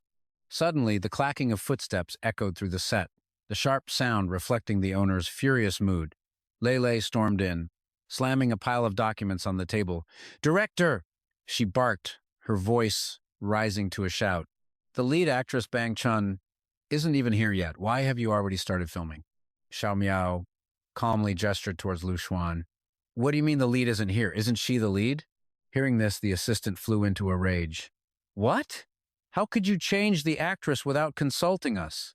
This is a breach of contract. Who gave you the nerve to do this? Wang Zheng calmly spoke up. I did, he added with a cheerful tone, as if intentionally provoking her. I was the one who said to change her. Lei screamed in fury. And who are you? He calmly stopped her outstretched hand. On what grounds, you ask? On the grounds of your ridiculous asking price. This little commercial from Jurong wouldn't dare trouble a top-tier star. The assistant was so shocked, all she could manage was a single choked "you" before falling silent. Wang Zheng casually sat down, not forgetting to add a condescending jab. Well, are you leaving? Or do you want to stay and offer our new actress some pointers as a senior in the industry? Seeing her assistant losing ground, Bang Chun immediately stepped forward to retaliate. I don't care who you are, this is my commercial. You think you can just replace me on a whim? Do you have any idea who I am? He directly stated her personal information. Of course I do. You're Kai Bang Chun from the Song Corporation Media Company. I'm on very good terms with the Song Corporation chairman's granddaughter, Song Hai-sing. I also know that your real name is Kai Hong-wan. Hitting a raw nerve, she shrieked in outrage. You people ganged up on me. When I get back, I'm holding a press conference. I'll expose your disgusting, underhanded tactics and tell the public the truth. He shot back coldly. The truth? What truth? He then pointed directly at her face. Not stopping there, he ruthlessly exposed every one of her hidden secrets. Or perhaps the truth about your breast augmentation? Witnessing his blunt takedown, Lu Xuan couldn't help but let out a little laugh. Hee hee. Bang Chun froze, 1,000 questions racing through her mind. How does he know? Very few people know about my cosmetic surgery. Humiliated, she let out a huff and turned to leave. Even then, she still had the energy to mercilessly berate Lei Lei. How did he find out about this? What kind of job are you doing? Terrified, the assistant could only bow her head. I'm sorry, Miss Kai. Wang Zheng clapped his hands with a laugh, having dealt with the nuisance. All right, that's settled. Let's resume filming. Bang Chun stormed back to the Song Corporation Media Company. She was so furious she threw her handbag, which she usually treasured, across the room. She was seething, having never been treated with such disdain before. I absolutely will not let this go. What gives him the right to replace me? She constantly reminds herself that she's an A-list actress. But this newcomer didn't just replace her, he speaks to her with zero respect. The raw emotion slips out before she can stop it. It's infuriating. Standing beside her, Lei Lei just adds fuel to the fire. That's right, she seethes. I can't let this go. They have to know how much Jiurong would benefit with you as their spokesperson. They're such idiots. Bing Chun bites her nails in frustration, but how could she get back at them? Her friend is quick to instigate. Chun, don't we still have Chairman Song? So what if that guy knows Song Hai-sing? You are the queen of this company. It's Golden Goose. Chairman Song will definitely help you. She seriously considers it. Yes, she still has Song Mingsheng to rely on. Finally, Bing Chun decides to retaliate. That guy, he's dead meat. At the Song Media Company, a place that gathers the most brilliant and famous faces in today's entertainment industry, a soft, coaxing voice echoes from the chairman's office. All right, don't cry anymore. Mingsheng tries to comfort the beauty in his arms. Don't you worry, Chun. I'll handle this. You just wait for the show to begin. He immediately commands his assistant, send an invitation to Wang Zheng from Jurong International in my name. Invite him for dinner tonight. Suddenly, he remembers something important and pulls the assistant back. Wait, besides Wang Zheng, also invite my friends Zhang Mingquan and Chu Zhaonan. Don't forget to invite Boss Feng, and also my niece, Song Haisheng. Tonight, let her see how the world works. He then declares with confidence that Wang Zheng, tonight, he'll be on his knees one way or another. Over on Wang Zheng's side, an invitation suddenly arrives via fax. He curiously picks up the paper to check the information. He can't help but be surprised by the contents. Song Mingsheng wants to invite me to dinner. Looks like I've stepped on one of his people. Shishi asks worriedly, do you need me to go with you tonight? They'll at least have to show me some respect. He cheerfully pats her head. No need. If you're there, it'll be inconvenient. Only when you're not around will Song Mingsheng dare to truly make a move on me. She shyly pushes his hand away. Stop patting my head. She decides to find another way to show up. Fine, you go. I'll handle things at the company. I'll also be heading to the Tiangong Club tonight to buy some soy sauce. Though exasperated, Wang Zheng has no choice but to agree. All right, I'll try to get everything settled before you arrive. Night gradually drapes over the sky, the faint moon wandering beside dreamlike, fluffy clouds. As darkness falls, the Tiangong Club seems to find its true rhythm, cloaked in a subtle, hard-to-name mystery. Inside a private room, suggestive sounds echo. Chun, Don't move. Just a little more. Bing Chun pants heavily, Chairman Song. Suddenly, a series of knocks from outside interrupts their pleasant moment. Mingsheng quickly tells the woman beside him, "Fix yourself up." Wang Zheng smiles and introduces himself. "I'm Wang Zheng, but you can call me Chairman Wang for now." The older man slowly invites him into the room. "All right, Chairman Wang, I heard you replaced our company's Chun Chun with a newcomer. I wonder if you could explain that to me today." Wang Zheng sits down and calmly probes. "It seems Chairman Song isn't happy. Or perhaps I arrived too early and interrupted something important between you two." "Hit where it hurts." Bing Chun leaps to her feet. "Wang Zheng, don't you dare try to change the subject." Mingsheng calmly raises a hand to silence her. He puts on a magnanimous air while Wang Zheng starts taking jabs. "I don't mean anything by it. I just wanted to advise you to restrain yourself a bit, lest your kidneys fail you after you turn 50. Startled, the chairman instinctively clutches his abdomen. "Mr. Wang, we're people of the same class. To speak so crudely just to curse me, isn't that going a bit too far?" Wang Zheng directly lists his symptoms. "Chairman Song, right now, are you feeling exhausted all over? Do you have pain in your lower abdomen? Furthermore, your immune system is weak. If you catch a cold, it takes a whole month to recover, doesn't it?" Mingsheng is stunned, thinking to himself, how could he possibly know that? In the end, instead of denying it, he probes.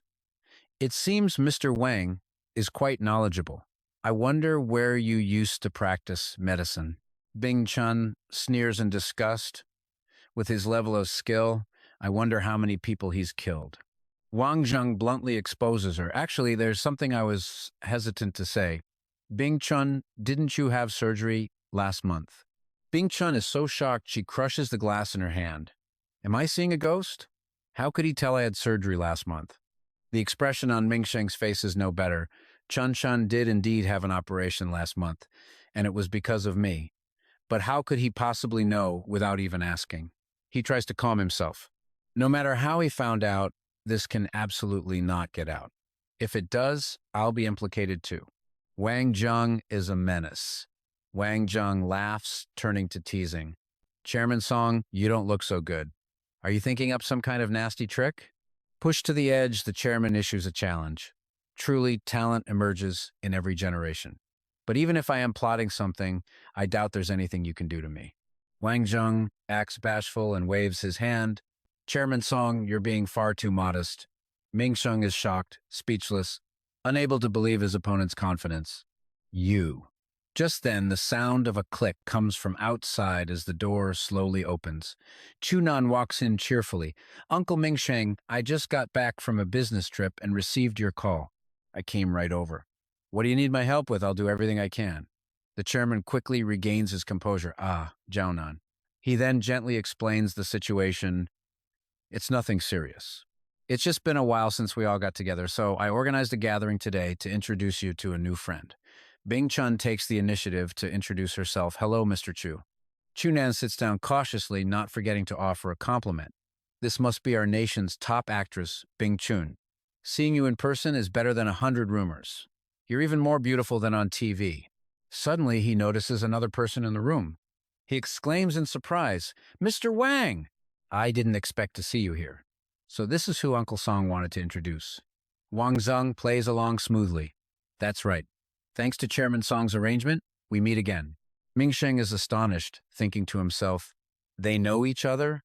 Chunan asks with suspicion, "Uncle Mingsheng, how did you come to know Mr. Wang from the Wang family of Philadelphia?" He carefully calculates his next move.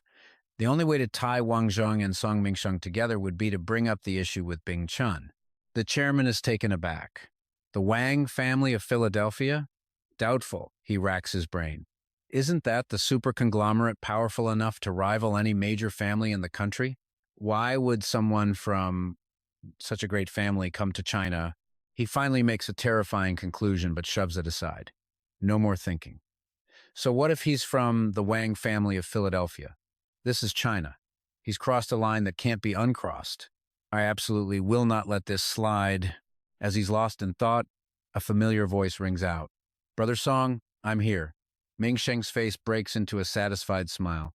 My support has arrived. Ming-Quan greets everyone warmly. Oh, Mr. Chu is here too, and the great beauty Bing Chun as well. Wang Zheng just smiles and waves. Hi. The moment the man sees him, he's scared out of his wits, instantly recalling some very unpleasant memories. You? Why are you here? Wang Zheng asks back, why can't I be here? Terrified, the man can only lower his head. Of course you can be here. An indescribable sense of dread washes over him. As long as he doesn't beat me up again, I wouldn't care if he sat on my head. Wang Zheng walks right over and slings an arm around his shoulder. What's wrong? Why so scared to see me? You're not with your sister? Ming-Quan answers cautiously. My sister is busy, she has to work overtime. He deeply regrets his decision. So tonight's trap was for Wang Zheng. If I'd known it was him, I never would have come. Both Ming-Sheng and Bing Chun ask in unison. You two know each other as well? Wang Zheng casually emphasizes. We don't just know each other, we're very close. Ming-Quan immediately corrects him. He's close with my sister. Feeling he's had enough fun, Wang Zheng decides to let him off the hook. Actually, I met Ming-Chi when we were studying abroad. You could say we're old friends. He casually gestured with his fingers, inviting them to sit. Witnessing this, Ming-Sheng quietly wiped away a bead of sweat. Chu Xiaonan, however, put on a brave face, determined to show he wasn't the least bit afraid. This Wang Zheng was as unyielding as steel. Ming-Sheng seriously considered his options, thinking, this man is dangerous. I really shouldn't be starting trouble with him. But then, mustering his courage, he pushed a glass of wine across the table. Wang Zheng was confused, wondering what the man was up to. Ming-Sheng got straight to the point, Mr. Wang, about you replacing Bing Chun with some unknown student. I'm going to need an explanation. Wang Zheng retorted coldly, Chairman Song, are you suggesting I should apologize to Miss Bing Chun right here and now? Ming-Sheng, startled, quickly waved his hands. No. I just want you to hold a press conference and clarify this matter. Otherwise, her reputation will be ruined. Wang Zheng pressed him further. So, you want me to publicly apologize to her in front of everyone? Ming-Sheng nodded slightly, satisfied. You truly are an understanding person. Sensing the rapidly rising tension, Ming-Toan made an excuse to flee. My stomach is killing me. I've got to go. You all carry on without me. Chu Xiaonan instantly saw through his ploy, thinking, what a convenient time for a bathroom break. He deliberately chose his words to defend Wang Zheng. Uncle Ming-Sheng, isn't it common for lead actors to be replaced? Perhaps Wang Zheng has his own difficulties. It might be better for us to handle this privately. Ming-Sheng carefully accepted the glass from Wang Zheng, an indescribable feeling rising within him. If I actually back down now and don't stand up for Bing Chun, what rising star will ever agree to sign with my company in the future? He tried to propose a solution. Ultimately, this isn't a huge deal. Listen to me, Wang Zheng. In my opinion, wouldn't it be more profitable for all of us to just cooperate? As he spoke, he leaned forward to pour wine. Your company, Diamond, working with the roster of stars from My Song Media? It's a win-win situation. Wang Zheng quickly blocked his hand. He laughed, stating his position clearly. If all the stars at Song Media are like Miss Bing Chun, then I have no use for them. Furious, Bing Chun shot to her feet and screamed, Wang Zheng, what the hell do you want? Do you really think I won't have my men beat you right now? He challenged her nonchalantly. Go ahead, I dare you. But if you touch a single hair on my head tonight, I guarantee you won't see the sun tomorrow. With a decisive flick of his wrist, he threw a golden card onto the table as all eyes followed it. Ming-Sheng stammered in disbelief. This is Celestial Palace. He shouted in alarm, this is the Platinum membership card for the Board of Directors of the International Celestial Palace Club. His mind raced. They say the International Celestial Palace Club was founded by its chairman, and every member of its board is a figure with godlike influence. And Wang Zheng is one of them. Bing Chun arrogantly crossed her arms. Who knows if that card is real or fake? You think pulling out a counterfeit will stop me from dealing with you? Wang Zheng calmly stood up and stretched. A threat? Well, let me tell you something. I installed a camera before I got here. At his words, both Bing Chun and Ming-Sheng went deathly pale, as if caught red-handed. A camera? Chu Xiaonan sighed wearily. 2 of them against Wang Zheng alone, and they're still losing this badly. Ming-Sheng asked cautiously, tell me, what are your conditions for giving us the recording? Wang Zheng made his offer bluntly. Have every single star in your company sign on as an ambassador for my company, Diamond. Of course, I'll give you a discount on the endorsement fees. How does that sound? The man asked, full of doubt. And if I agree to your terms, you'll guarantee the recording is never leaked? The words hit Bing Chun like a bolt of lightning. She couldn't believe what she was hearing. Chairman Song, Wang Zheng affirmed with absolute certainty. Of course, I give you my word of honor. Ming Sheng made a request. Can you give me 1 day to think it over? Wang Zheng cheerfully agreed. Of course you can. Bing Chun quickly ran after Ming Sheng. Chairman Song, wait for me. Chu Zhaonan looked a bit skeptical. Mr. Wang, is there really a camera in this room? Wang Zheng slowly sat back down. You think there is? His companion smiled, sipping his wine. No, I don't. Haha. Mr. Wang, honestly, Uncle Ming Sheng's capabilities aren't much, but he is extremely cautious. You need to watch your back. Just as predicted, Ming Sheng was already on the phone, desperately calling for backup. Mr. Feng, don't come over. There's been a complication tonight. I want to make someone disappear from this world, permanently. Can you make that happen? The voice on the other end explained awkwardly, Boss Song, that's a serious crime. The heat is on right now. What you're asking is a little difficult. Ming Sheng tried to persuade him. Brother Feng, we have history. Are you telling me you can't help out your brother on this? The man on the phone let out a heavy, defeated sigh. All right, here's what we'll do. He finally decided to help. I'll introduce you to a subordinate of mine named Li Gang. As long as the price is right, he'll do anything. He's just your type. Ming Sheng was overjoyed that his problem was solved. Thank you, Brother Feng. I owe you a drink. In the heart of the bustling city, the Celestial Palace Club rose like a majestic and magnificent icon of mysterious beauty. Chu Zhaonan got into his car to leave, not forgetting to say a final word. Mr. Wang, let's get a drink some other time. Wang Zheng watched the car vanish into the night fog, thinking to himself, he's good at hiding it, but I can still feel how wary Chu Zhaonan is of me. He chuckled in admiration. This guy really knows how to seize an opportunity and pick the winning side. Not bad at all. A valet approached him warmly. Chairman Wang, here are your keys. Wang Zheng replied politely, thank you. Wang Zheng's car tore down the Grand Avenue like an arrow splitting the night, leaving only flashing taillights and the roar of its engine in its wake. Suddenly, he noticed movement behind him. Oh? A dozen questions flooded his mind. When did these dogs get on my tail? He carefully watched the mysterious car in his rearview mirror. Looks like they're getting closer. Abruptly, the black car accelerated and pulled alongside him with a deafening roar.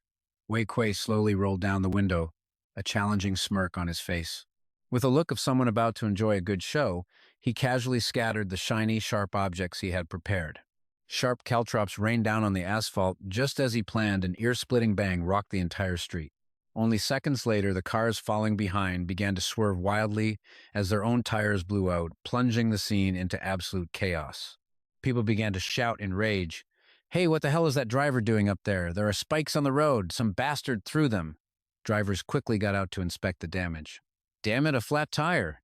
At that exact moment, Wei Kuei stepped out of his car and decisively chambered around, ready to act. He immediately gave an order to Huang Lin. Wang Zheng's car is the one behind us. Use the chaos. You take the right, I'll take the left. Let's finish this clean and simple. Huang Lin quickly acknowledged the order. Okay. But suddenly, Wang Zheng's head popped out from behind their car. Nice plan, but I have a feeling it's not going to work out for you. The man's face went white with terror.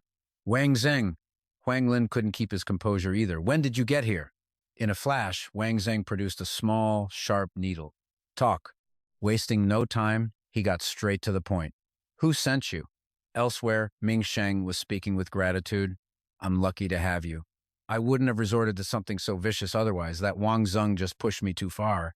A sudden wave of anxiety washed over him. It's been so long. Why haven't I gotten any news back? Could something have gone wrong? Li Gang calmly reassured him. What could possibly go wrong? He boasted. To be honest with you, the 2 men I sent are hardened criminals. Bank robberies, kidnappings. Taking care of one person is child's play for them. Hearing that, Ming Sheng felt a little more at ease. Is that right? Impressive. Very impressive. But before he could finish his beer, he choked and spat it everywhere as the door was violently kicked off its hinges. Wang Zheng strode slowly into the room, the steady, rhythmic clicking of his shoes on the floor, an overwhelming, authoritative beat of doom.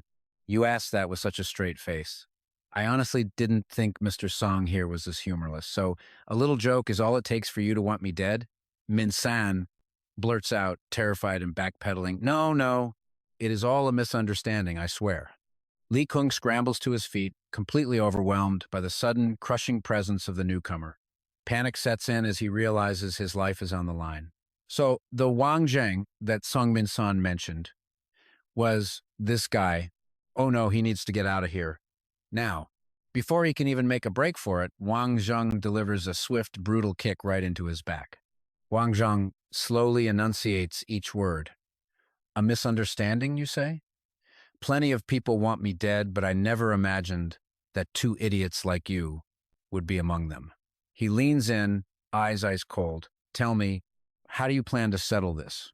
The two of them sit rigidly, not daring to even flinch, hanging on to every word he speaks. Going to the police is entirely out of the question. Don't even bother thinking about my connections with the police department. You are the ones who put a hit on me. Involving the police will only spell your doom. Wang Zheng casually polishes a blade as he speaks. I settle my debts. You wanted me dead, so why should I let you live? He glances at them casually, offering a lifeline. Now, if you can offer me a trade worthy of your lives, I might just reconsider.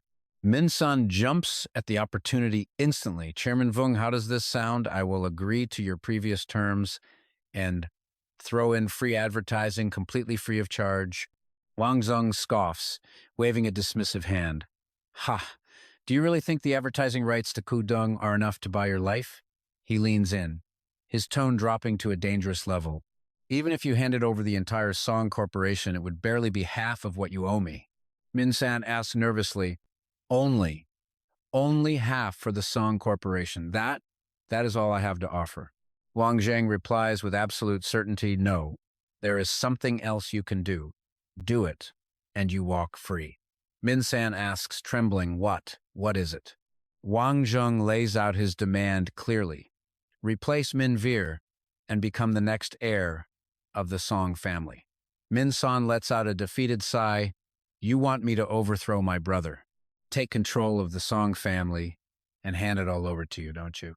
Wang Zheng gives an approving, cheerful thumbs up. You catch on fast, but I'm in no rush to take over the family.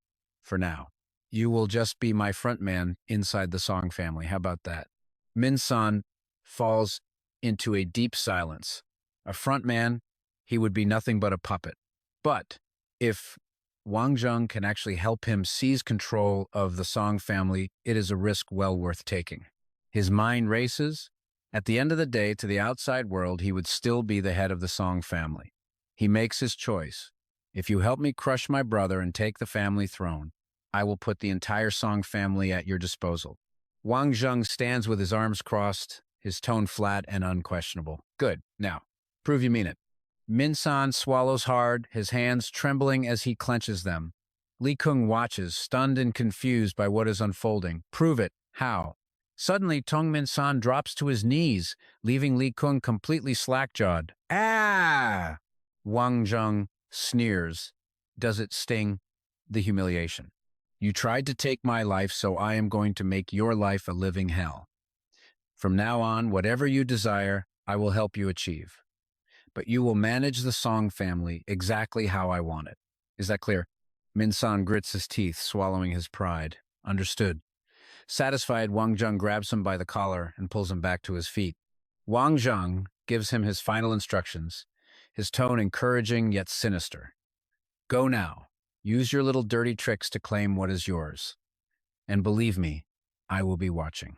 Min San stumbles away, completely shaken, his soul seemingly drained from his body. Wang Zheng turns toward Li Kung with a wicked grin. And for you, I will give you a choice. Tell me, how do you want to die? Li Kung is paralyzed by terror, dropping to his knees without even thinking. He clings to Wang Zheng's leg, sobbing and begging for mercy. I don't want to die. Please, Mr. Vung, spare me. Wang Zheng loses patience, grabbing the man by his shirt and yanking him up. Enough with the pathetic crying. He scowls, deeply irritated. Suddenly, a ringing phone cuts through the tension. Wang Zheng instantly knows who is on the other line. It has to be Chu Feng. He just hopes the guy isn't blind enough to let his hatred ruin him. Ignoring Li Kung, who is still clinging to him like a leech, Wang Zheng calmly picks up the phone and speaks soothingly. Leave this to me. You guys call the authorities first, then just stay home and wait. Li Kung looks up, curiosity getting the better of him. Is something wrong? Is there anything I can do to help? Wang Zheng hangs up, muttering under his breath. You? Help? Then, a sinister smirk spreads across his face as he issues his command. All right, go gather your men and rough up the mayor's son, Chu Kihoa's boy. Beat him to a pulp. Li Kung agrees eagerly, not missing a beat. You got it. I am on it right now. But deep down, panic is still eating at him. As long as he can stay alive, beating the mayor's kid is a small price to pay.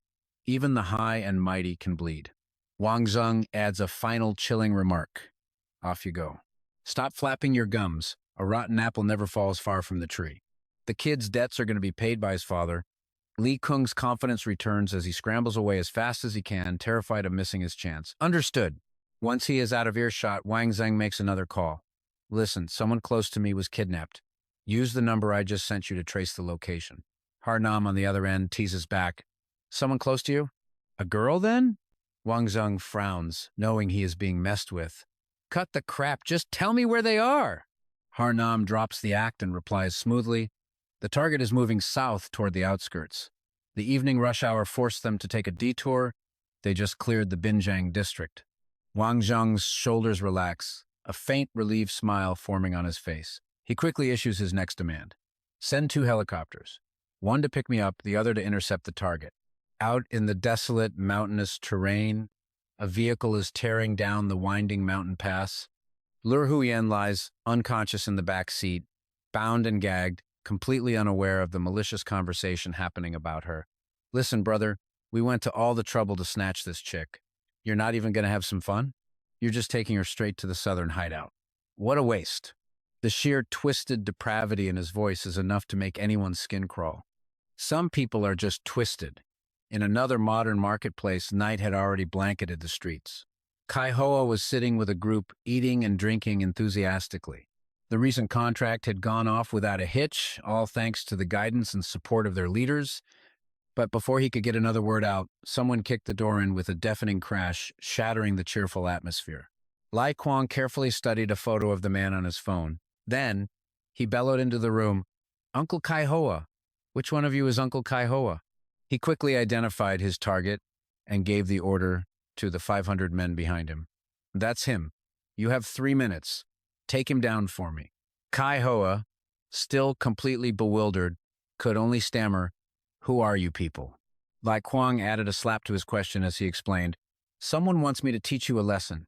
They said you're not strict enough with your son and that a father like you should share some of the benefits. The blow sent Kai Hoa sprawling to the floor, his face drained of all color. What benefits? Coughing, he watched as the mob of gangsters swarmed in, taking turns beating him. All he could do was plead helplessly. Spare me. Please, spare me. I'll discipline my son. I promise I'll do a better job. In response, he only got a smirk from Li Kwang. No, don't bother disciplining your son. In fact, I should be thanking you. The gangster brutally swung a bat into Ki Hoa's body. If it wasn't for you, I never would have had this chance to escape that devil. Lai Kwang had timed Wang Zheng's actions perfectly. By now, that monster was probably closing in on Kai Hoa's son. Leaning out of the helicopter, he urgently asked the pilot, How far are we from the designated location? The pilot immediately responded, 2 kilometers. Wang Zheng, with an air of absolute command, issued his orders. Inform the other team we are landing now. The helicopter will stay airborne and provide aerial reconnaissance for a full-scale ambush. Meanwhile, in the car carrying the kidnapped Lu Xuan, the old man was cheerfully sharing information. That facility specializes in sending women to Africa. Chu Feng laughed enthusiastically in agreement. His sinister eyes glanced into the back seat. I've already looked into it. We're taking this bitch there. She deserves to die, but I want her to suffer a fate worse than death. The other man offered a bold guess. Hey, look at you. Is this a case of love turned to hate? Just then, Lu Xuan stirred, letting out a soft groan as she regained consciousness. She sat up wearily and instinctively blurted out, "Where is this?"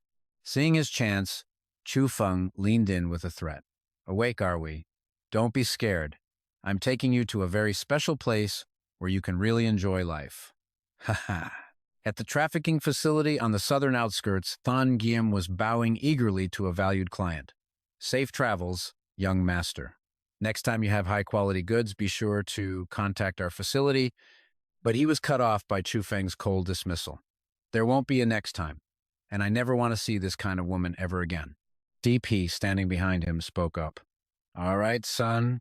We can't stay here long. Let's go." He immediately raised his voice in protest. "Mom! I told you I could handle this myself, but you just had to." She smiled gently, explaining, "I was just worried about you, that's all." But before she could finish, a bullet grazed past her. "Huh?" It slammed directly into Chu Feng's thigh. Blood gushed from the wound. "Arr!" A mother's instinct took over, and she screamed, running toward her precious son, completely oblivious to the fact that they were both still in the sniper's sights. From his perch high above, Wang Zheng grinned from ear to ear. Bingo! Han Nan, looking through his binoculars, was stunned. "My God, you hit him! The target is nearly 1,000 meters away. How did you do that?" Wang Zheng just shrugged with a smug look. "Just a feeling. I'm not used to this new rifle, otherwise I would have blown his head clean off. Signal the other team they can move in now." The helicopter carrying Wong Jung descended into the compound of the human trafficking base. As it landed, he stealthily climbed down the ladder. "We've arrived." After hitting the ground, he took command of the assault. "You two, stay with the helicopter. Don't let a single soul escape this place alive." He didn't forget the rest of his team. "Han Nan, to Tin, stay in your concealed positions outside. Observe and provide cover fire on request." Wang Zheng paused, pointing the way for his squad. "Everyone else, on me. Let's breach." A single burning thought filled his mind. "Lu Xuan, I'm here." The sounds of gunfire and footsteps echoed through the building as they moved, shouting warnings to each other. "They've got heavy weapons! Stay in cover!" A soldier ran up to report. "Sir Wang, the second floor is clear, no sign of the target." Hearing this, Wang Zheng immediately changed direction. To the third floor. He fell into a deep silence, his expression hardening.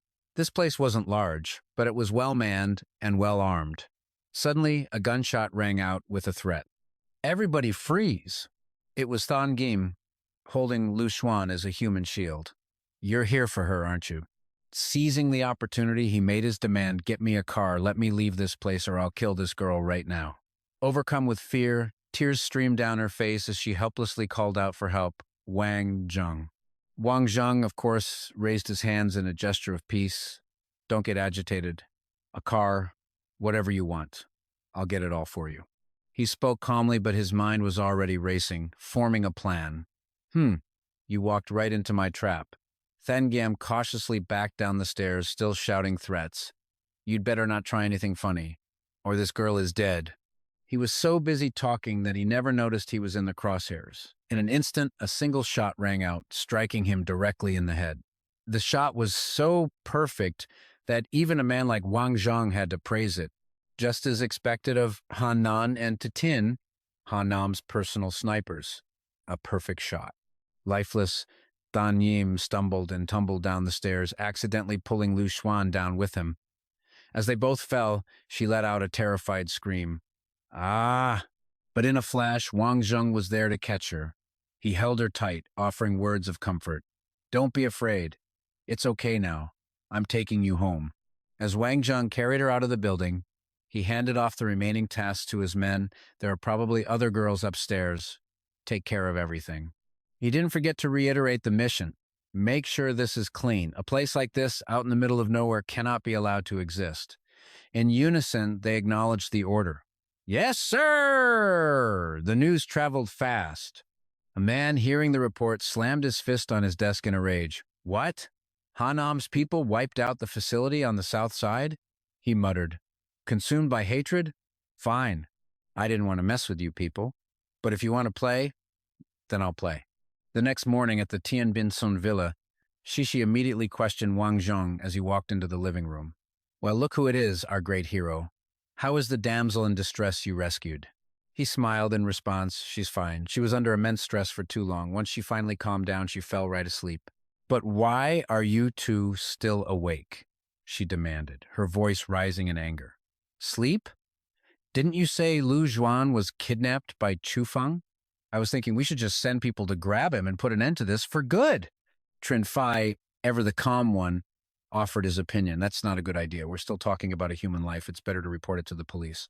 Besides, his father is the city party secretary. Wang Zheng now walked over to calm them down. I'm surprised you're even more vicious than I am. Don't worry, he won't be coming back anytime soon. Suddenly his eyes turned ice cold, his words laced with a chilling ambiguity. In fact, he might not be able to come back for the rest of his life. Hearing this, Shishi's expression softened slightly. Good. Let Lu Xuan rest for a while tomorrow. She can do the shoot in the afternoon. We start the nationwide product promotion next month, so we have to get it right. Wang Zheng gently patted her head. Okay, you handle the arrangements. You've all worked hard today. I'm going. A moment later, he was in the bathroom, the sound of the shower running. At the same time, his phone screen lit up with a new message notification. A confused look on his face, he walked over and picked up the phone to check it. Who's messaging me in the middle of the night? A smile slowly spread across Wang Zheng's lips. Akura 15 has arrived. Elsewhere, at Kim Lang Hospital, room 301, Miu Miu lay on the bed, her eyes completely vacant. Do you guys think I should make the call? Kaitu shot her a weary look. Stop getting your hopes up, he said. If that Wang Zheng guy was actually interested, he would have visited you in Gongsu by now. It's been over half a month without a single call. You need to forget about him. But of course, she was still making excuses for her dream guy. He's the vice president of Jurong, a top executive. He's probably just been too busy to even think about it. He barely paid attention to her excuse, his frustration obvious. For all you know, your precious man is probably married already. I'll never understand how a girl's mind works, he sighed. Just wait till Boy Boy gets back. And right on cue, Boy Boy burst in, shouting with glee, Meow, meow, meow, meow! She rushed over, practically bouncing with excitement. Clyde 15! It's the Clyde 15! Hearing this, Meow Meow's eyes lit up, and she shot up in bed, without a second thought. He's here? Is it him? Is it Wang Zheng? But her excitement was met with Boy Boy's innocent blank stare. Huh? I don't know any Wang Zheng. I just saw the Clyde 15. Just then, Wang Zheng himself walked into the room carrying a basket of flowers. That would be me, he said smoothly. Don't you move. That leg hasn't healed yet. Where do you think you're going? Seizing the opportunity, she put on a delicate act. I just wanted to move around a little. Her voice turned coy. Are you here to develop the land in Zhengjia port? That flirtatious act made Kai Tu inwardly cringe. Wang Zheng walked over with a friendly smile. I just came to see how you were recovering, he said, and to bring you a little gift. As he finished speaking, a car key appeared, dangling from his fingers. Even an onlooker like Boy Boy stared in awe. Just like Meow Meow had said, he was handsome and rich. Only Kai Tu scoffed. Wang Zheng tossed the key onto the bed in front of her. Take it, it's yours. Looks like you're recovering well.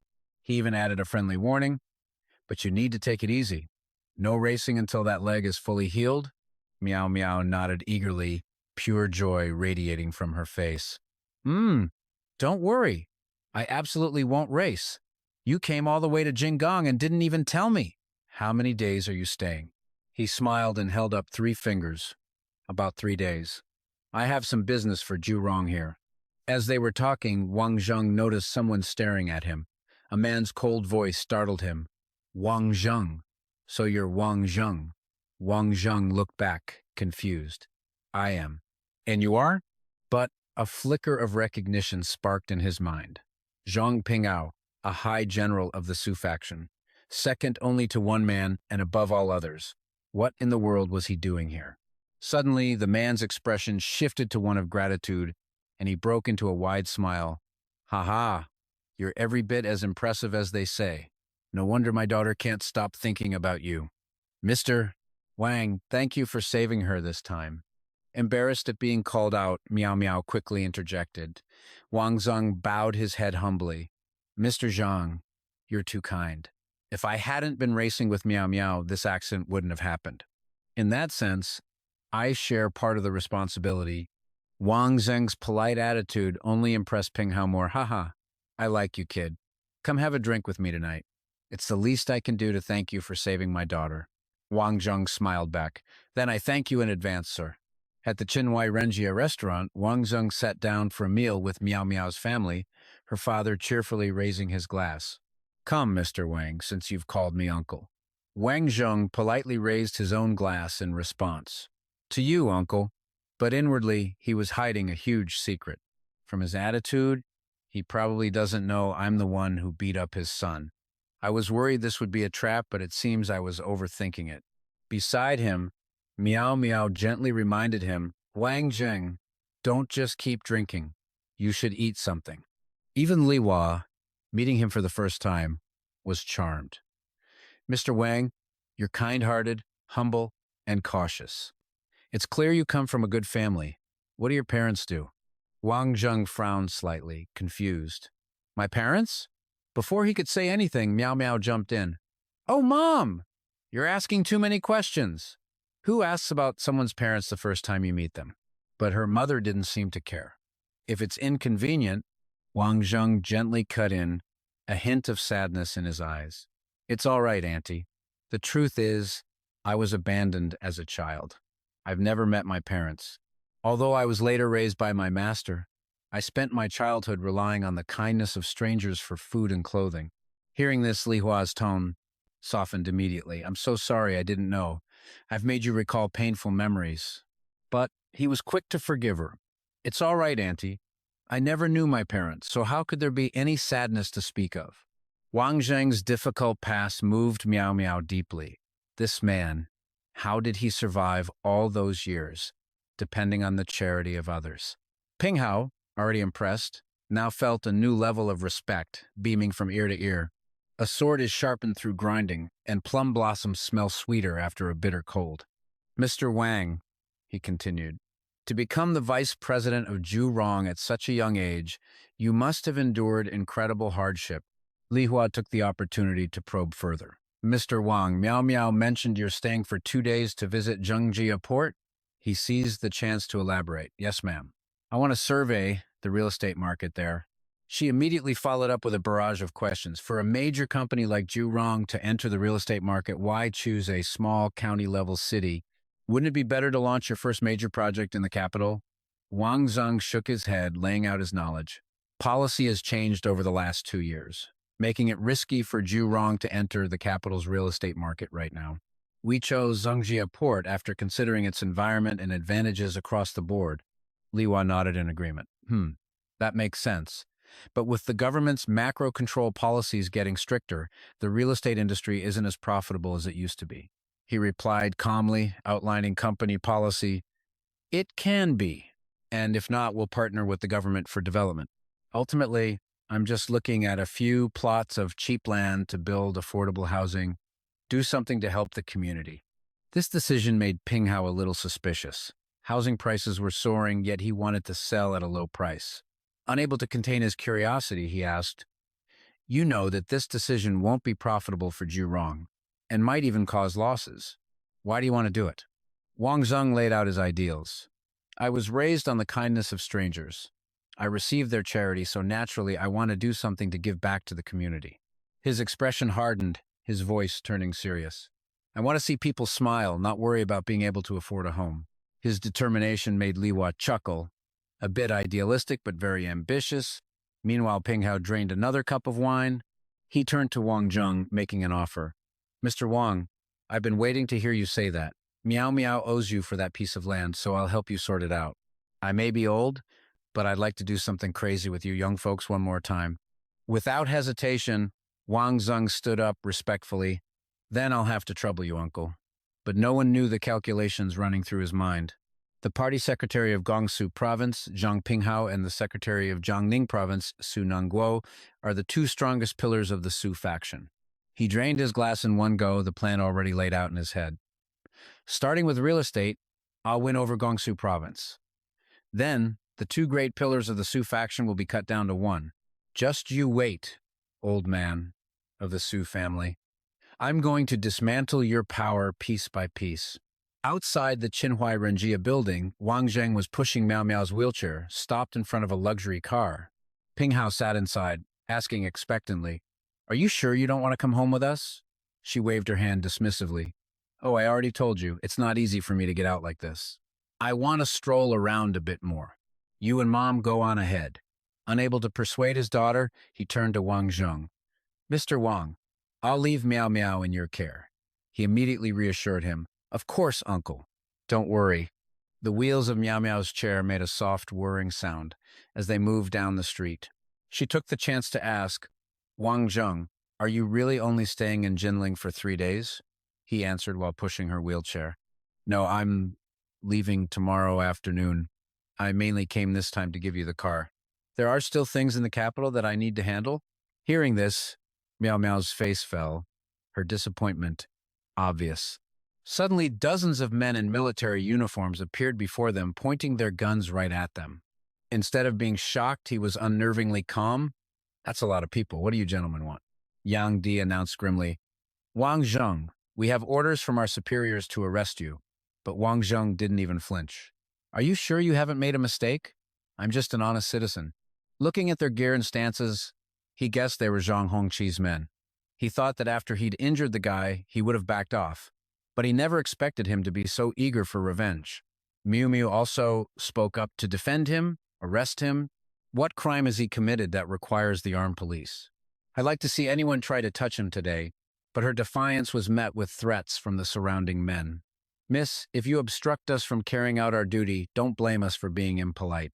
Wang Zheng slapped Yang Di hard across the face, his words a cold warning. "There's nothing I hate more than someone pointing a gun at my head. And I especially hate it when someone points a gun at my friends' heads." The officer's blood began to boil, and he didn't hesitate to scream right in Wang Zheng's face. "Don't get too cocky. Let me tell you, you've already opened fire on the armed police before. When we arrest you, there's only one regulation we can be a little flexible on. Do you understand what I mean?" Wang Zheng strode closer, his hand gripping the gun's trigger in defiance. "I understand. You have the right to aim your weapon at me. After this is over, your actions will be classified as resisting arrest. But are you so sure you can shoot all of us?" Yang Di glanced at his colleagues behind him as a warning. "There are 15 of us here, and we're less than 2 meters apart." But Wang Zheng maintained his arrogant demeanor and retorted, "I don't think so. I, on the other hand, think you're all feeling weak and sore. Like you don't have the strength to even hold your rifles steady. In fact, you desperately want to lie down and take a nap." His absolute confidence made the officer hesitate. You. His voice was weak as he asked, "How did you know?" The armed officers were now starting to feel their limbs go limp. This was the moment Wang Zheng was waiting for. He lunged forward and snatched the gun from Yang Di. "What are you waiting for? All of you, lie down and get some sleep." As if hypnotized, the officer immediately collapsed. Miu Miu couldn't help but gasp in awe at the scene. Such an incredible trick. Wang Zheng returned to his friend's side, putting on an air. "Don't you have anything you want to ask me?" She replied with a wry smile. "Of course I do, but I think it would be better if you just told me yourself." Knowing he couldn't hide it any longer, Wang Zheng revealed the truth. "Zhang Hongqi is your brother, isn't he? The last time I was leaving Jinling, he brought a squad of armed police to block my way. He probably heard about the accident when you were racing with me and came looking for me." And yet, Miu Miu just calmly asked, "So, were you hurt?" "That jerk, Zhang Hongqi." A flicker of embarrassment crossed his face. "I wasn't hurt, but I did injure your brother. He's probably lying in a hospital right now." She calmly reassured him, without a hint of worry. "Then it's fine. He's very strong, with great stamina. As long as you're okay, that's what matters." Her casual attitude took Wang Zheng by surprise. That's the first time I've ever heard someone describe their own brother like that. Hearing this, his companion could only offer a defensive laugh. Back at Zhang Pinghao's villa, the man was on the phone, his eyebrows furrowed. "I know, Dad." Seeing this, Li Hua gently approached him. "What is it? Did your daughter, who's always siding with outsiders, call you about something?" Pinghao recounted the story in a low voice, his face somber. Miu Miu said that Zhang Hongqi was beaten and injured by someone. Upon hearing this, Li Hua barraged him with questions. "What? Was it that Wang boy? Is Hongxi badly hurt? Ping Hao's face was tense as he gravely relayed the rest. It's minor. Just a little while ago, Hongxi sent a squad of armed police with guns to the hospital to block Wang Zheng and Miu Miu. They said the armed police didn't know who Miu Miu was and even pointed a gun at her head. She was utterly shocked, her eyes filled with a murderous rage. What? They dared to point a gun at Miu Miu's head? If Miu Miu has been wronged in any way, I will never let them off the hook. Her husband gently tried to calm her worries. Miu Miu wasn't wronged. Hongxi, on the other hand, has been stubborn and aggressive since he was a child. With a personality like that, he was bound to suffer sooner or later. Wang Zheng knocking him down a peg is a good thing. Better a minor injury now than losing his life later. But Li Hua still wasn't reassured and was about to rush out to check on the situation. I have to go see how Hongxi is. But Ping Hao quickly stood up to stop her. You're not going. Helpless, she could only let out a weary sigh. He suddenly picked up the phone from the table, his tone low and commanding as he gave an order to the person on the other end. Arrange a meeting with the political commissar and the chief of the Nanjiang Provincial Armed Police Corps. Tell them I'm inviting them to dinner. Elsewhere, a car was speeding down the road. Suddenly, the phone screen lit up with an incoming call from someone named Zhang Minqi. Wang Zheng answered the phone, surprised by the invitation he received. You want me to attend the Jingchang Howland press conference on the 1st? He agreed without hesitation. Fine, I'll go. Don't worry. Then he hung up immediately. Suddenly, while driving, Wang Zheng's eyes narrowed as he fell deep into thought. He then slammed on the gas and the car shot forward like a bullet. He was completely unaware that every road he took was being monitored by Dong Tong on a screen somewhere else. The man clapped his hands repeatedly, chuckling to himself. Excellent, excellent. Dong Tong glanced in another direction, a deep smile on his face as he asked, regarding this matter between Zhang Hongqi and Wang Zheng, what does everyone think? Mac, his face cold as stone, gave his assessment. I feel that this Wang Zheng is extremely cunning. He cannot be underestimated. To me, he is a dangerous man. As if waiting for this cue, Dong Tong spoke with venom. Then we'll just eliminate him. No one can stand in the way of the Chung family's revival. Ketty, standing quietly in a corner, spoke up. As long as you complete the mission the headmaster gave you, the military academy will certainly help you achieve this ideal. Her vow made Dong Tong a little suspicious. It was David who now delivered the new intelligence. According to Mac's description, the Chinese master looks a lot like this young man. If it really is him, then our military academy's China plan may have already been exposed. Dong Tong's voice was resolute. Then he must be killed. Ketty gave a faint smile, her words veiled with hidden meaning. This Wang Zheng is a little interesting. I'm starting to take an interest in him. Dong Tong advised her calmly. Ketty, you'd best be careful. Chinese men can be full of surprises. But his words unintentionally triggered a memory in her mind. Speaking of you, Chinese men, there is one I have no respect for, but to this day I still don't know what he looks like. We've only shaken hands a few times. The three men asked in unison, Who? Ketty answered slowly. Her expression hardened, each word emphasized. His code name is the Evil King of Asia. The name, once spoken, captured the full attention of David and Mac. Even Dong Tong's expression shifted upon hearing it.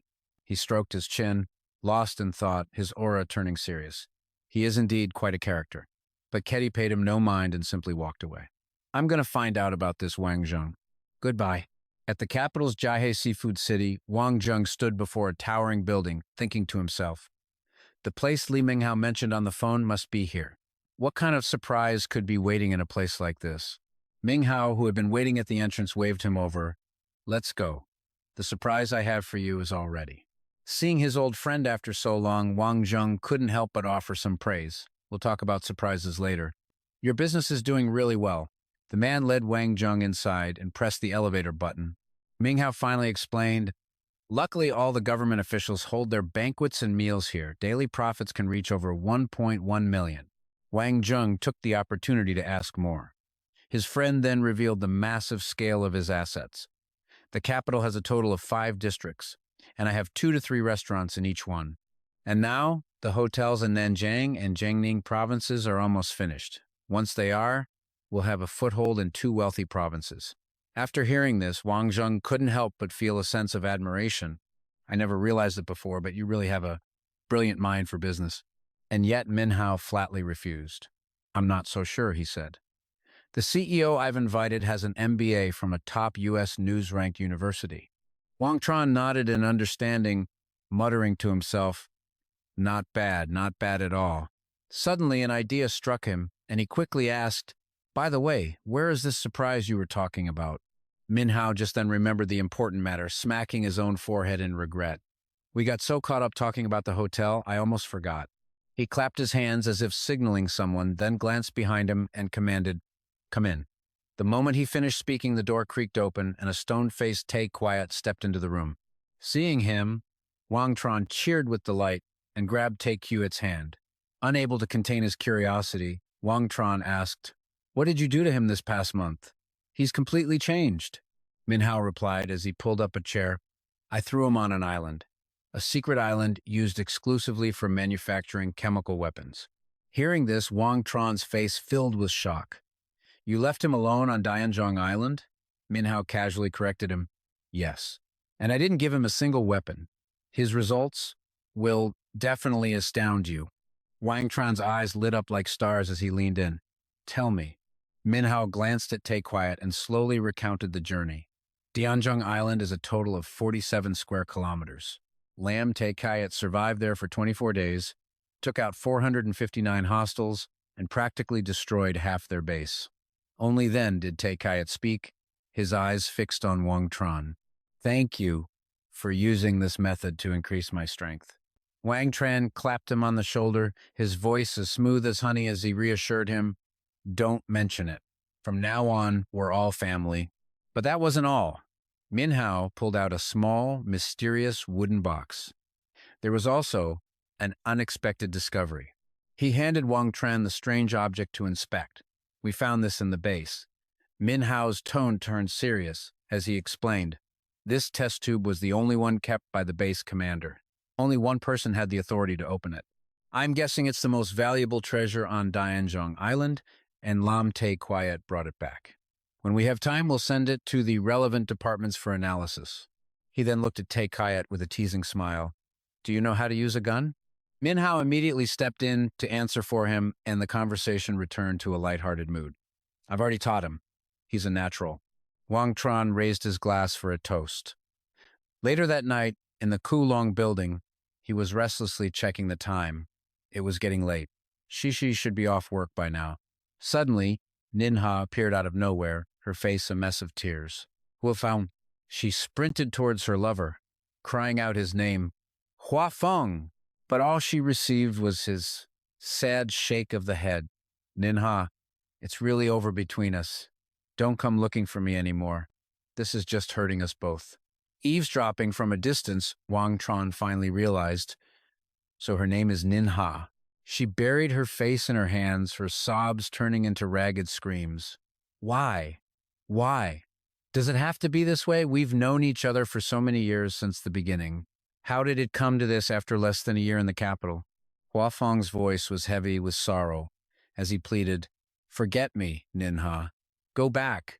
Go back to our hometown. But Ninha refused to give up, screaming for a reason. Why? What on earth is wrong with you? He clenched his fists, emotions pouring out of him. Ninha, don't you get it? The two of us can never have a good life in the capital. Ever. Even a 40-square-meter apartment costs 1,000,000 yuan. Just the down payment for a mortgage is 300,000 yuan, he screamed, as if he wanted the whole world to hear. 300,000 yuan! Even if I managed to save 1,000 yuan every month, it would take 300 months. That's 25 whole years. His tone shifted to one of hopeless exhaustion. Ninha, you're too naive. The love you cherish so much, to me it's just a burden. A heavy responsibility. Ninha had nothing left to say but accusations. Huafeng, you've changed. You're not the man I used to know. Huafeng couldn't look her in the eye, bowing his head to avoid her gaze. Ninha, don't blame me. If you have to blame something, blame this damn society. With that, he got into a car and drove away, leaving her all alone on the desolate street. Ninha's heartbreak intensified, tears streaming down her face. At the What's Diamond press conference, gorgeously dressed models had reporters buzzing with excitement. Wow, they invited so many stars to this press conference. The necklaces and diamonds they're wearing are all stunning. Min Kai stood confidently in the middle of the red carpet, delivering her speech. At the same time, in Tu Tianyan's house, the sound of something shattering echoed. Tianyan's face was dark as she sneered. Let them have their moment of glory for now. I want to see just how far she can really go in this capital. Her expression then twisted into a terrifyingly sinister smile. It's been a while since I've had a rival like this. It just proves I'm not as kind as people think. Backstage at the What's press conference, Min Kai was sound asleep on a chair.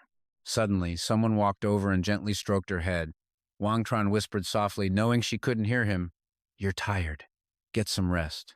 He then thoughtfully draped his coat over her. Not long after, at the Nam Tuilan restaurant, Wang Tran sat across from her, raising his glass to celebrate her success. Cheers. The two clinked their glasses intimately. Min Kai asked playfully, "What else?" He didn't hold back his praise. For the goal that once seemed unreachable, today we finally made it this far. Thank you. She seized the opportunity to press him. Thanking me? How are you going to thank me? Wang Tran's tone suddenly shifted, filled with remorse. I know that for my own selfish reasons, I almost ruined your life. And yet, Min Kai responded with grace. Actually, even if you hadn't told me, I would have found out sooner or later. I honestly don't blame you. She even smiled brightly, expressing her gratitude. So, Wang Tran, I'm the one who should be thanking you.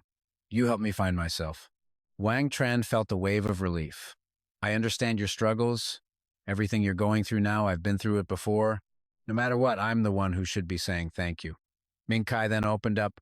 Wang Tran, even though our first meeting wasn't very pleasant, I still feel incredibly lucky to have met you. At the city train station in Hui Province, Yunnan, crowds of people swarmed the area, creating a noisy, bustling scene. Thin Fi emerged from the dense crowd and spoke. You're Shishi's bodyguard. Is it really okay for you to not be in the capital these days? Wang Tran waved his hand dismissively. You don't need to worry about that. It wasn't easy for Min Kai to give you a 10-day break. I've been itching to get to that battlefield, that's what he said, but in his heart he thought, with Lam Tay quiet there, Shishi will definitely be safe. Thin Phi's gaze wavered slightly. Suddenly, Kandu and his cronies closed in on her with malicious intent. The man's filthy hand shot out, aiming straight for Thin Phi's chest. Luckily, Wang Tran spotted it in time, swiftly grabbing the man's wrist and yanking it hard, causing Kandu to cry out in pain. Furious that he'd been thwarted, the man roared, What the hell are you doing? You got a death wish? The idiot, overestimating his own strength, lunged at Wang Tran to start a fight. Let go of my damn hand! Wang Tran squeezed Kandu's wrist harder and a sharp pain shot through him. The man collapsed to his knees, helpless. At that moment, his aggressive lackeys rushed forward to save their boss. Let him go. Passersby looked at the scene with weary disgust. Another fight. Let's go before we get caught up in it. In a flash, a hand suddenly grabbed one of the underlings. The force from Wulang's grip was so immense that the man stumbled and fell. In an instant, he had pinned the man to the ground. One of the thugs, fearing nothing, challenged him, Who the hell are you guys? You want to meddle in other people's business? Without waiting for anyone to speak, Wulang decisively drove his knee into the loudmouth's stomach, causing him to spit up blood. Quick as lightning, he knocked out another thug with a perfect takedown. Watching this embarrassing display, Wang Tran looked on with contempt. Couldn't even take a single hit. With the matter resolved, Wulang approached him with a greeting. After you contacted me, I came right over and have been waiting. Wang Zheng gently reminded him, You got here quick. Let's move this stuff aside so we don't block the tourists. But with Wang Zheng right there, he couldn't help himself. Wu Lang pointed to his impressive car, his voice brimming with undisguised pride. All right, my ride is over here. I guarantee it won't disappoint you. As he finished, Wang Zheng handed him a small glass vial filled with an unknown substance. The words that flowed from his lips were so mysterious, they left everyone stunned. Dip this in water and apply it to your clothes. I promise nothing will happen to you for a full 6 months. Hearing this, Wu Lang clutched the precious vial in his hand and respectfully gestured towards his vehicle. Please, get in. After the long wait, the 2 ES cars finally started to roll, and while the rest of the group was busy setting off, Chi-Ti silently observed every last detail. A look of arrogant defiance spreading across her face, as her mind churned with a secret plan. Hours later, their car was still cruising down a deserted, isolated road. Shang Fei, sitting inside, couldn't stop admiring the view. It's so beautiful out here. Wang Zheng glanced outside as well, quickly extinguishing her spark of joy. It really is beautiful. But this beauty hides a lethal danger. Wang Zheng frowned, his eyes scanning the view outside the window as he quickly explained. We're in the Golden Triangle. It's a place of breathtaking scenery and the filthiest criminal activities. It is incredibly dangerous. The moment she realized where they were, she couldn't control the wave of panic that washed over her face. This is the Golden Triangle? Wang Zheng wasn't surprised by her reaction and simply offered a reassuring smile. Don't be afraid. I'm here. With that, he pointed off into the distance. And over there, that's a field of opium poppies. Entering the training area, they saw small groups of men training relentlessly. Standing on the observation deck, Wu Lang turned to him, his voice filled with pride. What do you think? Wang Zheng leaned against the railing, his tone flat. It's average. Is this really the training regimen you designed? Wu Lang nodded immediately, defending his methods. Yes, but I feel the intensity is already quite high. After all, these men aren't exactly hand-picked special forces operators. Leaning against the railing beside him, Wang Zheng slowly shook his head. You and I were also rookies once, and we trained our way up from nothing. This is the Golden Triangle. Only the strong survive here. Looking at these recruits, you need to double their training intensity. He then gestured down at the men training hard below. Now tell me about your fifth detachment. As soon as the unit was mentioned, Wu Lang couldn't hide his pride. I don't even know where to begin. The fifth detachment's will to fight is incredibly strong, and on top of that, they are completely united. Wang Zheng listened, then pointed down at the crowd and began to speak. Aside from my own men, the other 200-plus recruits here are mostly from a single village in Myanmar. Their village was massacred by Sa Kun's forces, he explained grimly. Sa Kun is the biggest drug lord in the Golden Triangle, with more than 200 men under his command. They call him the Opium Emperor. Wu Lang's voice became firm. They carry a deep hatred. For the sake of revenge, they will do absolutely anything. Hearing this, Wang Zheng grew curious. So, what's your plan? All that suppressed rage needs an outlet, or it will explode into chaos, he analyzed, starting down the stairs as he laid out his plan. A few more days of training, then we'll take a few small tribes. They need to get some real combat experience first. Now, down on the ground, Wang Zheng could finally see each of the men clearly. He voiced the question that was on his mind. Which of Sa Kun's units was responsible for the village massacre? Wu Lang immediately replied, It was a squad led by a Thai woman named Lena. She clawed her way out of a desperate situation on her own before pledging allegiance to Sa Kun. Now she commands about 1,000 well-armed soldiers. Seeing the challenge his friend faced, Wang Zheng offered his help. A force of 1,000 is no small matter. If you need, I can call my comrades from Langya. How many of them would you need to wipe out her forces? But even with the offer of support, Wu Lang didn't want to create more trouble for him. Just give me 10 men. With 10 men, I can annihilate her entire unit. Pleased with the answer, Wang Zheng nodded in approval. Impressive. But at that moment, Shang Fei walking behind them overheard, and her eyes widened in disbelief. Is my father really that strong? Wang Zheng remained calm in the face of her shock, his gaze drifting to the sky. If the battlefield were a form of art, he said, then your father would be a world-renowned artist.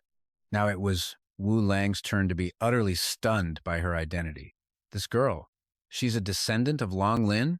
Suddenly remembering something, Wang Zheng spoke up. Oh, right. I need a car. There's a place I have to go. I'll be back in a day or two. Of course, Wu Lang obeyed without question. I'll have someone prepare it. Wang Zheng then turned to Shang Fei. We leave tomorrow. Get some rest today. Okay, she agreed immediately.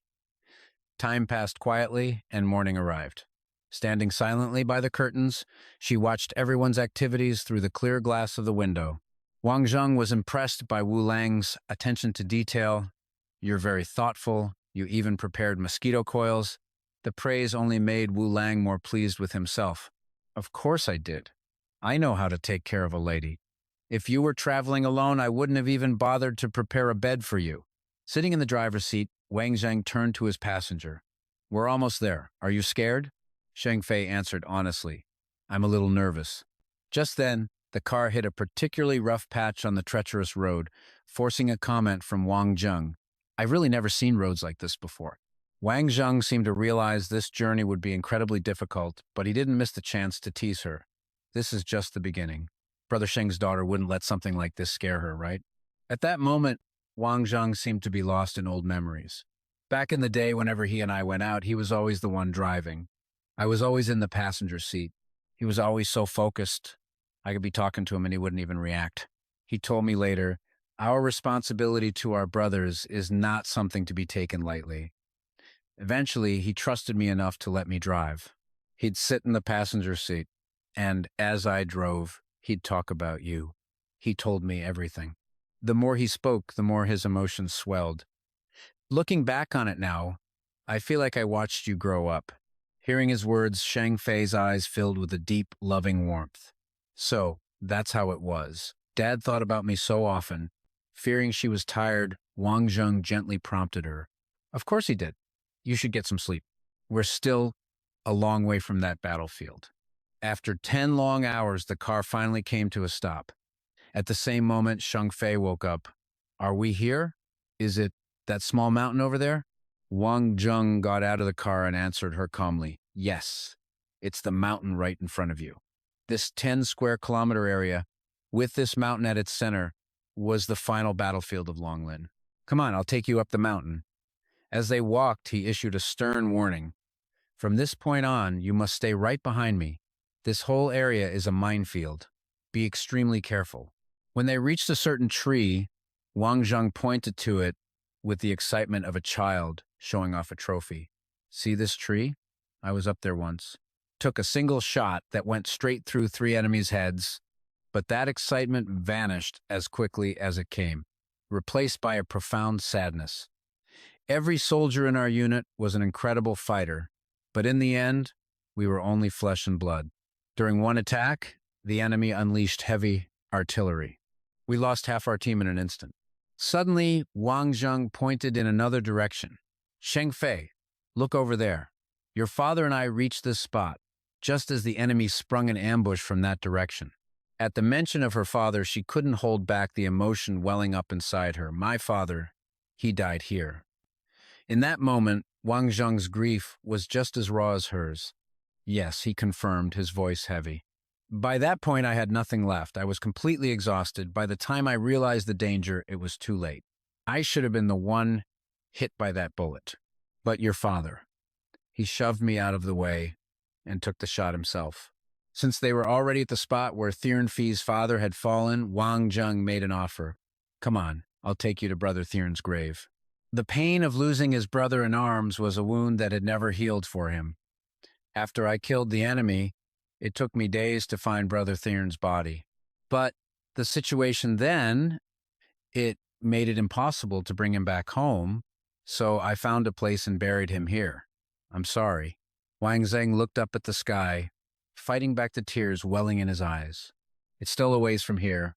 We'll have to drive. At that moment, Thernfei could no longer control her emotions. She threw her arms around Wang Zheng and sobbed like a small child.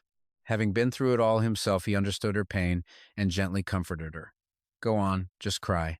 A long while later, Wang Zheng stopped in front of a massive ancient tree that bore a familiar marking. Thernfei's emotional defenses completely shattered. She covered her mouth, trying desperately to stifle the tears flooding from her eyes. Then, he spoke with solemn reverence. Brother Thern, I brought Thernfei to see you. The little girl you talked about every day is a grown woman now. What do you think? Are you happy? With those words, Wang Zheng set down his backpack and took out 2 bottles of liquor he had prepared. I still remember how much you loved to drink. Even though you were a total lightweight, every time you snuck 2 glasses, the captain would always catch you. After taking a long swig, Wang Zheng poured the other bottle onto the ground, an offering to his fallen friend. But don't worry about that now. I brought you 2 bottles of Namjiang's specialty liquor, enough for you to drink your fill.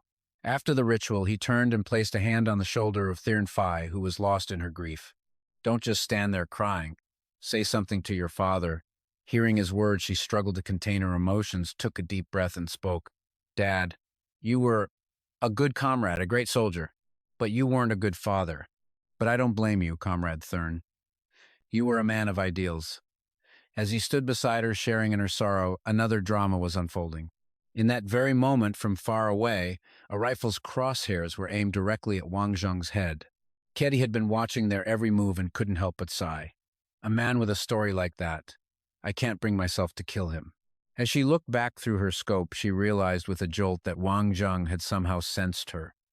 Ketty was stunned by his sharp senses. There's no way did he actually spot me. In a flash, she packed up her gear and prepared to leave. After their emotional visit, the two got back in the car to continue their journey, but Wang Zheng couldn't focus on driving. His mind was on what just happened. If she wanted to assassinate me, why hesitate? Why just follow me? Meanwhile, at Vorlong's location, he greeted Wang Zheng as soon as he arrived. I've got news. Our team is 50 kilometers from their base. They just raided an opium field, harvested it, stashed the goods, and are now on their way back. Wang Zheng was more than pleased with this intelligence. Excellent. Gather your men. Tonight, we'll use this opportunity to strike.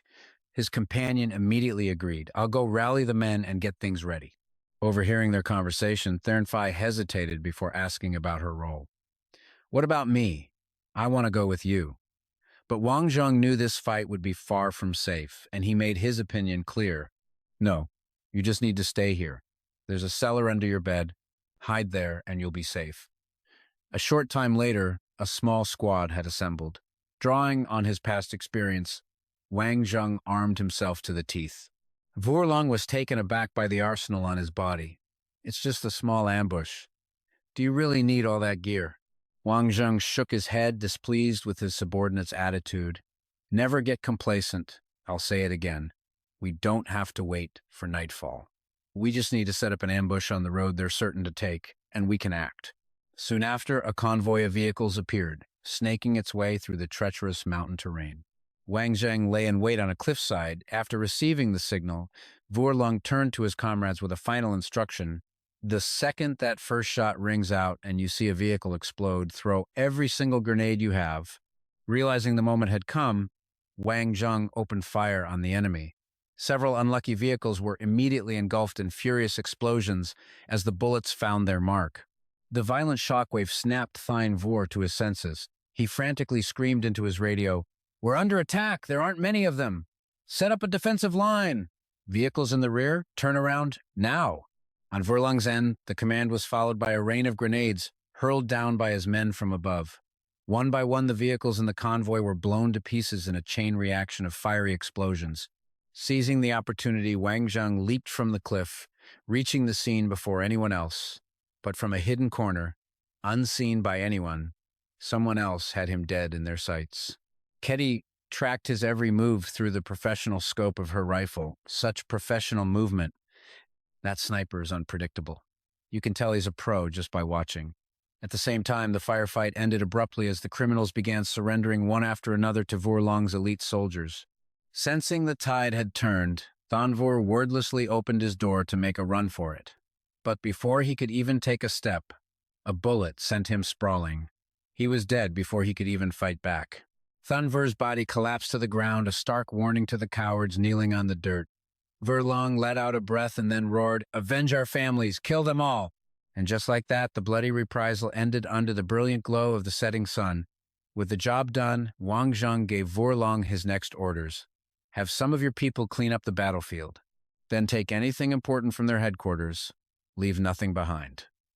Without waiting for a reply, he turned to leave, a sense of urgency about him. You should head back now. And make sure you look after Thernfei. I have some business to take care of.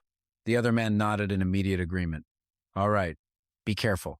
The moment they agreed, Wang Zheng vanished into the forest like a phantom. Finding a tree large enough to provide cover, he climbed up, breathing heavily. As night fell, the forest grew eerily silent.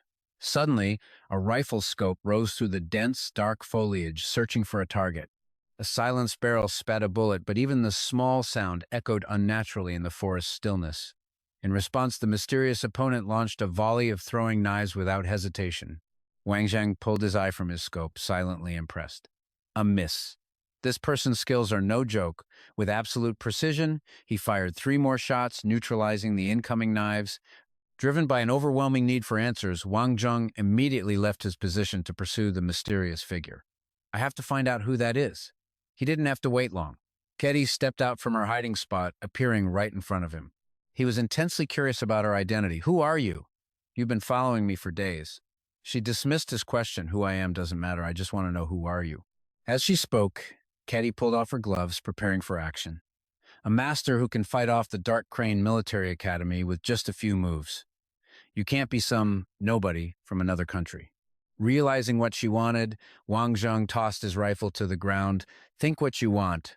Those are some special gloves you have there. I've seen old Mast use a pair just like them. She was utterly shocked to hear him mention that name. Mast? You mean the headmaster? You? You fought the headmaster? For context, Monir II is the founder of the Dark Crane mercenary group, who calls himself the headmaster. His English name is Mast, which means god of war in ancient Greek. Wang Zheng casually admitted it. Yeah, I couldn't beat him, even though he's an old man. But Ketty shook her head, refusing to believe his casual confession. From what I know of all the people who have ever fought the headmaster, only 2 have survived. One is Antonio Genitali, the father of the Ideal Nation, and the other is Eric Lai of the Atlantic Alliance. In stark contrast to her seriousness, his voice carried a hint of amusement. I only said I couldn't beat him. I never said I couldn't run. Seizing the opportunity, Ketty proposed a challenge. Now that I've finally met someone with your skills, I absolutely must have a proper fight with you. Without another word, she lunged toward Wang Zheng. He barely managed to parry her sudden ferocious attack. A flash of surprise crossed Wang Zheng's face. This girl was stronger than he'd expected. Ketty followed up with a vicious kick, but he dodged just in time, instantly countering by striking her shoulders with both palms to break her momentum. The blow sent her stumbling back, but she didn't miss a beat, a smirk playing on her lips. So, not bad, right? Wang Zheng gave a dismissive nod. Not bad at all. Want to let me get another feel? His taunt worked. As Ketty blurred into multiple afterimages before him, Wang Zheng thought to himself, so she really is old Mars's personal disciple. Her speed is incredible. Holding nothing back, she unleashed a rapid-fire volley of punches. Realizing he'd be worn down if this kept up, Wang Zheng decisively unleashed a counter that caught Ketty completely off guard. Quickly recovering her balance, she dug her heel into the ground to stop her momentum. Ketty then sprang several steps back, narrowly dodging Wang Zheng's strike. Deciding against a direct confrontation, she issued a warning instead. I'm from the Dark Army Military School. I hope you won't interfere with our affairs here in Huasha. Hearing this, the friendly demeanor vanished from his face, replaced by a cold hardness. In that case, I can't make any promises. I hope your people don't do anything to harm Huaxia, because if you do, I will most certainly get involved. Ketty seemed completely unfazed. She casually swept her hair back, her eyes gleaming with anticipation. If that day ever comes, it'll be the day you and I finally get to go all out against each other. Frankly, that's a scenario I'd rather not imagine. Annoyed by her theatrics, Wang Zheng pointed a stern finger at her. I suggest you people learn some restraint, especially while you're in Huasha. She just held up her hands in a mock gesture of helplessness. Huasha? So what? This was the headmaster's decision. You can't possibly stop it alone.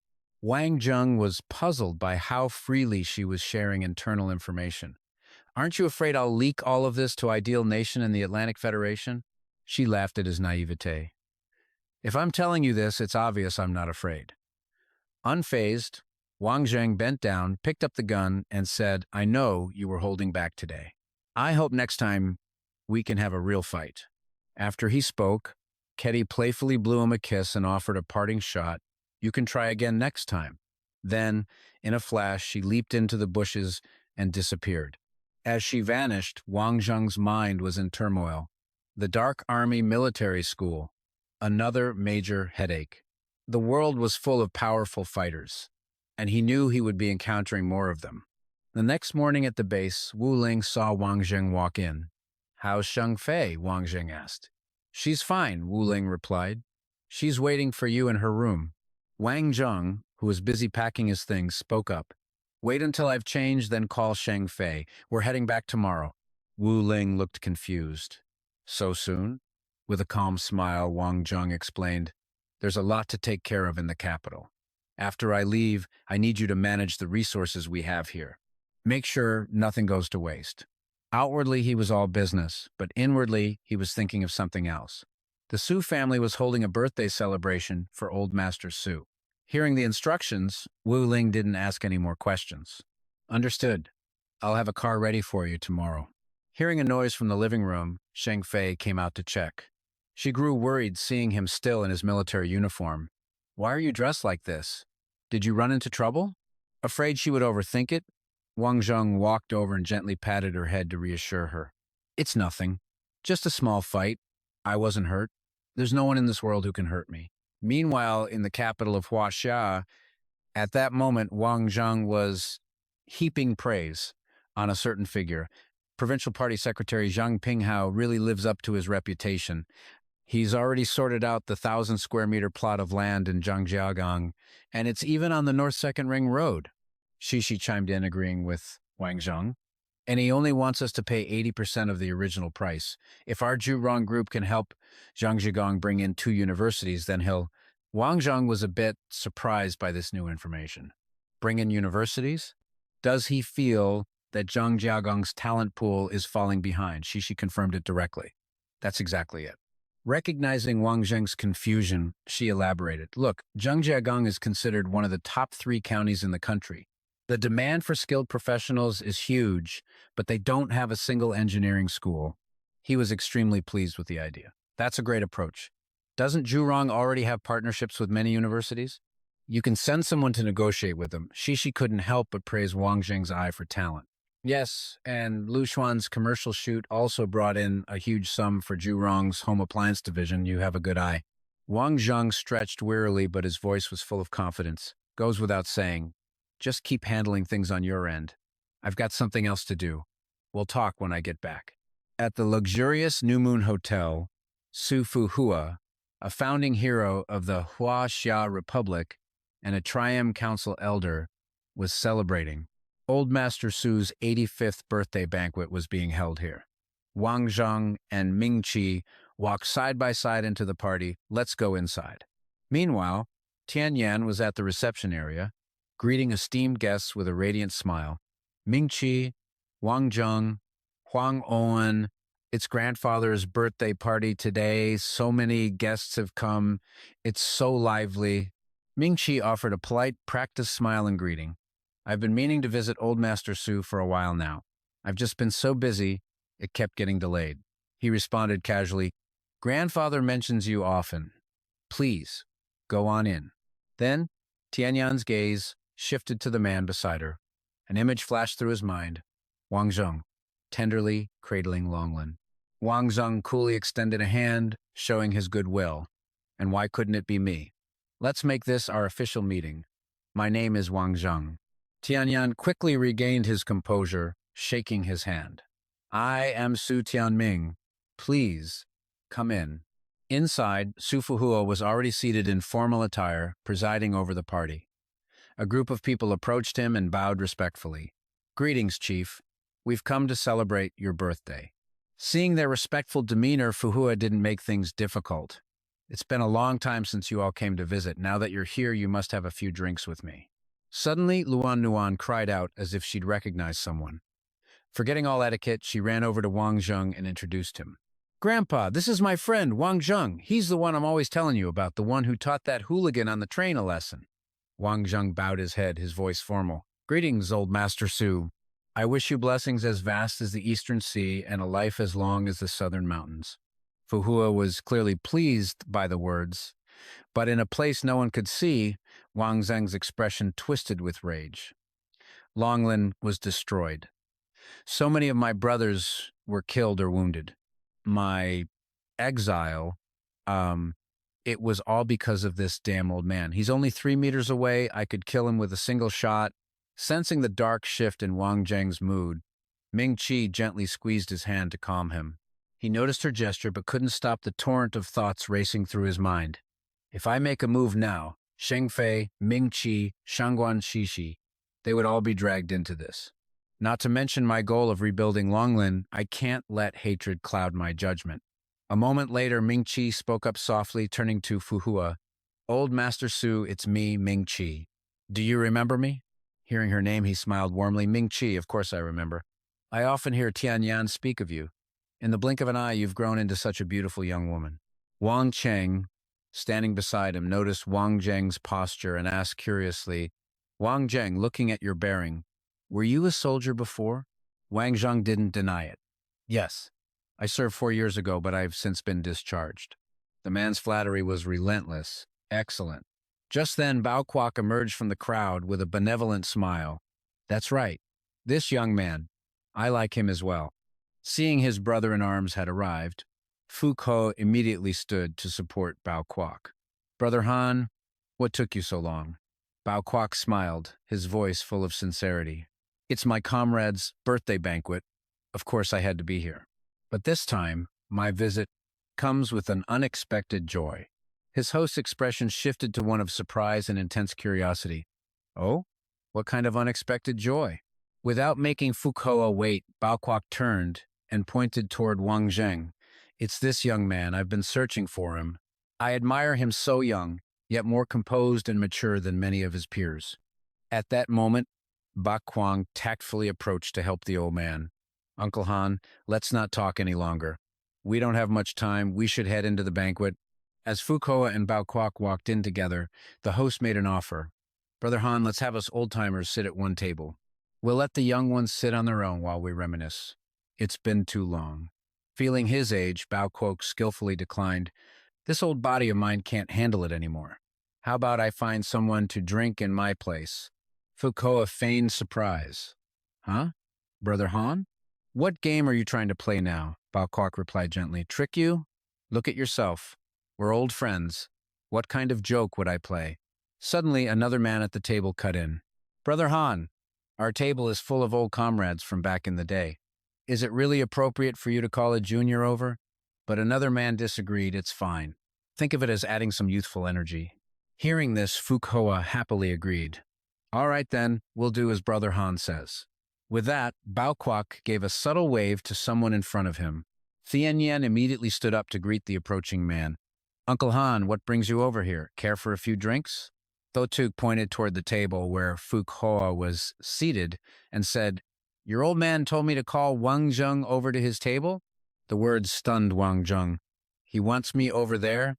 He wondered silently. What right do I have to sit at that table? Wang Zheng couldn't help but glance at the expressions on Chu Nam and Tu Dang's faces. Is this what a real background looks like? The room began to buzz with noise, a chorus of hushed whispers. Who is that guy? I've never seen him before. To be sitting with Tu Tianyan, he can't be just anybody. Maybe he's the young master of some powerful family. But even with a high status, he couldn't possibly sit at that table. So what kind of identity must he have? Thotu could only offer a non-committal hum. After that, Wang Zheng strode confidently toward Fukuoka's table. Seeing him approach, Bao Kwok beamed. Wang Zheng, come sit next to me. At his words, everyone at the table turned their attention to the young man. Being scrutinized from head to toe, Wang Zheng felt a wave of dissatisfaction. A bunch of old men, he thought. Why are they all staring at me like that? Once Wang Zheng was seated, Bao Kwok immediately made an introduction. Brother Tu, I haven't made any special arrangements. Wang Zheng is not a junior I brought with me. Consider us friends who have defied the age gap. The statement surprised Wang Zheng. His mind raced with questions. What is this old man plotting? I've only met him once, and we barely exchanged a few words. Hearing Bao Kwok's introduction, the man next to him quickly added, Friends across generations. Brother Han, for him to be your friend, it must be a case of birds of a feather flocking together. Fukuoka, who had been sizing Wang Zheng up, no longer made things difficult. Brother Han, I don't mean anything by it, but for you to hold this young Mr. Wong in such high regard, he must have some extraordinary qualities. Why don't you introduce him to everyone? This was the opening Bao Kwok had been waiting for. He's not on my team, but if he were in the capital, he'd be at least a captain by now. Anything less would be a waste of talent. In stark contrast to the others, Tu Hai spoke with undisguised contempt. Brother Han, he's only in his 20s. Even if he's skilled, could he really be a captain under your command? I also heard that this boy is the one who raised your dog. Do you value him so highly just because he's your dog sitter? The insult made Bao Kwok's expression darken. His words were quiet, but the underlying threat was unmistakable. Brother Two, you shouldn't be so harsh. Seeing the rising tension, Fook Hoa quickly intervened.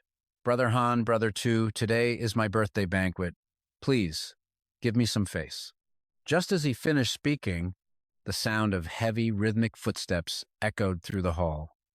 A squad of fully armed men marched in decisively. Their leader didn't bother with pleasantries, barking out, "Who is Wang Zheng?" Hearing his name called, the young man stepped forward without hesitation. I am. Having identified their target, the soldiers prepared to move. Arrest him. The abruptness of it all was too much for Thoat Tuk. He slammed his hand on the table, enraged. I am Han Thoat Tuk, commander of the capital military region. But his status didn't faze the intruders. The leader's tone was incredibly rude. The commander of the capital military region has no jurisdiction over the affairs of the Jiangnan garrison. These are two separate matters. Even as Han Thoat Tuk, you have no right to stop me from making an arrest here. Just then, a new voice cut in from behind them, where Fong Hak had appeared as if from nowhere. If he has no right, then what about me? Fong Hak sized up the man before him. His words carried no overt threat, yet they held immense power. Lieutenant Colonel, from the Jiangnan garrison, are you not? The words sent a shiver down Min Hoang's spine. A cold sweat broke out on his neck. Each word was delivered slowly, laced with unspoken meaning. Lieutenant Colonel, if I wish to protect the man you want to arrest, do you think that would be a problem? The soldier was cornered, unable to comply with the order. Sir, this, Wang Zheng, is a person our commander personally issued an arrest warrant for. I cannot follow your wishes. The defiant answer displeased the old man. In an instant, he gave a new command. Ying Vuong Tuong, call Kyokok Bo. Tell him he has 3 hours to get to the capital and see me. If he doesn't, I will strip him of his command of the garrison. The threat made Min Hong's face drain of color. He swallowed hard. What is the background of this old man? On the other side, Vuong Tuong wasted no time, quickly dialing and holding out the already connected phone. Kyokok Bo wishes to speak with you, sir. Min Hong quickly took the phone and reported the situation. Reporting, Commander. I am in the process of arresting a suspect, but I've run into some difficulties on site. A frantic voice erupted from the phone. What difficulties? Get back here right now! Get back here! As soon as the call ended, he hastily ordered his troops to withdraw.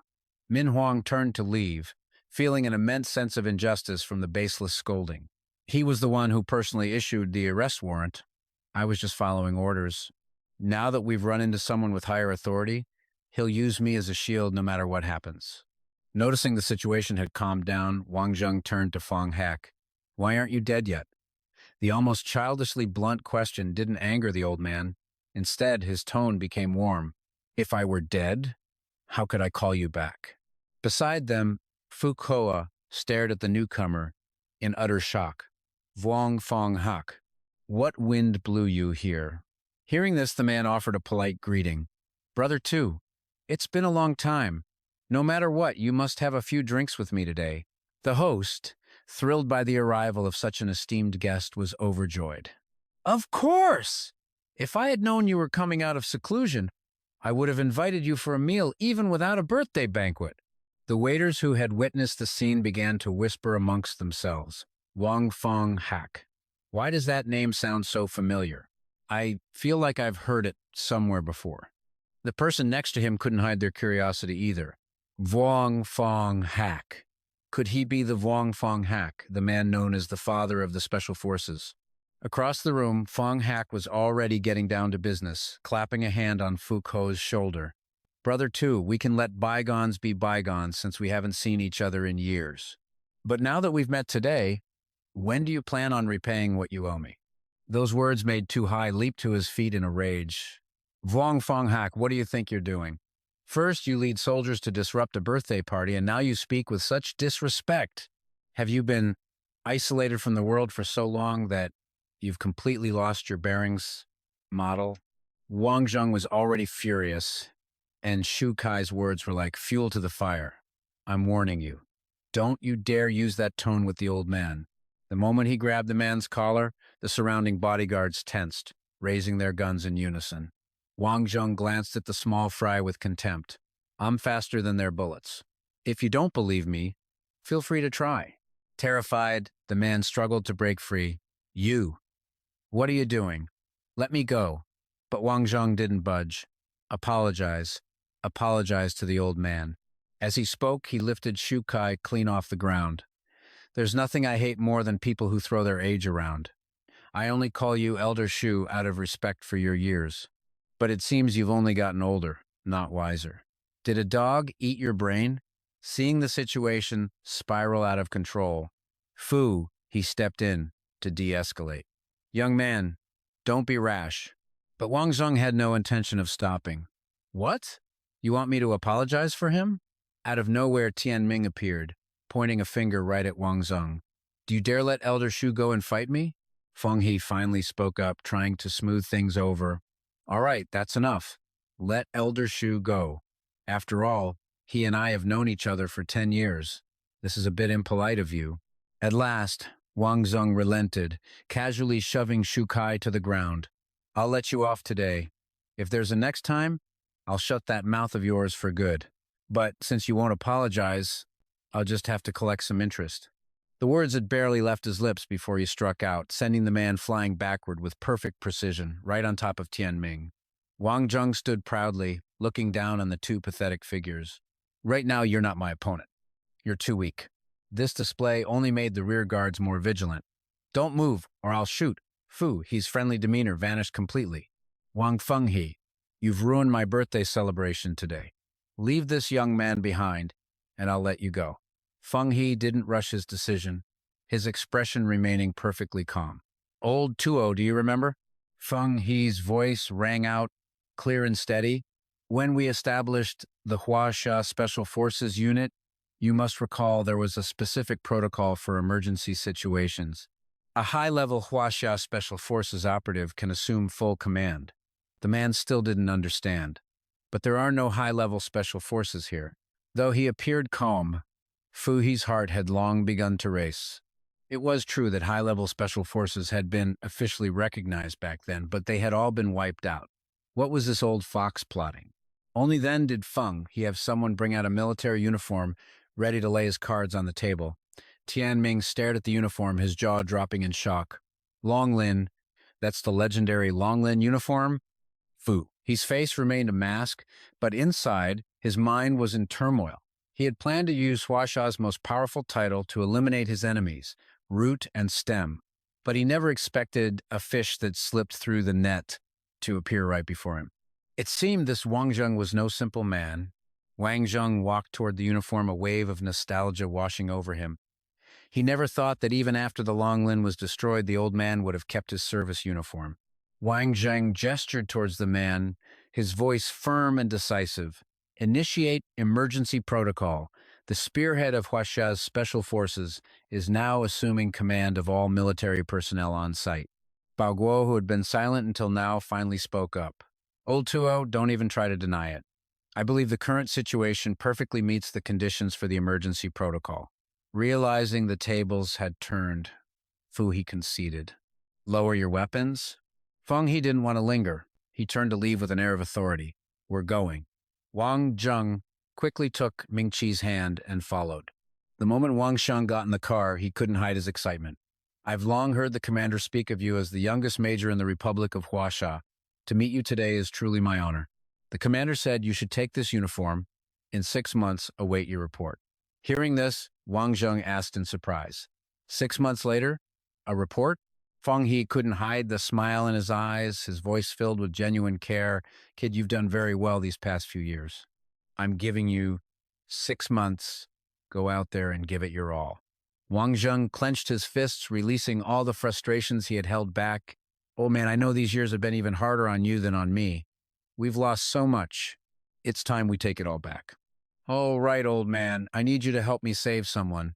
The elder had already looked into the matter, understanding the worry in the young man's heart. Shangguan Shishi, right? He's already woken up. Wang Zheng was stunned once again. You cured him? The man quickly opened his laptop. Shangguan Shishi was hit with a type of poison. Fang. His eyes were glued to the screen as he explained nonstop.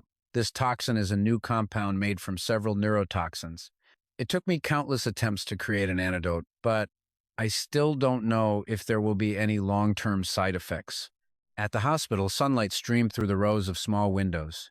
Shishi rubbed her eyes as if she couldn't believe what she was seeing, her voice trembling with emotion. Dad, you're finally awake.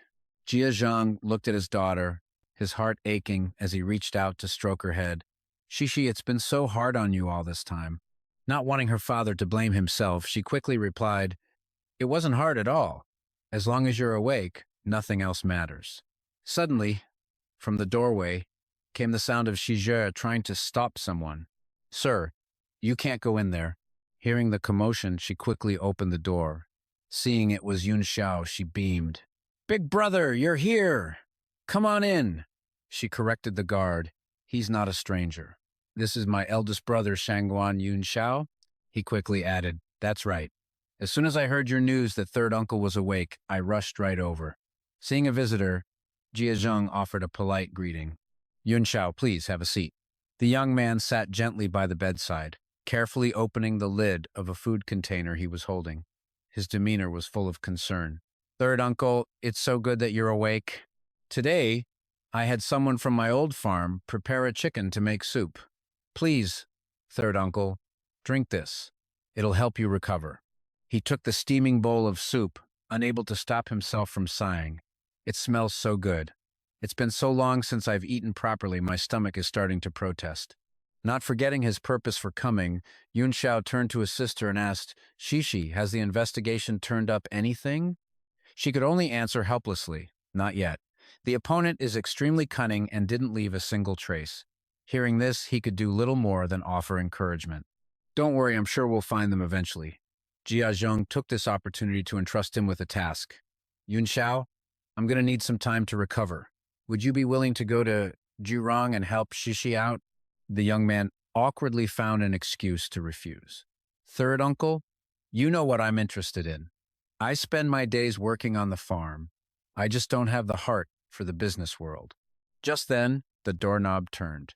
Seeing Wang Zheng walk in, Shishi's face lit up with joy. Wang Zheng, you're back! Seizing the opportunity, she quickly introduced him to Jia Zheng. Dad, this is Wang Zheng. He's the bodyguard you hired for me, but you never got to meet him.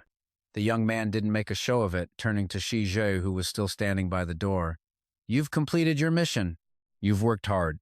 Go get some rest. The man bowed respectfully. Yes, boss.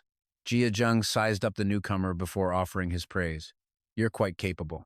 Wang Zheng didn't hide his thoughts, speaking his mind directly. My intuition tells me we've met somewhere before. Your eyes, they seem very familiar. Hearing this, the older man wasn't surprised at all and gestured that he wanted to speak privately.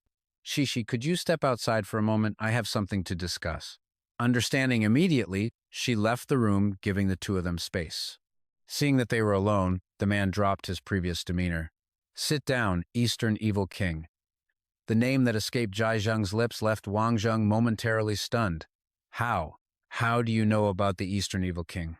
The man's reaction seemed to be exactly what Jia Zheng had expected. There's no need to look at me like that. The name Eastern Evil King isn't exactly a secret.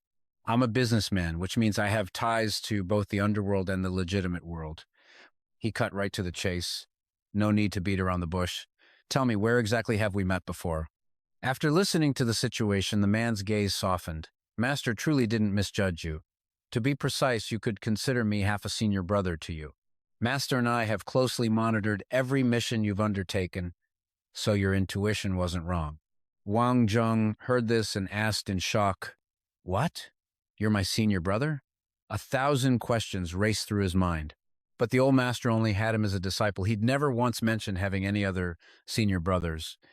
Seeing his confusion, Jia Qing kindly explained, The master is my master, but I can only be considered half his disciple, because he has never formally acknowledged me as one. His voice remained steady as he continued. For 9 dragons to reach its current scale, Master poured in immense effort. Before you became the Eastern Evil King, while you were carrying out missions in Europe and America, we were creating many opportunities for you. Think back carefully. Hearing this, Wang Zheng couldn't help but laugh out loud. This reaction puzzled Jia Qin. What are you laughing at? Wang Zheng couldn't hide the joy in his voice. How could I not laugh? I thought I was all alone in the capital, but in the blink of an eye, I've suddenly gained such a massive mountain to back me up. From now on, I can walk with my head held high wherever I go, can't I? He didn't hesitate to ask more. The man didn't hide anything either, explaining that after Wang Zheng arrived in the capital, everything he did was under their observation. I have to admit, your actions were even better than we imagined, far exceeding our expectations. As he spoke, he gently placed his glass on the table. Right now, a fierce undercurrent is surging through the capital. Besides us, many others want a piece of the pie, which is why I was poisoned this time. Hearing this, he grew thoughtful. It had taken the old master so much effort just to save this man. After a moment, he boldly voiced his suspicion. So, do you think anyone knows that you and I are actually on the same side? I just have a feeling something isn't right, Jia Qin calmly reassured him. I doubt it. My contact with Master is highly secretive. No one should know that I also have a hand in the military system. Besides, this hospital room is completely secure. No one can break in. You don't need to worry. Wang Zheng didn't want to talk anymore, his excitement growing. So, what's my next mission? The man didn't hold back. On a street lined with buildings, advertisements featuring Lu Xuan were plastered everywhere. Inside the Xiaochuanan restaurant, she had clearly been waiting for a while. Seeing Wang Zheng arrive, she pouted slightly, 15 minutes late. Has President Wang been very busy lately? He glanced at the menu and replied casually, Of course, I'm busy. For better or worse, I'm a senior vice president. I had to turn down several invitations just to have dinner with you. The prices, running into the hundreds of yuan, made him exclaim, Wow, these dishes aren't cheap at all. His attitude made her sigh in exasperation. Oh, stop it. Besides, you gave me the chance to earn a 2 million yuan endorsement fee. Isn't it only right that I treat you to a meal? Then, remembering something, Lu Xuan looked at Wang Zheng, probing, Oh, right, Chu Gang Gang asked me to be in his film. What do you think? I wanted to hear your opinion. The name sounded vaguely familiar, but to be sure, he asked, Chi Gang Gang. You mean that famous director? After she nodded, he just gave a nonchalant response. I don't have an opinion. You decide for yourself. Just then, a man named Luan Pei seemed to appear out of nowhere beside her, asking politely, Excuse me, are you Miss Lu Xuan? Lu Xuan answered without hesitation. Yes, I am. Can I help you? That was all he needed. My name is Li Luan Pei, secretary to the president of Yangguang Media. Our boss is also dining with a client here tonight. He was surprised to see you, Miss Lu Xuan, and would like to invite you over for a moment to get acquainted. Yangguang Media was no small name. It was one of the top 3 media companies in Huaxia. Its owner, Qin Lei Yu, was also a well-known figure in the industry. Despite receiving an invitation from such a significant figure, she had no interest. Thank you for the invitation, but I'm afraid we were just about to leave. But he wasn't giving up. He tried to use his company's reputation to sway her. Miss Lu Xuan, Yangguang Media is arguably a top-tier company in the entertainment industry. For you, this opportunity would be incredibly beneficial for your career. Wang Zheng finally spoke up, his tone laced with sarcasm. Oh, so you're the biggest media company in Huaxia's entertainment industry? Then I wonder, how do you compare to the Song Corporation Media Group? Luan Pei dodged the question, focused only on changing her mind. All companies have their own areas of business. They aren't quite the same. For a newcomer like Miss Lu Xuan, signing with Yangguang is the most suitable choice. Our professional team will undoubtedly polish you into a shining star. Meanwhile, in a distant room, Sakata Yoshiro was quietly observing. His lecherous gaze was glued to Lu Xuan as he muttered, That girl is a real looker. I'm definitely making her drink with me tonight. Lei Yu beside him put on a fawning expression. Yes, of course, Mr. Sakata Yoshiro. I've already sent someone to handle it. Please, rest assured, don't be impatient. He was all smiles on the outside, but inwardly he was cursing. If my company wasn't trying to expand into your Japanese market, do you think a beauty like her would ever fall to you? Seeing that sweet talk wasn't working, Luan Pei's demeanor turned threatening. If you insist on refusing, President Qin isn't kind to those who don't give him face. Just then, Wang Zheng abruptly cut in. Hold on. After a moment of consideration, he added coolly, Go over there with him. I need to make a phone call. The call connected, and he immediately gave an order. Hello, is this Song Ming Sheng? I'm at Xiaochuan Nan. Get your ass over here within 15 minutes. After that, Wang Zheng calmly approached the secretary. Secretary Li, let's go. The mention of that name made Luan Pei hesitate. Song Ming Sheng, President Song of Song Corporation Media. He stammered, wait a moment, I need to report this to President Qin. When Lei Yu heard his secretary's report, he was dismissive. Don't listen to his bluffing. Go invite her again. Just tell them that Mr. Sakata, the head of a Japanese media company, is also here. Unexpectedly, this piqued Wang Zheng's interest. Japanese, you say. Let's go. Time to deal with them. Leaving a bewildered Lu Xuan behind, Wang Zheng suddenly shot forward and grabbed the president's hand in a firm shake. I've admired President Qin's reputation for a long time. I'm Wang Zheng. I hope you'll look after me in the future. The man gently rubbed his aching hand, cursing inwardly. This little brat has no idea how to hold back. Lei Yu didn't have time to dwell on it. He turned to Lu Xuan. Hello, Miss Lu Xuan. Allow me to introduce you. This is Mr. Sakata Yoshiro from the Japanese entertainment industry. At this, Wang Zheng dropped all pleasantries and got straight to the point. I don't give a damn who he is. I'm just curious, why did Mr. Sakata and President Qin invite me and my girlfriend over here? The word girlfriend made Lu Xuan, standing beside him, blush instinctively. The other two men were also stunned. Girlfriend? This only made Yoshiro more excited. How interesting. Tell your girlfriend to have a drink with me. 10,000 yuan per glass. What do you say? The man shamelessly continued to raise the price. 20,000. 20,000 yuan a glass. That's the price for a world-class female star. At this, Wang Zheng could no longer hold back. He grabbed a wine bottle from the table, a string of curses already forming on his lips. You son of a bitch. I'll give you 20,000 yuan to bark like a dog. How about it?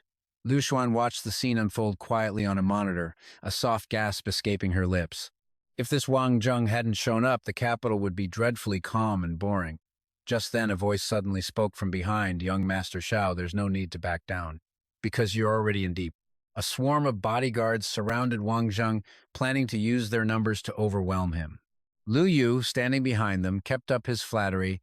Mr. Sakata, please don't get worked up. This little brat is just too insolent. There's no need to dirty your hands on him.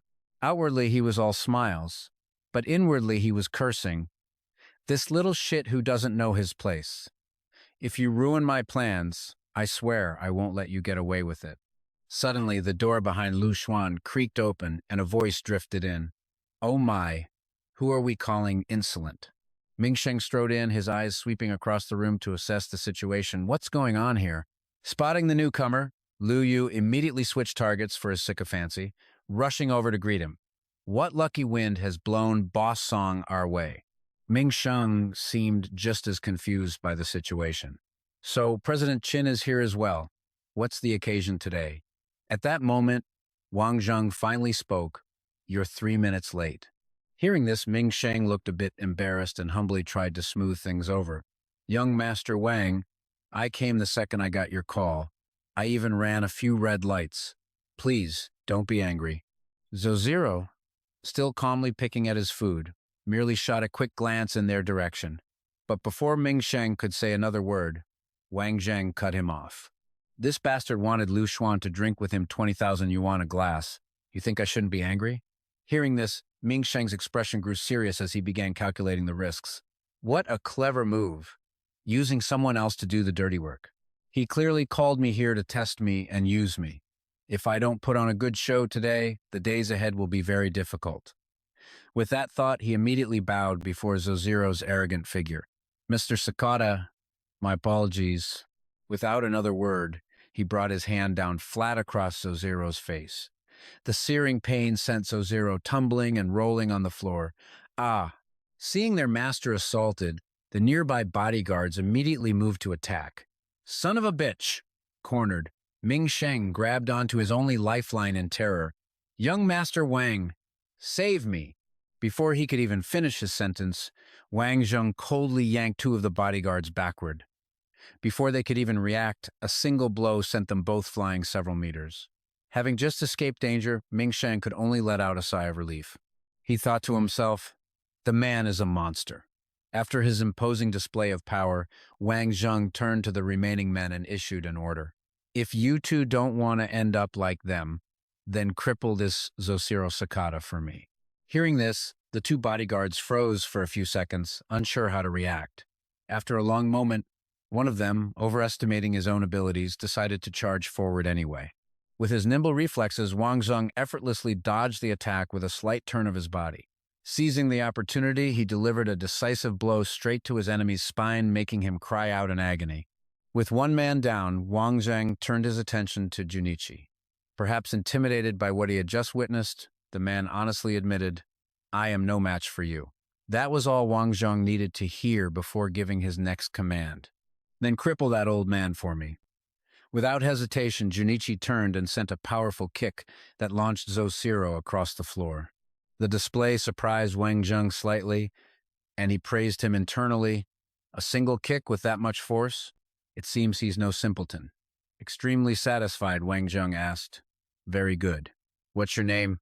The man immediately replied, Mitsu Junichi. Wang Zheng looked down at the pathetic man on the floor, his words probing. I don't understand. A Kengun Ryu master from Japan. Why are you working as his bodyguard? His secret exposed, Junichi flinched, a reaction that didn't escape Wang Zheng's notice. No need to be so surprised. I've fought Yamaki Shunsuke a few times before. Even though you were holding back, I could still tell. To be precise, Yamaki Shunsuke is a leading figure of the Kengun Ryu school. In terms of rank, he is Mitsu Junichi's master uncle. The name left Junichi stunned. He was shocked that this man could have fought Yamaki Shunsuke and not been defeated. Wang Zheng paid his reaction no mind, getting straight to the point. You're past. You can tell me all about it later. Right now, I only want to ask you two things. First, have you ever bullied any Chinese people? Seeing Junichi shake his head repeatedly, Wang Zheng continued with satisfaction. Second, will you choose to follow me or die right here? The man wore a pained expression. I'll follow you. Do I have any other choice? Yet Wang Zheng was incredibly pleased. Excellent. Just then, ZA also walked in through the door, flanked by two towering bodyguards. I didn't expect Second Uncle and young Master Wang to both be here. You all nearly wrecked my restaurant. She glanced at Zosiro lying on the floor and barked, What are you waiting for? Get our guest to the hospital. Seeing that it was ZA, Wang Zheng's attitude shifted. So, it's Miss Song. I guess this means I don't even have to pay for my meal now, she replied politely. It's nothing. We'll be sure to treat you properly next time. Please, just call me ZA. Her words satisfied him, and he left. No problem. I have other business, so I'll be going now. It wasn't until they were outside that Lu Xuan dared to voice her doubts. Song ZA was so obedient to you. I find that a bit surprising. And it doesn't quite add up. Hearing this, Wang Zheng grew smug. What's there to be afraid of? We'll cross that bridge when we come to it. Besides, the person we're dealing with is an incredibly beautiful woman. Her jealousy flared at his words. Look at you, you lecherous degenerate. Don't you dare mess things up. Perhaps from the excitement, Lu Xuan's leg gave way.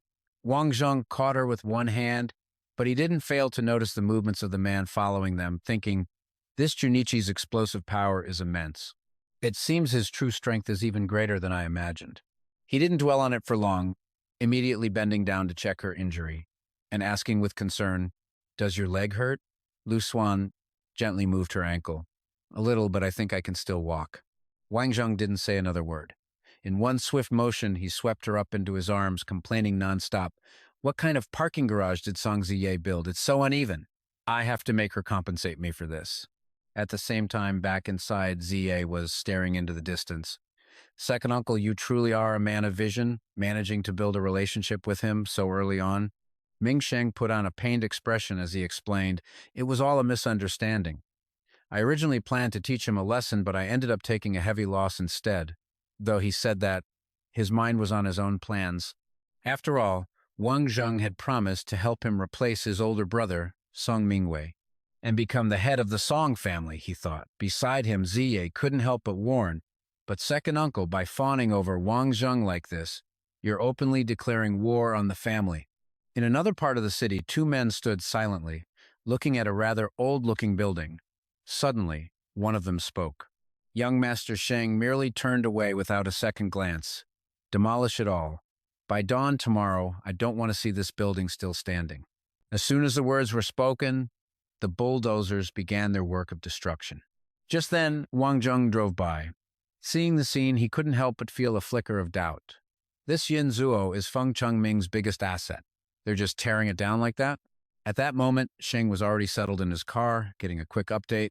Su Yi, what's the situation? From the front seat, the man reported without delay. Young Master, our search team has gone in. They are currently searching the third floor and have found nothing unusual so far. Everyone has been detained for facial recognition, but we still have no idea where Yin Zuo's owner, Feng Chengming, is. Hearing this, his patience wore thin. He crushed the cup in his hand. He dared to kidnap Noan? Even if you have to dig 3 feet into the earth, you will drag him out for me. Noan looked gratefully at the person beside her. Brother, thank you. Sheng seized the opportunity to be protective. Noan, whoever dares to bully you, I will make them regret ever being born into this world. At the same time, on the rooftop of that building, a furious Feng Chengming delivered a vicious slap. While beating him, he cursed. You damn bastard! Uncle helped you so much and this is how you repay him? Human, reeling from a stinging slap, could only cradle his face and argue, I didn't know Tu Nuan was Tu Thien, Nian's sister. Besides, you supported the idea at first. While they were arguing, a group of heavily armed men stormed in, looking formidable. The uncle was so terrified by the sight that he dropped to his knees and begged, Haven't I already released Tu Nuan? Please don't make this hard for me. The men didn't waste words. They began to advance, raising their tranquilizer guns to fire. Cornered, the uncle finally gave up. Go ahead, just shoot me. Just then, 2 figures darted out from behind them. How could we just hand them over to you so easily? In a flash, they had Truong Min and Hu Min slung over their shoulders. They didn't forget to throw back a taunt. Bye-bye, you cunningly handsome men. And with that, they vanished from sight. The prey had slipped away right from under their noses, and the subordinate could only watch helplessly. Mission failed. He would have to return and face his punishment. Soon after, he stood before his master, reporting, Young Master, the mission has failed. 2 people snatched them from our guards. Thien Yen, however, showed no sign of anger. He remained perfectly calm, already calculating his next move. This outcome, in fact, only confirmed his suspicions. The name that was just mentioned sparked his curiosity. Ta Bin An. Old Ta. Young Master, you sent Old Ta out already? The man didn't answer immediately. Let's go. That Silver Sea Club continued tearing it down for me. At the same time, in a small alley, 2 figures sprinted past, each carrying a person on their shoulder. Junichi glanced back and saw their pursuer, immediately reporting, Someone's chasing us from behind.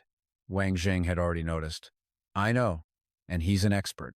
He rapidly assessed the situation in his mind. The man had been chasing them for so long, yet his speed hadn't dropped. Instead, it remained unnervingly consistent. He quickly devised a plan. At the end of this alley, turn the corner. You'll see a black car, shove the guys inside, and then we'll split up. He let out a silent sigh of relief. Good thing I asked Lyman Hao for backup before we made our move. Otherwise, trying to carry this Truong Min guy while shaking off that tail, I don't think I could have handled it. In a blur of motion, the 2 scrambled to stuff the men into the car. The moment the car door shut, before they'd taken more than a few steps, Bin Han pounced like a hunting leopard, landing right behind them. To catch Wang Zheng, the old man launched himself forward to close the distance, his arms spread wide like an eagle's wings, cursing under his breath, Die, you little brat.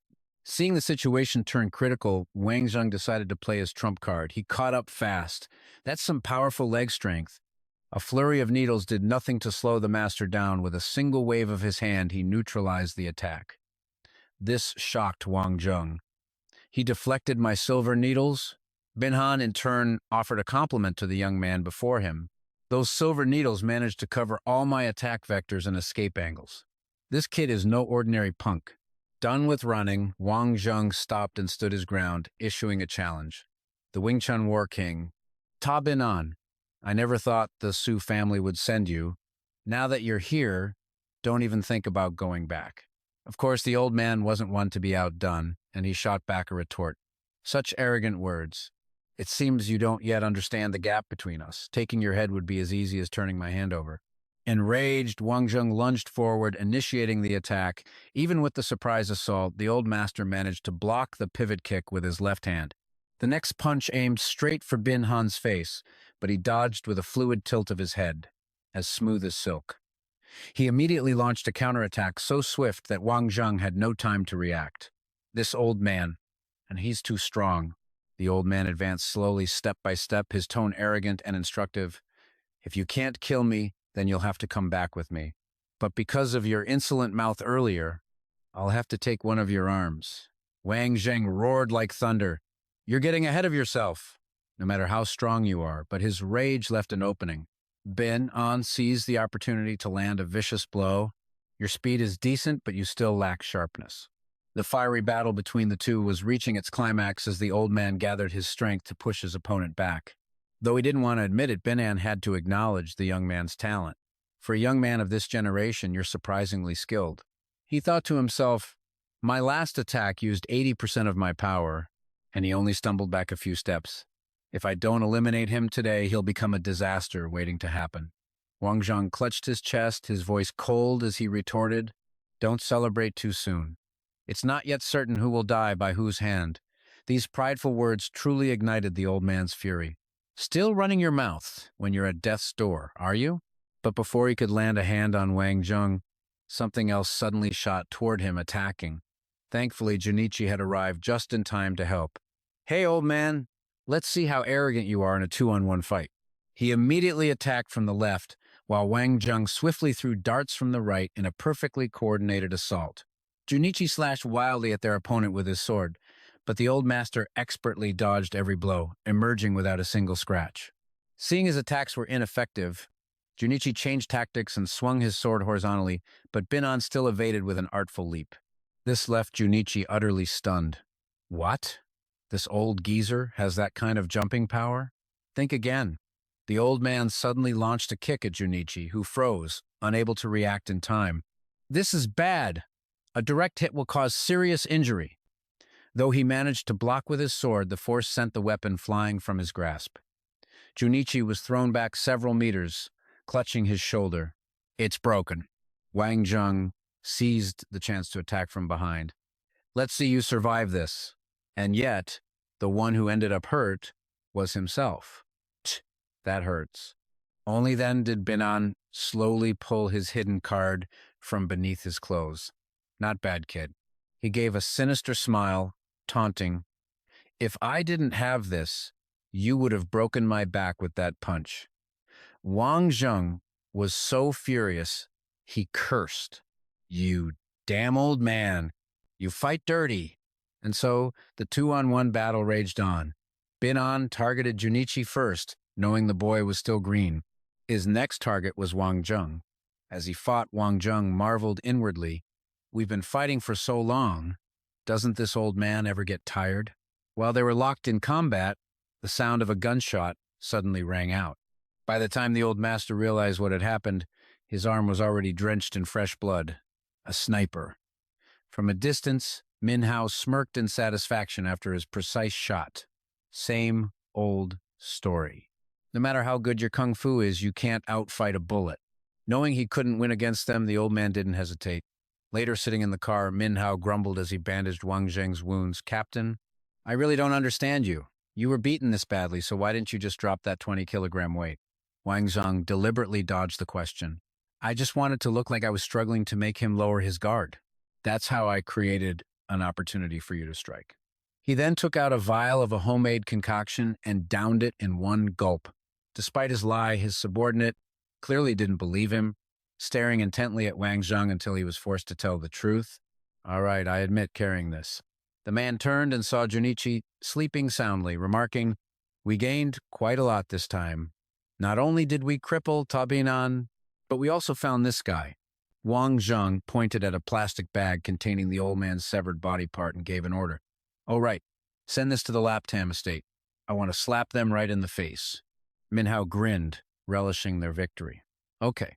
That afternoon at the Su family's villa estate, a magnificent house with bright red tiles surrounded by lush green trees, while Binan was undergoing surgery, a subordinate sat drinking tea. He bowed politely and began to report what had happened. Today, Vian Vian was kidnapped. Hearing this, the master shot to his feet in a rage. What? Vian Vian was kidnapped? Weren't there 4 undercover bodyguards with her? Why didn't they stop the culprit immediately? With a gentle, respectful tone, Tianran explained that the attacker moved too quickly for the guards to react, but his grandfather shouldn't worry.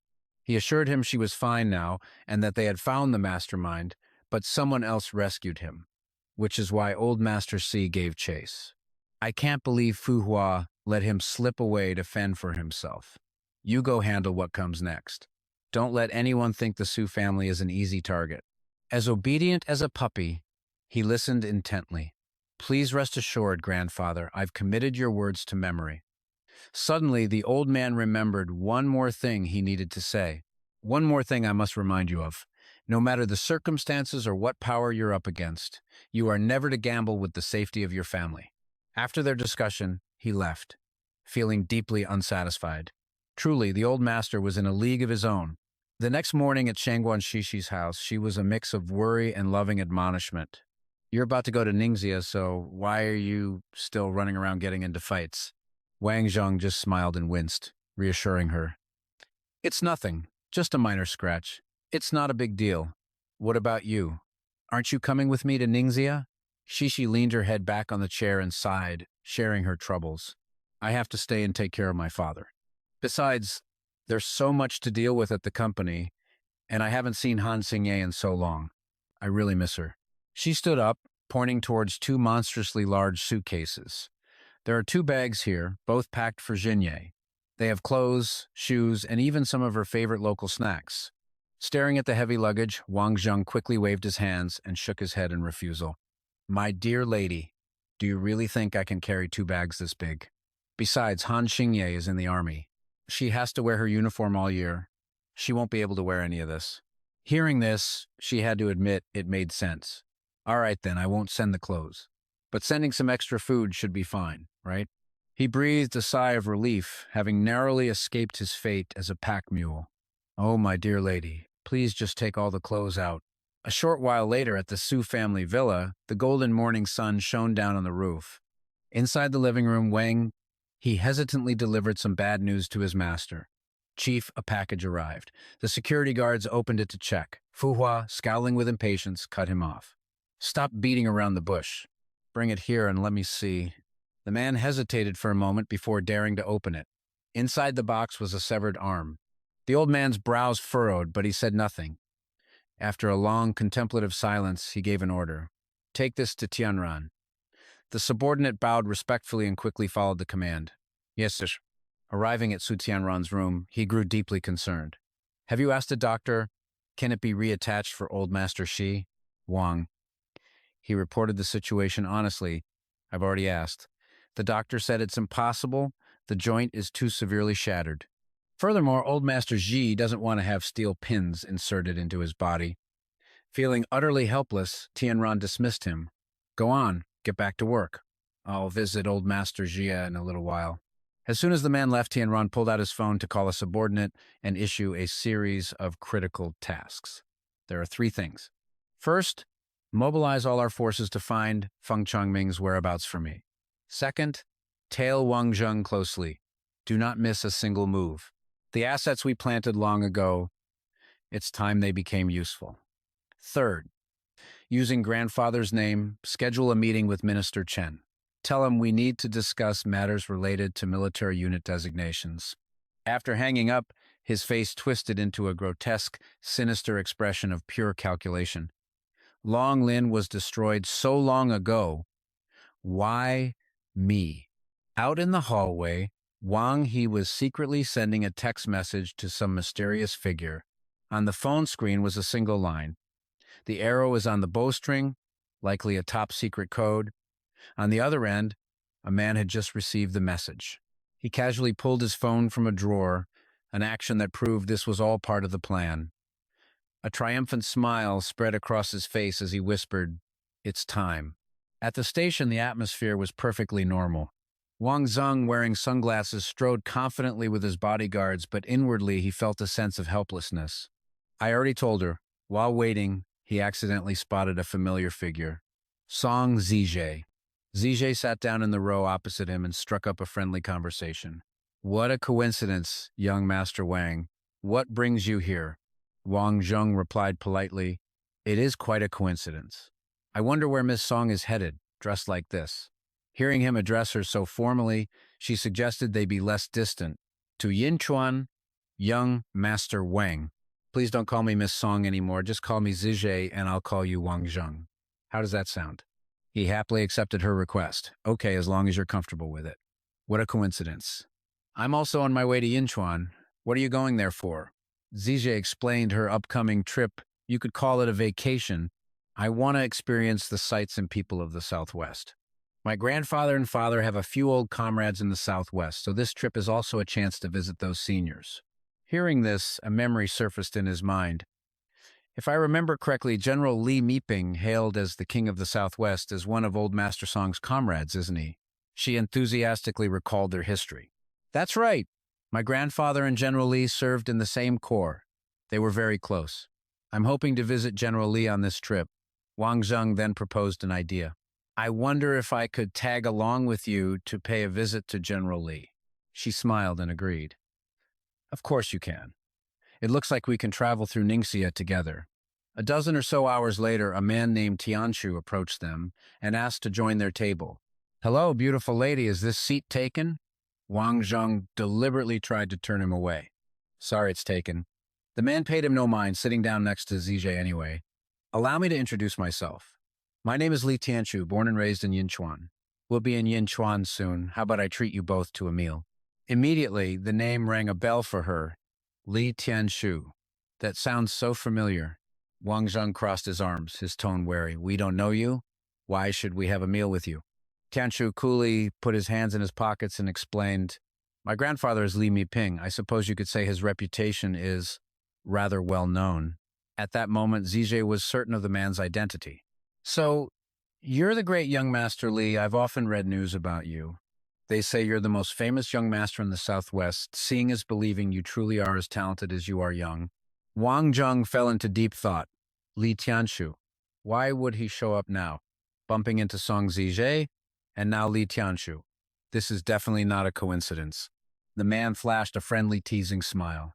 So, Song Zijie knows of me, and here I was, planning to pretend we were strangers so we could get to know each other from the beginning. He continued to jest, but with a hint of sincerity.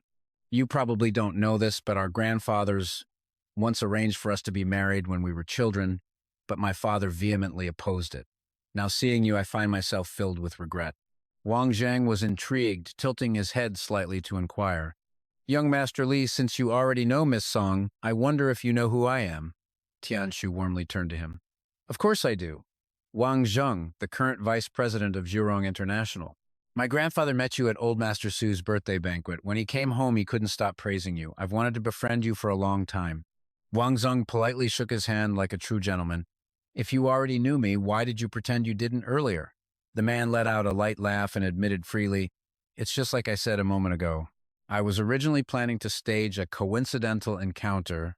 The moment the words left his mouth, a silent, judgmental gaze swept over him. This guy speaks so bluntly, with absolutely no regard for others' feelings. After he finished speaking, an awkward silence fell over them. Wang Zheng sat there calmly, tapping on his phone, but he was actually looking up information related to Tianshu. After a moment, he took the initiative to probe further. So, did you come here specifically to stage this coincidental encounter? The man scratched his head, looking a bit flustered, before quickly changing the subject. My grandfather praised you as a man of great resourcefulness and warned me to be careful after meeting you. It seems he was right. I wonder if young Master Wang would like to come to my house for a visit. I'm sure my grandfather would be overjoyed to see you. He politely declined with his hands clasped. I appreciate Elder Li's kind words, but I must first visit someone in the Ningxia military region. After that, I will come to pay my respects. Hearing that vague answer earlier had instantly put him on high alert. His trip to Ningxia was already being watched. Old Master Li had deliberately sent Li Tianshu to meet him, clearly with a hidden agenda. Tianshu shrewdly pieced it together. The person Wang Zheng mentioned, if I'm not mistaken, it must be old General Han's granddaughter, Han Xingye, right? Meanwhile, at a new recruit dormitory in the Ningxia military region headquarters, Tianying was gossiping, "Hey, Brother Cheng, that little chick looks so fresh. If you want her, we'll help you out." Of course, with his prestigious background, he didn't need such cheap help. In Yinchuan, on my own territory, you think it's hard for me to get a girl? Knowing his low status, Tianying immediately seized the chance to suck up. We've all been assigned to different companies, but Brother Cheng will definitely get to stay at headquarters. Brother Cheng, when you make it big, please remember to look out for us. He clapped Tianying's shoulder reassuringly. Don't worry, we're brothers. When my career takes off, I'll never forget you guys. The surrounding crowd quickly caught on and chimed in. Then we'll be counting on you to lead the way. Brother Cheng, he stood up, leaning on the table to lay out his plan. That Han Xingye girl is indeed gorgeous. Totally my type. All right, brothers, we're taking a day off. I'll go out for some drinks and karaoke. Your job is to get that girl drunk for me. Leave the rest to me. Tianying obeyed, like a puppy. Don't worry, Brother Cheng. With just one word from you, we'll throw her onto your bed, even if we have to carry her there. Over at the female soldiers' dormitory, Yang Shi was folding her blanket while tentatively inviting Xingye. Our new recruit period is over. There's a party tonight. Xingye immediately refused. What party? I'm not interested. You all go ahead, I'll stay here in the dorm. But her roommate wouldn't take no for an answer, still trying to persuade her. All of us sisters are going. What's the fun in you staying here all alone? But even after saying that, Xingye didn't budge, so she switched to a softer tactic.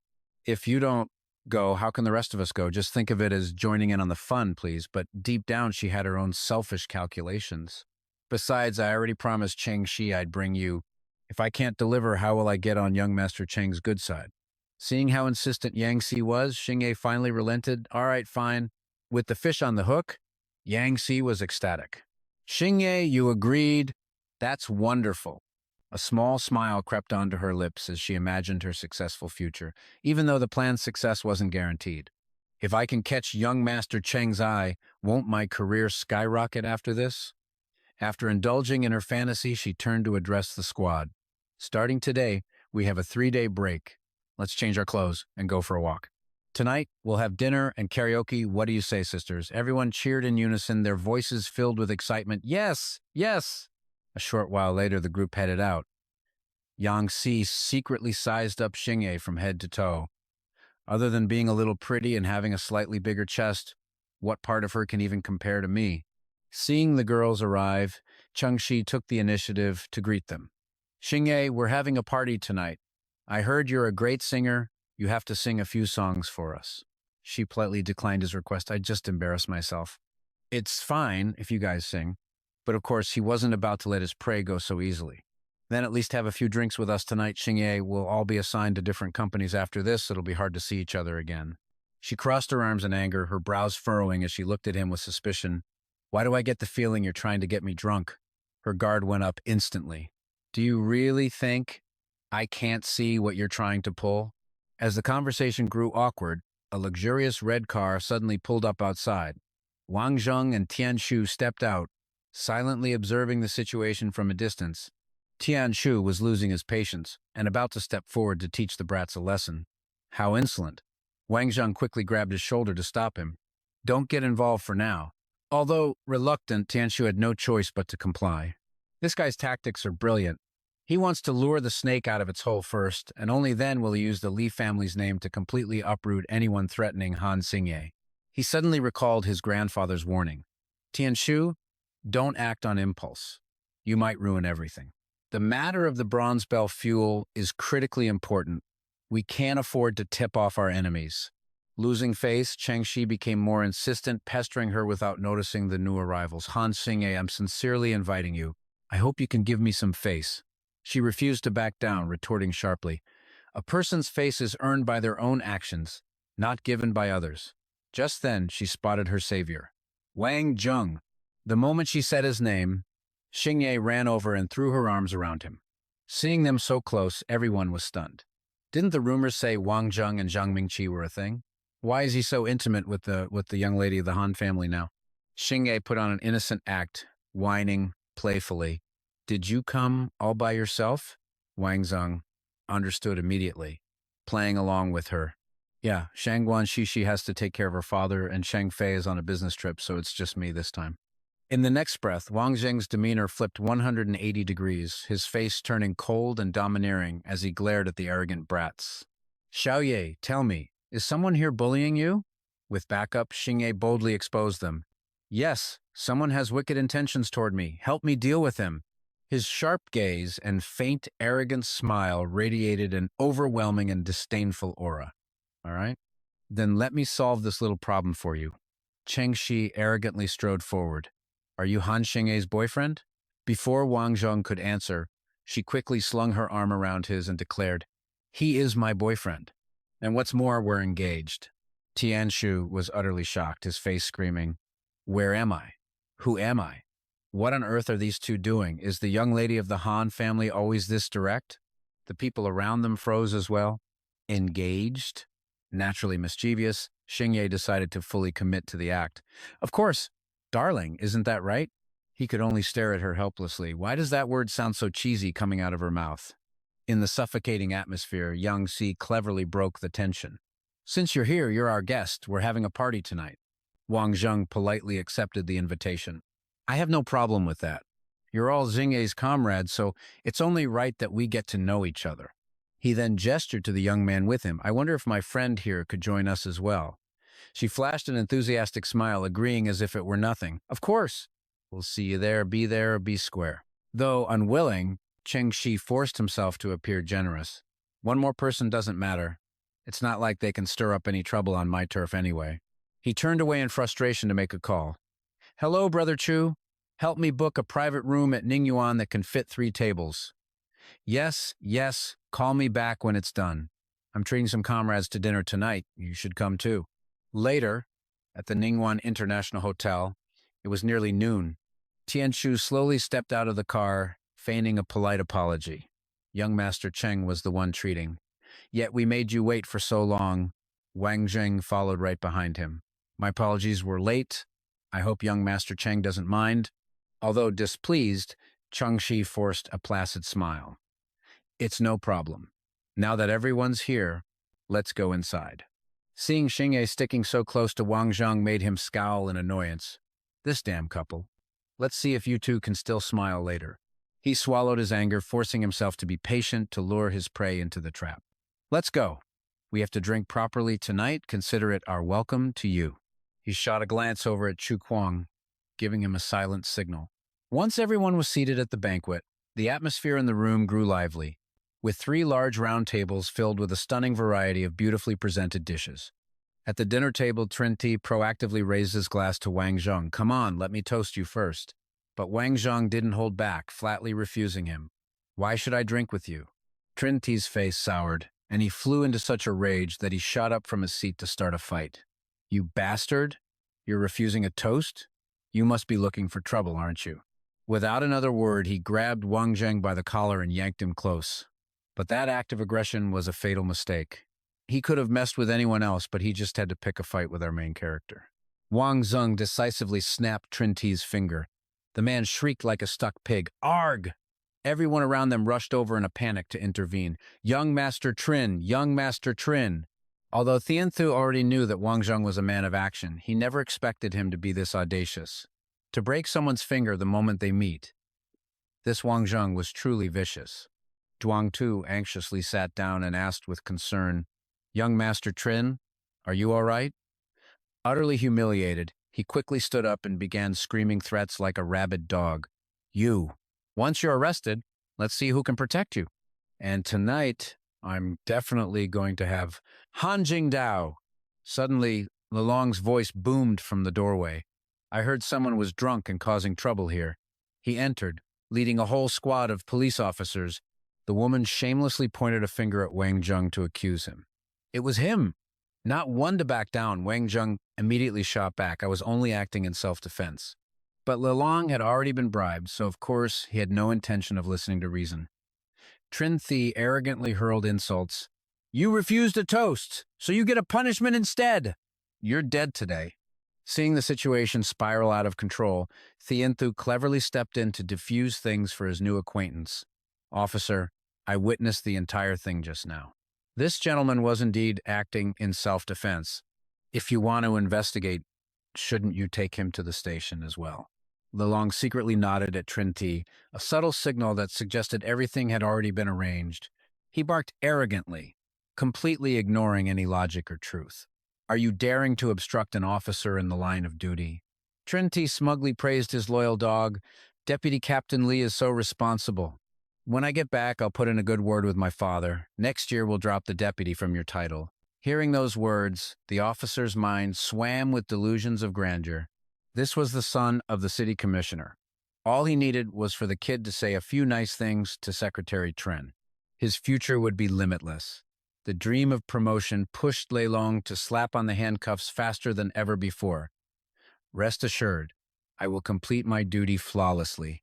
Despite this, Thienthu maintained a calm and composed expression. Let me tell you something. Now that you've cuffed me, it's going to be very difficult to get these off later. Trinity lounged on the sofa, paying his words no mind. Where did this country bumpkin come from?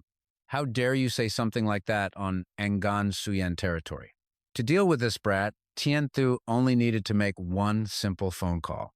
The moment the other end picked up, he immediately reported the situation. I've been handcuffed by the police. I'm at the Ninvian Hotel. Trinity remained arrogant and defiant, completely unaware of the storm about to hit. Let's see what kind of trouble you can stir up. Here in Angan Shuyen, I am the one with privileges. Just as he finished speaking, Lelong's phone rang, exactly as Thienthu had warned. He bowed his head subserviently as he answered. Chief Neem, what are your orders? But the moment the chief heard his voice, he exploded with fury. Are you at the Nin Vien Hotel right now? The officer, still clueless about which way the wind was blowing, answered honestly, Yes, I'm here handling a case involving a drunken brawl. At those words, the chief unleashed a torrent of curses so fast he couldn't even process them. You idiot! You've caused a massive disaster. Then the chief slammed the phone down, leaving Lelong standing there utterly bewildered, his face a mask of despair. Before long, Bin Q himself appeared. He stormed into the room, his expression incredibly tense. But the clueless Chu Kwang failed to read the room and poked the hornet's nest. Hey, old Neem, what brings you here today? The chief completely ignored the flies buzzing around him and rushed straight to Tien Thursday Young Master Lai. This was all my subordinate's recklessness today. I will discipline him severely when we return. Now, hurry up and unlock him. Knowing he was being ignored, Trinity obviously couldn't accept it. Well, aren't you acting high and mighty, Chief Neem? Even if you are the chief, you can't just let someone go because you say so. Look at my injured hand. They did this. I'm the one who got assaulted, so why can't I call the police to haul them to the station? Only now did the chief seem to notice his existence, but why should he care about someone like him? So, young Master Trin is here too. However, this is a police matter. It's not your place to interfere. He fiercely objected, and when all else failed, he fell back on his family background. How dare you speak to me like that? Do you know who my father is? He's Trin Nu Long. Of course, Bing Q knew the Trin family. If Secretary Trin were here, he would never allow you to be so insolent. Unlock young Master Lai's handcuffs for me. After watching the drama unfold, Thien Thu finally spoke in a leisurely tone. No, that won't do. Tell Trin Yu Long to come here and apologize in person. Otherwise, you can forget about ever getting these cuffs off my hands. That was the last straw. Trin T's fury boiled over. He couldn't hold back any longer and grabbed a wine bottle from the table, ready to smash it over the man's head. Who the hell do you think you are, telling my father to come and uncuff you personally? My father is the city secretary commissioner, you hear me? At the peak of the tension, Bin Kyo lunged forward and grabbed his wrist, trying to stop his reckless act with a powerful shout, "Stop!" But Wang Zheng, without a word, suddenly smashed a bottle over Trin T's head, stunning the little punk before he could even react. Chu Kwang then rushed over in a panic to catch him, frantically checking his breathing. Young Master Trin, how are you? Furious, he turned and cursed at Wang Zheng. You dared to hit the son of the city secretary commissioner. You're dead. True to his word, he immediately pulled out his phone to call for backup. Hello, Secretary Trin. Young Master Trin is being beaten up at the Nin Vien Hotel. Uncle, you have to come and see this. The second he hung up, Wang Zheng launched forward, delivering a thunderous kick along with a few choice words. Done with your call? Then get lost. Only then did Tian Thu calmly explain the situation from the beginning. Young Master Wang is my esteemed guest from the capital visiting his girlfriend here in Dinha. I never expected that brat to target young Master Wang's girlfriend. Trin Nu Long must give us a clear explanation for this. 15 minutes later, Trin Ti's bald, pot-bellied father arrived. Seeing his precious son lying motionless on the floor, his anger erupted into a fiery rage. Who did this? Get him to a hospital, now! Of course, Wang Zheng wasn't about to let this group off so easily. You've already walked through that door. If you don't give me a satisfactory explanation, don't even think about leaving. With a face seething with rage, the man yelled, Who are you? You're the one behind all this. He then casually pointed at Bin Kyo, ordering him around as if he were a subordinate. Old Ngim, good. You're here. Arrest him for me at once. The chief immediately shot back at his arrogant, self-important command.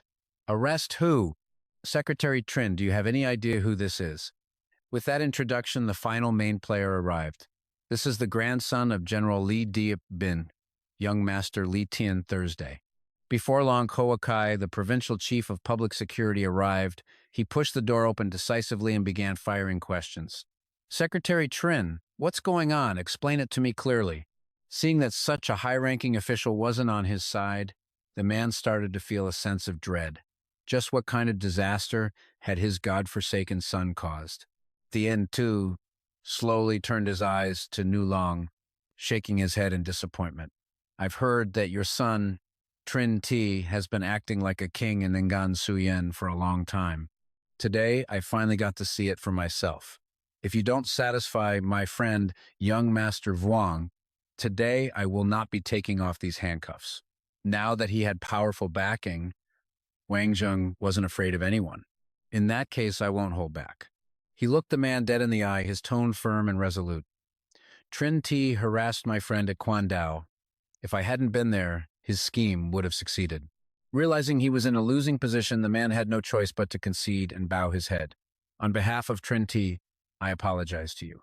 It was my failure to discipline my son that led him to offend young Master Wang and young Master Lai. With no time for games, Wang Jung swung his hand and landed a sharp, stinging slap across the man's face. Secretary Cheng, do you take the young master and me for fools? He pressed on, giving the man no room to speak. Do you have any idea how many laws your son has broken over the years? Do you know how many lives he has ruined? The more he thought about Cheng Shi's filthy private life, the more infuriated he became. It was always the same with these officials, treating their own children like treasures while everyone else's were just trash. Secretary Cheng stared, stunned, at the young man before him. He never imagined he'd be so audacious to physically assault a city committee secretary like this. How utterly vicious. Radiating sheer dominance, Wang Zheng delivered his ultimatum. Listen closely. Send Cheng Shi to India. And without my permission, he is never to return for the rest of his life. He leaned in, his voice dropping to a cold threat, his eyes like daggers piercing through the man's pained expression. If I don't see a plane ticket to India for Cheng Shi the day after tomorrow, you know what the consequences will be. Secretary Cheng shot back defiantly. You wouldn't dare, Wang Zheng sneered. Try me. And if you even think about pulling any more tricks, don't blame me for digging up every dirty little thing you've done these past few years. Once everything was settled, Xingye ran over, her eyes sparkling. That was so thrilling, Wang Zheng. Maybe you should just stay here in Ningxia for good. Knowing her playful nature, he indulged her. Oh, you, he said warmly. I'm just worried someone else might bully you here. From now on, Li Tianshu will also protect you in secret. Hearing this, she was quite surprised, and her opinion of the man began to change. That young Master Li really knows how to treat people, she mused. I'll have to pay a visit to the Li family one of these days. Putting the recent unpleasantness behind them, Wang Zheng suggested a way to blow off steam. I'll stay and hang out with you for the next 2 days. Once I get assigned to a unit, there won't be any time for strolling around. At the mention of fun, Xingye lit up like a child. Okay, let's go shop, and eat. The next morning, Wang Zheng sat in a room, negotiating with several partners. So, what's it going to be? Do you want to work with me or not? Wei Hua was the first to speak up. What gives you the right to cooperate with us? You used our old leader's name to summon us here. Was it just for this? The three men seated there were Fu Weihua, Zhu Yongmei, and Shen Lianmeng, Han Baogo's former subordinates, all senior executives at Zhongding Gas. Seeing their blank stares, Wang Zheng asked with a hint of disbelief, Fu Weihua, you're a smart man, the vice president of Zhongding Gas. You really don't know what I want? The man answered flatly, I don't. Annoyed, Wang Zheng tossed 3 folders onto the table. I didn't expect today's negotiations to be so unpleasant. Take a look at these. Maybe you'll change your minds in a moment. The 3 of them picked up the files, and their faces went pale. Young Mei screamed, You're framing me! This is slander! He threw the papers to the ground, revealing scandalous photos of him with 2 young, voluptuous women. Wang Zheng just smirked, unfazed. Why are you so agitated? Doesn't that just expose the fear in your heart? Realizing he'd been cornered, Wei Hua immediately surrendered. What do you want? I want your cooperation. With his goal achieved, Wang Zheng got straight to the point. First, Shen Lianmeng, I want you to transfer all of this year's sales revenue from all the southeastern provinces into a single account. Having controlled Zhongding's finances for so many years, I know you have the ability to do this. He then moved on to his next demand. Second, Fu Weihua, you're the vice president of Zhongding Gas and Qi Lihei's right-hand man. I need you to create a share transfer agreement for me. Hearing this, the man shook his head, feigning helplessness. I can't do that. Qi Lihei is the CEO. He holds all those documents. Besides, he also controls the company's official seal. I have no way of getting my hands on it. Wang Zheng waved a dismissive hand, putting on a show. Don't worry about it. I'll deal with Qi Lihei myself. Then he laid out his final condition. Third, Zhu Yongmei. You're in charge of transferring all the scattered shares you've secretly collected or swallowed up over the years. I'll buy them at 10% above market price. I intend to launch an aggressive direct strike. A day later, the news flashed across a large screen. Yesterday morning, Qi Lihei, the chairman of Zhongding Gas, suffered a sudden stroke. Vice President Fu Weihua will temporarily assume his duties. That same afternoon, the company's drilling rig unexpectedly exploded. There were no casualties, and the cause is under investigation. The company's stock has now plummeted, its value dropping by 80%. Back at his company, Su Tianran heard the news and immediately made a call. I can say with absolute certainty that Wang Zheng is behind all of this. Right now, the Su family stake in Zhongding is down to just 1/5, and it's all in my hands. But I can't let Zhongding be destroyed. The people in the southeast region still need it. On the other end of the line, Yishang stared at his own TV, his reply chillingly detached. If the young master isn't the one to destroy Zhongding, then many formidable powers will surely come to challenge the Su family. Su Tianran, don't think you can outmaneuver everyone. Perhaps others can't see it. Hearing the taunt, he scowled at the screen but kept his composure. You don't need to provoke me. I won't destroy Zhongding Gas. I will take it back perfectly. Hearing the young master's conviction, Yi Shang let out a mocking laugh, but without a little push, how can this game possibly continue? Meanwhile, Tianshu arrived with the share transfer agreement. Wang Zheng, on behalf of the Li family, I thank you. He opened the documents, his voice filled with admiration. I can't believe you gave us 50% of Zhongding's shares while only taking 40% for yourself. Seeing his satisfied expression, Wang Zheng smiled graciously. You're too kind. Without the Li family's help in the Northwest this time, things certainly wouldn't have gone so smoothly for me. He had calculated it all perfectly. The money was from the Shangguan family anyway. He was just borrowing their flour to offer to his Buddha, earning the Li family's goodwill in the process. It was better not to be too greedy. Tianchu bowed deeply, grateful for this godlike generosity. No matter what, I will forever remember your kindness. Suddenly, the phone in his pocket rang, interrupting them. He answered, his face turning to confusion as he listened to the voice on the other end. What in the world? It was his phone, but Wang Zheng was the one the caller wanted. It's for you. Wang Zheng took the phone, pressed it to his ear, and asked, Who is this? A man's voice replied, I know you're Wang Zheng, but you don't need to know who I am. Let's play a game. Wang Zheng was completely uninterested. I'm not interested. But the man played his trump card. Oh, I think you will be. Because I've planted a bomb in the Zhongding gas tank warehouse. The man chuckled, then stated his terms. It is now exactly 12 o'clock. You have 3 hours. If you refuse, a giant mushroom cloud will sprout from the Zhongding tank warehouse. I'm sure it will be a beautiful sight. Wang Zheng was horrified, screaming into the phone, "You psycho!" After the man hung up, he frantically informed Tianshu. Someone planted a bomb in the Zhongding tank warehouse. It's set to go off in 3 hours. Get your people to notify all Zhongding employees immediately and evacuate the nearby residential areas too. Hearing the urgency, Tianshu asked, "So that was Yishang?" Behind him, a subordinate questioned their foe's strategy. "Young master, why not just blow up Zhongding? Why give Wang Zheng 3 hours?"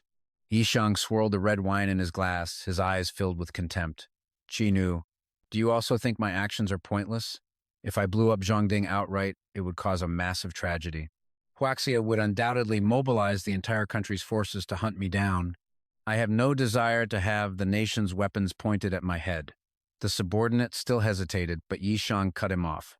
"I will blow up Zhongding, but I won't let many people die. I only need Wang Zheng. If you aren't 100% certain you can kill him, I won't send you." Back at the hot zone, the Zhongding gas tank warehouse evacuees were gathered at a safe distance while rescue helicopters circled overhead. He heads back inside to gear up as Tianshu relays an urgent update. The Black Tiger Special Ops team has spotted 3 suspicious individuals. "You need to be careful," Tianshu warns. "I'll have my men coordinate with you." As he adjusts his harness, he simply grunts, Then, he rappels down the exterior as a voice crackles over the comms, "Scan complete. No unusual electronic signals detected. The bomb is likely not remote detonated." "Understood." But just then, down below, the Black Tiger Special Ops team standing guard is suddenly ambushed from long range. Watching his men get hit, Tianshu explodes with fury. "Those bastards! Search every building within a 2,000-meter radius, now. Don't miss a single room. I'll make sure those sons of bitches don't leave here alive." From his hiding spot, a terrified Fei Hu tries to stay quiet. "Li Liang, what the hell are you doing?" he whispers frantically. "The higher-ups only told us to kill Wang Zheng." "If you kill members of Huaxia's special forces, they'll hunt us to the ends of the earth." But Li Liang, equally stunned, immediately shoots back. "Damn it, that wasn't me. I didn't fire."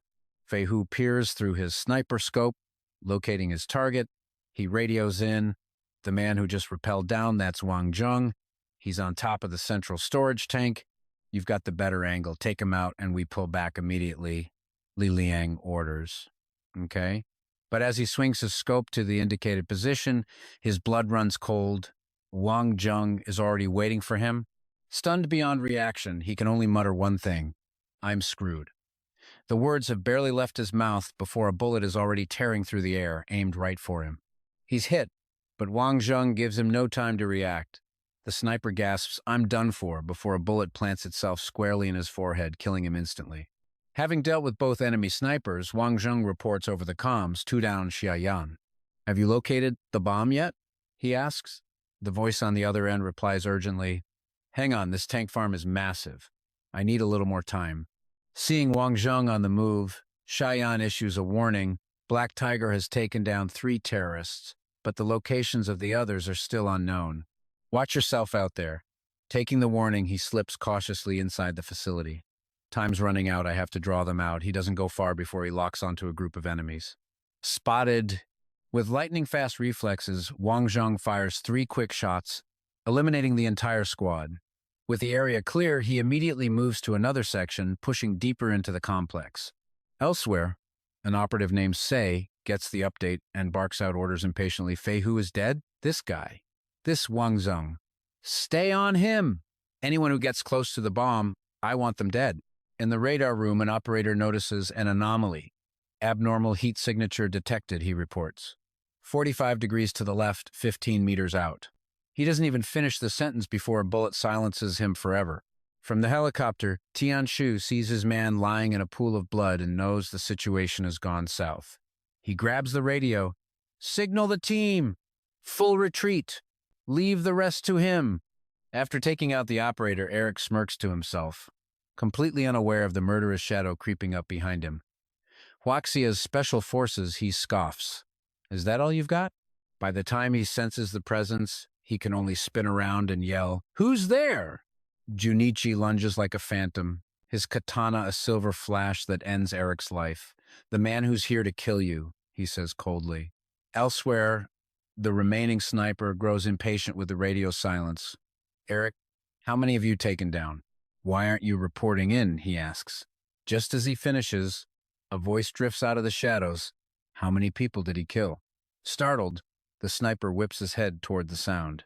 Before he can even make out a figure, a hand of steel closes around his throat. He struggles for air, managing to choke out, "Who are you?" The grip tightens as his attacker snarls, "Who I am doesn't matter. All that matters is that you're about to die here." Back with C, his long search has finally paid off. He's pinpointed Wang Zheng's hiding place. A vicious smile plays on his lips as he takes aim. "Finally found you. Now die." But Wang Zheng, sprinting through the combi, senses the danger. He scoffs internally. That must be a cheap rifle. No suppressor. Instantly, he throws himself back at a 45-degree angle and returns fire. The bullet zips with impossible accuracy towards C's ambush spot, forcing the sniper to gasp. That reaction speed. It's monstrous. Sensing his opponent is rattled, Wang Zheng calmly speaks into his comms. 3 o'clock, middle of the 5th floor. Take him alive. C, utterly terrified by the close call, cowardly abandons his expensive rifle and flees for his life. He scrambles for cover behind a door, gasping for breath. An opponent like that, he wheezes in terror. He's an absolute monster. He turns, and his blood runs cold. Junichi is standing right there, flanking him. How did they find me so fast?" he stammers. Before he can react, the two operatives strike as one, knocking him out cold. Back with Wang Zheng, he's scaling an external safety ladder when he finally sees it. The bomb. "I've found the bomb," he reports. Beginning disarming procedure, he glances at the timer and sees the pitifully short time left. "Son of a bitch," he mutters. Wasting no time, he pries open the metal casing to expose the wiring inside. It should be a simple series circuit. Disable one part and it's over. But the wiring is a chaotic nightmare. Staring at the tangled mess of multicolored wires, Wang Zheng is completely stumped. Which damn wire am I supposed to cut? He frantically calls for help over the comms. "Only 5 minutes left. I don't have time to trace the internal circuitry. Is there a faster way to disarm this thing?" The bomb disposal expert on the other end immediately starts giving instructions. "Feel around those 3 main wires," the expert instructs. "See if there are any other connecting leads." Wang Zheng's fingers probe the device. "I've found a connecting copper wire. Hold on." But of course it could never be that easy. As he pulls on it, a whole new cluster of tangled, colorful wires emerges. "Damn it," he exclaims. "There are even more leads connected to these 3.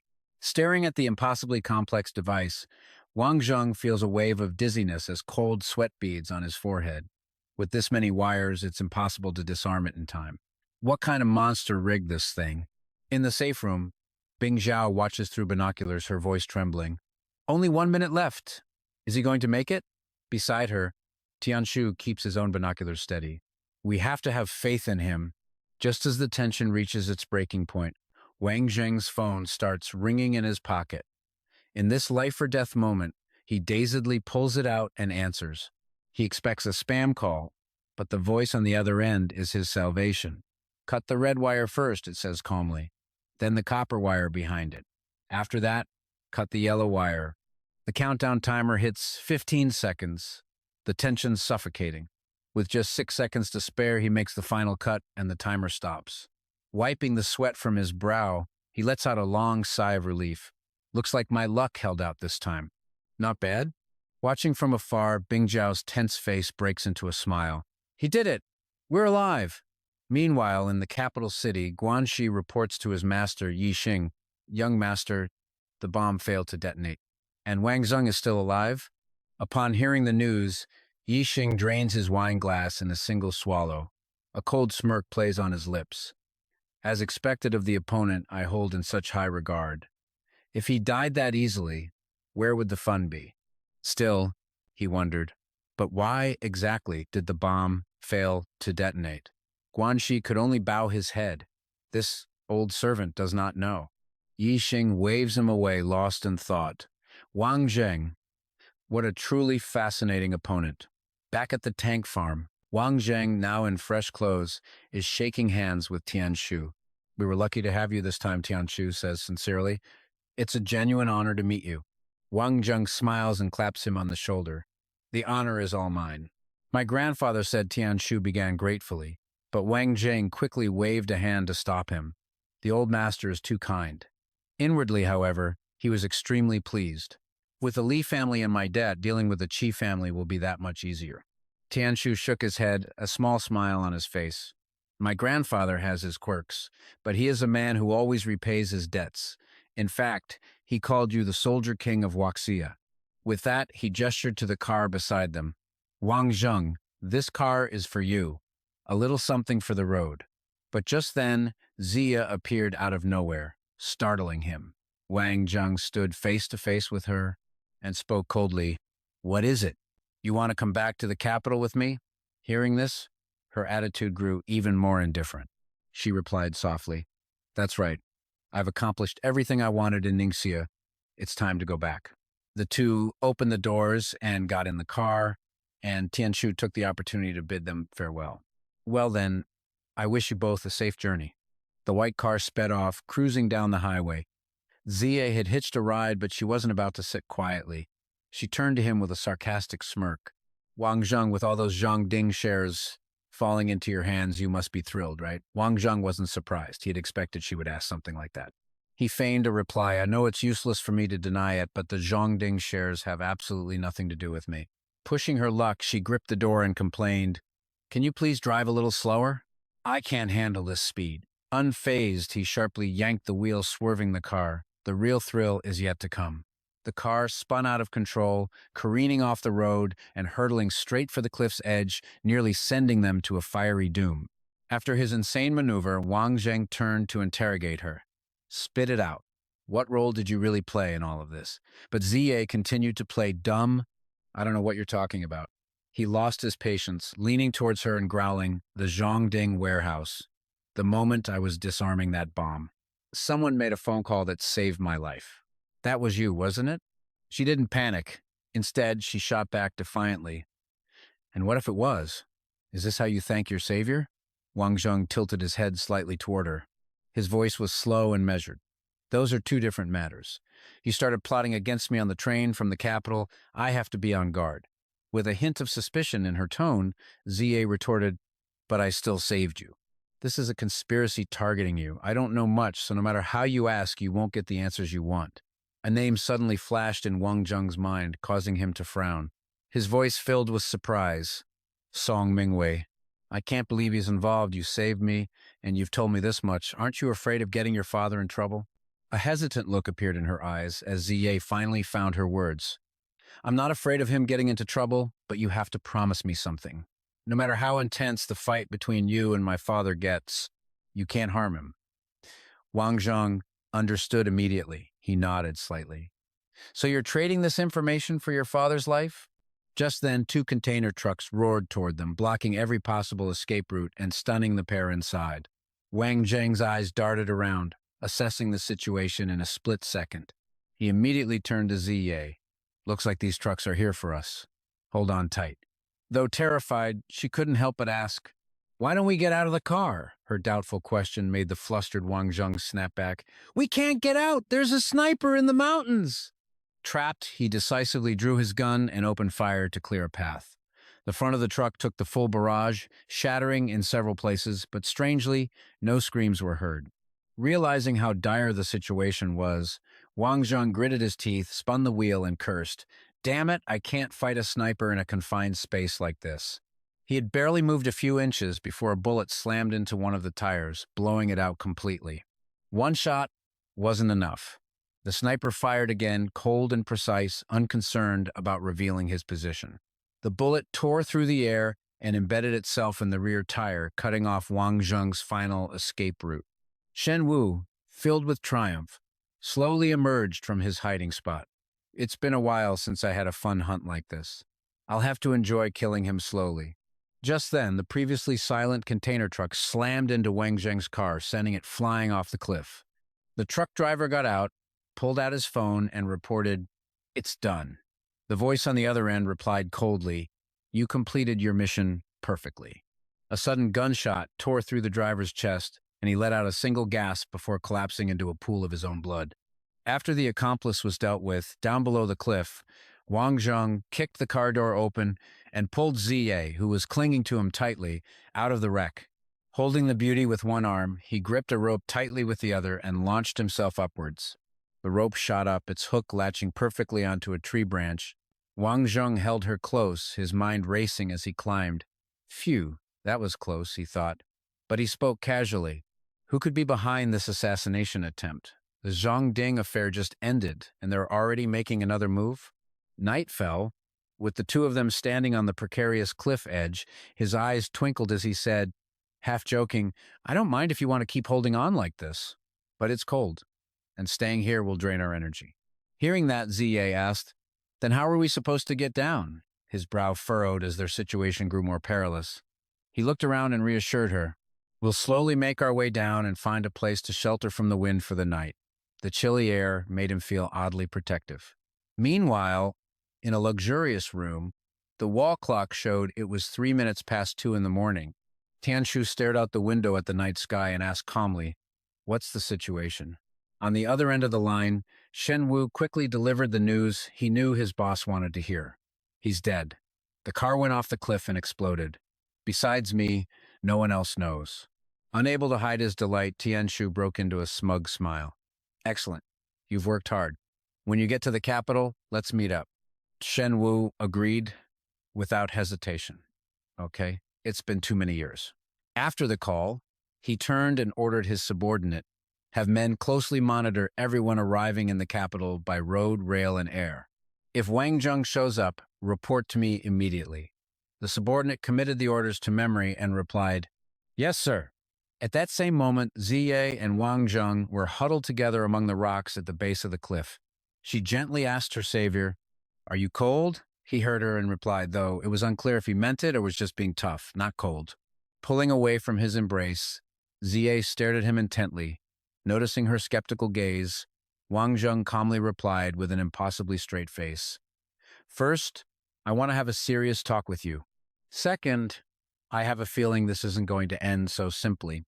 Ziye's mind raced to keep up. "So, you intentionally let the truck hit you off the cliff to fake your own death?" He leaned back against a rock and spoke to her seriously. "That's right. Because sometimes being dead is much safer than being alive." With that, Wang Zheng stood up and quietly gathered dry leaves and grass, fashioning them into 2 simple beds. "To get you to the capital safely, I have to be extra cautious." Though it was her first time sleeping rough, Ziye put on a brave face. "Just 7 or 8 days. If you can handle it, so can I." He didn't doubt her iron will, only remarking casually, "If it takes any longer, you'll have a hard time coping." Luckily, it's winter. In the summer, with the humid forests and insect bites, you'd get sick and be done for in 2 days. Before his words even faded, Wang Zheng lay down on his makeshift bed. "Close your eyes and get some sleep. We need to conserve our energy." The bright sun beat down, signaling that another day on the run had begun. Noticing his companion was awake, Wang Zheng spoke first. "You're finally up?" Ziye didn't sit up right away, replying lazily. "Good morning." He kindly offered her sustenance. "Here are the rations and water I prepared. Eat something, and then we'll get moving." She took a hard bite of the food, which felt like a 1,000-year-old fossil, and commented, "This ration bar is rock hard, but the taste isn't too bad." Never one to miss a chance to impress a beautiful woman, he immediately bragged, "Of course, I made this myself." As he'd hoped, she reacted with pure admiration. "You even know how to make this?" Hearing that, he launched into a full-blown explanation. "What else? I even added a bunch of precious herbs that restore your energy and blood. This stuff is top grade." The meal quickly came to an end. Wang Zheng stood up, put on his jacket, and didn't forget to urge her along. "We have to go." As he spoke, he skillfully spun a short knife in his palm before carefully tucking it into his belt. Then, with incredible gallantry, he offered, "The slope here is a bit slippery. I'll help you down." After 5 grueling hours of trekking, Wang Zheng's hoarse voice woke the person still deep in slumber. "Wake up, we're here." Zia's eyes darted around, taking in the surrounding scenery with confusion. Where are we now? In response to her question, he switched into tour guide mode, explaining in the simplest terms, we've traveled 40 kilometers. We've finally crossed over to the warm tropical side of the mountain. Following his lady's first philosophy, he gave the better supplies to his companion. You drink the water in this bottle. The vines have water in them too. I'll just drink from those. But the further they walked, the more disoriented she became by the familiar-looking scenery. Are you sure we're not lost? Why does every place look the same to me? Noticing her growing anxiety, Wang Zheng spoke up to reassure her. Don't worry, we're not lost. I'm a living map. If we go straight for another 10 kilometers or so, we'll find a river. And with the protagonist's halo shining brightly, his words were more certain than fate. Even if he were wrong, the author would just redraw the map to make it right. Looks like our luck isn't half bad. We can grill some food tonight. You get some rest. I'll start a fire and cook. Being a woman of action, Ziye couldn't just sit still watching him work. She rushed over and offered, "Let me give you a hand." With everything perfectly prepared, they began to feast. This is delicious. So good. Hearing the compliment, Wang Zheng showed no modesty at all, instead making a grand promise. If you like it, I'll cook for you every day from now on. Hearing this, she quietly wished that things could stay this way forever. Unable to hold back, she voiced the thoughts from the bottom of her heart, her eyes filled with longing. Sometimes just being with the person you like, far away from all the chaos, it's a really wonderful thing. But before she could finish, his concerned voice cut in. Get some sleep and save your strength. We still have a few more days in this jungle. His words only made Ziye look at his retreating back with even more affection. But I really want to keep living like this with you. After 5 days together in the treacherous jungle, they finally found a path leading to the city. She couldn't contain her joy. Wang Zheng pointed towards the towering skyscrapers in the distance. Let's go. First, we'll find a place to stay. They soon stopped in front of a hotel with a bright, eye-catching red sign. Ziye stood shyly to the side while he spoke to the receptionist. I'd like to book a room with a large bed, thank you. Overjoyed, she shot past him like a bullet and rushed inside. I need to take a shower, or I'm going to start growing mold. Seizing the opportunity, he made his move, his voice dripping with a playful tone that words could hardly describe. I need a shower, too. Hey, why don't we wash up together? But life isn't a dream. Ziye flatly rejected him with a perfectly valid reason. Get lost and go buy some new clothes. We can't possibly wear these filthy things again. Since she had practically pushed him out the door, how could he possibly be any more thick-skinned? He could only reluctantly accept his orders. Okay, I'm going. After a short shopping trip, Wang Zheng returned happily, his hands full of colorful bags. I'm back with the clothes. Go change once you're done showering. After she had washed away the grime of their journey, he stepped out of the bathroom. The inevitable happened. She shyly pressed herself against him. With sparks so close to tinder for so long, a fire was bound to ignite. The two of them were lost in a storm of passion until the next morning. Now that the main course was over, he suggested they get some breakfast. Wake up. Let's go get something to eat. At the Halen group, things were not nearly as peaceful for Mengqi. What, the vault containing the blood spirit crystals was completely robbed? Have you called the police? The voice on the other end of the line crackled with urgency. We've reported it. They're investigating now. Hearing this, she regained her composure and quickly gave an order. Stay calm. I'm on my way. Faced with a crisis, her thoughts immediately turned to the one person she always counted on.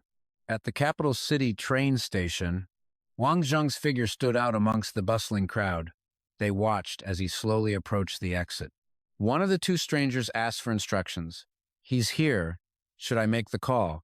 His partner immediately cut him off. Wait, let's not tip him off. But to their astonishment, he appeared behind them like a ninja. Have you two been waiting long for me? Go tell Su Tianyan that I'm not dead. I'm back. Without hesitation, they brandished their weapons and lunged at him. But against small fry like them, all he had to do was bend his incredibly flexible back to dodge the attack. You two idiots. Then he countered by smashing their heads together. One of the two weaklings saw stars after a single punch. Wang Zheng shot a defiant glare in their direction with a steely warning. Go tell your master that I'm going to take back everything she did to me in Jibei. Suddenly, a malicious voice rang out. Freeze! Wang Zheng's eyes followed the sound and saw two men in police uniforms pointing their guns at him menacingly. When the officer got no cooperation, he instructed his partner, call headquarters for backup, now! In that moment, Wang Zheng connected all the dots, sneering inwardly at the mastermind. Su Tianyan, you've really prepared an elaborate welcome party for me. One gift after another, from being tailed to being confronted by the police. The only thing missing was the royal treatment. Despite holding a weapon, the officer couldn't help but break into a cold sweat, intimidated by the man's aura. Don't even think about running, or I'll shoot. Wang Zheng remained calm, unwilling to drag things out. The officer advanced with handcuffs. Put your hands out!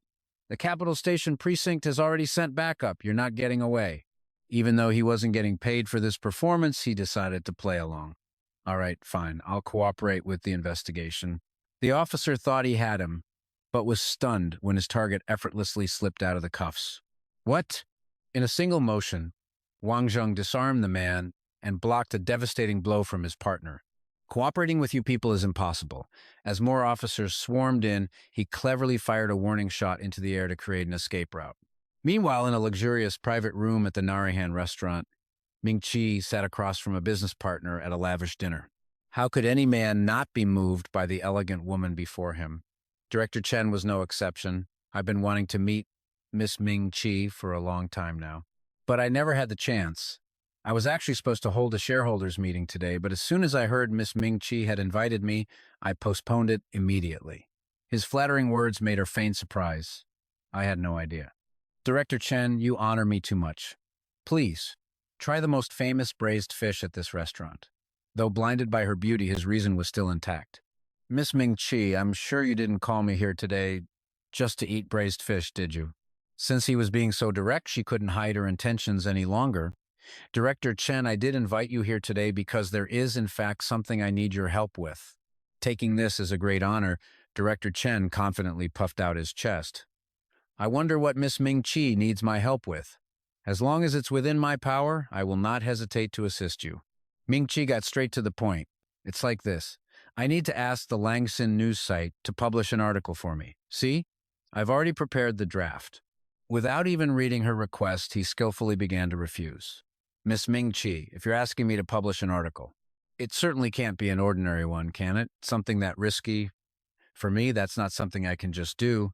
A man with power is scary, but a man who knows the limits of his power is scarier.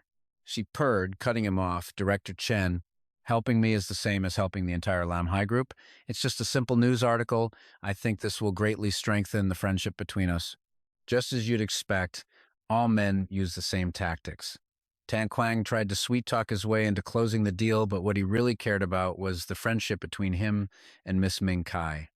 He became even more excited when Ming Kai added, Director Tran, of course I'm looking forward to our friendship developing a step further. With the beautiful woman asking so earnestly, he felt his resolve begin to soften. All right then, let me see what kind of news Miss Ming Kai wants me to publish. The headline that hit Tan Quang's eyes was an absolute bombshell. 2 companies specializing in blood spirit crystals had been robbed at the same time, with suspicions pointing toward a secret attack by an industry rival. Tan Quang immediately fell into deep thought. If he was foolish enough to make an enemy of the Su family over a single woman, then he truly had a death wish. He turned to her, his tone expressing both sincerity and a firm rejection. Miss Ming Kai, it's not that I don't want to help you, but if this news is published, it won't be a good thing for a Langtan at all. But Ming Kai played all her cards in the final moment, leaving him struggling to refuse. But Director Tran, don't you really want to strengthen our friendship? Torn between his desire and his caution, he coughed and tried to refuse again. Miss Ming Kai, it's not that I won't help. It's that this matter is truly beyond my capabilities. Suddenly, a sound came from the doorway. When a familiar figure appeared, a mixture of shock and immense joy washed over Ming Kai. Why? Why are you here? Faced with her question, Wang Zheng answered calmly, as if it were the most natural thing in the world. I came when I was needed. Seeing her savior, Ming Qi seemed to relax completely. Then I'll leave this to you. Tan Quang, had been observing the situation since the young man entered the room, but his eyes were still wide with surprise. And this is... The young man switched into seasoned businessman mode, introducing himself with impeccable professionalism. He handed Director Tran a business card. Tan Kwang stared at the card in his hand, his mind racing with questions. The senior vice president of Jiarong International? Why would he step in to help Blood Spirit Crystal?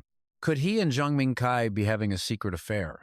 Before he could even begin to guess the right answer, Wang Zheng dropped a bombshell with the casual air of someone discussing what to have for dinner. I wonder if Director Tran is interested in Jiarong acquiring the Lang Tan website. The proposal was so earth-shattering it left Tan Kwang stunned. Are you joking? Wang Zheng replied coolly, in my position, I obviously don't make jokes. After the initial shock wore off, he tried to stand his ground. I don't want to take that risk. If we actually tried this, the blow to Lang Tan would be nothing short of destructive. Since the other party refused to cooperate, Wang Zheng played his trump card. If Director Tran doesn't publish this news, then tomorrow the contract for Jiarong's acquisition of the Lang Tan website will be on your desk. As a true CEO, all he had to do was wave his hand to control the entire situation. From what I know, Director Tran is only a co-founder of Lang Tan. You hold 30% of the shares. Jiarong will buy up all the shares from the other shareholders, naturally becoming the largest shareholder with the power to decide Lang Tan's fate. Tan Kwang was left completely blindsided and speechless by this information. How? How do you know all of this? Wang Zheng paid no mind to the man's astonishment, his eyes fixed intently on his phone. The screen displayed the name of the key player in this negotiation. To prove his claims, he decisively handed the phone to him. Director Tran, look, Shangguan Shishi is calling. You can ask her directly. On the other end of the line, Shishi got straight to the point. Director Tran, is that you? President Wang of our Jiarong group is discussing the acquisition of Lang Tan with you, correct? Her words were like a lit match, setting Tan Kwang's heart ablaze with panic. President Shangguan, I didn't expect it to really be you. Sweat dripped down his face as he understood the threat hidden within her calmly stated words. Director Tran, this phone call sparked an audacious thought in his mind. Could this kid be a boy toy that Shangguan Shishi is keeping? Unaware of Tan Kwang's wild speculation, Wang Zheng just glanced impatiently at the time and prompted him. It's 7:40 now. How about you immediately notify your company to publish the news? The man tried to struggle his way out of the inescapable trap. President Wang, Miss Mingkai, what you two are doing is really pushing me too far. Wang Zheng cut him off without hesitation. The acquisition will be prepared shortly. Originally, we were going to give you some face, but now it seems I've wasted my effort. Realizing he was completely cornered, Tan Kwang panicked. You? What are you going to do? Wang Zheng didn't answer, simply connecting a call to Heian. As soon as the other end picked up, he gave a decisive order. Take over the Lang Tan website now and post the news. The deadline stated was 24 hours. At the same time, the tense atmosphere in the Su family's living room was eased by Nuo's concerned question. Brother, what's wrong? Tianran, who had been standing pensively by the window, heard her and softened his tone to reassure her. It's nothing, don't worry. She seemed to have some idea of the difficult situation her brother was facing. Is it about the blood spirit crystal matter? He turned to her with a gentle gaze and gave a soft, She expressed her understanding and sympathy for him. I know you didn't do it. Her sincere words made Tianran curious. Then tell me, why do you feel that way? I'm Blood Spirit Crystal's biggest competitor. After being his sister for so many years, how could Nuo not know him? Letting an opponent get such a huge advantage over you, that's not your style. Lying in wait for 10 years to deliver a single fatal blow, that's you. He not only agreed, but also looked down on the person behind the scheme. Such a clumsy move. How could that possibly be my handiwork? Suddenly, a strange thought popped into her head. Could it be that Blood Spirit Crystal orchestrated this themselves? Hearing this, Tianran offered a sharp analysis to clarify the situation. If Blood Spirit Crystal did it themselves, things would be much simpler. But Zhang Mingkai wouldn't do that. He analyzed the situation like a famous detective solving a case, which is how he arrived at such a brilliant and logical conclusion. Could there be another secret force behind this? They want to push the Su family into the spotlight, to make us and Blood Spirit Crystal turn against each other first. Though he appeared calm, his words were laced with intense killing intent. But if I find them, the worries piled up, making her even more anxious. In that case, all fingers are pointing at our Su family. This person can just sit back and reap the rewards. Shouldn't we explain things to Zhang Mingkai? A clear conscience is a sure card. He remained firm in his own way. I didn't do it, so I don't need to explain anything to anyone. Nuonuo couldn't piece together her shattered thoughts, as many questions remained unanswered. Brother, if we just let this happen, aren't we falling right into their trap? Isn't this exactly what they want? In contrast to his sister, Tianran still had faith in his family and himself. Framing our Su family isn't that easy. Oh, right, Wang Zheng is back from Ningxia. If you're free, you should invite him out for a meal. A one-sided crush is that feeling of joy whenever someone mentions their name, and she was no exception. But the joy was short-lived when she remembered the long-standing feud between their families. As if reading her mind, he let out a soft sigh, then added a reassuring sentence. As long as it's something you want to do, I don't think Grandpa will stop you. As for the blood spirit crystal matter, I'll handle it. You don't need to worry. Though she was overjoyed on the inside, Nuonuo remained surprisingly calm on the outside. Okay, then I'll invite Wang Zheng for a meal when I'm free. Then I'll tell him that none of this has anything to do with our Su family. Although he advised his sister to do this, his own mind couldn't help but think the worst of his rival. I'm just afraid Wang Zheng won't listen to my explanation. It doesn't matter if the Su family is behind this or not. In the end, he'll still be the first one to draw his blade. After weighing his options, Tianyan decides to strike first. Wang Zheng isn't dead, he's alive and has already returned. At that very moment in the Neutralizing restaurant, Wang Zheng, oblivious to the plot against him, calmly continues his phone call. Okay, I'll treat you to a meal another time. Who could refuse such a sweet offer? The man on the other end lowered his voice to schedule a time. Actually, I'm free tomorrow. We'll have to drink at least 15-year-old Wuniang. You whine. You know, your sister-in-law has had me on a drinking ban for ages, but Wang Zheng brutally rejected him with an unbeatable excuse. Sorry, but I have a dinner date with a beautiful woman tomorrow. And with that, he decisively hung up. In a room filled with high-end PC rigs and professional programmers, the man who just got hung up on couldn't help but sigh in frustration. This kid, he really knows how to keep people on their toes. His brooding was cut short when a subordinate rushed over to report. Boss, should we continue the breach? One more press of the enter key and I can take full control of the entire Langtan website. Hearing this promising news, he immediately gave the order. Take complete control. Set a 48-hour timer. Back at the Neutralizing restaurant, Qin Guang, who had just witnessed the call, couldn't hide his shock. Take over management rights for the Langtan website? Are you kidding me, President Wang? My company hired the world's top tech talents to secure that website. How could you possibly breach it just like that? Knowing the man wouldn't believe him, Wang Zheng casually made a prediction. President Qin, if I'm not mistaken, your phone is going to ring in the next 5 minutes. And just as foretold, the device in his pocket began to vibrate incessantly. When he picked it up, the caller ID showed the very person they were just talking about. Talk about speaking of the devil. The voice on the other end frantically delivered the bad news.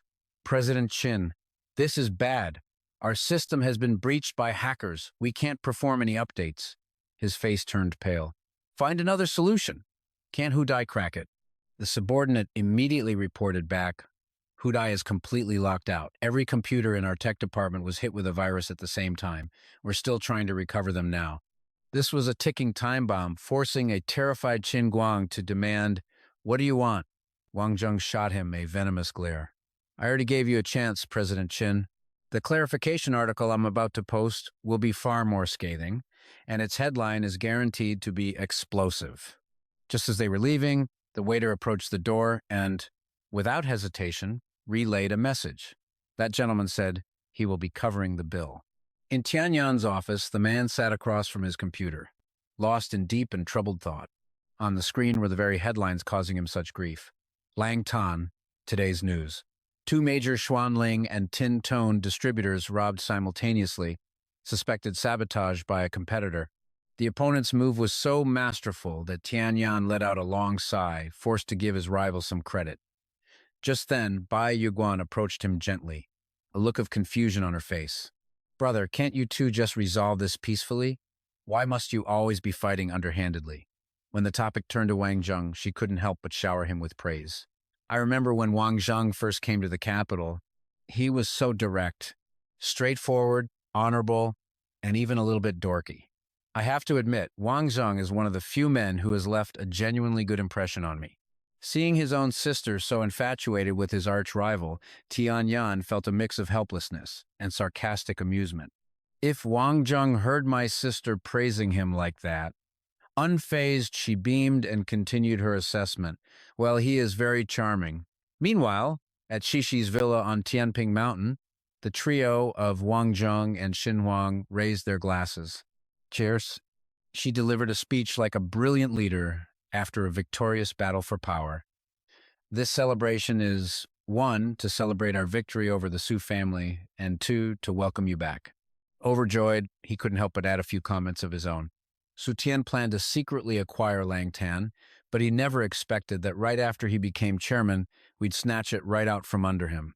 Unlike them, Sheng Fei was more interested in something else. "I heard you were surrounded by police at the train station. How did you manage to get away?" Without hesitation, he shared his brilliant strategy for outsmarting his enemies. "The place was packed with people. I fired a single shot into the air, which was bound to cause chaos. Then I used that opportunity to escape." This clever move earned him a pat on the shoulder and high praise from Shishi. Truly brilliant. "Let's put the Su family matter aside for now. Did anything interesting happen on your trip to Ningxia?" Wang Zheng brushed her jade-like hand away. Since he was being so honest, she saw no reason to hold back her prying. "What happened between you and Song Zie?" He was stunned that she seemed to know his every move. He let out a sigh. "Are you spying on me? But how could anything escape Shishi's sharp eyes? Look at you. You two disappeared for so long. It's easy for people to think you were together, you know?" Faced with her teasing, he didn't know how to react. "Are you implying that every woman who goes missing has something to do with me?" With her brutally honest nature, she simply replied with what was on her mind. "Who knows? A lecher like you, is there anything you wouldn't do?" To her astonishment, Wang Zheng, whose skin was thicker than a concrete wall, actually agreed. "You've got a point there." Setting the topic of beautiful women aside for the moment, she raised her glass. "Let's keep drinking. We're not going home until we're wasted." Their joyous celebration fueled a drunken haze that lasted until the early morning, when white clouds drifted across the deep blue sky. All three were still lost in their dreams, sprawled across the floor. He was the first to be woken by the glaring sunlight. Upon discovering his rogue arm resting on Shang Fei's chest, he couldn't help but be stunned. What is this? Wang Zheng decided a strategic retreat was his best option. As he opened the door, he let out a sigh of relief. Phew, luckily they're still asleep. He had no idea that the victim in this incident was having an unprecedentedly open-minded thought. I'll just consider it as him groping me once. In the hallway of the hotel at Capital Medical University, Wang Zheng sits on a bench waiting for someone.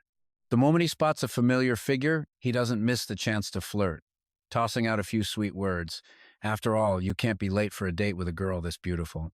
Seeming to ignore his playful lines, she gets straight to the point. Let's go, I'll show you around. As they walk side by side up the steps, her foot suddenly slips for some reason, and she lets out a sharp cry. Wang Zheng reacts instantly, wrapping an arm around her delicate waist to catch her, not forgetting to remark, such a slim waist. After being saved so heroically, Nuanoan's heart flutters, but she doesn't forget the question that's been on her mind. You're not really a womanizer, and that careless attitude is just an act. Why do you have to wear a mask and pretend like this? He built this persona himself, so there's no way he's going to admit it. Am I? In a flash, Wang Zheng expertly steers the conversation in a new direction. Nuanoan, why exactly did you ask me to come here? Instead of answering, she offers advice straight from the heart. Wang Zheng, there are certain burdens. Wouldn't it be better if you could just let them go, or maybe even reconcile with them? He just scratches his head, feigning ignorance. I'm a bit dense, I don't get it. Nuanoan doesn't buy it for a second, determined to get through to him. Wang Zheng, you know exactly what I'm talking about. Finally, she can't hold back her anger. Even now, he refuses to drop the playful act. My lady, words like that could easily give someone the wrong idea. Anyone who didn't know better might think you're lashing out in anger after a failed confession. But Wang Zheng lets out a weary sigh at her immense determination. I will convince you to let go of all your hatred. The sudden appearance of Dong Liwen cuts their sentimental moment short. Nuanuan, is this guy bullying you? The person he's referring to doesn't answer, instead turning to whisper something to soothe Nuanuan. Wang Zheng plays along, waving his hand dismissively. They're just a bunch of kids. I won't lower myself to their level. The other guy doesn't get it and immediately puffs up his chest, acting tough. Say that again? You want me to beat the crap out of you? Nuanuan tries to calm the situation. Dong Liwen, it's really nothing. My friend and I still have things to discuss. Yang Lu finds her attitude infuriatingly fake. Hey, Nuanuan, Liwen is trying to stand up for you. Don't be so ungrateful. Suddenly, he slaps her across the face, shocking everyone. Yang Lu clutches her reddening cheek, her voice trembling as she stammers, Liwen, last night we were. But he cuts her off, shouting furiously, You ungrateful bitch. Get the hell out of my sight. Humiliated and shamed, she turns and runs away in tears. Wang Zheng seizes the opportunity to advertise his services. If you want to get revenge on him, remember to come find me. By now, Nuanuan has completely lost any good feelings for Liwen and doesn't want to see his face anymore. Dong Liwen, you should go too. This has nothing to do with you. But Liwen just squares his jaw, his tone arrogant. How is this none of my business? Nuanuan, your business is my business. He then turns to Wang Zheng. Who the hell are you? Why are you bullying Nuanuan? Wang Zheng shrugs as if it has nothing to do with him. I'm not bullying Nuanuan. If anything, she's the one bullying me. Despite this, Liwen aggressively grabs him by the collar, playing the hero. Today, I'm going to make sure Nuanuan gets her justice. Wang Zheng's expression remains perfectly calm. Go ahead and try. Liwen tries to drive his knee into Wang Zheng's stomach. Are you telling me what to do? But Wang Zheng's hand shoots out, blocking the attack completely. Young man, people should be reasonable. He then grips Liwen's knee tightly, causing him to cry out in pain. Let go. A contemptuous smile plays on his lips as he sneers. All right, you asked for it. With a surge of strength, Wang Zheng hurls Liwen's large frame away from him. The lackeys can only stare, stunned, as their boss goes flying. Wang Zheng's voice cuts through the air with a warning. Anyone who dares to help him, I'll take you down too. Don't believe me? Go on and try. Later, in the Capital Medical University cafeteria, Nuanuan and Wang Zheng are eating together. She reveals the identity of the aggressive guy from earlier. The man you fought is named Dong Liwen. His father is Dong Shenbang, a famous real estate tycoon in Nanjing province. She also adds a word of caution. If you want to expand your business in Jiangnan province, he could probably help you. But his reputation isn't very good. Chewing his food, Wang Zheng leans in, listening intently. Oh? Tell me more. Nuanuan explains the information she's heard in more detail. Dong Shenbang's Hengsheng real estate has won every major project. Wang Zheng recalls Liwen's arrogant and aggressive behavior and makes his assessment.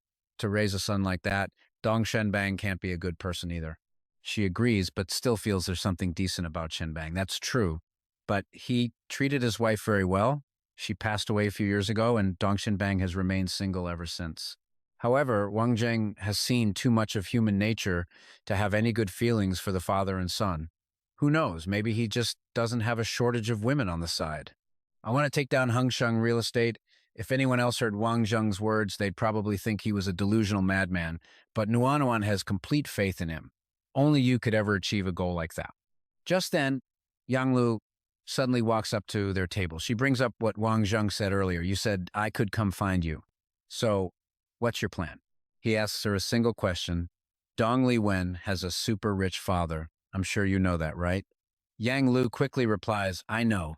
A wicked grin spreads across Wang Zheng's face, as if a pair of wings just sprouted from his back, along with two horns and a demon's tail. His words are pure temptation. If you want revenge on him, why not just become his stepmother? His suggestion leaves Yang Lu completely stunned, while Nuanuan can't help but burst out laughing. Meanwhile, at the Su family residence, Wang He is reporting Nuan Yuan's activities to the young master. Yes, young master, the young miss is currently eating with Wang Zheng in the Capital Medical University cafeteria.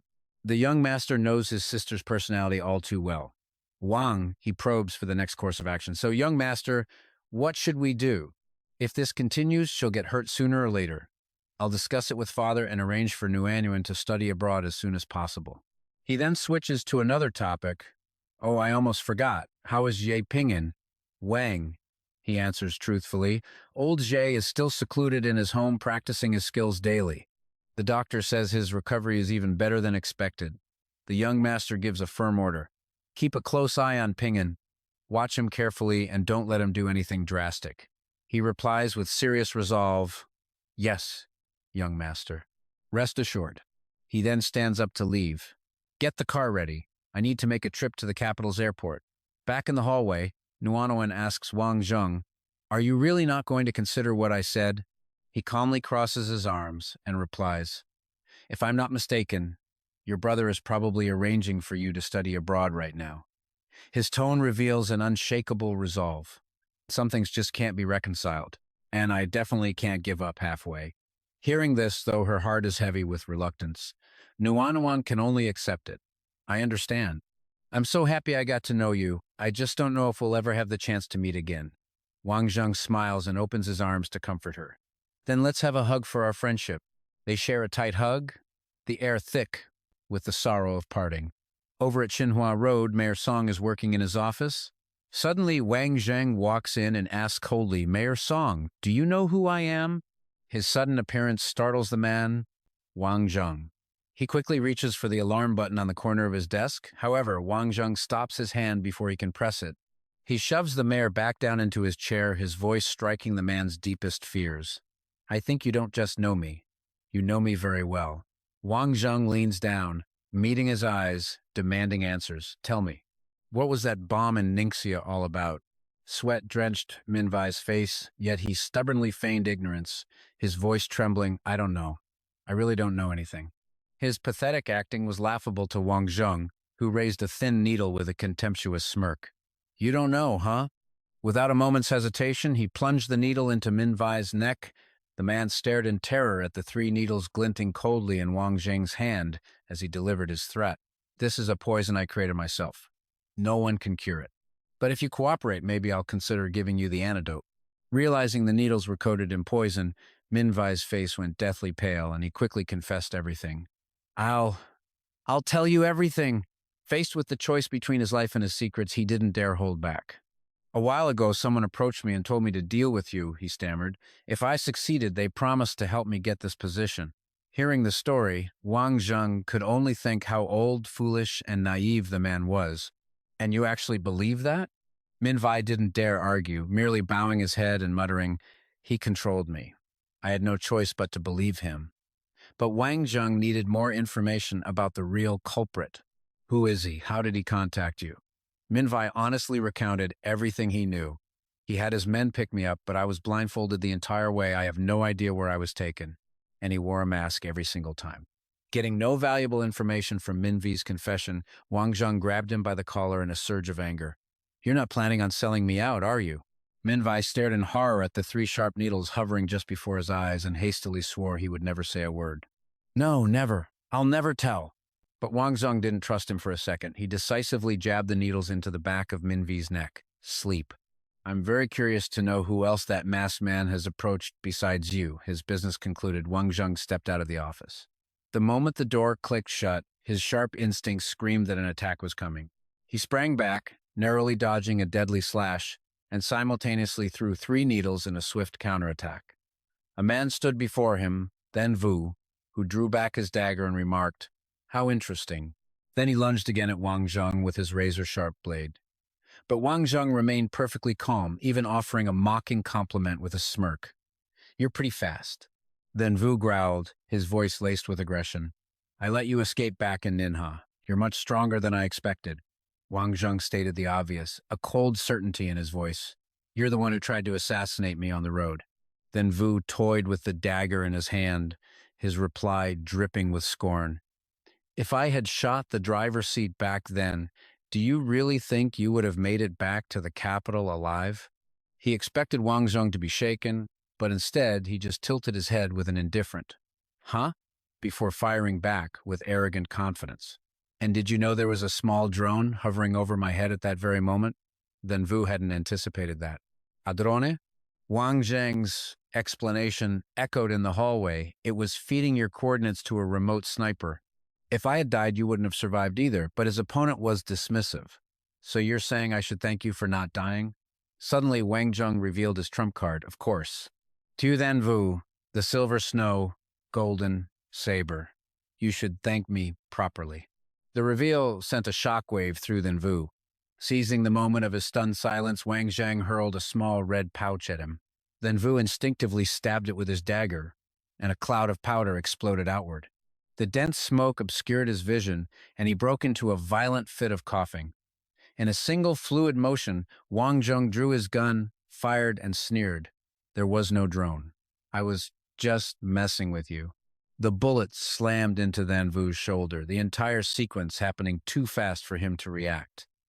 Wang Zheng then casually opened a window, not forgetting to look back and offer a parting shot. I'll be going now. With that, he leaped out. Then Vu could only watch him disappear, clutching his bleeding shoulder and grinding his teeth. Damn it. Elsewhere, the sound of thundering footsteps filled the air. A group of men stormed into Min Vai's office, with Tong Vin shouting, "Hurry up! Min Vai has collapsed! Get him medical help!" He frowned, furious, causing trouble right inside the Tong family estate. This was no simple matter. He issued a cold command, "I want a thorough investigation within 24 hours. Down below, Wang Zheng saw the police cars arriving and sighed to himself. Well, this is a real problem now. Just then, a red car pulled up beside him. The window rolled down to reveal Tuda. You? What are you doing here? Wang Zheng quickly opened the door and jumped in. Inside, he explained, I caused a bit of trouble at your house. You're the only one who can get me out of here. Unexpectedly, Tuda accepted this calmly. All right, I'll get you out. The red sports car accelerated, peeling out onto the road and speeding away. Tuda's composure baffled Wang Zheng. Aren't you going to ask me anything? It turned out she had already pieced it together. You came to my house to ask my father about the bomb, didn't you? He had to admire her intelligence. It seemed nothing got past her. He relayed what Min Vai had confessed. Your father said someone offered to help him get that position, so they started working together. But Tuda knew her father's character better than anyone. She suspected he was being manipulated. My father isn't the type to throw everything away for ambition. Could there be something else going on? Wang Zheng shared her suspicion. I don't know the specific reason, but to protect him, I used silver needles to put him in a coma for the next few months. Hearing that her father was in a coma, Tuda anxiously grabbed his hand. Will he be in any danger? The soft touch of her hand made Wang Zheng break out in a sweat, and he quickly looked away. No, it's just a coma. There are no side effects on his body, he assured her, then added, I know what I did was wrong, but Knowing her father was safe, Tuda finally breathed a sigh of relief. I don't want to see my father consumed by power and ambition. If one day you have to raise your sword against the Tong family, I only hope you can spare his life. Her complete trust in him prompted Wang Zheng to voice a question that had been lingering in his mind. I just want to ask, why did you believe I would win from the very beginning? Realizing his hand was tightly gripping hers, Tuda suddenly blushed. She looked at him and smiled gently. I trust my intuition, and sometimes a woman's intuition can be a very scary thing. Wang Zheng suggested she check on her family.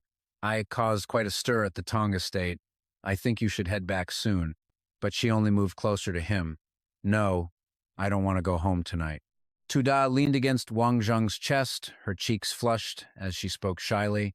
This is the first time we've met since returning to the capital. I don't want to leave you so soon. Night fell, the moon emerging from behind the clouds. He finally relented. All right, I'll stay with you. Meanwhile, on a deserted street, Then Vu ran, clutching his shoulder, shocked to find himself in such a desperate situation so soon after returning. Suddenly, a group of men appeared, surrounding him. He remained calm, challenging them. Go on, shoot! In response, they all opened fire. Just then, a black car screeched to a halt right in front of him. The window rolled down, and a voice urged him, The eldest young master sent me to take you to the manor. Get in, quickly. The next morning, golden sunlight cast the long shadows of skyscrapers across the street, where a red car was parked quietly in a corner. Inside, Tuda was still sleeping soundly, holding on to Wang Zheng. He smiled and gently patted her back. "It's morning. I have to go." Still lost in the feelings of the night before, she blushed, not wanting him to leave. "Don't go." Wang Zheng soothed her with a soft voice. Being an understanding person, she didn't want to hold him up any longer. "All right then. It seems you have to meet someone very important." In the southern suburbs, at the Wen family estate, afternoon sunlight streamed through the windows as Wang Zheng stood at the door and knocked. From inside, a woman's suspicious voice called out, "Who is it?" He stated his identity clearly, Wang Zheng, from Kowloon International. Hearing a familiar voice, Ningha rushed to open the door with a warm and welcoming smile. "How did you find me here?" Wang Zheng replied mysteriously, "I have my ways." His eyes immediately fell on the slightly messy room, and he instantly knew what was happening. "Are you leaving?" he asked. Not hiding her intentions, Ningha even told him exactly where her hometown was. "Yeah, I'm packing to go back home." Learning that her hometown was in Baizhou County in northern Nanjing, his mind raced, and he quickly made her a tempting offer. "I've always wanted to build a school in northern Nanjing. Help me take charge of the planning, and once it's complete, you'll be its first teacher." Her eyes lit up, as if she'd struck gold. "Really? That's something I've truly always wanted." Wang Zheng suggested they exchange contact information to make future discussions easier. "Give me your phone number. We can talk about the school construction details slowly." After successfully persuading Ningha, it was time to say goodbye. "Well, I won't disturb you any longer. Take your time packing." He went downstairs and hailed a taxi. "Driver, to Jurong International, and please step on it." The driver, brimming with confidence in his skills, replied, "Okay, no problem. When it comes to speed, I'm number one." With that, the old taxi shot off, leaving a cloud of exhaust in its wake. Wang Zheng arrived at Shangguan Shishi's office. She handed him a file, urging him to look it over. "You're finally here. Take a look at this, quickly." Wang Zheng opened the document. The cover page was the latest financial report showing Wanling's sales skyrocketing. The combined sales of the three major diamond jewelry companies, Tongling, EGA, and Suhang, didn't even add up to 1/3 of Huanling's. Shishi assessed the current situation. Huanling won this round, Zhongding is secretly planning its next move, and the Su family's capital must have taken a painful hit. "I really want to crush them completely." An idea suddenly sparked in Wang Zheng's mind. "I have a great idea." But her expression was skeptical. "Let me guess. Another one of your shameless, cunning plans?" He took out his phone and called Yu Ling. As soon as he picked up, Wang Zheng got straight to the point. "Brother Yu Ling, how many men do you have on hand right now?" The voice on the other end replied, "Over 900. Is there a new mission?" A wicked smile spread across his face as he laid out the plan. "Yeah, take 50 of your best men. You have 15 days to get to South Africa. I need you to destroy a diamond mine. Yu Ling, ever cautious, double-check the details. Are you sure we'll be able to leave the country cleanly after it's done?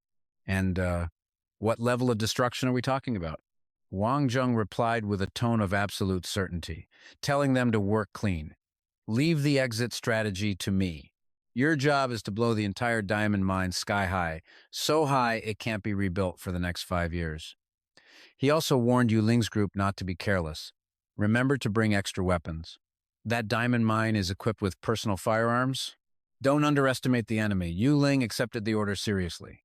"Okay, I understand." Shishi, who had overheard the entire conversation, had a question. "How did you know the Su family has a private diamond mine in South Africa?"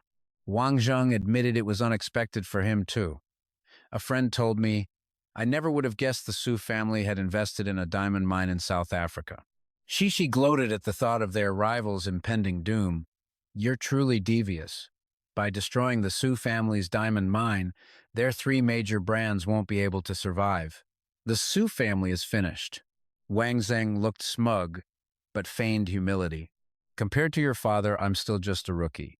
The mention of Zhejiang made him turn and ask, "By the way, has your father given any new orders lately?" Shishi, looking completely exasperated, explained her father's recent situation. No, he just stays in his nursing room all day, living a life of leisure, while I'm here suffering. Suddenly there was a knock on the office door. Wen Tao entered with a man and a woman. Miss, these two are.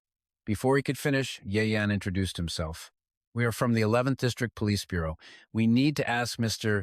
Wang Zheng to come with us to assist in an investigation. Wang Zheng stood facing them, refusing to budge without clear authority. Why should I go with you? At that moment, Yu Yan coldly held up a document and stated, "This is an arrest warrant from Internal Affairs. We suspect you of colluding with international reactionary forces." Wang Zheng found the excuse laughable. What kind of bullshit reason is that? Yi Yan's voice was hard as steel, and he even added a threat. Don't even think about resisting. We have the authority to shoot you dead on the spot. Their brazen attitude was too much for Shishi to bear. She stepped in front of Wang Zheng to shield him. That's quite an arrogant thing to say. This is Jurong International, not a place you can just waltz into and arrest someone. Shishi's expression and tone were fiercely determined. He is my person, and if I don't agree, not even your commander could take him from Shangguan territory. As the tension between the two sides mounted, Wang Zheng suddenly asked their names. What are your code names? Yu Yan, confused by the question, still answered to get it over with. I'm Yu Yan, and he's Ye Yan. Now, are you coming with us or not? He finally agreed to their unreasonable demand. Fine, I'll go with you. This left Shishi utterly stunned. Wang Zheng, you can't go. Wang Zheng winked to reassure her, patting her head soothingly. It's fine. You just wait for me at home, like you said. I'm your man now. How could I possibly abandon you? Though she usually bickered with him, her face was now filled with genuine worry. You have to come back. Yi Yan, standing to the side, looked bored by the sentimental farewell and hurried them along. Are you done? If you're done, let's go. Before leaving, Wang Zheng leaned in and whispered in Shishi's ear. Don't worry. I'm going to make their lives a living hell. Just sit back and watch the show. Meanwhile, at the Imperial Hotel in the capital on the top floor, Tianyan paced back and forth as he spoke to Shen Wu. Looks like you took a heavy blow this time. Would you consider Wang Zheng a worthy opponent? Shen Wu admitted his defeat at Wang Zheng's hands. Yes, I was careless. Tianyan's words dripped with hatred for Wang Zheng. I want to eliminate him, which is why I need you to do me a small favor. Having fought Wang Zheng before, Shen Wu knew a bit about his strength and hesitated at the proposal. That's no small favor. One wrong move, and it could cost me my life. However, as an experienced businessman, Tianyan could read Shen Wu's thoughts. But I know you're very interested in him, Shen Wu answered scornfully. And that's supposed to be enough to make me help you? Tianyan began to play on his emotions to sway him. I thought we became friends from that moment on. Shen Wu's attitude clearly shifted slightly. Suddenly, Tianyan's older sister, Qing Li, appeared with his two younger brothers, Tianyai and Tianqi. She spoke urgently. Tianyan, I need to see you about something. Tianyan found it strange that all three of them had come to see him at once. Oh? My dear sister and two brothers came all this way to find me. What could be so important? Qing Li held out a notice, confronting Tianyan. Why did you cut everyone's year-end bonuses by 80%? Tianyai, standing beside her, chimed in with obvious frustration. And why did you cancel the $2 million in startup capital for all family members under 30? It's not like our Su family is short on that little bit of money. Tianyan responded to the barrage of questions with perfect logic. The family's liquid capital is extremely tight right now, so we need to consolidate our funds. I made it clear in the announcement that this is only temporary. Tianyai, furious about his allowance being cut, retorted, Brother Tianyan, you've always been in charge of the family's businesses. How could you let this happen?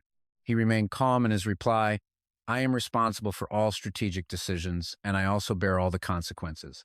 I don't believe I need to explain myself to people who wouldn't understand anyway. Qing Li's tone was full of reproach. Tianyan, you need to take responsibility for your own incompetence. He was even harboring ambitions to seize power if his nephew truly failed. But as someone who had run the company for years, Tianyan saw right through their scheme. If your goal is to force me out of this position, then I'm afraid I'll have to disappoint you. Tianya relentlessly blamed him. Brother Tianyan, Why has the company suffered so many losses since you took over? You're incompetent, yet you still want to monopolize this position. Sooner or later, you'll run this company into the ground. But Tian Yan couldn't stand the shamelessness of these freeloaders who acted so high and mighty. He roared, "In all these years, have any of you ever executed a single profitable project? Meanwhile, I turned 2 million into 50 million in just 1 year," he declared decisively. "If any of you can do the same, I will gladly give this position to them." Thian Kai sneered, showing no respect for his older brother. "The family's assets may have grown wildly in the past, but for the last 3 months, haven't you been beaten so badly by our rivals that you can't even lift your head?" But Thian Yan felt powerless, unwilling to argue further with these brainless relatives. "I'm wasting my time arguing with you people. Get out on your own, or I'll throw you out. Your choice." Thanli, pulling rank as the older sister, scolded him in a lecturing tone. "Te Tianyan, how dare you speak like that? Who do you think you are? Who gave you that right?" Suddenly, a flash of light encircled her. The light then flew back into the hand of Than Vu, who had been sitting to the side, witnessing the entire argument. Than Lai stared in shock as her long hair was sliced clean off at her shoulders. Enraged, she used their grandfather as a threat. "Just you wait! I'm going to tell Grandpa everything." Watching the three of them stomp away in a fury, Tian Yan couldn't stop himself from cursing under his breath, "A bunch of idiots." Tian Yan was quite pleased with how Than Vu had just dealt with his obnoxious sister. He teased, "You really don't know how to be gentle with the ladies. No wonder you're still single." Then Vu stood up, his face impassive. "I'm not lacking for female company. And another thing, I'll help you with your problem." Meanwhile, at the headquarters of Kowloon International, Night Eye had lost his patience and was threatening Wang Zheng. "So, should I put these on for you, or will you do it yourself?" What followed was a powerful knee strike, and finally, Wang Zheng's elbow slammed into his back. It all happened so fast that Night Eye had no time to react. Battered and disheveled, he glared at the young man before him. "You!" Vu Yan pulled out her gun as a warning, but he quickly grabbed it, even daring to cover the muzzle with his palm. Her eyes widened as Wang Zheng ejected the magazine right in front of her. How is that possible? In just a few seconds, he had completely disassembled the gun, leaving the two agents staring in disbelief. "You. What did you do?" Wang Zheng just smirked dismissively. "What's wrong? Gave you a good scare, didn't I? I was already doing you a favor by coming along, but you people treated me like nothing. You can't blame me for this." But Vu Yan still preferred to use force. She sternly spoke into her radio to report to her superior, Vu Yan, requesting backup. But he had no intention of making a scene. He just hated their arrogant attitude, and that's not necessary. "I just don't like being handcuffed by others. I'll go with you." Vu Yan led Wang Zheng downstairs, where numerous security personnel were already waiting. She pointed to a parachute. Even though he was in the car and on his way to the police station, Wang Zheng's expression remained completely calm. "I suggest you send 2 people to carry that guy from upstairs down. Otherwise, it's going to be a huge embarrassment for Department 11. Vu Yan ordered her subordinates to bring down the battered Night Eye. "You two, carry him down." In the car, Wang Zheng kept staring at Vu Yan, who was supervising him from the side. After a moment of observation, he clicked his tongue and teased, "Tisk, you have a great body." He even offered her some advice. Women should wear bras less often. Unable to maintain her composure in the face of his harassment, Vu Yan coldly drew her gun and pressed it against Wang Zheng's forehead. "If you say one more stupid thing, I'll blow your head off." 2 cars, one black and one white, sped through the gates of the Department 11 police station. The first words out of his mouth after stepping out of the car were, "So this is your base. It's nothing special." His tone held not a trace of fear or anxiety. Wang Zheng's nonchalant attitude throughout the journey made him an enigma to Vu Yan. "I'm very curious. What did you do for a living before this?"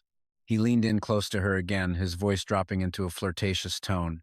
"What's this? Taking an interest in me?" But Vu Yan was a cold-hearted agent with only the mission on her mind. She turned her back decisively and ordered her subordinate, "Take him away. Search him." Fu Than answered seriously, "Yes, ma'am."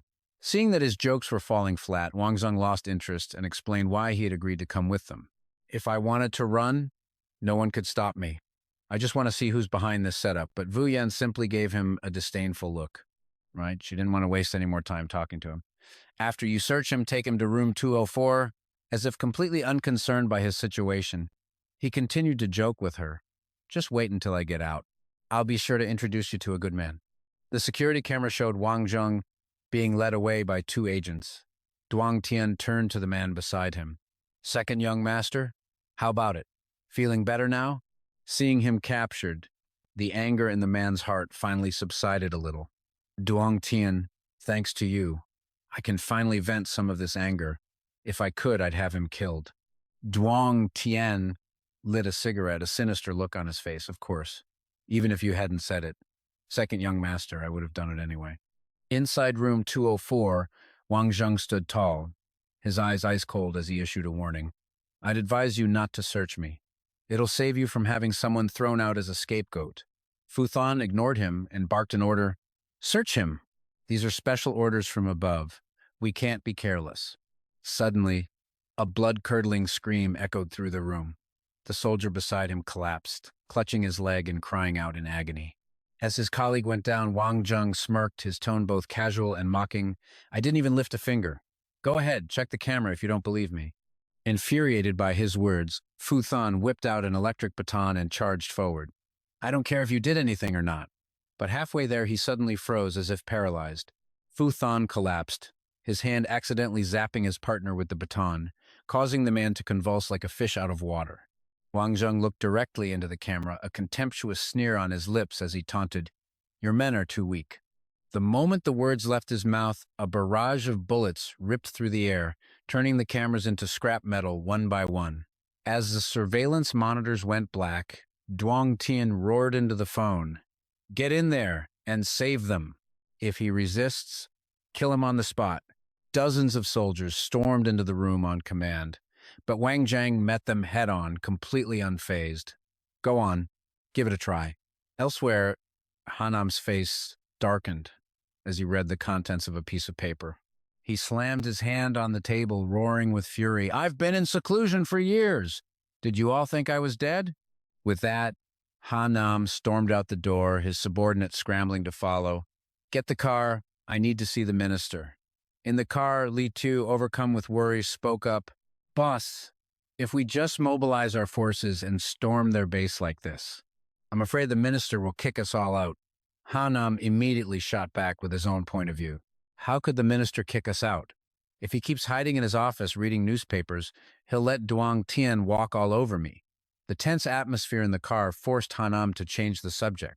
How many years has it been since you've seen your brother Tran?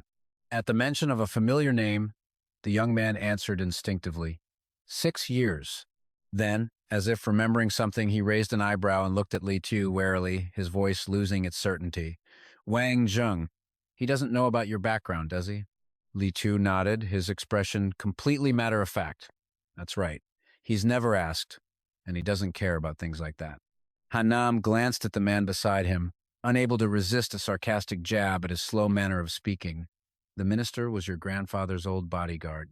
If you just say the word, he'll definitely.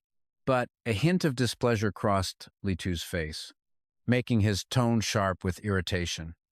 If this keeps up, everyone will only ever know the great young master Li Tianshu of the Northwest, and never hear of me, Li Xiao. After walking a bit further, Yan glanced at his watch, his expression tensing slightly. Wang Zheng, he thought, I hope nothing happens to you in these next 2 hours. It's been way too long since we last saw each other. Suddenly remembering something, Li Xiao turned and asked him, Hey, big bro, won't doing this expose our connection to Brother Zheng? Nearby, Wang Zheng coolly faced down the guards, who looked completely dazed, as if they had no idea what they were doing. Wu Yan, standing in the center of the formation, aimed her gun at him and issued a stark warning. Don't even think about resisting. There are too many of us. You couldn't escape even if you grew wings. Drop your weapon and surrender. Unfazed, Wang Zheng let himself go into a freefall, showing no signs of a man who'd been cornered. All right, I surrender. But Wu Yan didn't lower her guard for a second, immediately snapping a command. Kick the gun over here. Without a word, Wang Zheng sent the gun flying with a powerful kick. It shot forward like an arrow, slamming mercilessly into the face of the soldier in front. He tore at his sleeve, shattering a small glass tube, his voice dripping with contempt. I knew you wouldn't have the heart to kill me. A cloud of purple smoke erupted from the cracked vial, rushing towards the guards before they could even react. Seizing the opportunity, Wang Zheng lunged forward in a blur. He quickly circled behind Wu Yan, expertly taking control of her in one swift move. Her mind was a tangled mess, but she struggled to maintain a calm facade. "What do you want?" He frowned, his voice a low, gravelly growl thick with meaning. "Simple. Take me to see Tao Tongtian. This is a personal matter." Faced with a tense standoff, Wu Yan had no choice but to grit her teeth and agree. "I'll take you." His eyes scanned the surrounding circle of guards as he muttered a heavy word of thanks. As he walked with her to the elevator, Wang Zheng spoke in a low voice. "I'm surprised. These subordinates of yours are quite loyal." In Tao Tongtian's office, Shu Liang burst in, crying out in a panic. "Tongtian, he's fought his way to the door!" "What do we do?" "You have to think of something quick." The man calmly walked to the door, even taking a moment to reassure the other. "Second master, I know what to do." Stepping outside, Tongtian immediately roared straight at Wang Zheng. "You think you can cause this much chaos here and still walk out alive?" With a hostage in hand, Wang Zheng wasn't the least bit intimidated. "Instead," he replied nonchalantly, "what evidence do you have to arrest me?" The man answered with composure. "The underground military academy has been very active in Waxia recently. All evidence points to you having contact with their people. You will be held responsible for this." Hearing this, he couldn't help but laugh at the man's shameless audacity. Arresting people without cause is standard practice for you people in Section 11.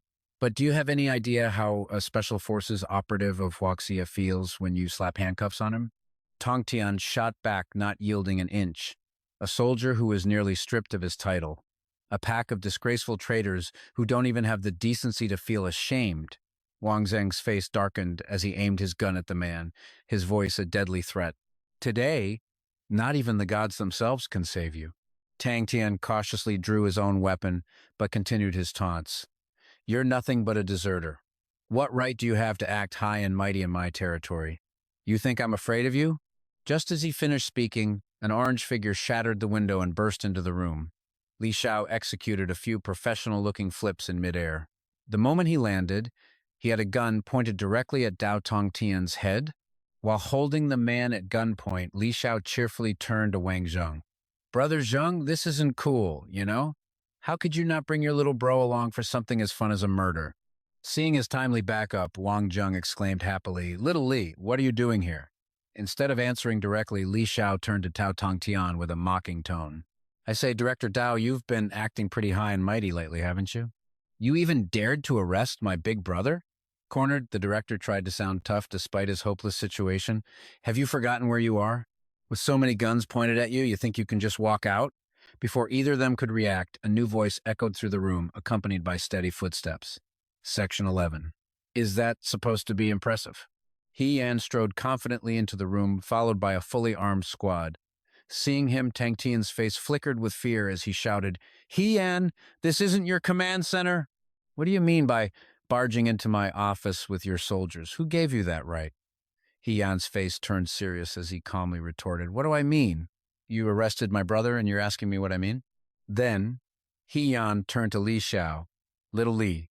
He turned back towards Tang Tian and continued, "As for how I was able to mobilize a special operations team, are you telling me you don't know?" The man stared at He Yan, a mix of anxiety and suspicion in his eyes. He Yan calmly announced that he would be temporarily assuming the role of acting deputy minister. The minister and deputy minister had taken extended medical leave, so during this time he would have full authority over the Ministry of National Security. Hearing this, Tang Tian spat out venomously, "Consorting with a deserter, storming Section 11 with your troops. You think you can still hold on to your position after this?" The moment the words left his mouth, Tang Tian was sent flying by a vicious kick, his body slamming hard against the wall. Wang Zheng calmly picked up his weapon, then pointed it directly at the man in a clear, silent threat. But then, a grin spread across his face. He tossed the gun aside while expressing his gratitude. "My brother, I'm sorry. I've caused you trouble."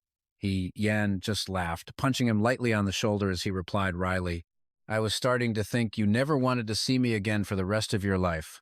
Caught off guard by the punch, Wang Zheng let out a grunt. "Oof." Remembering Tang Tian, he pointed towards the man and asked, What should we do with him? Tang Tian clutched his stomach in pain, struggling to his feet before stalking forward to confront them. Why not finish me? If you don't do it today, I swear I'll get my revenge on you someday. Wang Zheng looked his enemy straight in the eye and answered clearly, just because I'm not killing you today doesn't mean I won't do it later. Realizing he couldn't escape, the man quickly pressed a button on a remote control. Everything that just happened has been recorded and sent to the Central Commission for Discipline inspection. Witnessing such venomous cunning, He Yan couldn't help but condemn him. You are truly despicable. Li Shao swaggered forward, casually informing the man, forgot to tell you, Hu Hunan of the Central Commission for Discipline Inspection used to be a division commander under my grandfather. Before the commission can punish anyone, they need Hu Hunan's approval. The bold claim made Tang Tian ask, then you are? The young man puffed out his chest and declared proudly, I am the son of Li Yeping from the northwest, Li Shao. Li Tianshu is my older brother. This stunned Wang Zheng. You little brat! Li Shao then dragged the trembling Xu Liang out from under the desk. Brother Zheng, what do we do with this old geezer? His hand tightened on the man's collar as he snarled through gritted teeth. Using your power to frame me. A brilliant plan, old man, wasn't it? Xu Liang struggled, demanding, what proof do you have? Wang Zheng coldly shoved him aside. He spat out his final words with utter contempt. Don't be in such a hurry. Just wait. It'll be soon enough. With that settled, Wang Zheng turned to He Yan. Let's go. It's been too long, my treat. Li Shao's eyes lit up like high beams. Oh, that's great. Am I included? He Yan pinched his arm and teased. What do you think? Wang Zheng clapped him enthusiastically on the shoulder. Let's go. Wherever you want to eat today, just say the word. It's on me. Before the group left, Li Shao turned and pointed at Tao Tang Tian and Xu Liang. So what about these two? Should we take care of them? He said it casually, but his chilling words would haunt the two men for a long, long time. We'll spare them for now. Afterward, Wang Zheng's group went to a nearby local restaurant. They all raised their glasses for a toast. Tonight, no one goes home sober. He Yan, holding a glass of beer, pressed Wang Zheng. That business with the Song family, that was you, wasn't it? Wang Zheng just focused on gnawing a chicken leg, feigning ignorance. The Song family, what are you talking about? His eyes lit up with interest, looking at Wang Zheng as if he'd discovered a completely new person. Oh, so you're going to play dumb with me, are you? His terrible acting was seen right through, so Wang Zheng just played along with a sad expression. I never used to get involved in this kind of thing, but then Xiao Chenyu showed up. I fought him once. He's a seriously skilled opponent. Hearing this, the man let out a weary sigh. His target is you, isn't it? Li Shao clapped his hands to get their attention and declared loudly, if I ever run into that Xiao Chenyu, I'm definitely going to take him on. Seeing his fiery determination, Xiaoyan calmly warned him, you'd better be careful. If something unexpected happens, I don't know how I'd explain it to Mr. Li. Just then, the phone in Wang Zheng's pocket began to vibrate. The screen lit up with a familiar name. A voice, both sweet and sassy, came through the speaker. I have a performance tonight. Are you free to come watch? He chuckled and replied gently, I can't tonight. I have something else to do. Her immense disappointment quickly flooded through the speaker. You really can't make it? I saved a few tickets for you. If not today, then I guess we'll have to wait for another time. Wang Zheng skillfully chose his words to avoid upsetting her further. While it's true I have something to do, it's not nearly as important as your performance. Hearing that, Lu Xuan's tone immediately brightened. You're terrible. Well, okay then, I'll be waiting for you. Feeling her mood lift, he couldn't hide a satisfied smile and replied, okay, see you then. Two pairs of sparkling eyes were locked on his face as if he were a primetime TV show. Wang Zheng felt helpless. Why are you two looking at me like that? Li Shao grinned mischievously, teasing, Brother Zheng, are you always that sweet to our sister-in-law? When do we get to meet her? Xiaoyan quickly jumped in to pressure him. Yeah, hurry up and introduce us to our sister-in-law. Is it Zhang Mingqi, Shangguan Shishi, or Shengfei?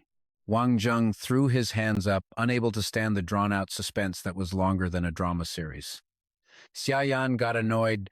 Spit it out. Who is she? He picked up his glass of beer and calmly dropped a bombshell on his brothers.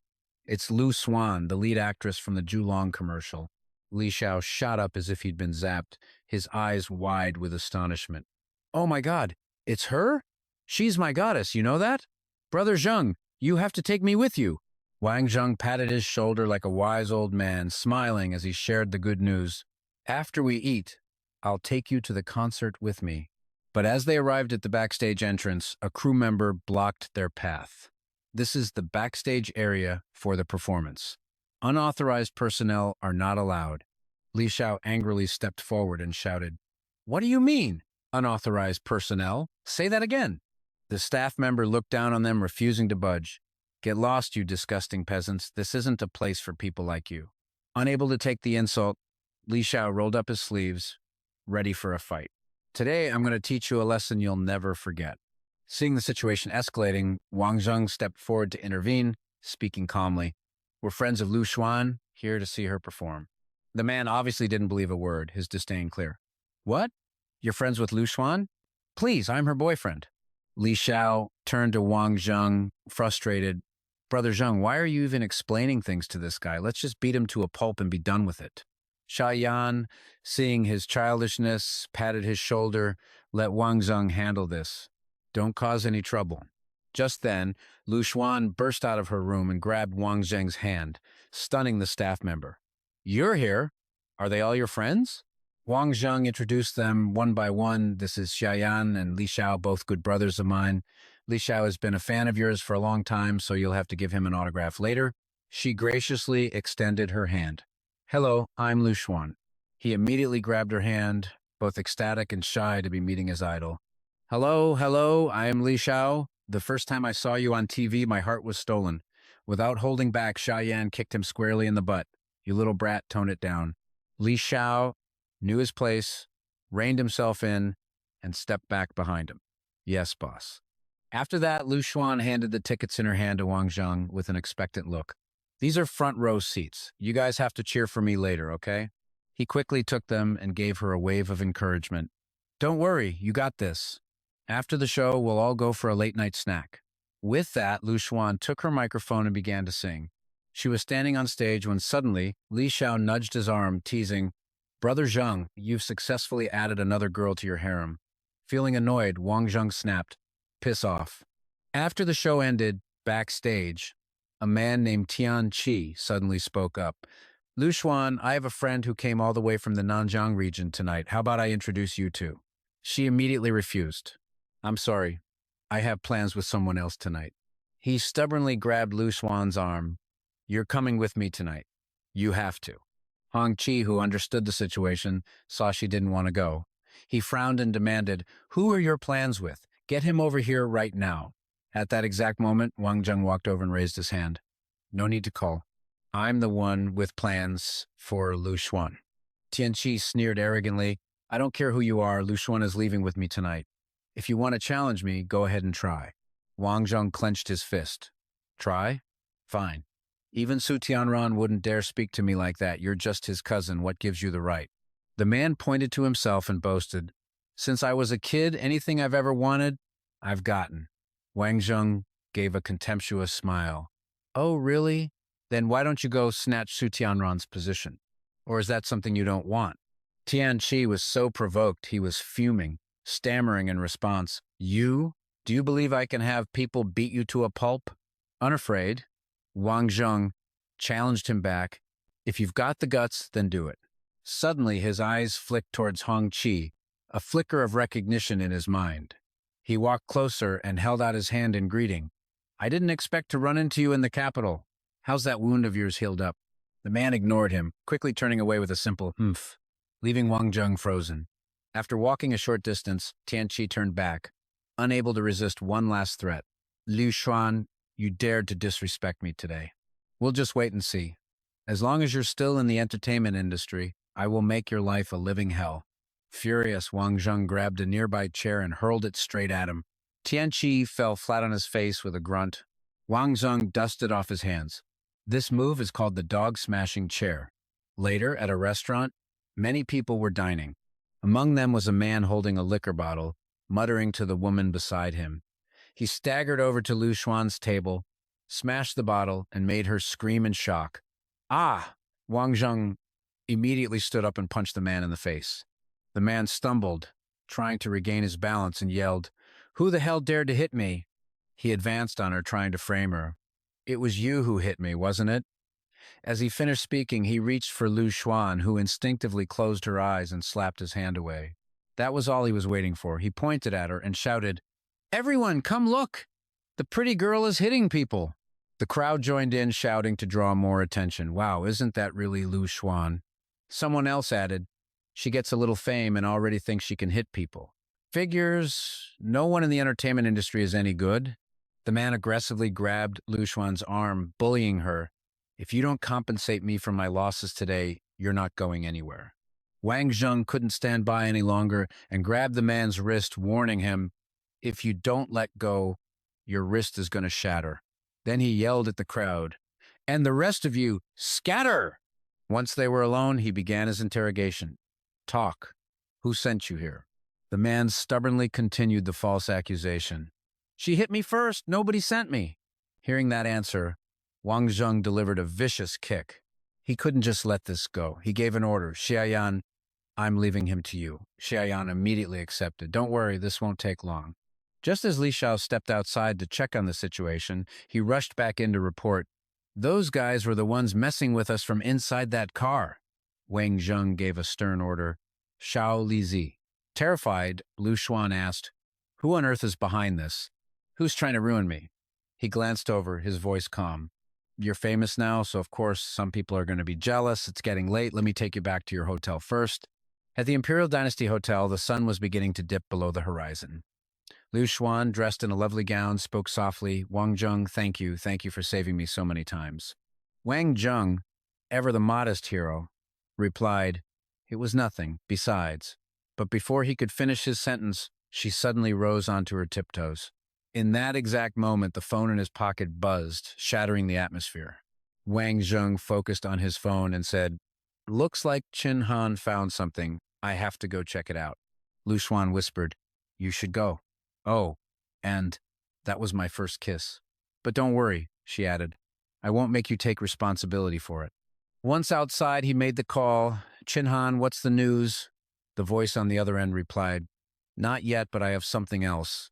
When I got back to the office, Shangguan Shishi was here. She brought a few people and they're waiting for you." Wang Zheng narrowed his eyes and instructed, "Tell her to go home." Qin Han teased him playfully, "Or maybe I should tell her to find you at the Imperial Dynasty Hotel."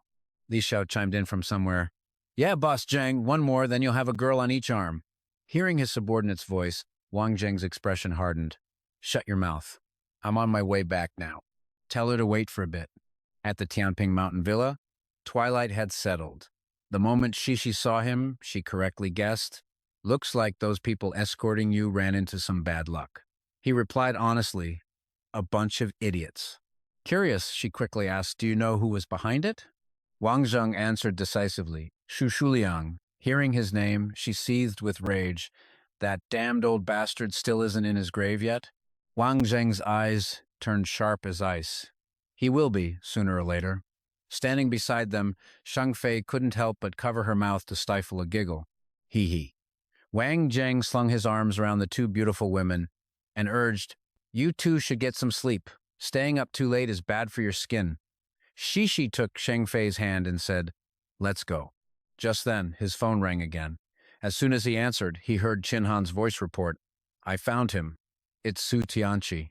The scene shifts to the Tiangong International Club, where two men and two women were sitting intimately together. Tianqi suddenly turned and said, "Hey, Hongqi, we're in the capital now. Don't be so tense. Loosen up a bit." Feeling uncomfortable, Hongqi replied, "I'm not used to this. Maybe I should just head back to the hotel and rest." Tianqi tried to make him stay, continuing to tempt him. "Hongqi, don't be shy. Acting like this, you're going to miss out on all the fun in life." Suddenly, the door to the room swung open. Wang Zheng appeared and chided them. "Enjoying the sights and drinking wine on my turf, are we? How come you didn't give me a heads up? The least I could do is treat you to a proper meal." Tianqi shot to his feet in disbelief. "What are you doing here? And how is this your turf?" Wang Zheng stepped inside and began to lay out his crimes. "Su Tianqi, you little punk. You hired people to slander Lu Xuan, so of course I had to come and collect the debt." Tianqi narrowed his eyes, curious about his intentions. "What do you want?" Without a word, Wang Zheng extended his hand and growled, "What do you think?" Immediately, Hongqi stood between them, pleading, "Do it for my sake." Wang Zheng shot back, "Get out of the way. A piece of trash like Su Tianqi isn't worthy." After just a few minutes of commotion, Gu Ming, the general manager of the club, arrived with two bodyguards shouting, "What's going on here? Who's causing trouble?" He then bowed politely to Tianqi and introduced himself. "Mr. Tianqi, I am Gu Ming, the general manager of this club. I sincerely apologize for this disturbance."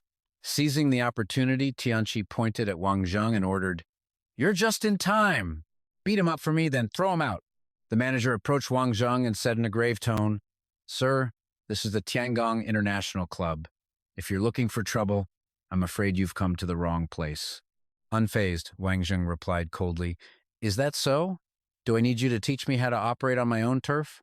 Enraged, Gu Ming glared and threatened through clenched teeth, "You just try me." Unexpectedly, Wang Zheng held out a card in front of him. The manager saw it and froze, his face a mask of shock. Wang Zheng stated coldly and firmly, "I told you, this is my turf. Do you have any other objections?" Seeing Gu Ming silently bow his head and turn to leave, Tianqi quickly tried to call him back. "Hey!" It was fast and dangerous. Wang Zheng immediately smashed a wine bottle over Tianqi's head and slammed an elbow into his side. Without a single wasted motion, Tianqi was knocked out cold on the sofa. Knowing right from wrong after dealing with Tianqi, he turned to Hongqi. "You can go. Out of respect for your father and your sister, I won't make things difficult for you." Understanding, he quickly left. "All right." Li Xiao ran into the room and asked, "Boss Zheng, can we begin?" Wang Zheng pointed at Tianqi and ordered, "Strip all his clothes off for me. Strip him clean." The next day, in Shangguan Shishi's office, the phone in Wang Zheng's hand suddenly rang. It was Cheng Wulong calling. He quickly answered the call. "Well, was it a success?" An excited voice boomed from the other end.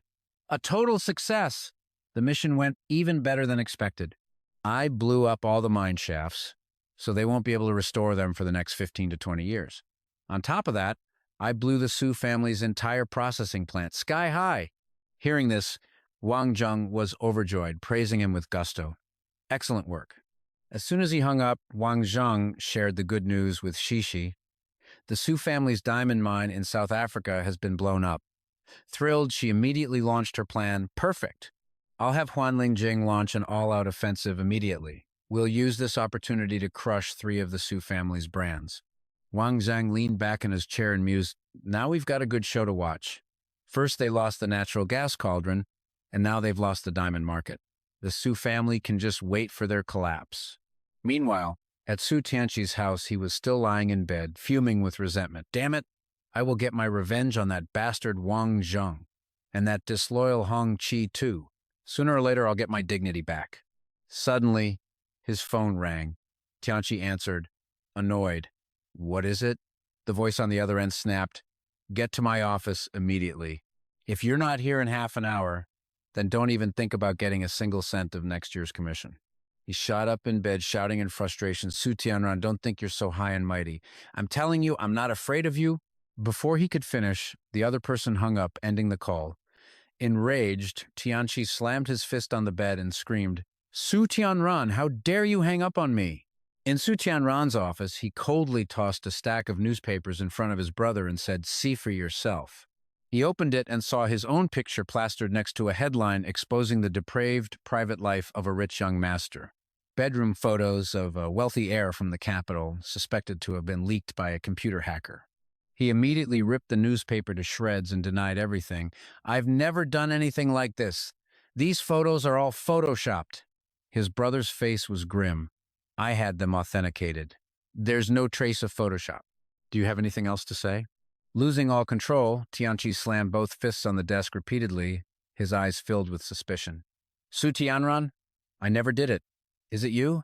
Do you hate me so much that you deliberately alter photos to frame me?" Seeing his defiant attitude, Tianran picked up a glass of water and threw it straight in his face. "Su Tianqi, you'd better calm down for me. Think carefully. Who have you offended recently?" Only then did he fall silent, holding his head as he thought. Then, as if remembering something, Tianqi declared with certainty, "It has to be Wang Zheng. It's definitely him trying to ruin me." Hearing this, his brother looked surprised and asked with a frown, Wang Zheng? How did you manage to provoke him? Meanwhile, in Liao Xuan's room, Wang Zheng sat casually, tapping his fingers on the table in a daze. Suddenly, the sound of a key turning in the lock broke the silence. Dinyan opened the door, and seeing him inside, she paused in confusion. You? He turned to face her, at a complete loss for words. It was only when she walked closer that he finally spoke, flustered. You're the queen of television dramas, Li Dinyan? She answered quickly. I'm Li Dinyan. Who are you? And why are you here? Wang Zheng smiled and introduced himself.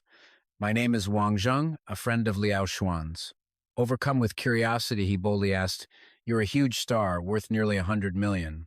Why are you living in a place like this? Dinyan was surprisingly friendly and had no issue explaining, This was the very first house I managed to buy in the capital with my own savings. It holds a lot of sentimental value, so I could never sell it. Understanding the cue, he stood up to leave. Well, I'll let you get to your business. Since Liao Xuan isn't here, I'll be going now.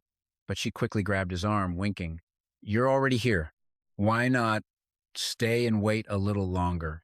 Startled by her action, Wang Zheng quickly responded, To be this close to the famous Li Dinyan, I must be blessed for 3 lifetimes. But then he bluntly pulled his arm away, rejecting her. However, I have no interest in you, so let's not waste each other's time. Over at the Lixin Manor, a man was relentlessly kicking Tianqi in the back, screaming with rage, You worthless trash! How did I end up with a goddamn son like you? You've completely disgraced the entire Su family! The man was none other than Su Tianqi's father, Su Nanguo. Not for Imbling, not for his son tried to defend himself. I honestly don't know what happened. When I woke up, I was already in my bed. That bastard Wang Zheng must have set me up. He must have knocked me out and then took those photos. His father instantly slapped him across the face, his voice dripping with contempt. It's come to this, and you're still trying to blame someone else? Fu Hua interjected with a stern voice. Things are as they are. We should be discussing how to solve this. Just as the tension peaked, the phone in Tianyan's pocket rang. He hesitated, unsure of what to do. Seeing his grandson's dilemma, the old man gave him permission. Go on, answer it. He quickly pulled out his phone. A panicked voice erupted from the other end. This is bad. The diamond mine. It exploded. All the shafts have collapsed and are buried deep underground. The news was such a shock that Tianyan's phone slipped from his grasp and clattered to the floor. Later, at the international airport entrance, Wang Zheng met Miu Miu and lightly tapped her on the head, scolding her playfully. Why didn't you call me before coming to the capital? She rubbed her head and explained, My dad came to the capital for a meeting, so I tagged along to surprise you. He welcomed her warmly. In that case, I'll have to treat you to the best food here. I'll take you to eat your way through the entire capital. How about it? Miu Miu looked down, her voice soft. I'm only here for a day or two. I don't think I can eat my way through the whole city. Concerned, he asked. Leaving so soon? You rarely get to visit the capital. Why not stay a few more days? At that, her face lit up with excitement again. The day after tomorrow, I'm going to America to see the Uyuni salt flat. I've wanted to go for so long. Wang Zheng's interest was piqued. I've been there before. It feels like you're walking in heaven. Are you going to America with anyone? Her eyes widened as she quickly replied, Nope. Are you free? He looked conflicted, scratching his head. Well, seeing his hesitation, Miu Miu slapped his shoulder playfully. I'm just kidding. I'm going with another girl, so you can relax. She grinned cheekily and laid out her grand plan. I'm going to travel the world and see all the sights first. Then I'll come back home, get a proper job, and then get married and have kids. Just then, the phone in Wang Zheng's pocket vibrated. He took it out and saw an incoming call from Jiayan. Assuming it was important, he answered immediately. A rushed voice came from the other end. You asked us to investigate that small vial earlier. We've got results. You need to get over here now. I'm sending a car to pick you up. Wang Zheng hesitated, so Jiayan dropped the bombshell. That vial, it's a biological weapon. A new type of combat-grade biological agent. Hearing that, Wang Zheng's decision was made in an instant. What? I'm on my way. Miu Miu, who had heard the entire conversation, was gentle and understanding. If you have something urgent, you should go. He looked at her apologetically and offered to make it up to her. I'll treat you to a meal tomorrow when I'm free, okay? They said their goodbyes and went their separate ways. The moment Miu Miu got into the driver's seat, Hongqi seized the opportunity to lecture her about Wang Zheng. I already told you, she shot him an irritated glare and cut him off. Zhang Hongqi, I don't need you looking out for me. Realizing she was angry, he quickly changed the subject. Where do you want to go? As she sped down the road, she answered, to the airport. I want to change my ticket. Back at Lixin Manor, the two generations of the Su family were in the middle of a serious discussion. Seated in his chair, Fu Hua opened the conversation. Tianyan, what are your thoughts on today's events? Tianyan was tense, blaming himself about the diamond mine. I never expected them to trace it back there.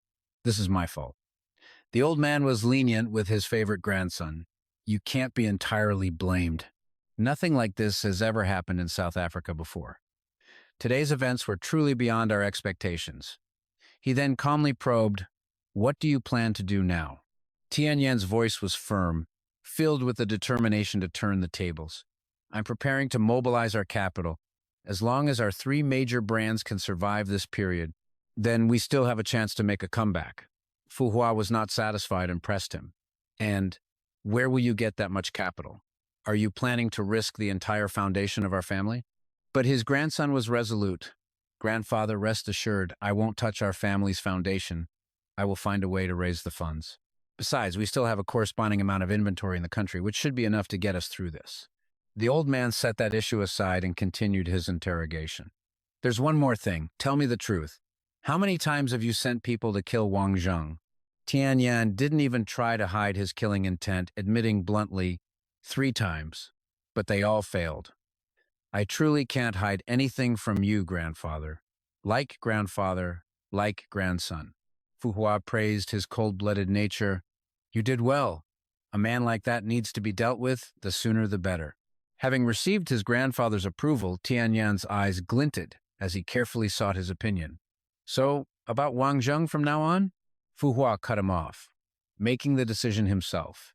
Meanwhile, Wang Zheng arrived at the Guoan laboratory as fast as he could, curiously observing the test tube sample in his hand. Compared to previous bioweapons, what makes this one so special? Fu Cheng quickly provided a detailed explanation. It's a neurotoxin mixed with various biological agents. Its infection rate is incredibly fast. If this pathogen were to enter Huaxia, our country would become a wasteland of death. Xiaoyan stood with his arms crossed, expressing his concern about the hidden danger. The results of this research project probably haven't been reported back to Country D yet. However, we have no way of knowing if the base that was blown up on Tanaka Island had a backup of the pathogen's genetic data. That's the real issue. This crucial problem sent Wang Zheng deep into thought. Xiaoyan added more bad news. And the people from Country D definitely know that we, Huaxia, are the ones who took the pathogen. Hearing this, Wang Zheng offered a suggestion. How about I make another trip to Tanaka Island? But Xiaoyan stopped him and explained, no need. As soon as Lin Shi returned, we contacted the relevant departments. Wang Zheng immediately asked about the situation. Any results? Xiaoyan reported frankly, we detected 2 small submersibles and 1 transport plane. We shot them all down into the sea. Wang Zheng sought his opinion. I don't think we need to keep that island around. Can we just destroy it? But Xiaoyan had another plan and refused. No need. Just leave it. We've cut off their lifeline. Now we'll wait for Country D to abandon the island on their own? With a difficult problem solved, Wang Zheng's mood lightened considerably. That's not a bad idea. Perfect. I'll come over to your place for dinner tonight. After finishing up, the two of them returned to the apartment building where Xiaoyan lived. Standing in front of the door, he inserted the key, making a dull thud as it turned in the lock. But as he pushed the door open, he froze. 4 of his bodyguards were dead, sprawled across the floor. He immediately bolted into the room, screaming his wife's name. Shang Chen! Shang Chen! But his desperate cries were met with an eerie silence. Wang Zheng placed a hand on his shoulder, trying to calm him. Stay calm. Your wife is okay. They killed 4 guards, but took her, which means she's still valuable to them. But even knowing that Xiaoyan was too devastated to say a word. He glanced desperately at their wedding photo, then quickly forced himself up to figure out a solution. Ha Nam, immediately contacted Li Xiao, ordering him to investigate every route in and out of the capital airports, railways, and highways. My wife is in trouble. We have to find her. Without wasting a word, his subordinate gave his assurance. Don't worry, boss. I'll get it done. The fear for his loved one ignited a raging fire in Han Nam's heart. These goddamn animals. Piling new hatred on top of old grudges. Wang Zheng was determined to end the lives of these pests. They weren't getting out of this alive. Back at the Lishan courtyard, Su Tianran and his grandfather were discussing matters in a private room, with Tianran giving a report on the current situation. Grandfather, the capital is in chaos. All roads in and out are blocked, and every vehicle is being inspected. Fu, he wasn't surprised by this at all. This is only natural. Seeing his grandfather's calm demeanor, he grew suspicious. Grandfather, did you really make a move? But the old man shook his head and slowly explained that after 3 failed assassination attempts, he had a new plan. This made Tianran intensely curious. How will you kill them? A cruel look crossed Fu He's face. He was going to make sure Wang Zheng and his entire crew died in Country G. At Hanam's office, Wang Zheng waited patiently for news while Hanam paced back and forth, his endless anxiety on full display. Just then, Li Xiao burst through the door, shouting, "Boss, we've got news. Airport surveillance shows that 2 days ago, your wife boarded a plane to Country G." Hanam connected the recent events, his brow furrowed in suspicion. "I haven't been home in 3 days, and 2 days ago, Xiang Chen appeared at the airport. This was all planned from the start. Why are they targeting me?" Wang Zheng offered his theory. They're probably after that bioweapon vial. It seems the people from Country G don't have a backup. A doubt surfaced in Hanam's mind. Not many people know about this. Could there be a mole? Wang Zheng laid out the plan. We can't rule out that possibility. Tell our people over there to be ready to provide support. A sudden knock on the door interrupted their conversation. "Boss, there's a package for you." Hanam's voice was firm. "Come in." A subordinate handed him a sealed envelope and reported, "Boss, it has your name on it. I'm not sure why it was sent here." Fearing he might miss some vital information, he quickly tore it open. It was a demand letter, laced with threats from the kidnappers. The letter pushed the rage in Hanam's heart to its breaking point. "You goddamn animals. I'll make sure you die a miserable death." Wang Zheng calmly analyzed the situation. It looks like the enemy has been planning this for a long time. They keep emphasizing you all, not just you. That means we're also on their list. The realization made Hanam immediately draw his gun. "I can't wait any longer. Get ready. We're leaving now." Elsewhere, Shenwu skillfully spun a dagger in his hand while grumbling to the person beside him. "To be honest, I don't agree with what your old man is doing. Borrowing the power of Country G to eliminate our own countrymen, it's going to be hard to justify in the end." Tianran acted as if he had no choice, but that's just how my grandfather is. He patted the other man's shoulder and persuaded him softly, "Your wounds have fully healed. Xiao Shenwu, don't you want to get revenge on that guy? This is the best chance you'll get." Those words hit a nerve, and he answered decisively, "I will have my revenge." At Huangshan International Airport, Hanam led his group of 3 toward the check-in counter for a flight to Japan. Suddenly, a young man approached them and without a word handed Hanam a phone. Before the man could escape, Wang Zheng slammed him to the ground and demanded loudly, "Where are they?" "Take us to them now!" The man panicked, proclaiming his innocence. "I don't know. A woman gave this to me." Wang Zheng didn't let up, pressing further. "Where is this woman?" The man answered honestly, She's gone." Seeing they wouldn't get any useful information, Hanam stopped him. "Let's go. We can't draw any more attention." Li Xiao also urged them on. "We should get in the car. Someone could be watching us from anywhere around here." In a hotel room, Xiang Chen lay motionless on the bed, guarded by 2 bodyguards. Heiken, sitting on the edge of the bed, woke her up. "My name is Kawasaki Heiken. Your husband, Hanam, has arrived in Japan. I'll make sure he comes here but never leaves." This blatant warning made her struggle against her restraints. "What are you going to do to him? You can't do this!" Her defiance bruised the man's ego, and he slapped her hard across the face. You ungrateful woman. Right now, you should be more concerned with how to take care of your child." The guard at the door added maliciously, I just love watching that look of despair. Unafraid, she continued to curse him, "You sick bastard." Heiken suddenly pulled out his phone and announced, "You're about to hear his voice right now." On the other end, both Wang Zheng and Hanam stared grimly at the phone in his hand. A man's voice suddenly came through. "Mr. Hanam, have you brought what I asked for?" Hanam didn't answer immediately, instead shouting back, "Where is my wife? If anything happens to her, I will destroy this thing." Shang Chen cried out, trying to stop him. Just then, Ida walked in through the door, looked at Shang Chen, and said mockingly, "Aya, the women of Huaxia are quite beautiful, aren't they?" He moved closer, touching her face with suggestive words. "Women who fall into my hands never have a good ending." He suddenly lifted the hem of her coat, about to try something vile. But Heiken, fearing trouble, stopped him. "Ida, don't mess around." Thwarted, Ida sneered with contempt.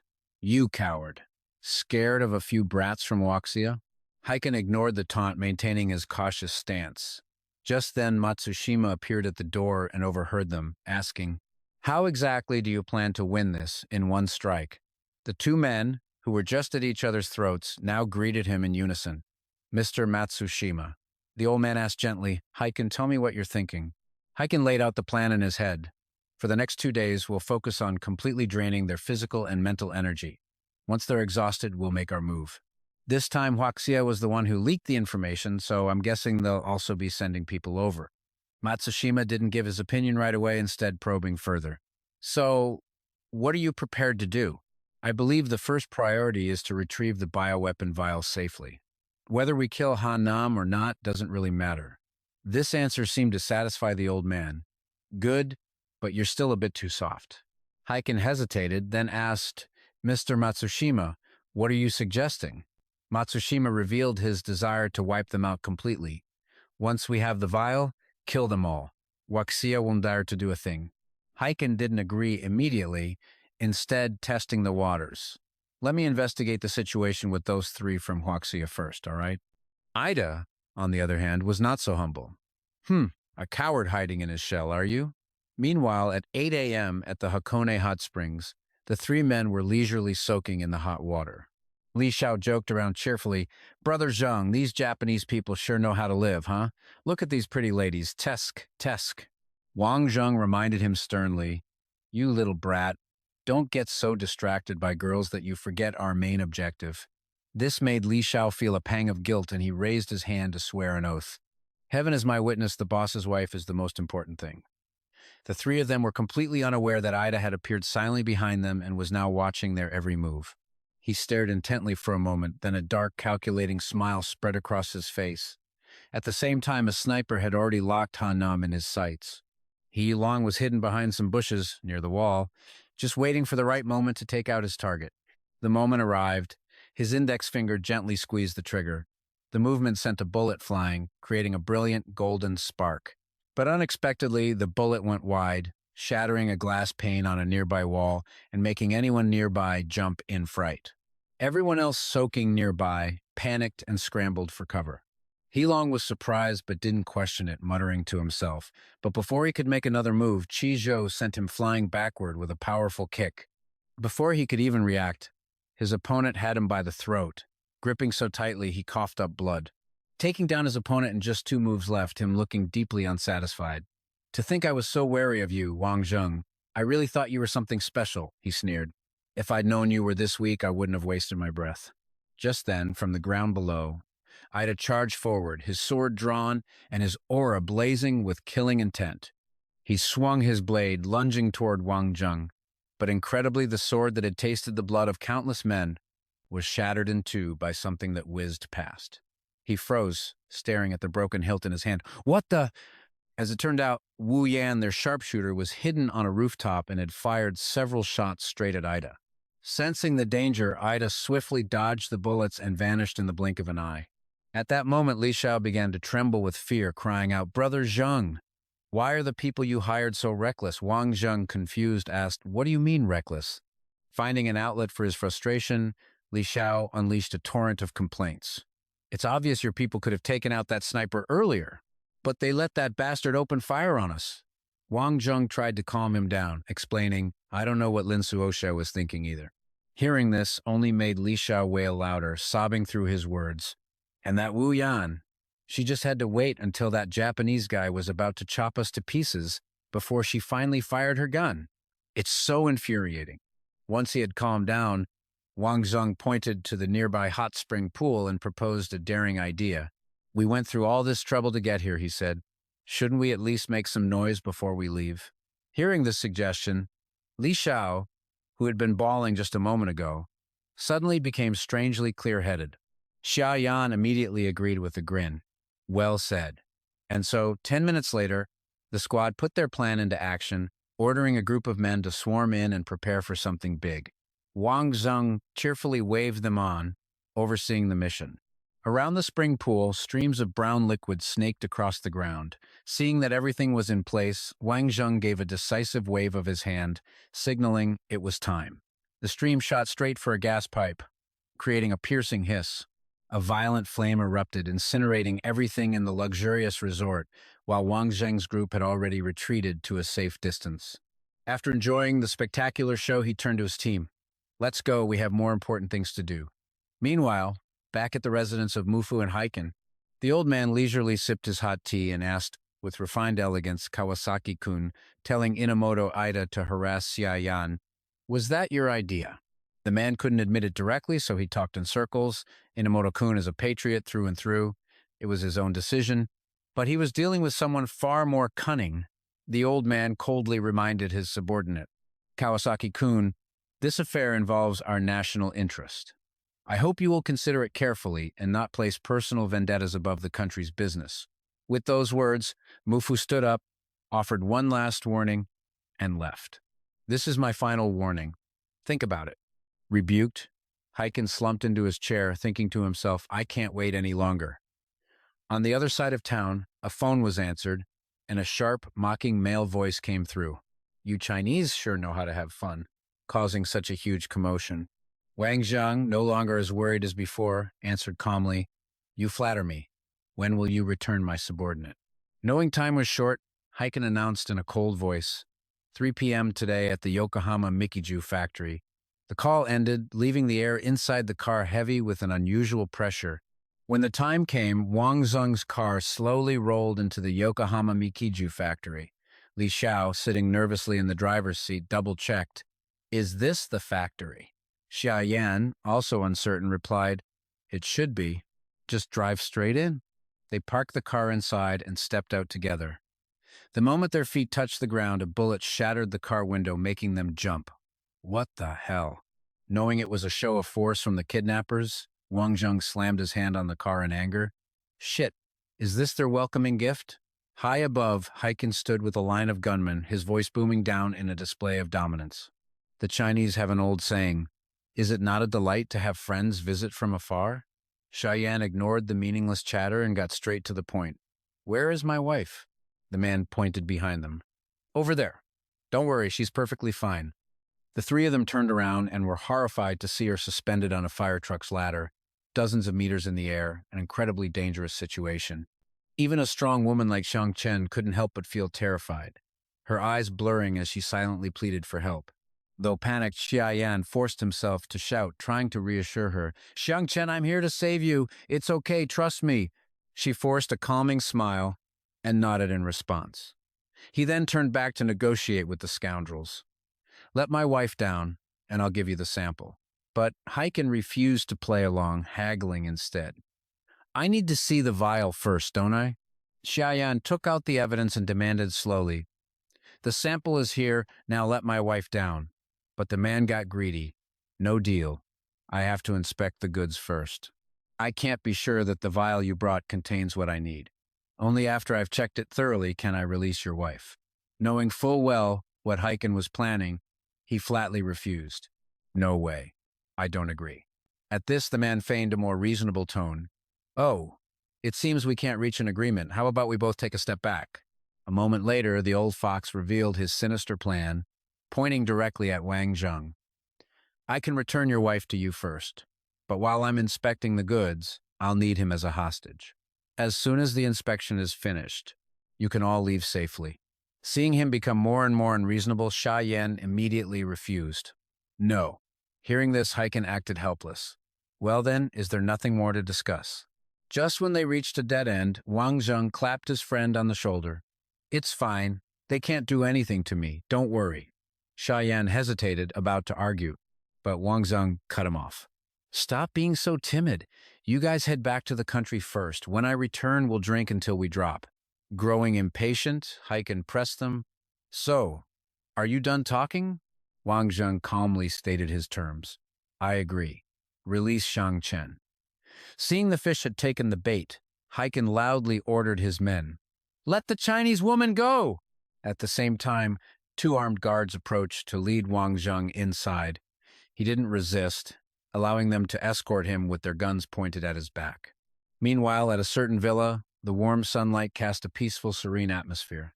Sheng Fei sat inside, munching on a bag of potato chips, her brow furrowed in thought.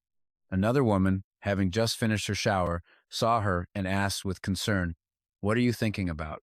Sheng Fei expressed her worries with a sigh. I'm just thinking about Wang Zheng. There's been no news from him for so long. I don't know where he's gone. The other woman sat down and patted her friend's shoulder comfortingly. She just shook her head and muttered, Those useless fools. They're good for absolutely nothing. Back at the factory, Heiken politely informed Wang Zheng, Please wait here a moment. It won't be long. Without waiting for a reply, he turned and walked away. Wang Zheng watched the old fox's back with a smile, thinking to himself, The real show is about to begin. In a flash, he appeared behind the two guards, striking their vital points before they could even react. As the two men collapsed, Wang Zheng quickly tossed several grenades forward. The remaining men quickly formed a line, ready to overwhelm him with sheer numbers, but Wang Zheng was more than ready for a fight. Come on, all of you. Suddenly, a figure leaped from the fence, sword in hand. Even more surprising, one of the guards recognized him. Why are you back, Nitsui Junichi? The man didn't answer right away, instead replying with a strange, sarcastic tone, What's the matter? Not happy to see me? Seeing this exchange among his enemies, Wang Zheng smiled, eager to watch the show. Looks like they've got some internal conflict. Excellent. At that same moment, at the factory entrance, Ning Hao appeared. He called out with excitement, Old friend, long time no see. A moment later, the factory's thick steel doors blew open, flying to either side. Out of nowhere, Li Xiaoqi comes barreling into the enemy's stronghold. He slams on the gas, the car lunging forward like a war horse. It shoots through the newly opened passage as a voice from the car behind shouts an order, Quick, shoot out his tires! But Ming Hao is already on it. He grips the cannon, a grin spreading across his face. Time for you all to meet your maker. Having secured the biological weapon, Haiji flashes a triumphant grin, ready to make a run for it. Excellent, we've got what we came for. Let them tear each other apart.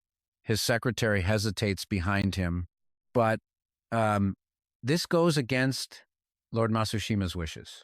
Losing his patience, the man cuts him off. Masushima will understand. We're taking the back way to headquarters. Outside, surrounded by a pile of bodies, Wang Zheng casually speaks up. What brings you here? Junichi lowers his sword, his reply curt, I'm here to settle a score. He barely gets a moment to chat when a spear suddenly comes whistling toward him. Wang Zheng dodges back, just in time, the weapon slamming into the ground and sending dirt flying everywhere. Having narrowly escaped death, he calmly looks up to scold his attacker. Seriously, what are you doing here? Trying to join the party? Shen Wu smashes through a window above, his trash talk arriving before he even hits the ground.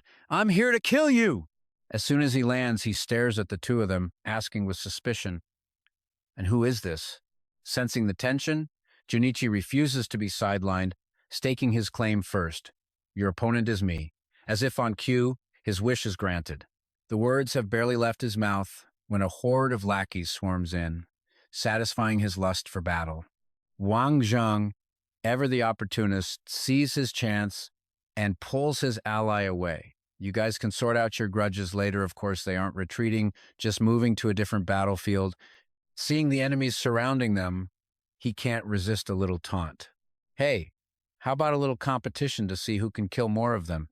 Shen Wu doesn't back down for a second. You're on. Just as Wang Zheng is preparing to unleash hell, he has no idea he's already in someone else's sights. An ice-cold bullet slices across his face, leaving a sharp, bloody gash on his left cheek. Wang Zheng immediately presses himself against the wall, his guard up. So, they even have a sniper. Shen Wu, having witnessed the whole thing, can't help but mock him. One second you're challenging me, the next you're hiding in your shell like a turtle. Seeing things weren't looking good, Shen Wu asks for a plan.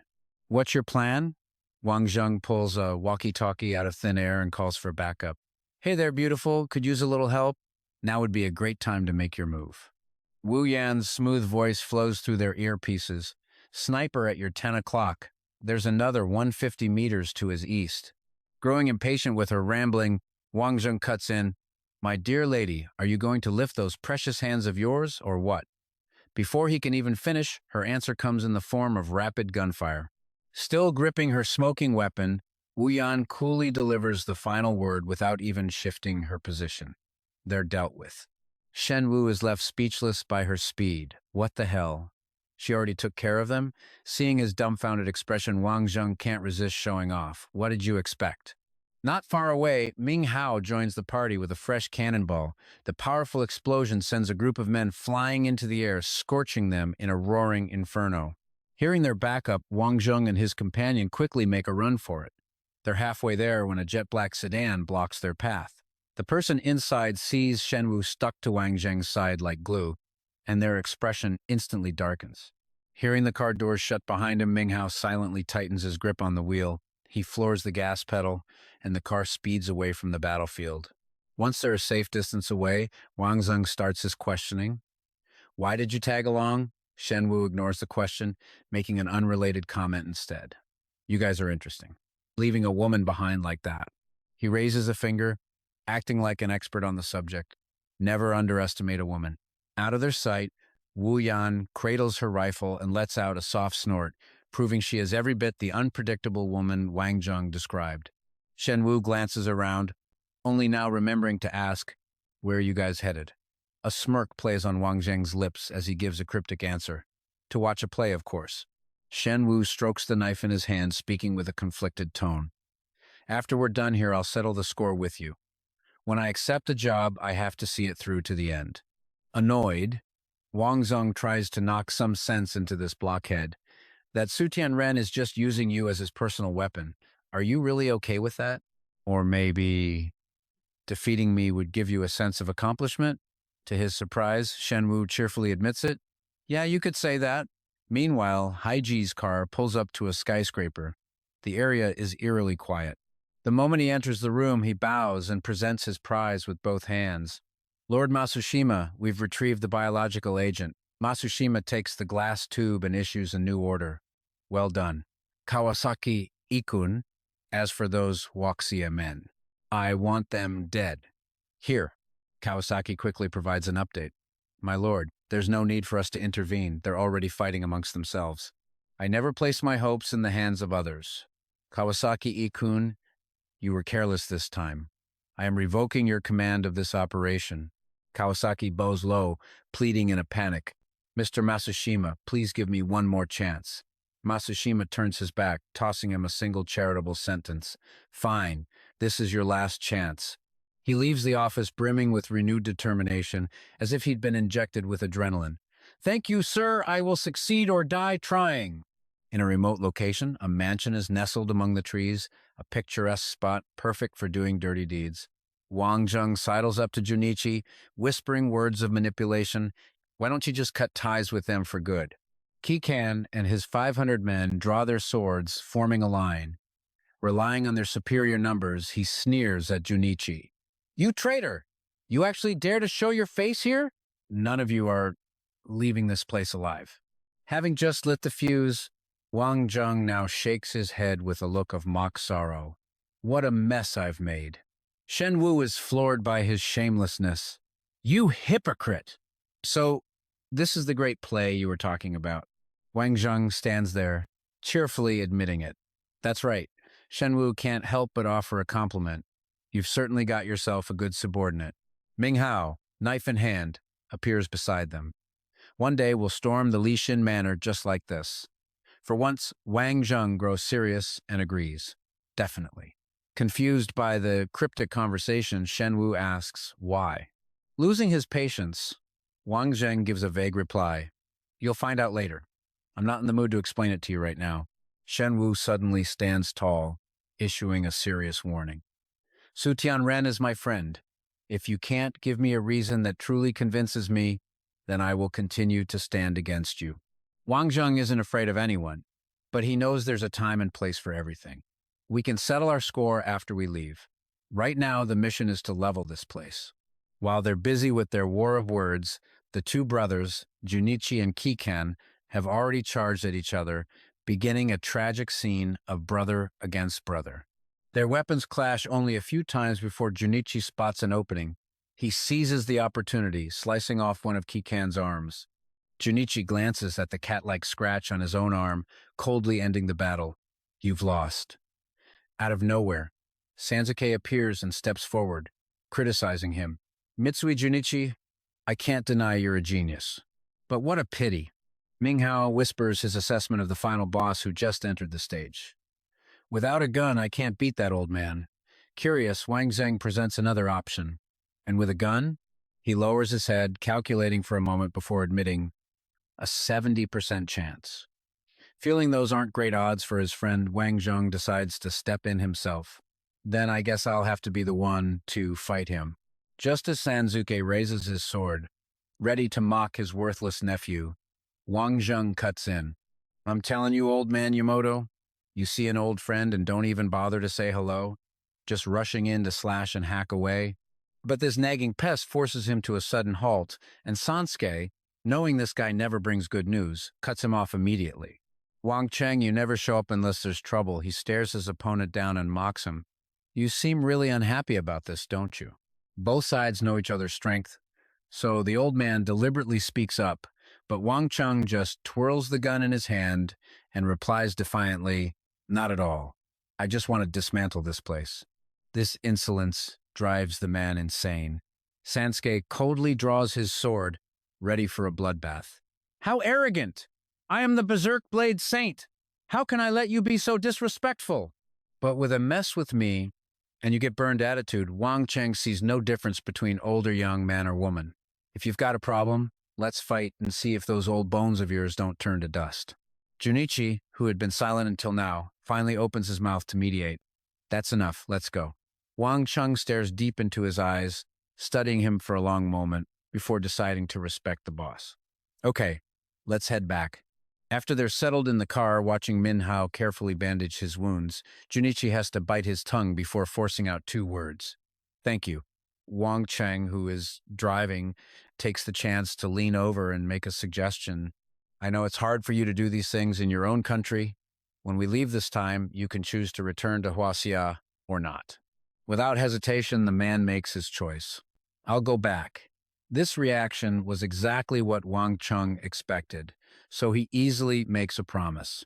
All right, then we'll all meet up in Huaxia from now on. On the wide-open highway, a lone pickup truck barrels forward. Li Xiao, driving the bullet-riddled vehicle, worries about the one stronger than him. I wonder how Brother Cheng is doing. Shayan, far more experienced, has a perfect grasp of the situation. He'll be fine. With Wang Cheng's skills, those guys from Country L should count their blessings if he doesn't torment them to death. Regardless of their mood, the truck doesn't slow down for the curve. The escape cannot stop. But just as they reach an intersection, an obstacle comes thundering out from a side road. Li Xiao is frozen in shock by the sudden danger, but in that same instant, a figure leaps in from out of nowhere. He uses his powerful momentum to shatter the window, his foot making intimate contact with the truck driver's neck. With the driver neutralized, he seizes the opportunity to stomp on the gas, successfully escaping the swerving, out-of-control truck. Only after driving a long distance does he dare to speak. Cheated death. Xiaoyan glances back to check the situation and sighs softly. We owe that person another one. Meanwhile, on a picturesque beach, a group of men in suits suddenly appears, their leader pointing and ruining the scenery. The car was lost over there. Search along the coast. You must find them. Wang Cheng is wearing nothing but his pants. We can't let them find us. Wu Yan, clad in a two-piece swimsuit, feels completely helpless, stammering. So? Before she can finish, he dives, pinning her to the sand beneath him. We have to hide. Just play along. Wu Yan stiffens but complies, wrapping her arms around his neck. If it weren't for her abnormally red face, her scolding might have been more convincing. After this, I'm never going on a mission with you again, you pervert. Wang Zheng mumbles a dismissive reply. Okay, whatever you want. They play the part of a passionate couple on the beach, holding the pose until the men in black move on. Once the danger is past, Wu Yan can't help but ask, now what? Are we just going to keep sunbathing here? He offers a new plan. We rest and recover our strength. Otherwise, we'll be run into the ground by those guys from Country L sooner or later. Wang Cheng gets up first and urges her on. Let's go. They're waiting for us. The unlikely pair braves the sun and wind, quickly arriving at a building on the main street. Both of them are disguised from head to toe, but they've barely taken a few steps when disaster strikes. A soft grunt from Ketty makes them both jump. Caught red-handed, Wang Cheng immediately demands, "Why are you here?" The brainless question makes her laugh. To fight, of course. He reaches behind his back, preparing a hidden weapon, but his mouth makes a shameless proposal. I don't want to fight you, okay? Not wanting to fight either, Ketty points a finger at the man looming behind him. It's not my call. You'll have to ask him first. Dongtong brandishes his weapon, threatening him the moment he appears. You're not going anywhere today. Feeling like he's about to have to go all out, Wang Cheng quickly shoves Wu Yan away. You go first! They're after me. But she just shouts back, I can't let you die here! Losing his patience, he pulls out his gun and points it right at her troublesome mouth. You foolish woman, this is an order. After Wu Yan successfully escapes, Wang Cheng turns back to the verbal sparring. The person who can kill me hasn't been born yet. He cleverly throws his hat to the ground, and a pinkish-purple smoke bomb quickly envelops the area. Thinking it was some incredible follow-up move, Dong Tong skids to a halt. But to his disappointment, Wang Cheng chose the 36th stratagem, run. By the time Dong Tong's head cleared, he had vanished. Witnessing the anticlimactic scene, Ketty offers a soft reassurance. I've already made arrangements. He won't get away. Wang Cheng sprints all the way to the main road. Before he can even catch his breath, he dashes out to block an approaching taxi. As if a new power source was suddenly attached to its engine, the car roars to life and shoots forward. But it doesn't get far before Ping An steps out, becoming a human roadblock. The old man stands firmly in the middle of the road, terrifying the faint-hearted driver, who has to wrench the wheel and swerve onto the sidewalk. Having just escaped a close call, the driver glares at the old man and unleashes a torrent of curses. Are you trying to get yourself killed? Ping An says nothing. He silently uses his one remaining arm to express his feelings, slamming his fist down on the car's hood. Only now does Wang Cheng leisurely open the door and step out, running his mouth the second he appears. What's wrong? Did your organization run out of people? Why else would they send a cripple like you? The insult hits a raw nerve, and the old man lets out a cold, annoyed grunt. Wang Cheng cracks his knuckles, continuing with a few more lethal provocations. Aren't you afraid I'll break your other arm this time? Then you'll really become someone who can't function normally. Ping An can't take it anymore. He channels power into his legs and launches himself into the air. Brat, prepare to die! But that move is only enough for the old man to kick his leg once, sending the pointy little toys clattering to the ground. He doesn't forget to add a scornful question. Are you underestimating me? The moment Ping An lands, he widens his stance, preparing for his next attack. This time he strikes with a direct kick, aiming straight for his target. Wang Cheng carefully observes the move, then closes in to engage. You think you can bully me? Without a second thought, Wang Cheng leaps high into the air. Before Ping An can retract his leg, he raises his shin to meet the attack. The powerful collision sends them both staggering back in opposite directions. Wang Cheng drops to one knee, feigning concern as he taunts his opponent. How was that, old man? Did you enjoy the taste of kicking a steel plate? Ping An seems to be in too much pain to speak, managing only a cold grunt. Right before the old man's eyes, he calmly removes the metal weights wrapped around his calves. It turns out that little toy was just an appetizer. Wang Cheng tosses it aside and speaks seriously. The real fight starts now. He channels his strength and charges forward. Once in range, he drives his knee into his opponent. Thrown off balance, Ping An cries out in pain. But it doesn't end there. Wang Cheng takes advantage of the old man's distraction to land a thunderous fist right in his face. Eat this! To continue the beating, he follows up by grabbing the old man's empty sleeve with his other hand. As Ping An doubles over from the momentum, Wang Cheng is already raising his knee to deliver a devastating blow to his stomach. Finally, after the relentless combo of kicks and punches, the old man lies motionless on the ground. Wang Cheng asks with satisfaction, "How about that? Satisfied?" By the time Min Hao arrived, the show was already over. "Looks like I'm late," he muttered. "I missed a hell of a performance." Wang Tran aimed a gun at Bin An's head and calmly replied, "No, you're just in time for the climax." But before he could pull the trigger, a mysterious figure swept past, leaving a single comment in their wake: a grandmaster his entire life. How could he die so disgracefully? An overwhelming and dangerous aura radiated from the figure, forcing Wang Tran to whip his head around in shock. In that single moment of distraction, Binan's body collapsed into a pool of his own blood. "Who the hell was that?" Minhao shouted anxiously. Wang Tran wanted to ask the same thing, but held his tongue. Whoever it was, they were someone he couldn't afford to provoke. Meanwhile, inside Laptam Manor, Fuk Hoa, who was casually enjoying tea, suddenly dropped his cup in alarm. It shattered into 1,000 pieces the moment it hit the floor, splashing tea everywhere. The person sitting across from him shot to their feet. "Grandfather, are you all right?" they asked urgently. He stared at his own hands and mechanically uttered, "I suddenly have a very bad feeling." 3 days later, Minhao was sitting in the passenger seat. He couldn't hold it in any longer and finally asked Wang Tran, "Are we just going to keep driving like this?" Without taking his eyes off the road, Wang Tran replied coolly, "What other choice do we have? Things got messy back there. If we don't disappear now, we're done for." The silence was broken by a phone buzzing relentlessly. Wang Tran grabbed it and passed it to his friend to see who was texting. Minhao's eyes scanned the message and a mischievous smirk crept onto his face. "Are you sure you want me to read this out loud?" Before Wang Tran could reply, Minhao channeled the spirit of the sender, putting on a sweet voice so smooth it would make karaoke hostesses jealous. "I've arrived overseas. I'll be back in 3 days. I'm counting on you." Wang Tran slammed on the brakes, the tires screaming against the asphalt. Before Minhao could even react, he was thrown forward, the phone flying from his hands without so much as a goodbye. With trembling hands, Wang Tran snatched the phone and shoved it back at the gleefully laughing man beside him. The sender's name was Chung Minki. As soon as Minhao caught his breath, he started teasing again. "Captain, you sure are a lucky man." And here I am, still single and happy about it. Wang Tran, his eyes glued to the phone screen, mumbled a half-hearted reply. "Do you need me to introduce you to a few people?"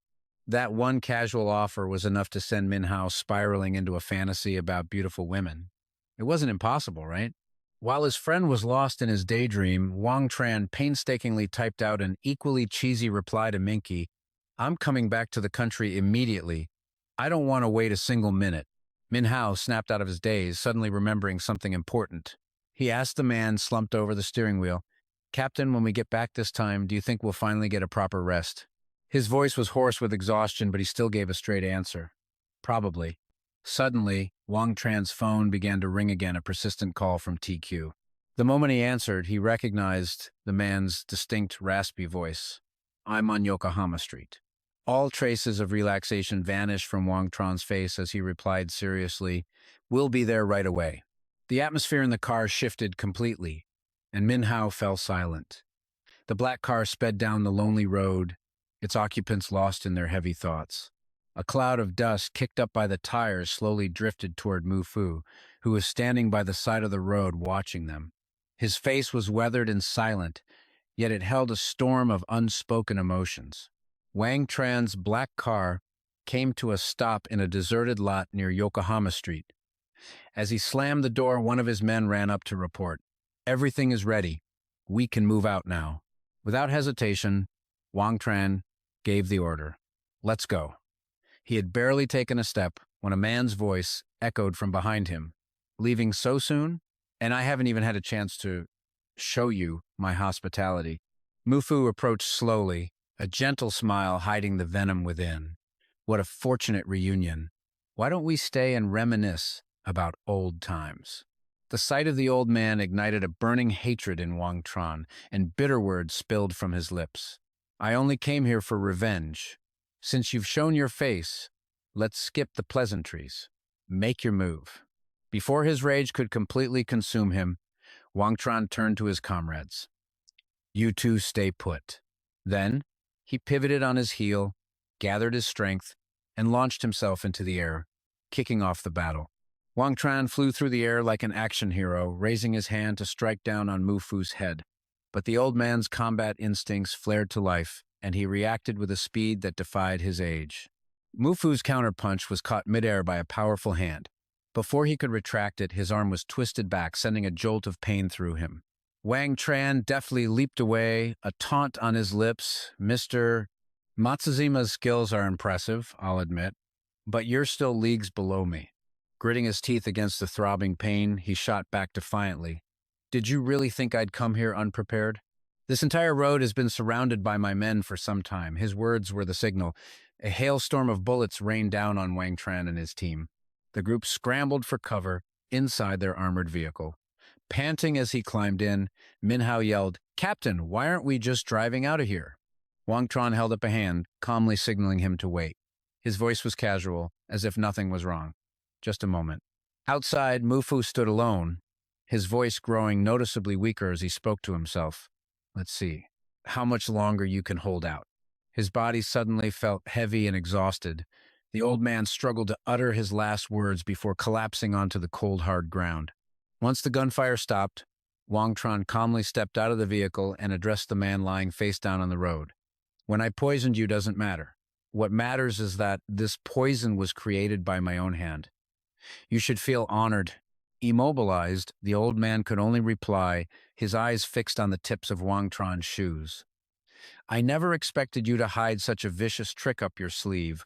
Truly impressive. The pathetic sight of his enemy brought a smile to Wang Tran's lips. Thank you for the compliment. You can rest in peace now. Blood trickled from the corner of Mufu's mouth as he gasped for breath, forcing out his final words before he died. In the end, I still lost. Seeing his rival finally gone, Wang Tran felt a weight lift from his shoulders. He clapped his comrades on the back. You two head back to the country first. I have some business to take care of here. No way, Minhao immediately shot back, worried. We have to stick together. If something happens, we need to be there for backup. But Wang Tran calmly gave him a firm reason. You need to go back and keep an eye on the powers at home. The argument hit its mark, leaving Minhao conflicted. He stammered, but Captain, you'll be all alone here. Seeing his friend still hesitating, Wang Tran didn't think twice. He gave Minhao a light kick, gruffly shooing him away. When I was charging through hell and back, I faced far greater dangers than this. Now get going. Time passed. Before he knew it, Wang Tran found himself on a peaceful beach. Ah, this is the life, he sighed. Finally, some freedom and quiet all to myself. A man named Tui Feng ambled toward him, muttering words that made him sound like a Taoist master. Wang Tran stared blankly, his mind racing. Who is this old guy? But Tui Feng offered no explanation, and simply lunged at him. His moment of peace shattered. Wang Tran leaped back defensively, panting as he demanded, Who are you? Who sent you? The man adjusted his slightly displaced mask. His gaze was sharp and emotionless, sending a chill down Wang Tran's spine. You can call me Cao No. Nothing else concerns you. Because, in my eyes, you are already a dead man. The words had barely faded into the air when Tui Feng lunged again.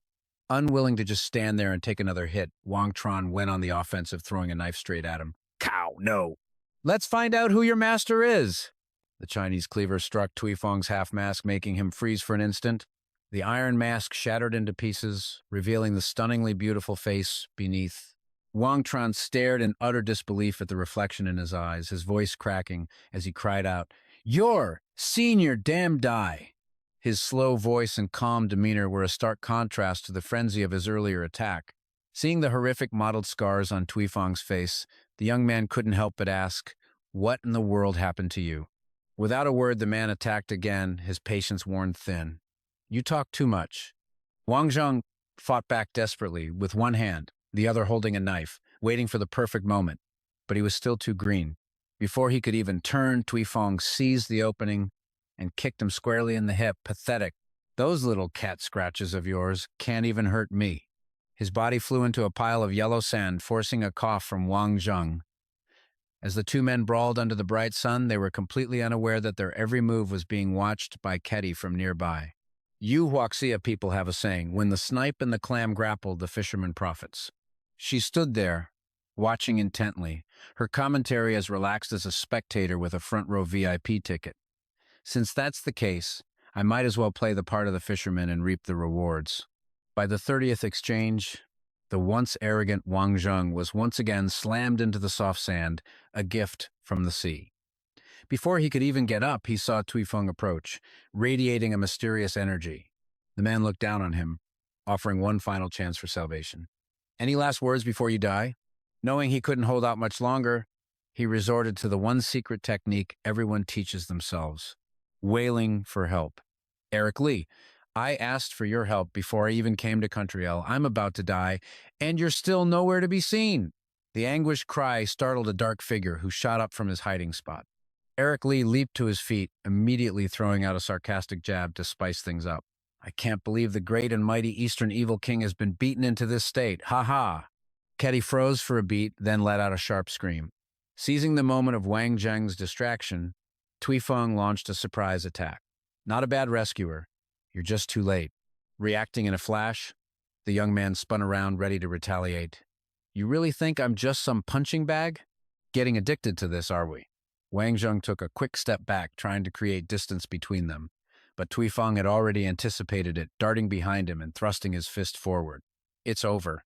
The perilous situation forced him to pull out the pistol hidden in his coat pocket. You underestimate me, too. His finger quickly squeezed the trigger to save its owner. To break free, Wang Zheng pointed the gun at his own chest and fired, the bullet tearing through his own flesh to wound the man behind him. The pain was instantaneous. Fueled by adrenaline, Tuifeng hurled him toward the ocean. Die!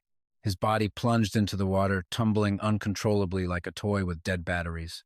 As Wang Zheng struggled beneath the waves, his mind flashed through the faces of the women who had passed through his life. Wait! Wait for me to return.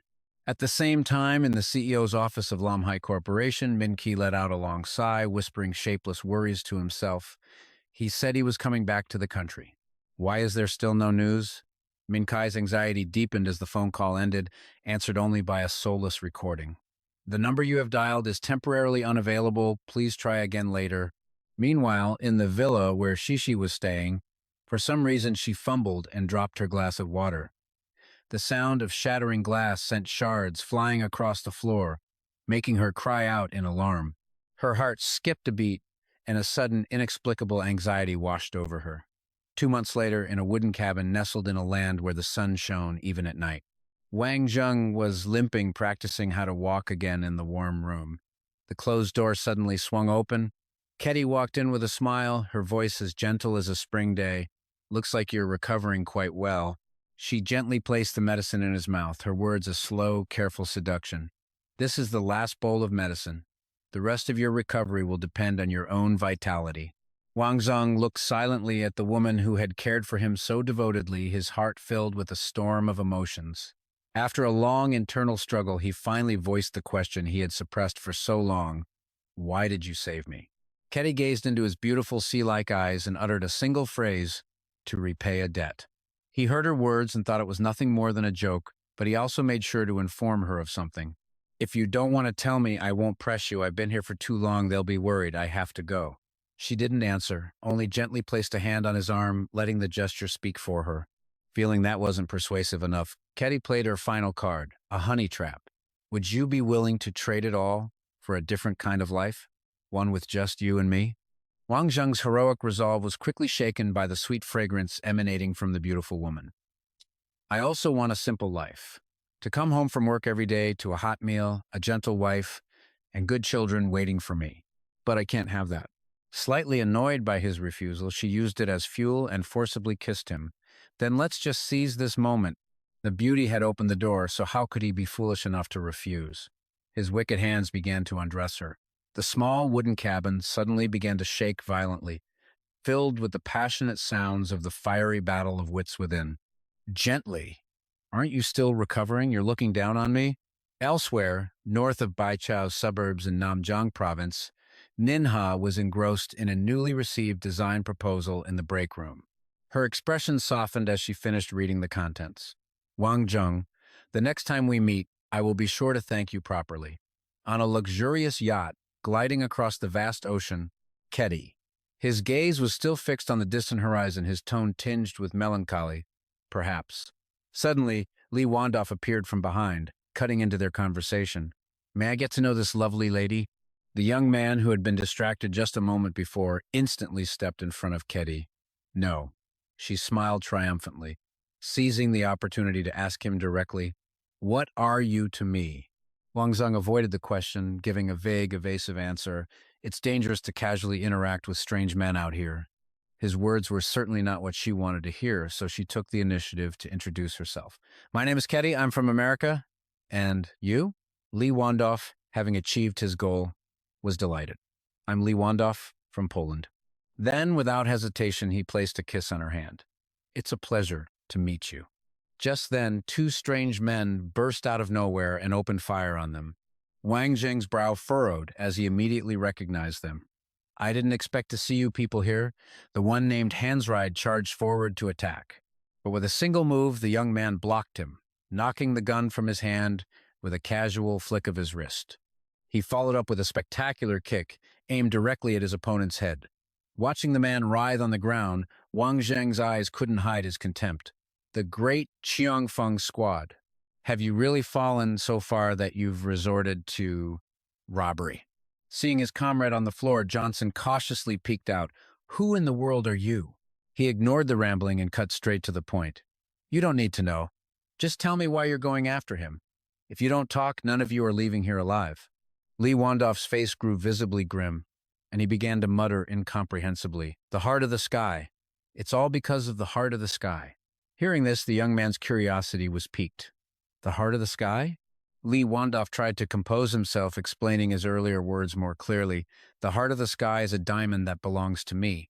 Wang Zheng basically understood the situation now and issued a warning to the two thieves. He's with me. You can forget about the diamond. Steer this ship back to Waxia, and I'll let you live. But Johnson looked terrified, nervously blurting out the problem. The heart of the sky belongs to a major underworld figure. Neither you nor I can afford to cross the person who ordered this hit. This intrigued him, sparking his curiosity. Oh? And who might that be? The man cautiously approached and whispered in his ear. Finally, Wang Zheng realized who he was truly up against. It's true, I'm no match for him. Despite that, he didn't hesitate to deliver a vicious kick to Johnson. But if it's something he wants, that just makes me want to take it even more. Then, he made a powerful declaration. If he wants it, he can come and find me himself. As for you two, if you want to live, you'll do as I say. Knowing his place, the man quickly agreed. All right, we'll take the ship back to Waxia safely. Model. Hearing their answer, Wang Zheng irritably sent them packing. Get lost. Overjoyed at having his life spared, Lee Wandoff rushed forward, trying to give him a huge hug. Ah, Zheng, you are truly my savior.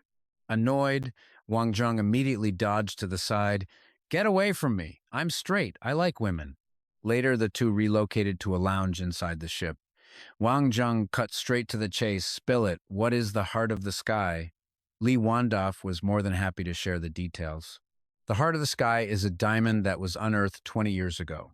It's the only pale blue diamond of its kind in the entire world, and it's priceless. As a man of the world, Wang Zheng instantly understood the implications. Something that valuable must have a lot of people gunning for it. Lee Wandoff confessed the grim reality he was facing. For years, my family has been targeted by assassins, all because of this diamond.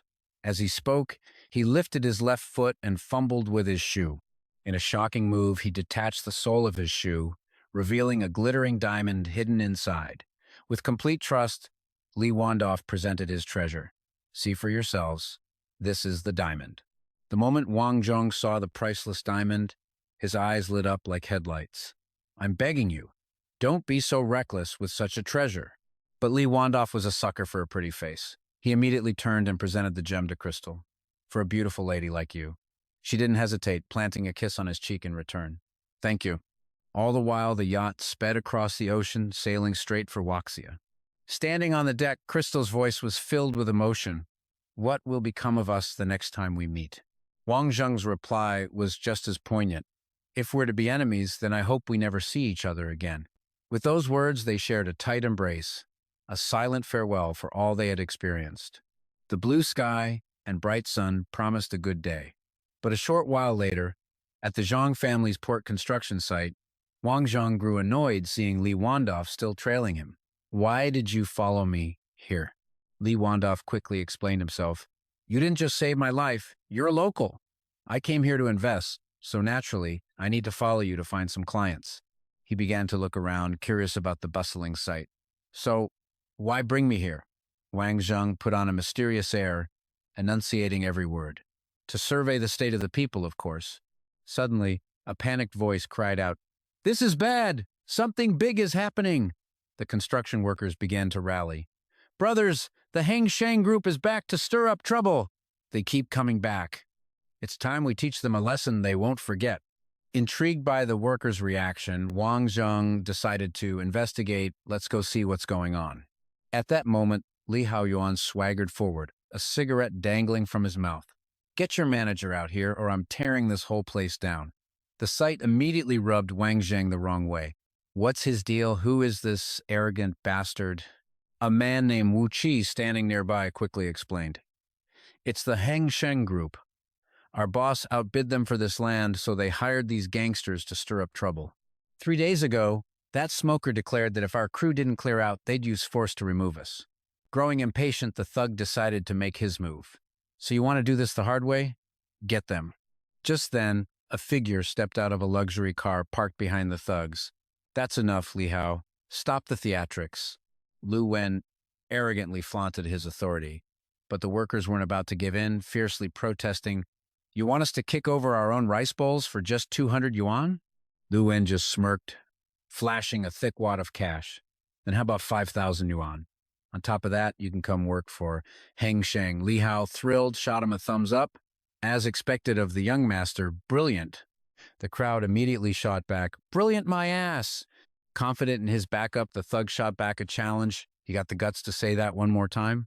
If I don't beat you to a pulp today, then I'm—" But before he could finish, a bag suddenly flew through the crowd and slammed right into Li Hao, knocking him flat on his back. Seeing his man taken down, Lu Wen stepped up. "Who did that? Show yourself." Wang Zheng slowly parted the crowd, making his way to the front.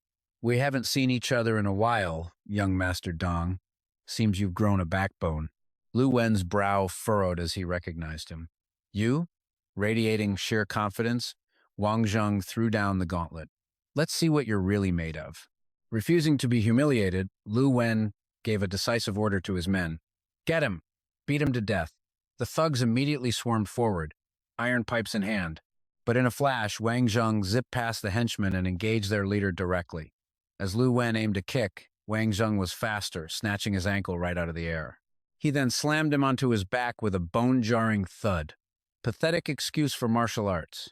Grabbing Lu Wen by the hair, Wang Zheng yanked his head back and growled menacingly, "Young Master, Dong." Lu Wen struggled free, spitting a curse. "Screw you!" Wang Zheng's voice turned sharp with irritation. "You're all talk. Now, let's find out if causing trouble here was your idea, or your father's." The mention of his father made Lu Wen flinch. "What's it to you?" Wasting no more words, Wang Zheng lunged and slammed Lu Wen's head to the ground. "So it was your father's idea. Go home and tell that old bastard I'll be paying a personal visit to his headquarters tonight." Clutching his bruised forehead, Lu Wen shot back, "Don't get too cocky." Unfazed, Wang Zheng simply smiled. "I welcome the challenge." Finally, Li Hao had to help his boss retreat, and a sense of calm returned to the worksite. The thug's car roared to life, belching smoke as it sped away. The workers crowded around Wang Zheng, thanking him profusely. "Brother, that was amazing. If they ever dare show their faces here again, we promise we'll beat them till they cry for their mamas." Wang Zheng cheerfully put his arm around one of them, offering some caring advice to the group. "Don't worry, they won't dare come back," he assured them. "Now, everyone go get some food." They all nodded, and as they dispersed, they cheered. "All right, we sent those bastards packing. Time to eat." Having witnessed the entire spectacle, Li Wandoff grew curious.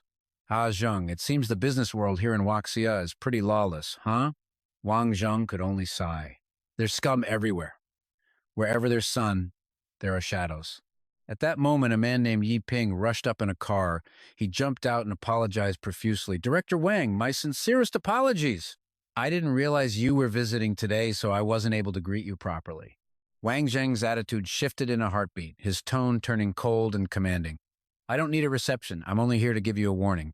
If there are any more problems at this Ideal City project, you can pack your things and get out. Terrified Yi Ping bowed his head, sweat pouring down his face. I guarantee it will never happen again, sir. You have my word. Wang Zheng let the matter drop for the time being and moved on. Prepare a car for me. I need to go to Jinling. Meanwhile, in a private dining room at the Hengsheng Group's headquarters, a man named Shen Peng was raising his glass to toast some important guests. Jiarong International is nothing but an empty shell, he boasted. Here in Nanjing, they don't stand a chance against me. Suddenly, the door was kicked open, shattering the calm. Wang Zheng strode in boldly, his voice ringing out. Hello there, head of the Dong family. A stunned Shen Peng stared at him, bewildered. Who are you? Without a hint of hesitation, Wang Zheng walked straight to an empty seat at the dining table. You were just discussing our company. What's wrong? Are we not welcome? The older man quickly composed himself. Of course you are welcome. As soon as Wang Zheng sat, all the other powerful men at the table rose to their feet. We have some urgent business, so we'll be leaving now. Unperturbed, Wang Zheng calmly began his questioning. Master Dong, you certainly command a lot of respect, don't you? Showing no fear, the man retorted. I was merely speaking the truth. Just then, Shen Peng's phone rang urgently. He answered, and a look of absolute horror washed over his face. What? A moderate concussion?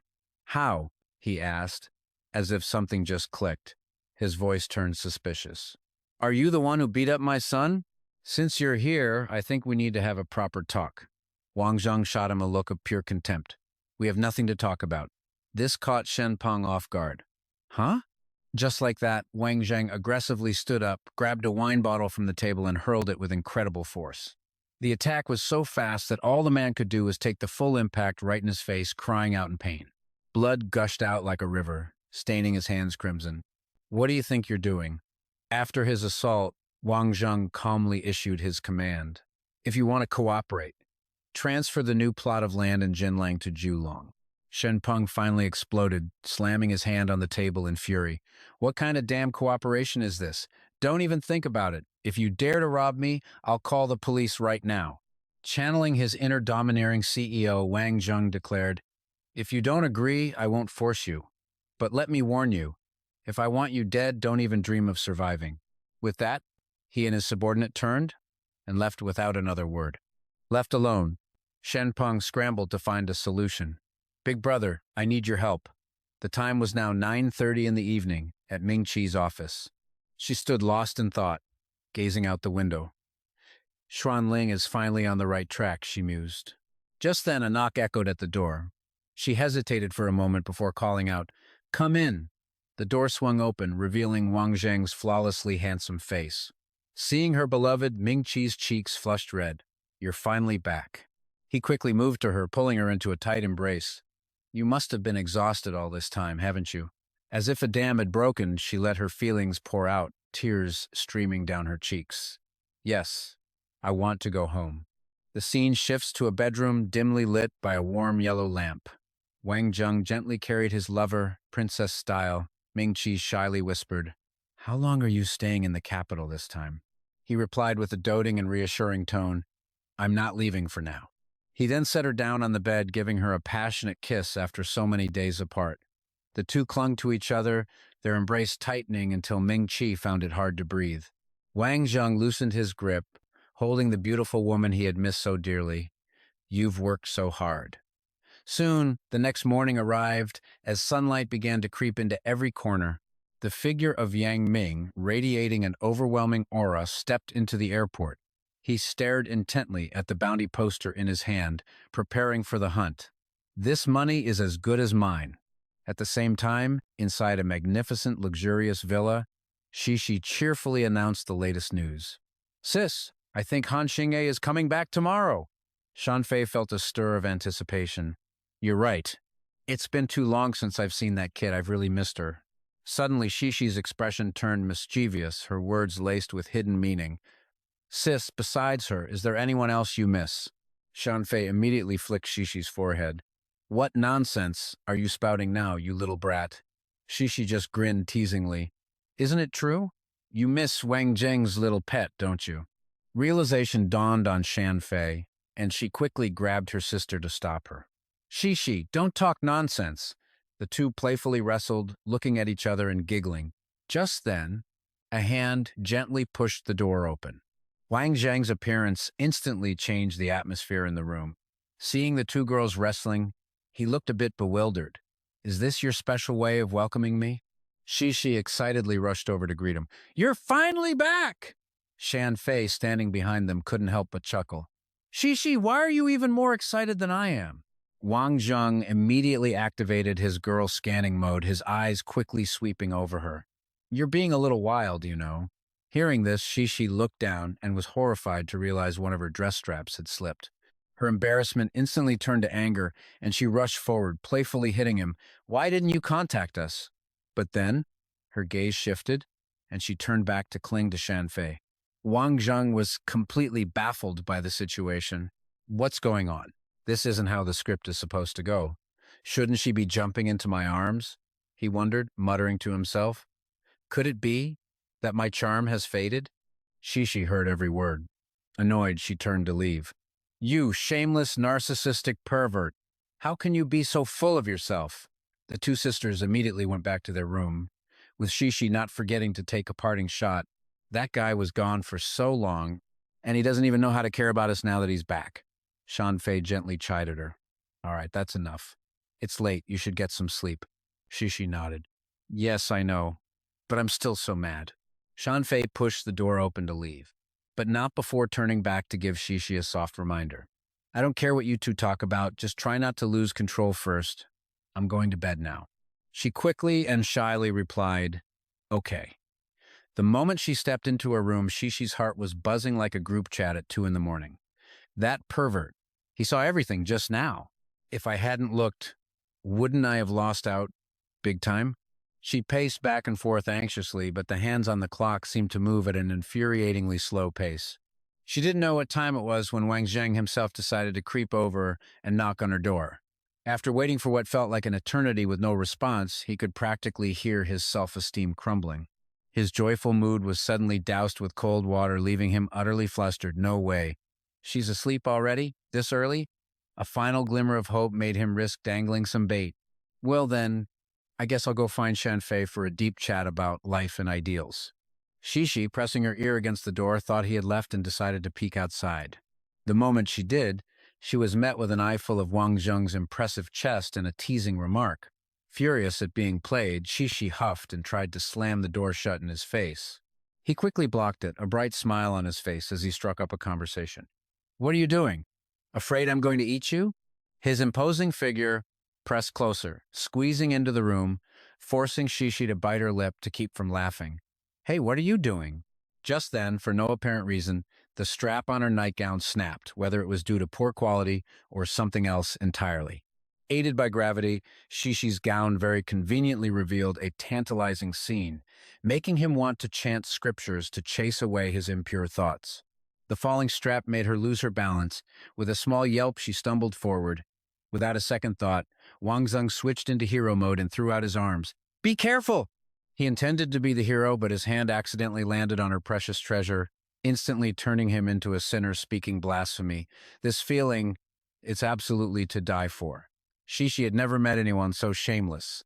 The operating system in her brain crashed, sending a shiver through her body as she turned beet red. Her shame turned into a frenzy. She wrapped the blanket around herself, becoming a giant, writhing caterpillar. Get out. For some reason, his brain short-circuited. He collapsed onto the bed, striking a pose like a palace eunuch from a movie. My beautiful lady, don't be shy. He thought he could talk his way out of it, but he only managed to fuel her anger. She growled, Get out! Get out for me now! Wang Zheng shot up, scrambling to make a quick escape. Okay, I'm getting out right now. Swallowing the bitter combo of embarrassment and regret, he quietly retreated from the chaotic scene he had created. Unsure where to hide after that self-destructive move, he took his guilty heart to bother Shanfei. Are you asleep? Though she had no idea what had happened, her voice came out full of concern. Come in. Awkward about his current state, he started by asking about her. How have you been lately? Shanfei brushed her hair to the side, took a soft breath, and replied, Summer in Lanhai is almost over, and the new designs are all finished, so I haven't been too busy lately. Suddenly, a new topic popped into her head, and she urgently updated him. Oh, Xiao Ye is coming back tomorrow. Wang Zheng perked up, switching into full-on gossip mode. Han Xingye? That kid is coming back? Her eyes heavy with sleep, Shanfei quickly snapped out of her gossipy mood. She's got about 20 days off to visit family. I have to go to sleep now. I need to pick her up tomorrow. Without any more teasing, he chose to retreat with his dignity intact, adding a few narcissistic words. All right, you go to sleep then. Try not to miss me too much, okay? The next morning, the culprit, Wang Trang, donned an apron and brought breakfast to Shishi's door as a peace offering. Hey there, beautiful, he cooed. I made you something special. The door creaked open at a snail's pace, waking the hibernating lioness inside. She yanked the door open, unleashing a storm of curses as she dragged him inside. Get your ass in here now. Wang Trang didn't dare move a muscle, trying to balance the tray of food. Good heavens, woman! What on earth are you doing? Once inside, her first priority was to safely place the breakfast on the table, a clear truce offering. Then, with a blush, Shishi got straight to the point. You have to take responsibility for me. Faced with her adorable seriousness, he couldn't help but smirk. And how exactly do you want me to do that? Not realizing she was being teased, she crossed her arms, her tone like an interrogator's. You rotten man. You saw everything and you're not even going to do anything about it? Taking a bold risk, he leaned in and kissed her, freezing her solid for a full 5 seconds. She was speechless for a moment, then shrieked to cover up the blush consuming her face. You! That was my first kiss. The bright morning sun beat down. In a quiet corner of the sprawling airport, Wang Trang and his friends waited patiently. The moment Tingda stepped out with her suitcase, she spotted them and squealed with delight. The loud noise drew the attention of the surrounding crowd, making Wang Trang hide his face in embarrassment. She charged towards the trio, bouncing on her feet. I missed you guys so much. Did you miss me? Standing beside them, Shishi scolded her like an overbearing mother. You obnoxious girl, have you no shame? Could you at least try to act like a lady? While hugging Shishi, Tinda shot a playful wink at him. Did you miss me? Wang Trang sighed, giving a half-hearted obligatory reply. We all missed you very much. Beaming, she raised her hand like a group tour leader, enthusiastically rallying the troops. Let's go eat! I'm so hungry my stomach is touching my back. From behind, Thin Fee spoke in a soft, affectionate voice. Tu Da, what would you like to eat? Finally, hearing some words of affection, Tin Da turned her full attention to her. Grilled donkey meat. Hearing this, Wang Trang nodded decisively, locking in the plan before anyone could change their mind. All right, let's head there right now. An hour later, the group was eagerly waiting in a long line with everyone else at Old Man Dam's grilled donkey meat shop. After a long, silent wait, it was finally their turn. Tinda shouted so excitedly it made the people behind them chuckle. Finally! Hurry, hurry, I'll take it all! Suddenly, a black car screeched to a halt in front of the shop, kicking up a cloud of dust. A dong stepped out of the car, bellowing like he owned the place. Whatever grilled donkey meat you have left, pack it all up for me. The employee, maintaining a perfectly calm expression, politely replied, I'm terribly sorry, sir. This gentleman just bought the last remaining portions. With that, he gently handed the bags of food to Wang Trang. Unwilling to give up, a dong blocked his path and made an offer. 400 yuan, sell me 4 portions. Faced with this giant, buzzing fly, Wang Trang switched into peak sarcasm mode. I'll sell them for 10,000 yuan each. The moment the price was quoted, a dong flew into a rage, screaming as if he'd been scammed. Are you trying to start something? 10,000 yuan a portion? Why don't you just rob people instead? Not getting the reaction he wanted, Wang Trang lost interest and started to walk past him. Take it or leave it. Without another word, a dong grabbed his shoulder and, with lightning speed, tried to snatch the food. Don't go! But Wang Trang wasn't having it. The second A-dong's hand moved. He caught it, shutting down the shameless attempt. Can't buy it, so you'll steal it? You've got some nerve. His shamelessness exposed, a dong exploded with rage and swung his fist, ready to teach Wang Trang a lesson. Let go of me! But Tinda reacted in a flash, delivering a swift kick to his family jewels from behind. Oof. The crushing blow to his sacred heirloom sent a jolt of agony through Adong so intense he could almost see stars. He crumpled to the ground, clutching his precious jewels and groaning like a woman in labor. Ah.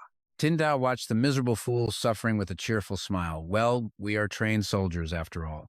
Thon Long, who had been waiting in the car, grew impatient and got out. What's going on here?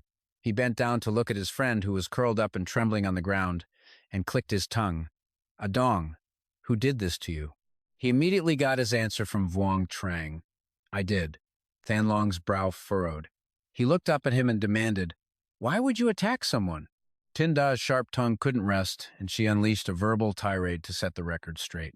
Your lackey here couldn't buy the grilled donkey meat, and when things didn't go his way, he tried to throw a punch. What happened to him is just karma. If he ever tries it again, I'll be the one to crush his family jewels for good. Her blunt words stung him, prompting him to lecture her. It's not good for a girl to be so violent. You people owe me a clear explanation for what happened today. His half-baked attempt at intimidation didn't scare anyone. Vuong Trong casually gestured to her, adding his voice to the verbal skirmish. My friend here has already explained it. If you're still not satisfied, then I'm more than happy to see this through to the end. A flash of rage flared in Thonlong's eyes, and he threatened through gritted teeth. You're incredibly arrogant. If you don't give me a proper explanation today, I'll... He was cut off mid-sentence by Thin Phi, who couldn't stand it anymore. You'll what? The familiar voice made him turn in stunned confusion. You're Thin Phi? With the prized delicacy finally in her hands, Tingda savored every bite, a wave of satisfaction washing over her at the taste of her favorite hometown food. This is amazing. Watching her eat with such relish, Thin Phi, who had been restless, finally decided to speak her mind. Tu Da, why did you agree to Li Thon Long's invitation? He's not a good person. Her delicious meal was interrupted by the thought of that arrogant rich boy. Tingda leaned in close to her and teased. Sis, he's so handsome, aren't you the least bit tempted? Thin Phi immediately shook her head, not needing a second to think. Seeing her friend's crestfallen face, Tinda offered her some of the food to lift her spirits. Don't be upset. Tonight we'll go and rough him up a bit. But Thin Phi couldn't shake her gloomy mood. This is his territory. How can we possibly fight him here? Up front, Vuong Trang, who had been driving in silence, suddenly noticed something in the rearview mirror. Behind them, an emerald green car was tailing them closely, reeking of a sinister plot. Wanting to alert the ladies in the car, he quickly gave them a vague update. Hey, beautiful ladies. Looks like we've run into a little problem. I need to go take care of it for a second, so stay in the car and wait for me. Vuong Trang steered into a nearby gas station, and the pursuing car immediately followed. As if this were a routine occurrence, he calmly walked over and tapped on the driver's window. Hey, brother, whose side are you on? How about we have a little chat? The person inside didn't answer. They just cracked the window open and pointed a gun out. And yet Vuong Trang wasn't the least bit afraid. Instead, he spoke calmly. Let's not be hasty. Spilling blood in the middle of the street isn't a good look. I just want to know who sent you. To hide his identity, the assassin growled in a low voice. Someone paid a lot of money for your life. The useless enemy's arrogance made him laugh with contempt. Well, that was a huge waste of money, but before the man inside could react, he shattered the car window with a single punch to get a good look at the clown inside. The dark barrier was instantly broken, revealing a face of pure bewilderment. Recognizing the familiar face, his demeanor instantly switched to cheerful, and he rushed over like a shopper who'd just found a massive sale. You're still alive? The man stammered, a mix of emotions swirling inside him. Captain! In the middle of this bizarre reunion, Vuong Trang remembered to ask after his former subordinate, Who are you working for now? Why are you in the assassination business? Still trembling before his former captain's authority, Duong Dan quickly summarized everything for him. I work for Tran Tuan, a gangster. I'm like a sworn brother to him. He's the one who sent me this time. Unable to hear their conversation, Thin Phi's face was etched with worry. Something must be wrong. Why are they hugging? Model. Hearing this, Thin Phi offered words of comfort, soothing her anxious heart. Don't worry. Do you know who Wang Zheng is? No one can lay a finger on him. Suddenly, the target of strange looks, Dung Dan pointed in confusion and asked, Captain, you look unfamiliar. With a hand on his hip, he spoke with the nonchalance of a passing cloud. Them? They're all my big bro's guests. I'm just showing them around. Seeing his old boss surfing and charming a pretty girl, he nodded in admiration. Captain, you've still got it? Let's meet up when we're free. I'm in the capital often these days. When the time comes, I'll introduce you to someone. Wang Zheng heard the whole speech, but only caught the last part. Who? But Dungdan just smiled mysteriously, a mischievous glint in his eyes. Captain, let me keep it a secret for now. You'll find out when the time is right. At 7 p.m. at the Tiangong International Headquarters, Li Tung shook his friend's hand warmly, greeting his long-lost companion with excitement. Back then you said you'd return in a blaze of glory. And now, you've done it, Qinglong. But Qinglong didn't act arrogant. Instead, he pointed to his friend's watch, trying to keep the peace. Li Tung, you've done very well for yourself, too. Hearing that, Li Tung could only lower his head in embarrassment. The cost of one meal here is probably more than my watch. Just as their conversation ended, Qinglong was startled to realize two beautiful women had been waiting in the room for some time. He took the initiative, walking over to greet the familiar old faces. Tumyi, Han Sung, long time no see. Seeing her old classmate's handsome face, Thumni covered her mouth, trying to maintain her composure. Qinglong, it's been a few years, but you've gotten even more handsome.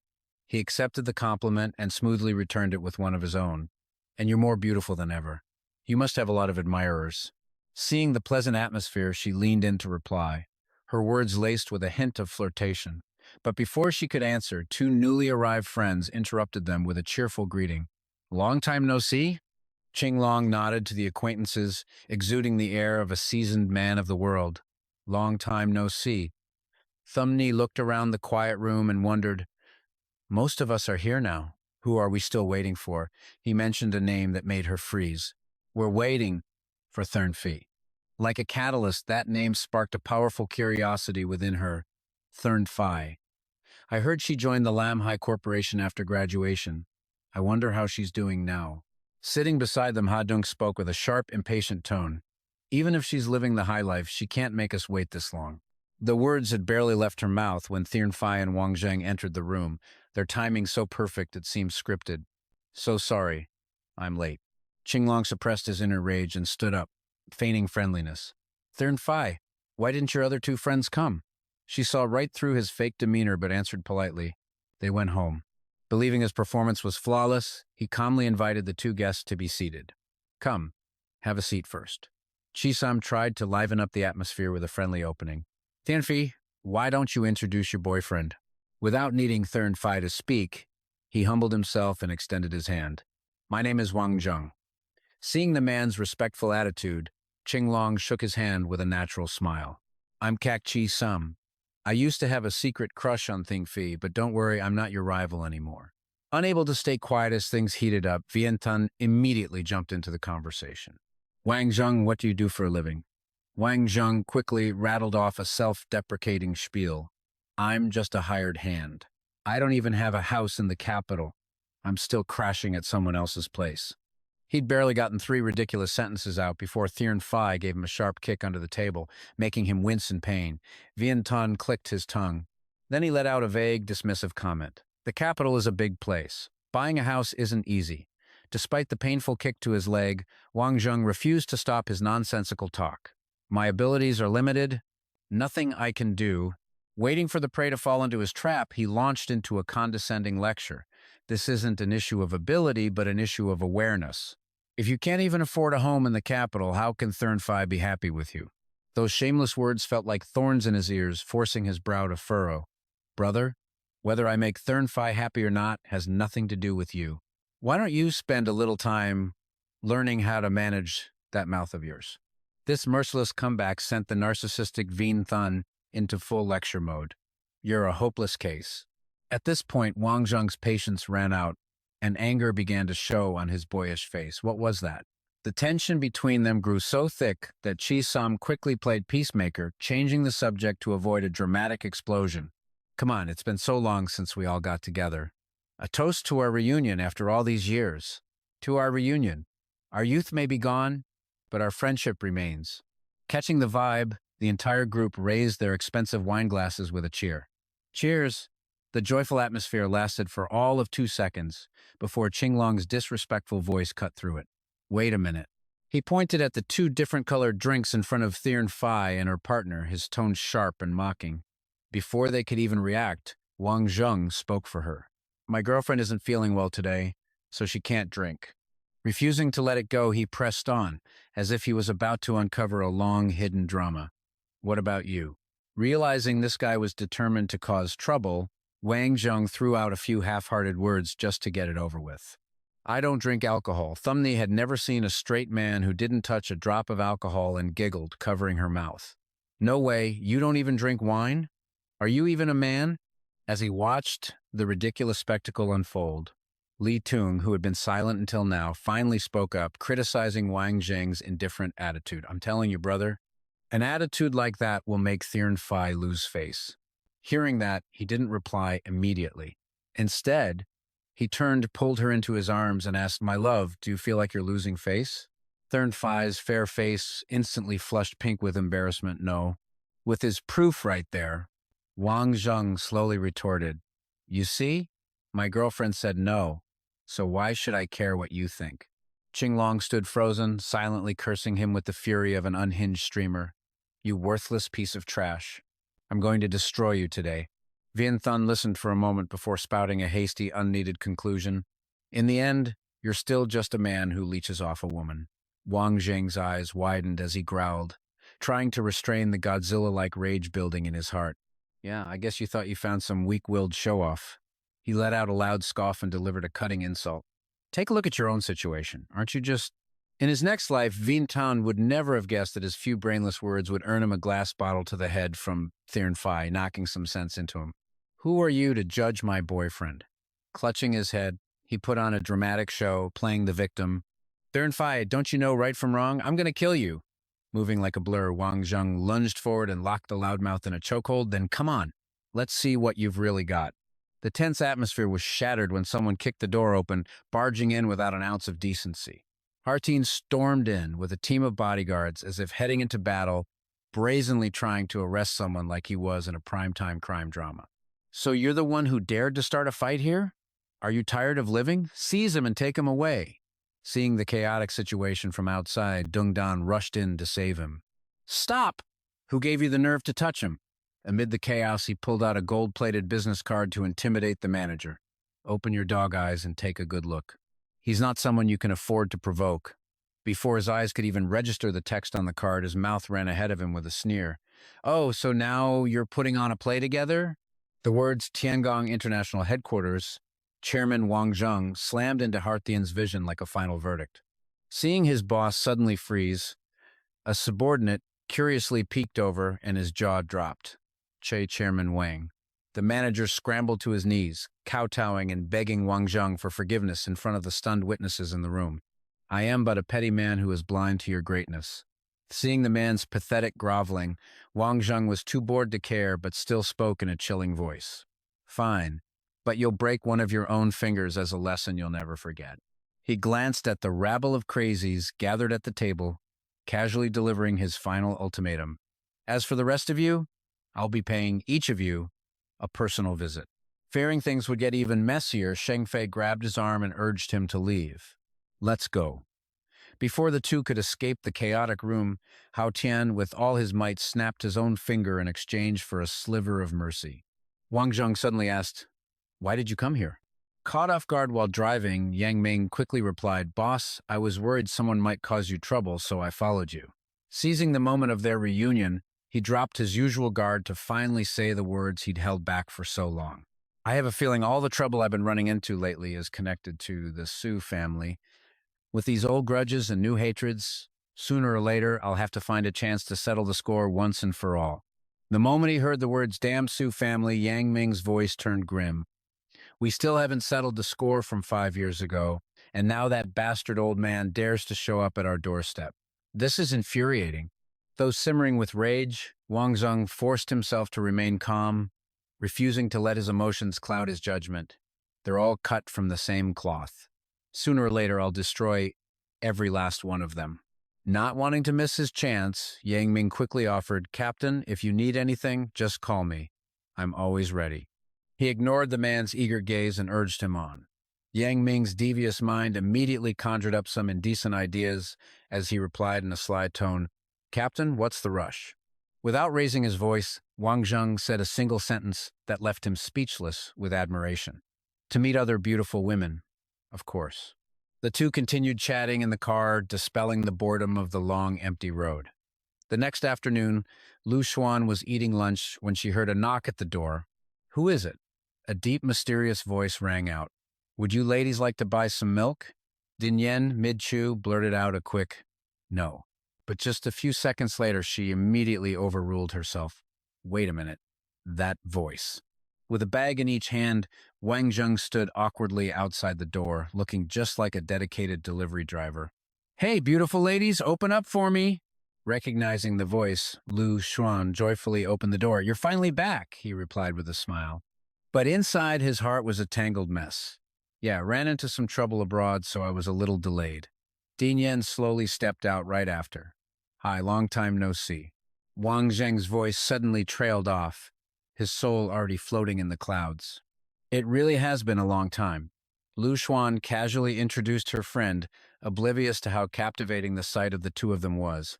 "This is Li Din Yen, the reigning queen of television drama here in Wuxia. Have you two met before?" After rattling on without getting a response, she looked up at him. "Wang Zheng, you." She pointed at him in alarm. He was staring wide-eyed, captivated by the irresistible charm of the two women. "Why is your nose bleeding?" Feeling a strange vibe from their special guest, the two girls exchanged a glance and then froze completely, like a computer that had run out of RAM. Realizing they were only wearing scanty pajamas, they both scrambled into their separate rooms, leaving a trail of screams behind them. Forgetting the poor guy losing blood over the scenic view outside, two opposite doors slammed shut at the same time, cutting off the awkward moment. Spotting the fragrant spread of food, he couldn't resist taking a bite. His mouth exploded with the rich flavor of a true home-cooked meal, making him pause for a beat. After swallowing, the incredible aftertaste completely blew Wang Zheng's mind. "This cooking is amazing." Din Yen stood with her arms crossed, watching her guest eat, as she remarked with dissatisfaction, "My father is the head chef at the Sheraton. Like father, like daughter, you know." Lu Xuan stepped out of her room and immediately chimed in, showering her with praise. It's true, it's true. Din Yen is an incredible cook." As his girlfriend settled in beside him, he gently placed a hand on her shoulder, his voice low and caring. "Lu Xuan, I saw a huge poster of you in the subway. You're getting more and more popular. How have you been lately?" Thrilled to finally hear some words of concern from her boyfriend, she quickly gave him an update. "It's all thanks to Din Yen introducing me to a few directors that I've achieved what I have. I have to go meet Director Hao tomorrow." Wang Zheng's ears perked up at the familiar name, and he asked, "Just to be sure, Hao Xiaolong? I'll go with you." He looked at the woman across from him and spoke humbly. "And also, thank you, Din Yen."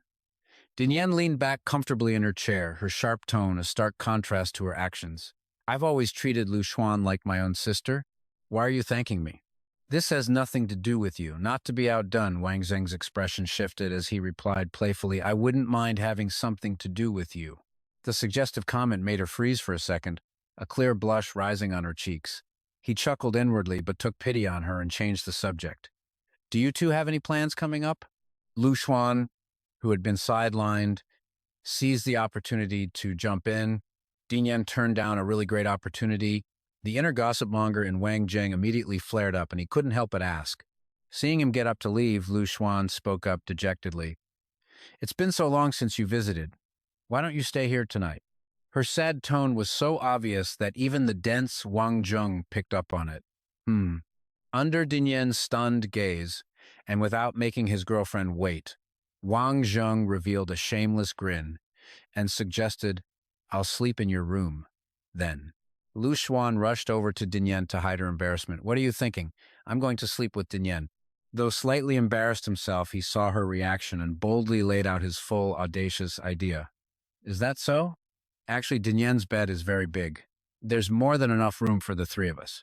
Hearing the nationally ranked tactless comment, she was utterly horrified and dragged Din Yen straight into the room as if they were fleeing from reporters. Alone in the vast living room, he was left speechless as Lu Xuan's voice echoed out, his heart simmering with an unidentifiable feeling.